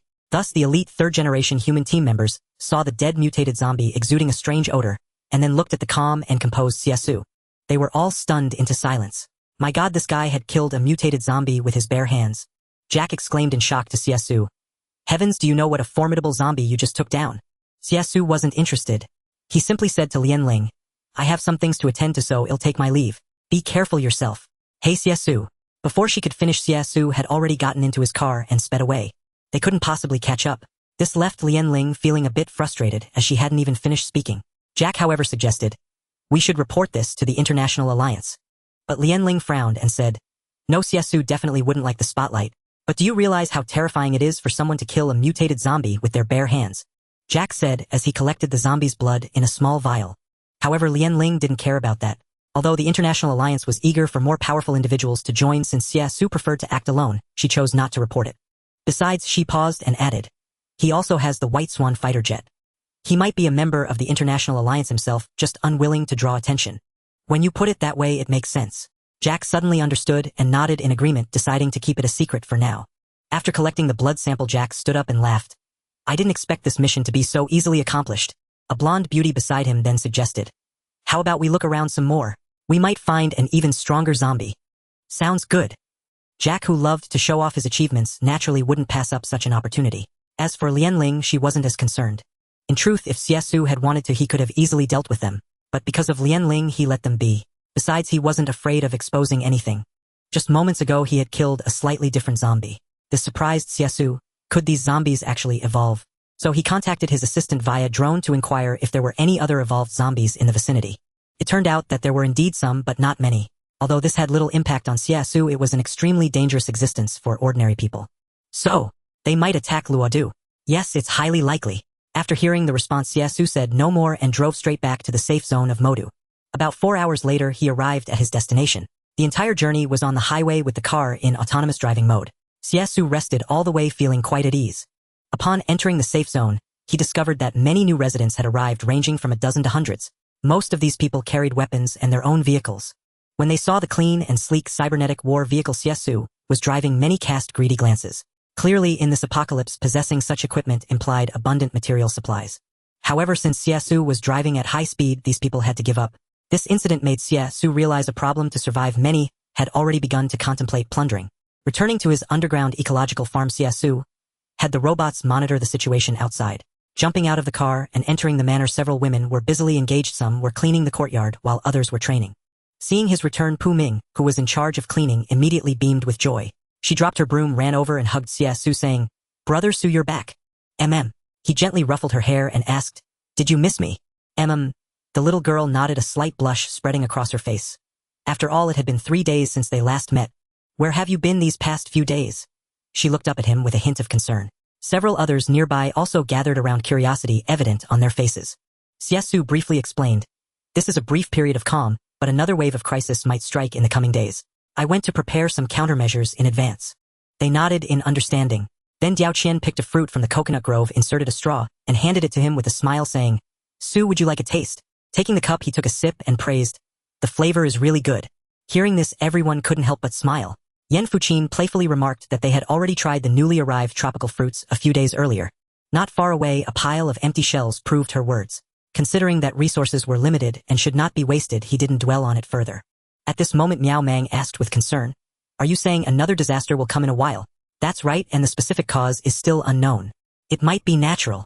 Upon hearing this, everyone looked at each other with worry. They had almost no clue about what was about to happen. In truth, even Xie Xu himself could only speculate that it might be a natural disaster. Because in his past life, he had lived underground for a long time and knew very little about the changes in the outside world. Especially after becoming a special human, he was once unconscious and hospitalized for treatment, not going out for months. Thus, the current situation also left him feeling quite uncertain regarding the matter of natural disasters. Upon hearing this, the women were all a bit frightened. In their impression, natural disasters were nothing more than floods, submerging some areas, or heavy snow blocking roads. But the kind of natural disaster last time. Heck, could that even be called a natural disaster? If another disaster like the Ice Age comes, humanity might be finished. Miao Mang said with a frown. But Xie Xu shook his head. You underestimate human resilience. Human resilience? Miao Mang asked curiously. Are you very familiar with this? Not really. Xie Xu shook his head slightly. He knew humanity wouldn't be so easily wiped out. But Miao Mang and the others didn't think so. Considering the more terrifying disasters that might follow, Miao Mang asked again. Then what should we do now? What to do? Faced with such a calamity, Xie Xu no longer had any specific plans. He simply uttered an old saying, Face whatever comes, build a bridge when we encounter water. Hearing this, the women couldn't help but twitch the corners of their mouths. In the following days, Xie Xu didn't leave the underground ecological manor. Instead, he chose to rest for a while. Of course, he wasn't completely idle. At the very least, he had arranged for mechanical units to head to the abandoned cities to collect usable resources. He continued to expand the factories and increase military strength. At the same time, he also handed the spark of creation to creativity, allowing it to activate more advanced mechanical units. This fellow indeed lived up to expectations. First, he activated some satellites in outer space, because creativity had discovered a very interesting phenomenon. That was after creating higher-level technology, upgrading it further through the spark of creation. The result, well, it elevated the entire technology to a whole new level. This was no small improvement. Therefore, creativity began mass-producing these new mechanical units on a large scale. For instance, several star-level units had already been successfully activated. They had now become one of the strongest combat forces in the Doomsday technological city. Besides that, he also started developing new technologies. However, it required a lot of resources. So he sent sentinels and mechanical units to collect resources from all over the world. But there was a problem. As the Ice Age ended, the Global Alliance also began dispatching troops to the abandoned cities to gather supplies. Most of the zombies had been devoured by the strange mist. Coupled with the Ice Age, there were actually not many zombies left in the cities. Thus, the Alliance also mobilized large forces to search for daily necessities, and even considered launching a counterattack to reclaim the lands humanity had lost. Because of this, the two sides encountered each other once. A fierce battle ensued, which ultimately ended in a crushing defeat for the Alliance. This immediately alarmed the International Alliance. They thought they had encountered alien invaders and activated a level 1 alert. When Creativity reported this matter, Xie Xu found it both amusing and exasperating. He never expected such a misunderstanding to occur at a time like this. Nevertheless, he instructed Creativity to avoid conflict with the Alliance as much as possible. Peaceful coexistence among all parties would be best. But in reality, it was not easy to achieve. Xie Xu didn't force it either. Every day, he simply focused on the development of the Doomsday technological city and checked whether the ecological farm was functioning normally. All to prepare for the possible arrival of a new crisis. Thus, a month passed quickly. During this time, the scope of human activity had expanded significantly. Many people began spontaneously searching for daily necessities. Yet there were also some negative consequences. Perhaps due to the prolonged trials of life and death, many had grown exceedingly cold and heartless. Consequently, large-scale conflicts frequently erupted, resulting in casualties. Moreover, numerous individuals without official protection chose to fend for themselves. They formed their own private armed organizations, bolstered their strength, and ventured out to hunt zombies in exchange for medicinal herbs. These they traded for ammunition or other daily necessities. They established a complete system of their own. Among these, the most renowned were organizations like the Star River War Scourge God and the Tsong Wolf. For instance, God was a team formed by a group of foreigners. Star River comprised individuals of various nationalities. War Scourge advocated plundering others' possessions through conflict, while Tsong Wolf was a locally developed force. Numbering over 3,000, though not immensely powerful, they still wielded a certain influence abroad. Their reach extended to nearly every place outside the safe zones. On one hand, they helped the authorities clear zombies for rewards. On the other, they pursued their own research projects. In short, the speed of human progress in the face of calamity was truly astonishing. Even Xie Xu was taken aback by the tremendous changes that had occurred outside in just a month. "Brother, what are you looking at?" Just as Xie Xu was sitting on the living room sofa perusing information from various places, a familiar sweet voice reached his ears. Initially thinking it was Pu Ming, he looked up to find Diao Qian instead. She was dressed in a refreshing and cute short-sleeved dress, appearing as gentle and lovely as a little princess. In reality, though, well, she resembled more the internet celebrities often seen on social media. Admittedly, Xie Xu couldn't help but take a few extra glances. Then Diao Qian smiled and said, "Brother, staring at me like that is a bit weird." Xie Xu did not reply. He merely walked over and gently lifted her onto the bed. What happened afterward need not be elaborated. The next morning, Diao Qian lay in bed, arms wrapped around Xie Xu, her face beaming with a satisfied smile. What she had dreamed of had come true so effortlessly. It was mainly because her attire the previous day had been so eye-catching, stirring many old memories in Xie Xu. Otherwise, it would not have been so easy for her to fulfill her wish. To be honest, for these women, being intimate with Xie Xu was hardly a challenge. Well, except for that perpetually icy Miao Mang. But Xie Xu had no interest in Miao Mang, finding her company utterly dull. He much preferred the lively and spirited little girl before him. "Isn't this exactly what you wanted? Need you ask?" Diao Qian, with her cheerful and open nature, replied bluntly. Then she curiously asked, "What clothes do you want me to wear tonight?" Xie Xu waved his hand and answered, "This period might not be suitable for dwelling on such things. It's likely to be very busy." "Master!" Just then a voice sounded in his ear. Startled, Xie Xu immediately answered, "What's wrong?" On the phone, the other party said anxiously, "It's bad, Master. Our mechanical guardians in Tianhai City have clashed with a group of mercenaries." "What happened?" Hearing this, Xie Xu furrowed his brow. He knew that over the past month, those mercenaries had grown increasingly powerful, daring to do things even the Global Federation wouldn't. For example, they frantically hoarded resources and hunted zombies. Therefore, to avoid them, the actions of the mechanical guardians were also greatly restricted. And now a conflict had occurred nonetheless. So Xie Xu asked, "Did the mercenaries strike first?" "Yes," the other party explained awkwardly. "While we were gathering supplies in Tianhe City, we encountered members of the War Scourge Mercenary Corps.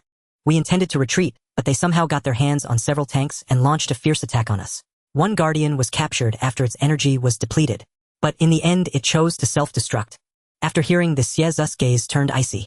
He knew that all mechanical guardians were programmed with a self-destruct sequence to prevent technological leaks. However, he was well aware that following his orders, the guardians would never harm any survivors. Instead, they would try to take detours to yield resources. Yet now this group had taken the initiative to provoke. Xie Xu said coldly. Since someone is asking for death, I won't be polite. With that, he stood up and walked out. Hey, where are you going? Seeing Xie Xu about to leave, Diao Qian quickly grabbed his arm and asked, I have something to take care of. Glancing back at her, Xie Xu began to put on his clothes as he spoke. But Diao Qian asked curiously, Can I come with you? No. He glanced at Diao Qian again and refused to take her along. After all, having a burden would be inconvenient. Seeing that she couldn't follow, Diao Qian didn't insist and muttered, Then I'll wait for you to come back tonight. It seemed the girl was truly smitten. But Xie Xu paid no attention to this. After dressing, he left the shelter villa. Stepping outside, he summoned the White Swan aircraft. As the elegant and astonishingly fast vehicle appeared, Xie Xu boarded it directly. The next second it accelerated and vanished in an instant. Yan Fuqin and the others were baffled. Where has Xie Xu gone again? Who knows? Pu Mailan said while peeling a cabbage. In their minds, nothing could threaten Xie Xu's safety. So everyone went back to their own business.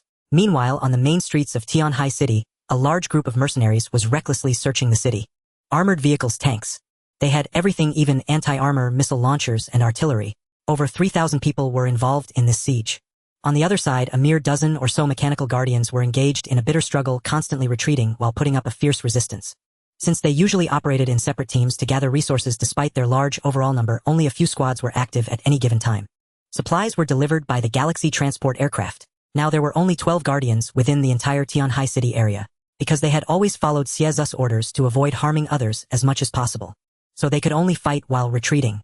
Even at a disadvantage, the warriors of the War Scourge Mercenary Corps relentlessly pursued them.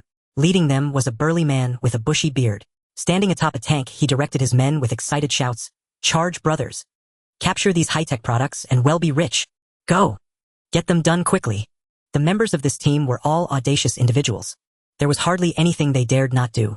Now faced with such a high-precision target, how could he let it slip away easily? Wave after wave of intense assaults came in succession. Yet the guards' counterattacks appeared relatively feeble. Despite their advanced equipment, their attack power was severely compromised due to energy issues. This was especially evident when confronted with anti-tank firepower specifically designed to destroy such targets. With a deafening roar, a guard was blasted to the ground, electricity crackling incessantly. The captain's eyes still gleamed with blue light. Seeing his comrade struck down, he immediately called out Sentinel 351. Crackling sounds. But Sentinel 351 could no longer move. The electrical failure had limited its recovery capabilities. The other members could only provide support from the periphery and sent one of their own to try dragging it away from the scene. Witnessing all this, the bearded man crowed smugly, well, these robots sure value teamwork, huh? Lads, step it up and take them down. I bet they're loaded with goodies. This remark roused the mercenaries. They hadn't come just to eliminate zombies. Their primary aim was to scavenge supplies. So upon hearing this, they immediately charged forward. Bang! Just as this group was about to besiege the mechanical sentinels in the ruined city, suddenly a young man fell from the sky, landing directly on a wrecked car. Startling everyone nearby, some were baffled. But when they saw the young man slowly rise from the wrecked car, they were even more astonished. The bearded leader sensed something amiss, for Xie Xu's arrival was far too dramatic. Yet he still demanded, Who are you? Xie Xu stood up, wasting no words, his gaze fixed intently on the nearest mercenary, a foreigner. He grabbed the man and flung him away. With a loud thud, the mercenary screamed in agony, nearly dead. The onlooker's pupils dilated instantly. Quick-witted, the bearded man shouted, This guy's with the robots. Take him out. Saying this, he raised his gun and fired at Xie Xu. But Xie Xu dodged with ease. Then his figure moved like a phantom, swift and elusive. Drawing Kanesada, he effortlessly dispatched several mercenaries. The sentinel captain, hiding behind a barrier, saw Xie Xu under attack and cried out, Master. His eyes began to glow red. That was the nature of these mechanical sentinels. They usually refrained from action, but once their master was in danger, they would act without hesitation. Now, after killing a few mercenaries, Xie Xu returned to the roof of the wrecked car, looking down at the crowd coldly. Haven't you noticed these robots haven't attacked you? The bearded man sneered. So what if they haven't? We're the ones in charge here. Well, Xie Xu knew reason was futile, so he waved his hand. Immediately, the remaining 11 mechanical sentinels emerged from their cover. Shields materialized around them. Then they drew their weapons. The bearded man's face changed color. These things were about to fight back. Indeed, Xie Xu, standing atop the wrecked car, declared coldly, I gave you a chance, but you didn't know how to cherish it. In truth, Xie Xu hadn't wanted to harm these survivors given the dwindling human population.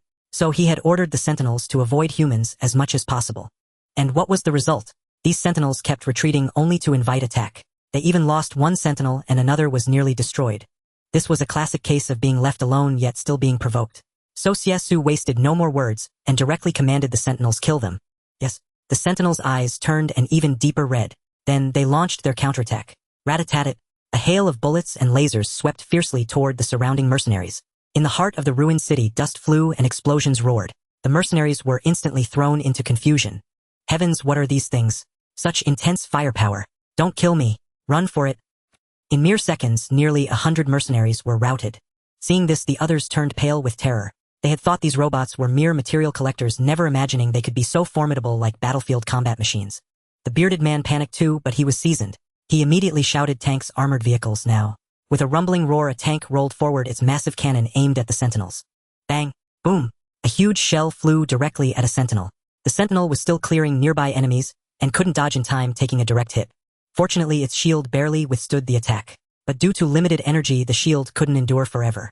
After taking that hit, the sentinel sensed a threat from behind, turned and fired a micromissile. Whoosh! One shot, and with a boom, the tank was reduced to scrap. Then it was struck by countless bullets, its shield shattering. Yet it fought on, tenaciously continuing to strafe. Another dozen people fell in pools of blood. In a short time, over 100 had been lost on the battlefield. Such terrifying combat prowess left the mercenaries dumbfounded. The bearded man still shouted commands frantically, and the mercenaries began a desperate counterattack. Though the sentinels were powerful, there were only 12 of them, and the enemy numbered over 3,000 with tanks, armored vehicles, and heavy weaponry. Finally, bang! As a shell landed, a sentinel was blasted away by the shockwave, its parts damaged. Seeing another sentinel destroyed, the mercenaries ignited with hope of victory, shouting excitedly, "Lads, keep it up. These bots have limited power." Xie Xu had anticipated this. These sentinels were primarily for scavenging supplies, so they weren't heavily armed. Their energy was also limited. Even so, their combat capability was still terrifying. They had already taken down hundreds. Seeing a sentinel disabled by a system failure surrounded by a dozen mercenaries with one aiming a gun at its neural center, Xie Xu instantly blurred into motion, appearing on the scene. With Kanasada, he severed the man's gun. The mercenary squad leader was terrified, quickly drawing his pistol and firing 2 shots at Xie Xu.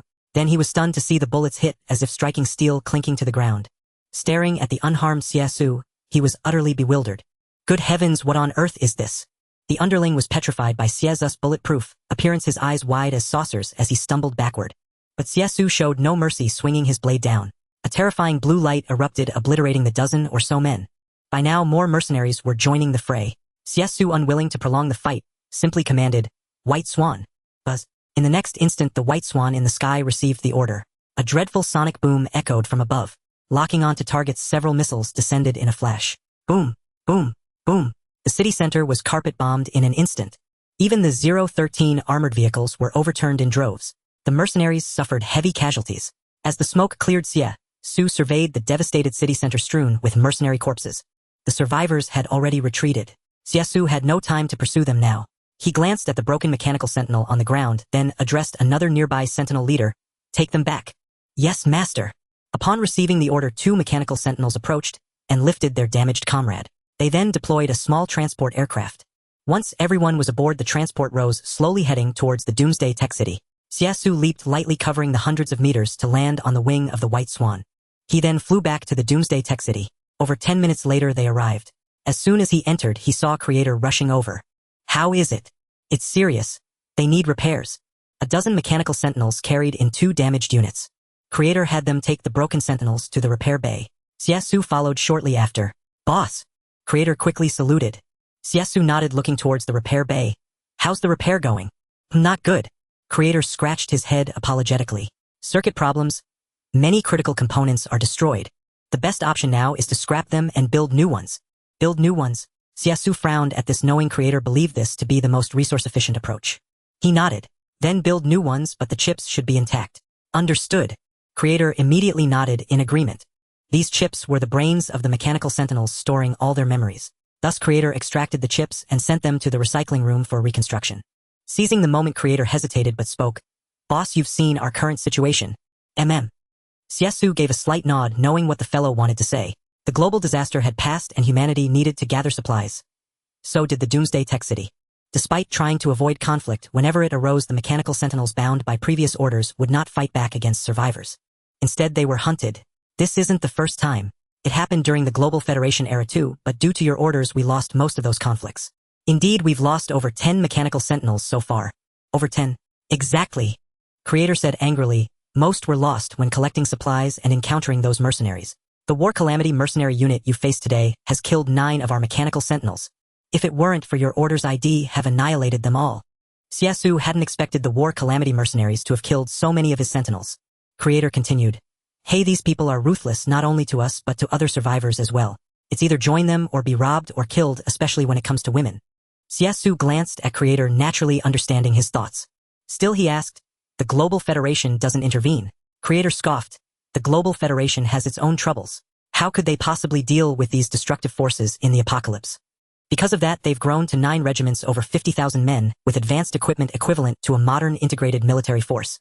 Hearing this, Xie Xu understood that the Global Federation had too many matters to handle. They simply couldn't attend to issues beyond the 30 safe zones. Otherwise, the so-called For Great Mercenary Corps and other smaller units wouldn't exist. They were the free warriors of the apocalypse. Also, an inevitable trend of the future. Boss. Creator spoke again. Xie Xu looked at him and nodded. Since that's the case, they have no reason to exist. Ah, really? Hearing this, Creator became excited. He had long wanted to deal with this nuisance which not only seized supplies but also dared to hunt mechanical sentinels. If not for Xie Xu's standing order against attacks, he would have sent a mechanical lifeform to solve the problem long ago. He eagerly looked at Xie Xu, asking, Then boss, who are you sending this time? Unexpectedly, Xie Xu looked at the scrapped mechanical sentinels and said calmly, I'll go myself. You're going yourself. Creator's eyes widened in disbelief as he stared at his master. Did Xie Xu really need to go personally? Xie Xu knew what was on the fellow's mind but had his own considerations. I don't want to draw too much attention yet. Wiping out an army of 50,000 in one go would surely attract worldwide notice. We don't want to fight these people while dealing with the disasters. After all, the current global alliance, though seemingly fragile, still possessed hidden high-tech weapons that could cause considerable trouble if it came to a full-scale conflict. Thus, Xie Xu didn't want to strain relations too much, so he told the young man, I'll handle this. Rest assured. All right. The young man knew that once Xie Xu made a decision, it was unlikely to change, so he said no more. He also had his own ways to deal with these guys, and letting the boss try first wasn't a bad idea. Soon after seeing the 2 robotic sentinels receive new bodies, Xie Xu left the Doomsday tech city. He headed towards the abandoned city, where the War Calamity Mercenary Group was based. Meanwhile, back at the War Calamity Mercenaries camp, Big Beard led his remaining men back to a nearby base, Xianhua City. This had once been a 3rd-tier city in the Dragon Kingdom, but was overrun when the disaster first struck. Subsequently, continuous calamities led to its abandonment. The Warfire Mercenary Corps, having left the safe zone, had established a stronghold here. Approximately 8,000 men were stationed at this location. Their daily routine consisted of little more than slaying zombies and gathering resources. Pu Chongjian was a middle-aged man clad in a suit and wearing a pair of glasses. He had been a real estate tycoon before the apocalypse, living a life of considerable splendor. Despite his presentable appearance before becoming a property magnate, he was merely a street thug and a village bully who had carved out a name for himself through sheer audacity. He had amassed a fortune and built several residential districts. Yet, with the advent of the apocalypse, everything he had achieved lost all meaning. After a period of hiding and fleeing, he finally managed to join the early Warfire Mercenary Corps, with a few followers gradually rising to become one of the leaders among its 9 legions. He commanded nearly 10,000 men, making him a figure of considerable standing within the Corps. Now he lived a life of luxury in Xianhua City, residing in a villa with tight security, indulging in pleasures of the flesh and idle entertainment. 2 beautiful young women, survivors forced to stay by his side, attended to him. Though they served him with resentment, they were compelled to obey under the threat of death. Just as he was reveling in his enjoyment, a frantic voice called out from outside the door, "Boss, something terrible has happened." "What's the rush?" Pu Chongjian asked, a flicker of displeasure crossing his brow, as he beheld his subordinate covered in blood and grime bursting in. But the frantic Big Beard didn't pause his report. "Boss, we nearly got wiped out today." He stammered out an explanation. They had encountered a strange group of robots while out scavenging for supplies. Initially, they thought to bring these broken machines back to bolster their forces, but they nearly met their end instead. "We ran into about a dozen mechanical soldiers, and they beat our brothers to a pulp. We barely escaped with our lives." "What did you say?" Pu Chongjian shot to his feet in shock. After all, the other side had only brought a force of 3,000 men. 12 robots.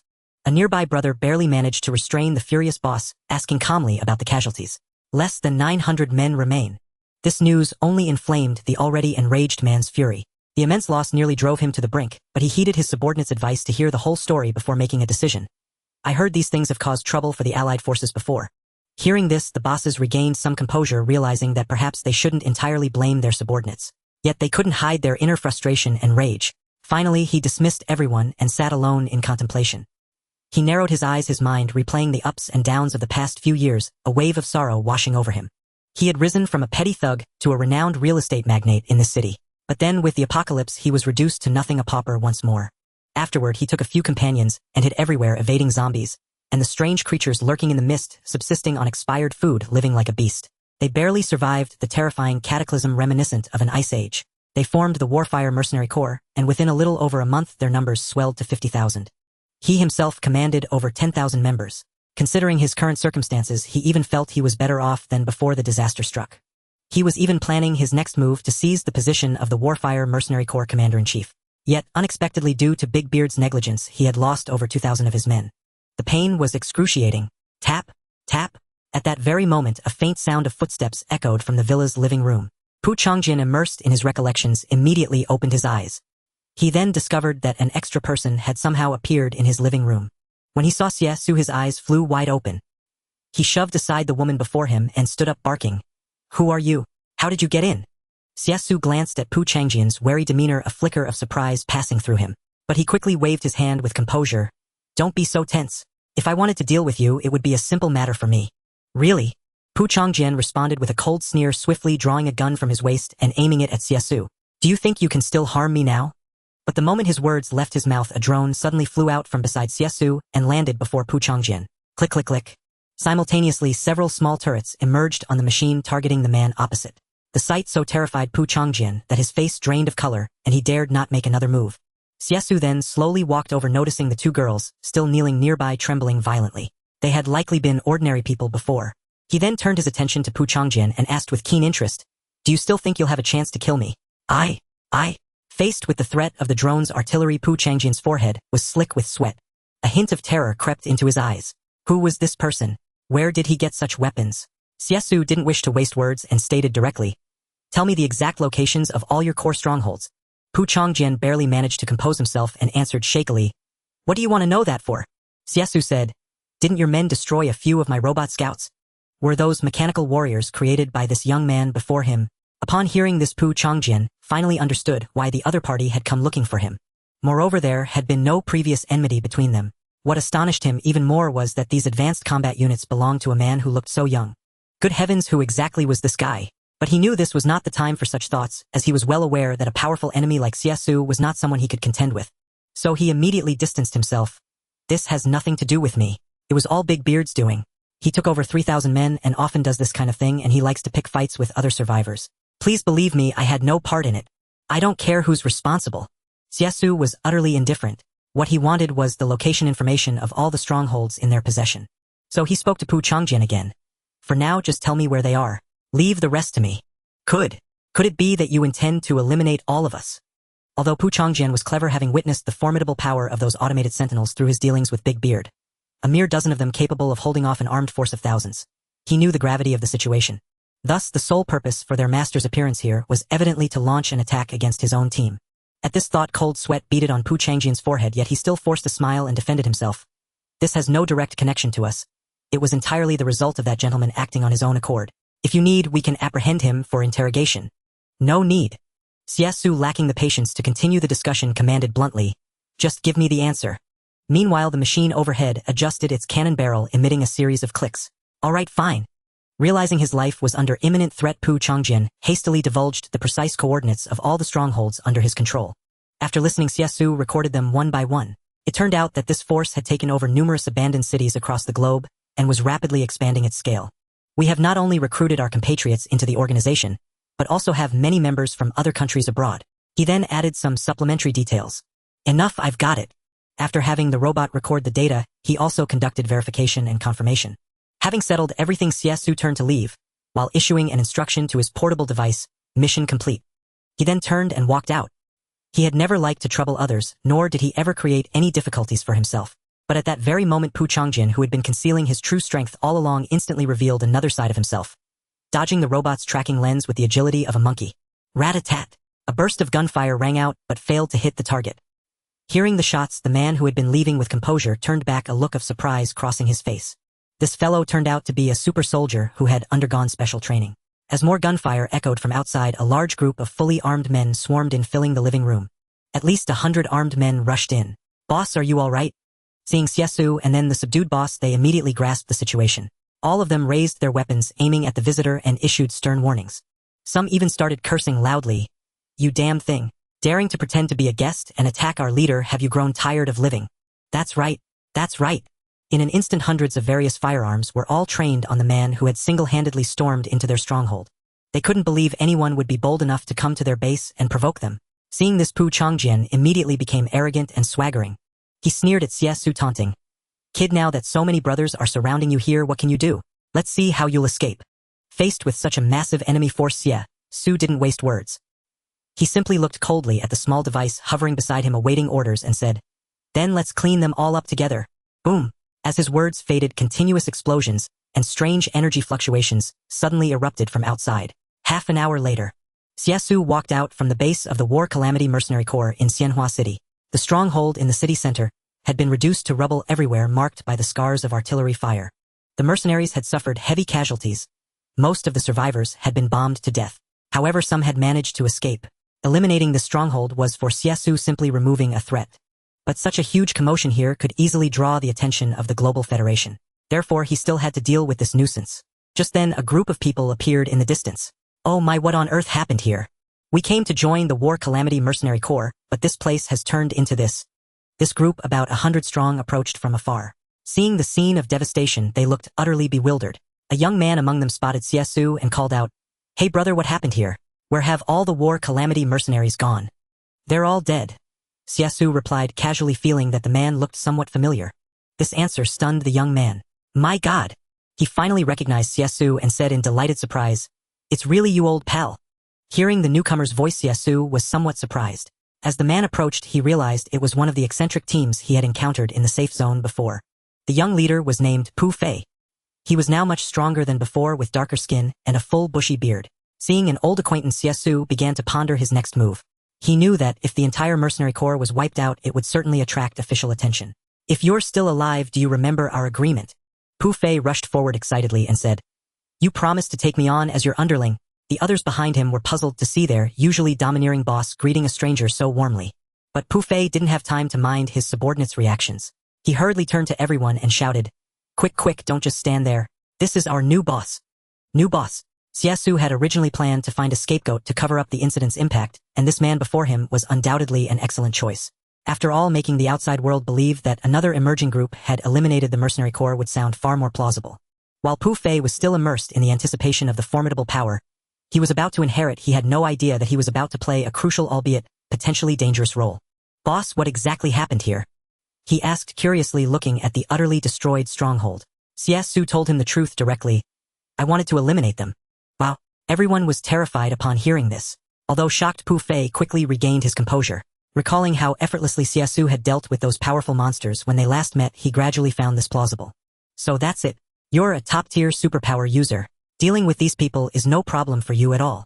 He then added a few flattering remarks about ridding the world of evil to please his new boss. Seeing that the other party completely believed his lie and had voluntarily pledged loyalty, Xie Xu seized the opportunity to say, "I need your help to divert attention and avoid drawing the notice of other forces." Hearing this, Pu Fei was dumbfounded. He was supposed to take the blame. Come on, he only had a little over 100 men. Fortunately, he quickly calmed down, and after confirming he would receive powerful support, agreed to the proposal. "Don't worry, as long as I'm given enough equipment support, I can finish off the remaining War Calamity forces in a month." Acknowledging his enthusiasm and confidence, Xie Min narrated, while showcasing a giant robot, delivering a stunning experience to everyone present. Then, to show sincerity, the robot slowly bent down and extended its metallic arm, preparing to shake hands with Pu Fei. "I hope for a pleasant cooperation with all of you," the giant beast declared politely. Though initially flustered by his first interaction with such a colossal mechanical creation, Pu Fei bravely responded, "Kup, ration, pli, sant," while marveling inwardly. How incredibly cool this was. With Pu Fei taking the blame and handling the aftermath of the War Scourge mercenary corps, Xie Xu had little left to worry about. So that very day, he had the White Swan escort him back to the ecological estate in the magic capital safe zone. As for Pu Fei, having survived the initial catastrophe, he was no fool. Leading over 100 people, he directly began gathering the supplies of the War Scourge mercenary corps. There was quite a haul, including several intact tanks and a vast arsenal of mortars, machine guns, and ammunition. Clearly, this force of tens of thousands had already achieved a considerable scale. Pu Fei discovered an abundance of supplies. There were thousands of sacks of rice alone, along with flour and other foodstuffs, enough to sustain 10,000 people for a month. "Boss, we've hit the jackpot." A short man nearby couldn't help shouting at the sight of so much food. The others eagerly grabbed instant meals and began eating. Arriving at the warehouse, Pu Fei was also awed by the piles of supplies before him. Yet he knew clearly that this was an opportunity given by Xie Xu. Without him, they would have nothing. Watching the excited crowd of over 100, he climbed onto a pile of rice bags and announced loudly, "Brothers, this is all thanks to the opportunity our big brother Xie Xu provided. Without him, where would we get all this food and weaponry, right?" "Exactly," the group below echoed in unison. Pu Fei continued, "Since that's the case, we should repay him. From now on, whatever he says we do." "Understood. Understood." Everyone nodded in agreement. In the apocalypse, having someone provide you with food was already a great favor, let alone such a massive stockpile of supplies. Thus they were all grateful to Xie Xu. Around noon, the transport plane Galaxy from the Science and Technology City arrived carrying Crimson Dragon, Ironhide, Lockdown, and Nightfall. Hearing the roar outside Pu Fei, new reinforcements had arrived. "Brothers, follow me out to sea." He led his men quickly outside. As soon as they stepped out, they saw the massive transport plane landing. The hatch slowly opened and several luxury cars drove out along with a tank. Seeing the Bugatti Nightfall, Lamborghini, and Ferrari 488, everyone was stunned. "Wow, this is too cool. Who would have thought we'd see such flashy luxury cars in the apocalypse?" Even before the end, such supercars were a rare sight, and now they were here. Then mechanical sounds rang out as these vehicles transformed into enormous mechanical creatures. Ironhide, Nightfall, Crimson Dragon, and Lockdown had now reached level 15, standing at the pinnacle of power. Not only their equipment but also their other weapons had been greatly enhanced. Lockdown was also equipped with a giant flying vehicle, dark and majestic like a night hunter, boasting formidable performance. After transforming, Ironhide greeted Pu Fei. "From now on, I'll cooperate with you and follow your commands temporarily." "All right, no problem." Though slightly startled at first, Pu Fei quickly recovered. He immediately said, "What we need to do now is recruit more people. 100 is far from enough. We need more hands." "Monkey." "Boss." A short man summoned hurriedly ran out. Pu Fei instructed, "Take a dozen people to recruit survivors and other fleeing mercenaries. Tell them joining us means food and shelter." "Got it." Monkey understood and immediately set off with his team. The rest were assigned to organize supplies and reorganize the area. Ironhide and the others didn't remain idle either. They installed some advanced equipment around the perimeter to strengthen the defense system and prevent attacks. Though these were merely obsolete gear, they were still far superior to Federation weaponry. Initially, Pu Fei had planned to quickly gather personnel and then relocate. But now, seeing these powerful mechanical lifeforms continuously fortifying the facilities, he decided to recruit here for a couple of days first. Xie Xu observed all this through surveillance and felt quite approving of Pu Fei's performance. After all, with only 100 or so people, their strength was insufficient. They had to expand the team before launching an attack to ensure victory. "Brother, what are you doing?" Just as Xie Xu was watching the screen, Diao Qian entered. She wore a black dress and stockings, quite alluring. But Xie Xu said displeasedly, "Why are you here again?" "Hee hee." She replied nonchalantly, "Why can't I come? Don't you like me and only like Xiao Ming?" "That's not it." Xie Xu shook his head, slightly truly not in the mood. But Diao Qian had already sat beside him, wrapping her arms around his neck and speaking softly. "I see you've been working hard lately. I want to help you relax, how about it?" Xie Xu had no choice but to remain silent. This woman had clearly enjoyed the benefits last time, so she came specifically today. But what else would she stay here for if not for this kind of thing? Thus Xie Xu didn't hold back. He directly carried the woman to the bed. The details that followed are best left unsaid. The next morning, as usual, Xie Xu got out of bed, brushed his teeth, washed his face, and then had breakfast. At the table, several women noticed Diao Qian coming out of Xie Xu's room. Diao Qian now exuded a more mature aura. The other women understood tacitly. Yan Fuqin in particular couldn't help teasing, "Diao Qian, did you sleep well last night? What do you think?" Though she knew it was a joke, Diao Qian didn't mind and even threw a flirtatious glance. This displeased the other women. This woman was practically getting the best of both worlds and then showing off. Xie Xu. Even Doreen looked curiously at Xie Xu, her Mandarin already quite good. She blushed as she asked, "What have you been busy with these days? We hardly see you." Indeed, this question made everyone realize. Everyone knew that this guy had been mysterious ever since the apocalypse began. Now, although they knew some of his secrets, such as the powerful mechanical lifeforms, the Doomsday Science and Technology City, and the ecological estate, these might only be the tip of the iceberg. Yet what could Xie Xu tell them? Would he have to say that he was plotting how to deal with the War Calamity Mercenary Corps because of the 2 mechanical lifeforms he had destroyed? Would that make him seem petty? But this was Xie Xu's style. He would never allow anyone to threaten him. Take the War Calamity Mercenary Corps, for instance. In his past life, they rose with overwhelming force, nearly becoming the dominant power. Many survivors fell to their conquest. Even the Global Federation could only cooperate with them. In the safe zones that followed, they grew even more arrogant and domineering. But now, fortune had turned. Xie Xu certainly wouldn't give them that chance. Yet he said nothing more to the women, only uttering indifferently, "It's nothing. Just solving a small problem." To them, this so-called small problem was surely no trivial matter. At that moment, Miao Mang, who had been silent all along, finally spoke. She hesitated, then said, "Xie Xu, I want to leave here." "What? Leave?" Sister Miao Mang, why? Hearing this, the women were stunned, and Pu Mylan couldn't help asking. Yeah. Diao Qian chimed in, life here is so good. We have everything we need and it's safe. Exactly. Zha Li tilted her head in confusion, looking at Miao Mang, unwilling to see her go.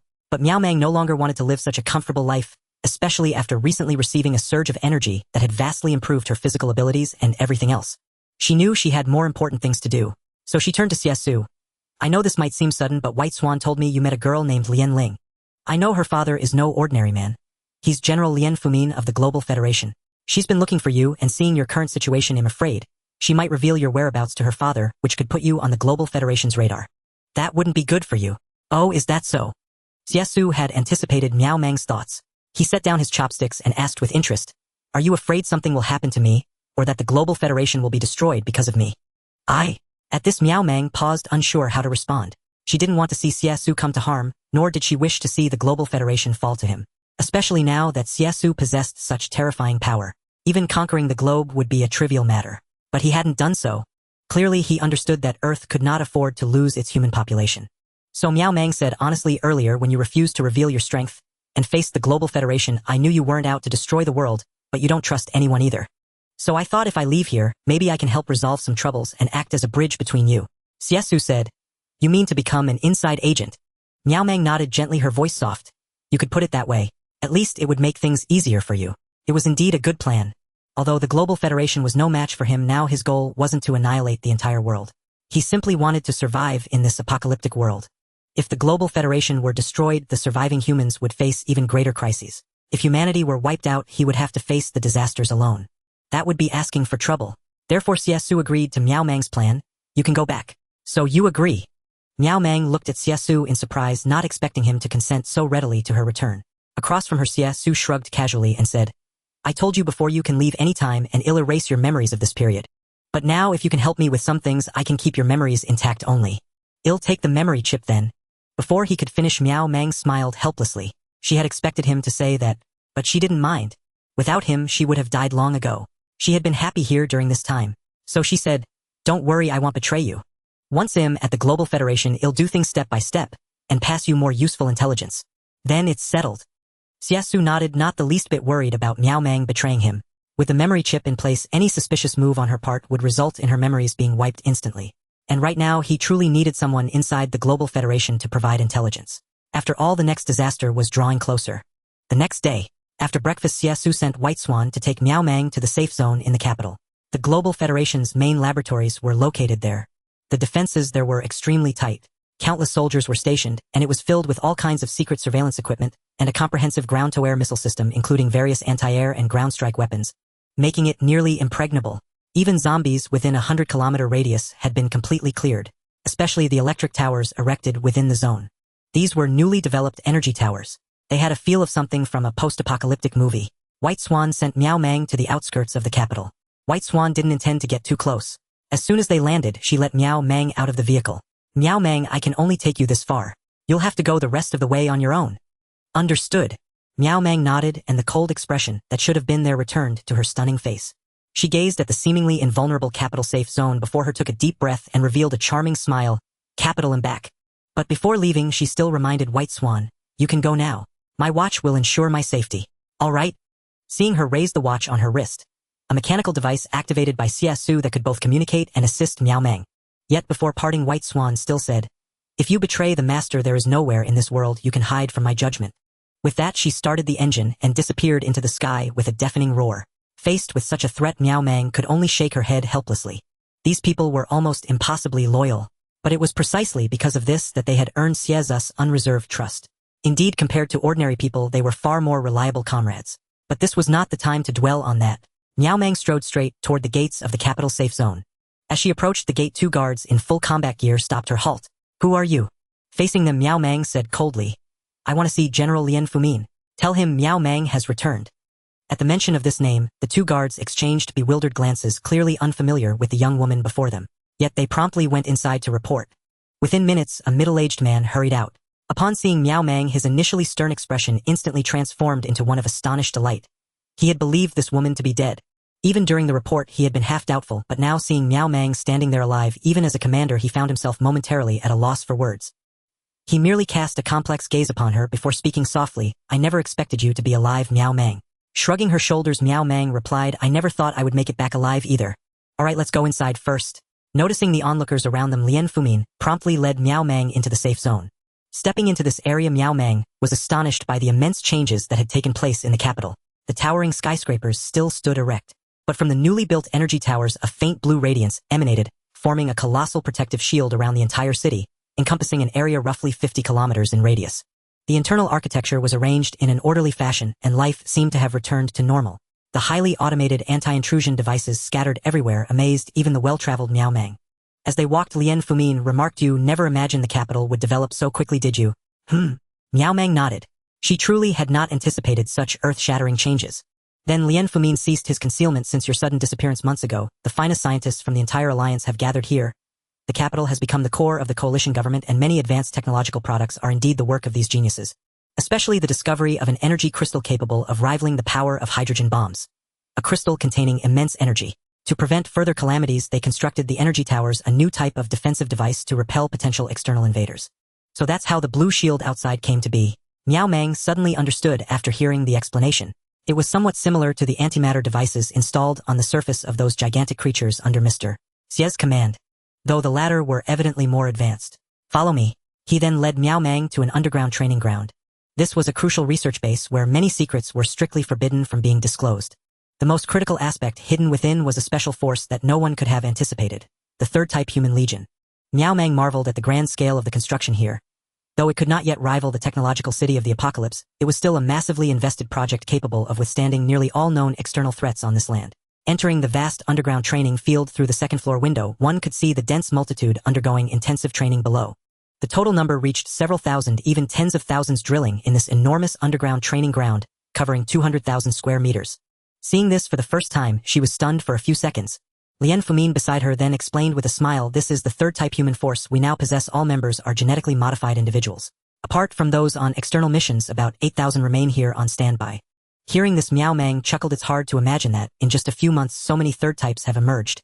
However, at the word short time, Lien Fumin laughed, and replied, "Actually, it's been about half a year since you left, hasn't it?" Half a year. This number left her dazed for a long moment. Had time truly passed so quickly? So, Lien Fumin, who had been explaining, suddenly stopped and looked at her seriously, asking, "Now tell me, where have you been during this time? And how did you survive?" Miao Meng certainly would not mention anything about Xie Xu. However, she could not remain entirely silent either. So she said, "When I was surrounded by the mist, I encountered some strange things, but I managed to escape. Later, I even formed a small team, but we still couldn't hold off the monster's assault. Just as we were about to collapse, someone helped me out. Just one person." Lien Fumin's brows furrowed tightly. This answer clearly surprised him. "Yes." Miao Meng nodded, finally revealing that person's name is Xie Xu. Him again, Xie Xu. Hearing the name, Lien Fumin's face showed obvious astonishment. Miao Meng feigned curiosity and asked, "General, do you also know this Mr. Xie Xu?" "Of course I do." Realizing her question, Lien Fumin directly answered, "Not long ago, a young man went to the safe zone in Luodu and bought a lot of things. My daughter Linger told me that this young man saved her life, but she didn't let me report it to my superiors." Hearing this, Miao Meng couldn't help but smile faintly. She thought to herself, really, this Xie Xu sure knows how to pick them. He only saves the pretty ones. I never would have guessed. Lien Fumin then exclaimed, "He helped you too?"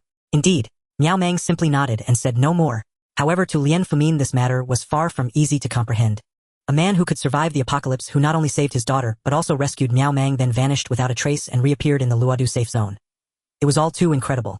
In such a world, how could he be so extraordinary? With this doubt, Lien Fumin asked, "Why didn't you go with him?" "I didn't go with him." Miao Meng gently shook her head. "He left after saving me. But he has a very peculiar habit. He specializes in dealing with zombies and those creatures in the mist." If she didn't offer some truthful information to appease this powerful figure, it would be truly hard to explain herself. So she provided some details. But precisely because of this, Lien Fumin became even more curious and astonished.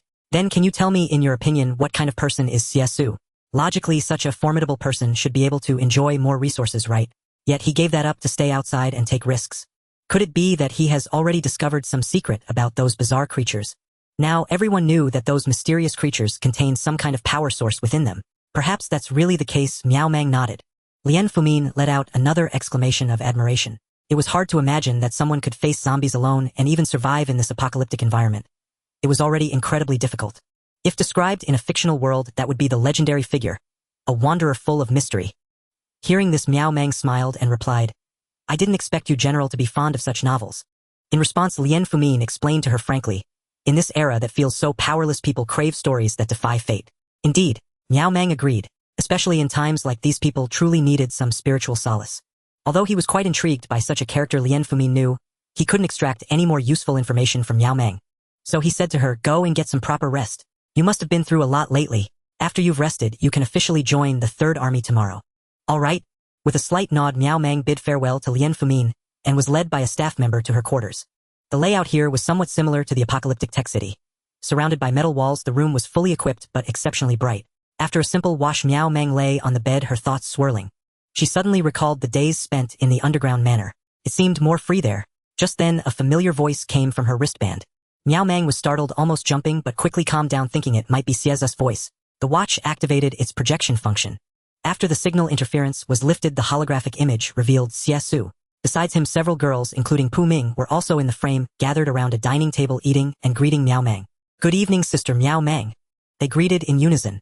Looking at these young girls, Miao Mang's smile softened. It was rare that these girls still remembered her. After they greeted her, Xie Xu got up and walked into his study. He casually sat on a chair, propping one leg on the desk, and said lightly, "So how is it?" Miao Mang guessed what he would ask and muttered, "You can see everything through the surveillance cameras, so why bother asking?" Unexpectedly, Xie Xu said indifferently, "Do you think I'm watching you every second?" Hearing this, Miao Mang paused for a few seconds, finding herself unable to argue.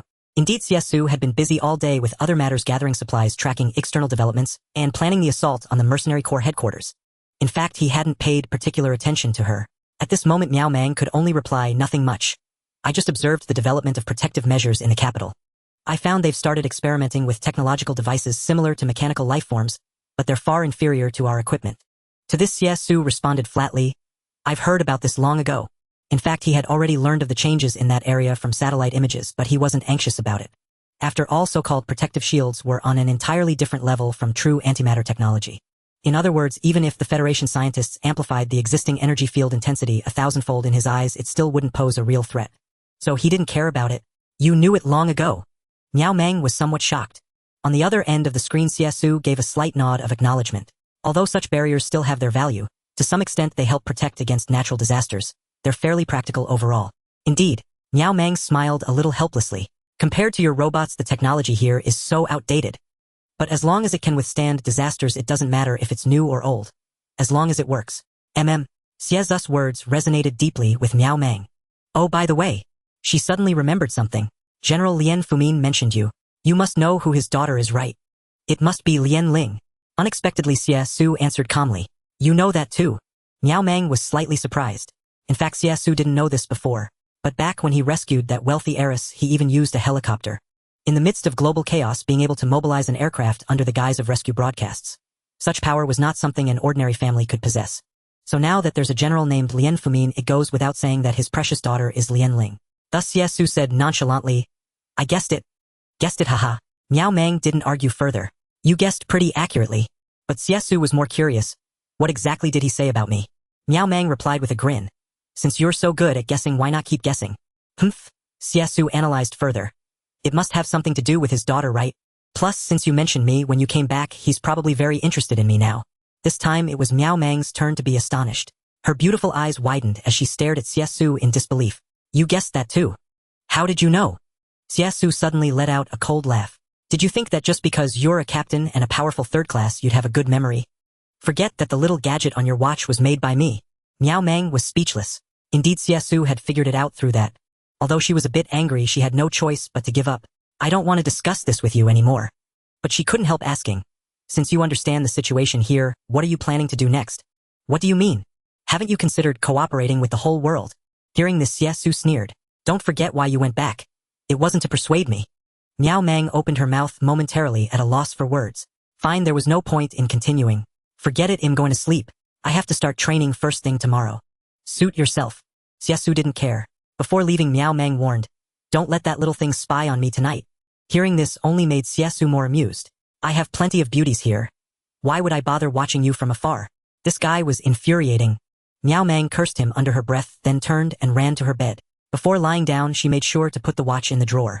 The poor watch could only lie on the table and fall asleep. On the other side, Xie Xu ended the call. Ever since this woman returned, she had become less indifferent than before. In reality, the only people in the Kyoto safe zone that she truly felt close to were Xie Xu and a few others like Pu Ming, so naturally she would speak to them first. However, this was not within Xie Xu's considerations. After finishing the call, he also prepared to rest. Tonight, he would accompany Pu Ming. The next morning, the first thing Xie Xu did upon waking was still to brush his teeth and wash his face. After breakfast, he began to pay attention to the situation over at Pu Fei. Like Miao Mang, he also equipped Pu Fei with an expensive watch activated by an improved energy source. This new type of power source not only provides energy around the clock, but can also store energy to activate more and more powerful mechanical beings. In contrast, this small watch consumes very little power, allowing it to operate continuously for a longer period. The primary purpose of providing such a tool is to maintain communication and surveillance, ensuring the safety of this fellow during critical moments. After all, he still had many things to rely on him for. During the morning check, he discovered that after 3 days of efforts to recruit members, 3,000 people had already joined under Pu Fei. Among them were many female participants and people of all ages were accepted. This made Xie Xu wonder how he had survived. After counting carefully, he confirmed that there were only 2,000 people. Even so, with the addition of those large combat units, it was enough to cope with the impending battle. This time, the target was to attack the mercenary group's stronghold located in the Lu area, which reportedly had a force of 4,000, and was continually expanding its controlled area. Currently, the area covered was about several dozen square kilometers with multiple obstacles set up.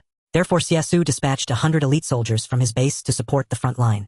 While Pu Fei was actively recruiting personnel, a loud rumble echoed from the sky as a massive transport plane approached them. This immediately excited Pu Fei. Looks like the reinforcements have arrived. Sure enough, the large transport plane, named Galaxy, landed in the open space. After the cargo door opened, a team of soldiers in full gear marched out of the cabin in perfect formation. Their synchronized movements exuded a fierce aura, especially with the red insignia. Everyone knew which country's troops they belonged to. Without a doubt, they were comrades, and their identical outfits and faces intimidated the new members who had just disembarked. Wow, they are even more professional than special forces. Welcome everyone. Pu Fei greeted them with a beaming smile. However, the soldiers from the base remained expressionless. The lead soldier said to Pu Fei, "We are the support team sent to assist you." Haha, that's fantastic. Pu Fei completely failed to sense anything unusual, smiling as he patted the soldier's shoulder and asked, "Did the boss send you?" Before the soldier could respond, Xie Xu's voice sounded from his watch. "That's right, they are sent by me to help you deal with that mercenary group's stronghold in Lu." Just as expected. Upon hearing this, Pu Fei immediately perked up. He quickly said, "All right, I'll arrange for us to depart right away." Saying this, he began to gather the troops. In no time, the Tuthusan strong team was ready. Pu Fei left 500 people to guard the home base, and then took the remaining 1,500 along with 100 support soldiers. Along with Jinxian, Hein, Qihong, and Tiexin, they set off in a grand procession towards Lu. All of this was witnessed by Xie Xu, who was watching on the big screen. Although Pu Fei usually appeared not very bright, he was quite experienced in matters of survival and war in the apocalypse. At this time, the mercenary group in Lu had already set up checkpoints, rigorously inspecting everyone passing through. Some were people wanting to join them, while more were merely trying to pass through to continue onward. Due to the large scale of the mercenary group, they had already clashed with several other large military factions. Therefore, everyone heightened their vigilance, ensuring they could respond to any unexpected situations. However, by noon, under the blazing sun, the patrolling mercenaries suddenly heard a roaring sound from afar reminiscent of a beast. Everyone was puzzled. How could there be sports cars at this time? Looking up, they saw a Bugatti Chiron, a red Ferrari, a black Lamborghini, and a Tiger tank racing towards them. They were moving at an incredible speed. Everyone present was stunned. Who would have thought they could see supercars at such a time? Just as these vehicles were about to approach the barricade, suddenly with a series of clicks, those sports cars began to transform. This scene instantly put the mercenaries on high alert. Something is wrong, the enemy is coming. Enemy attack.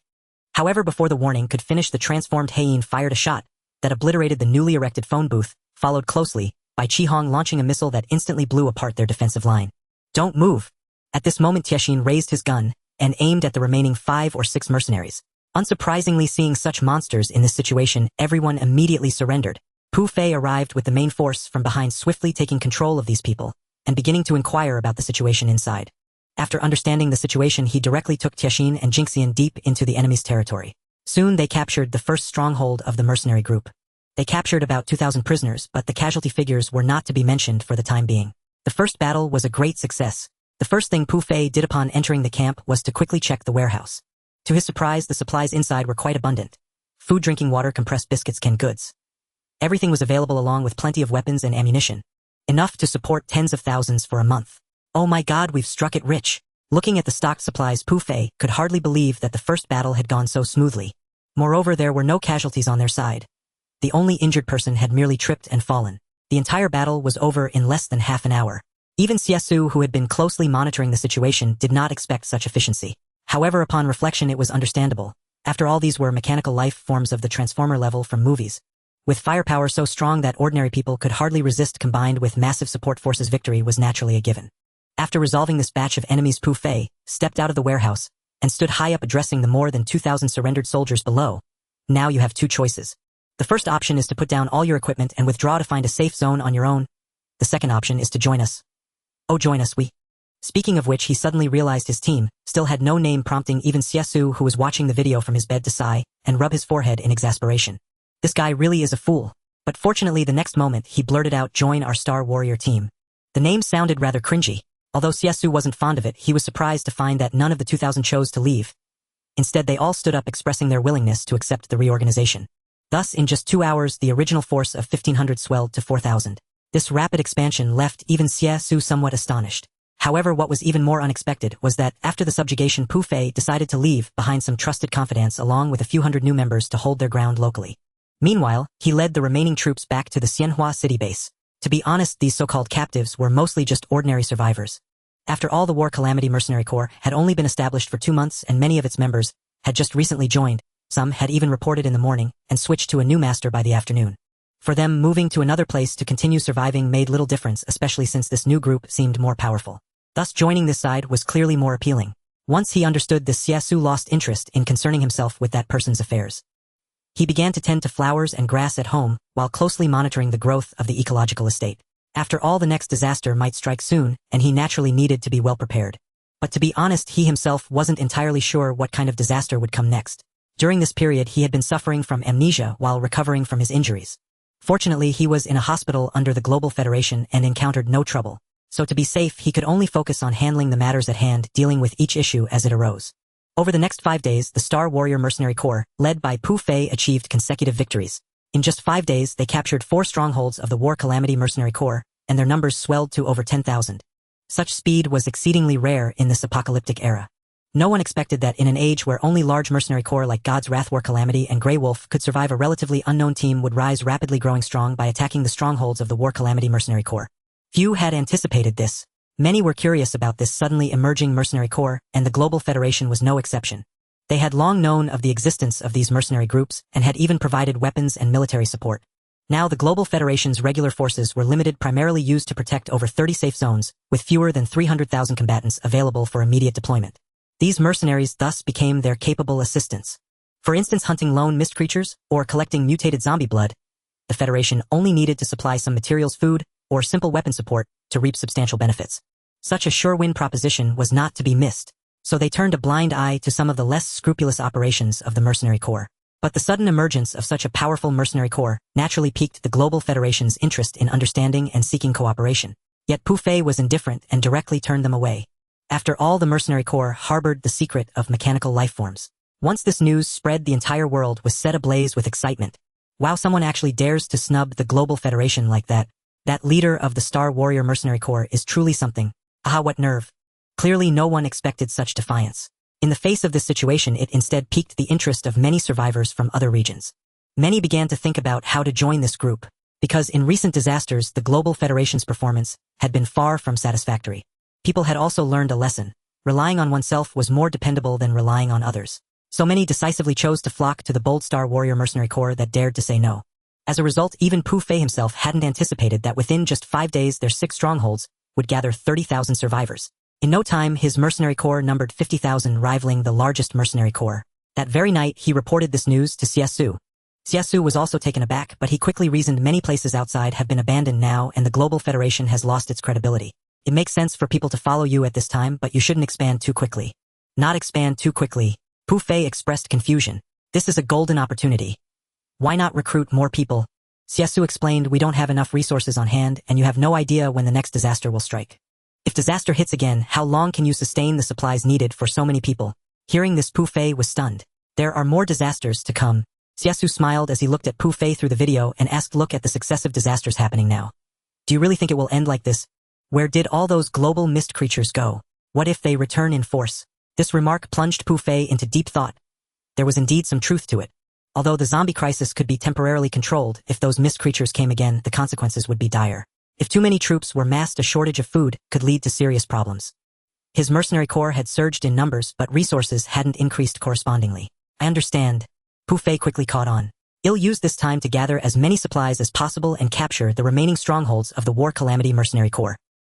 Xie Xu nodded in approval of the strategy to sustain war through war, but still cautioned, remember one thing, you keep attacking the War Calamity Mercenary Corps, but you must also guard against their counterattack. Unexpectedly, Pu Fei said with a smug grin, no need to worry about that. The supplies from the boss strongholds are being relocated now, and splitting their forces works against them. Besides, I've received intelligence that the War Calamity Mercenary Corps is preparing a counterattack estimated at about 20,000 men. This is the perfect chance to take a few more strongholds. Xie Xu. Well, Xie Xu really hadn't expected that this guy had such a trick up his sleeve. While the War Calamity Mercenary Corps was gathering forces to deal with him, he instead struck at their home base. Xie Xu was especially curious about such a maneuver. Where did you learn this tactic? Yet Pu Fei replied with utmost seriousness.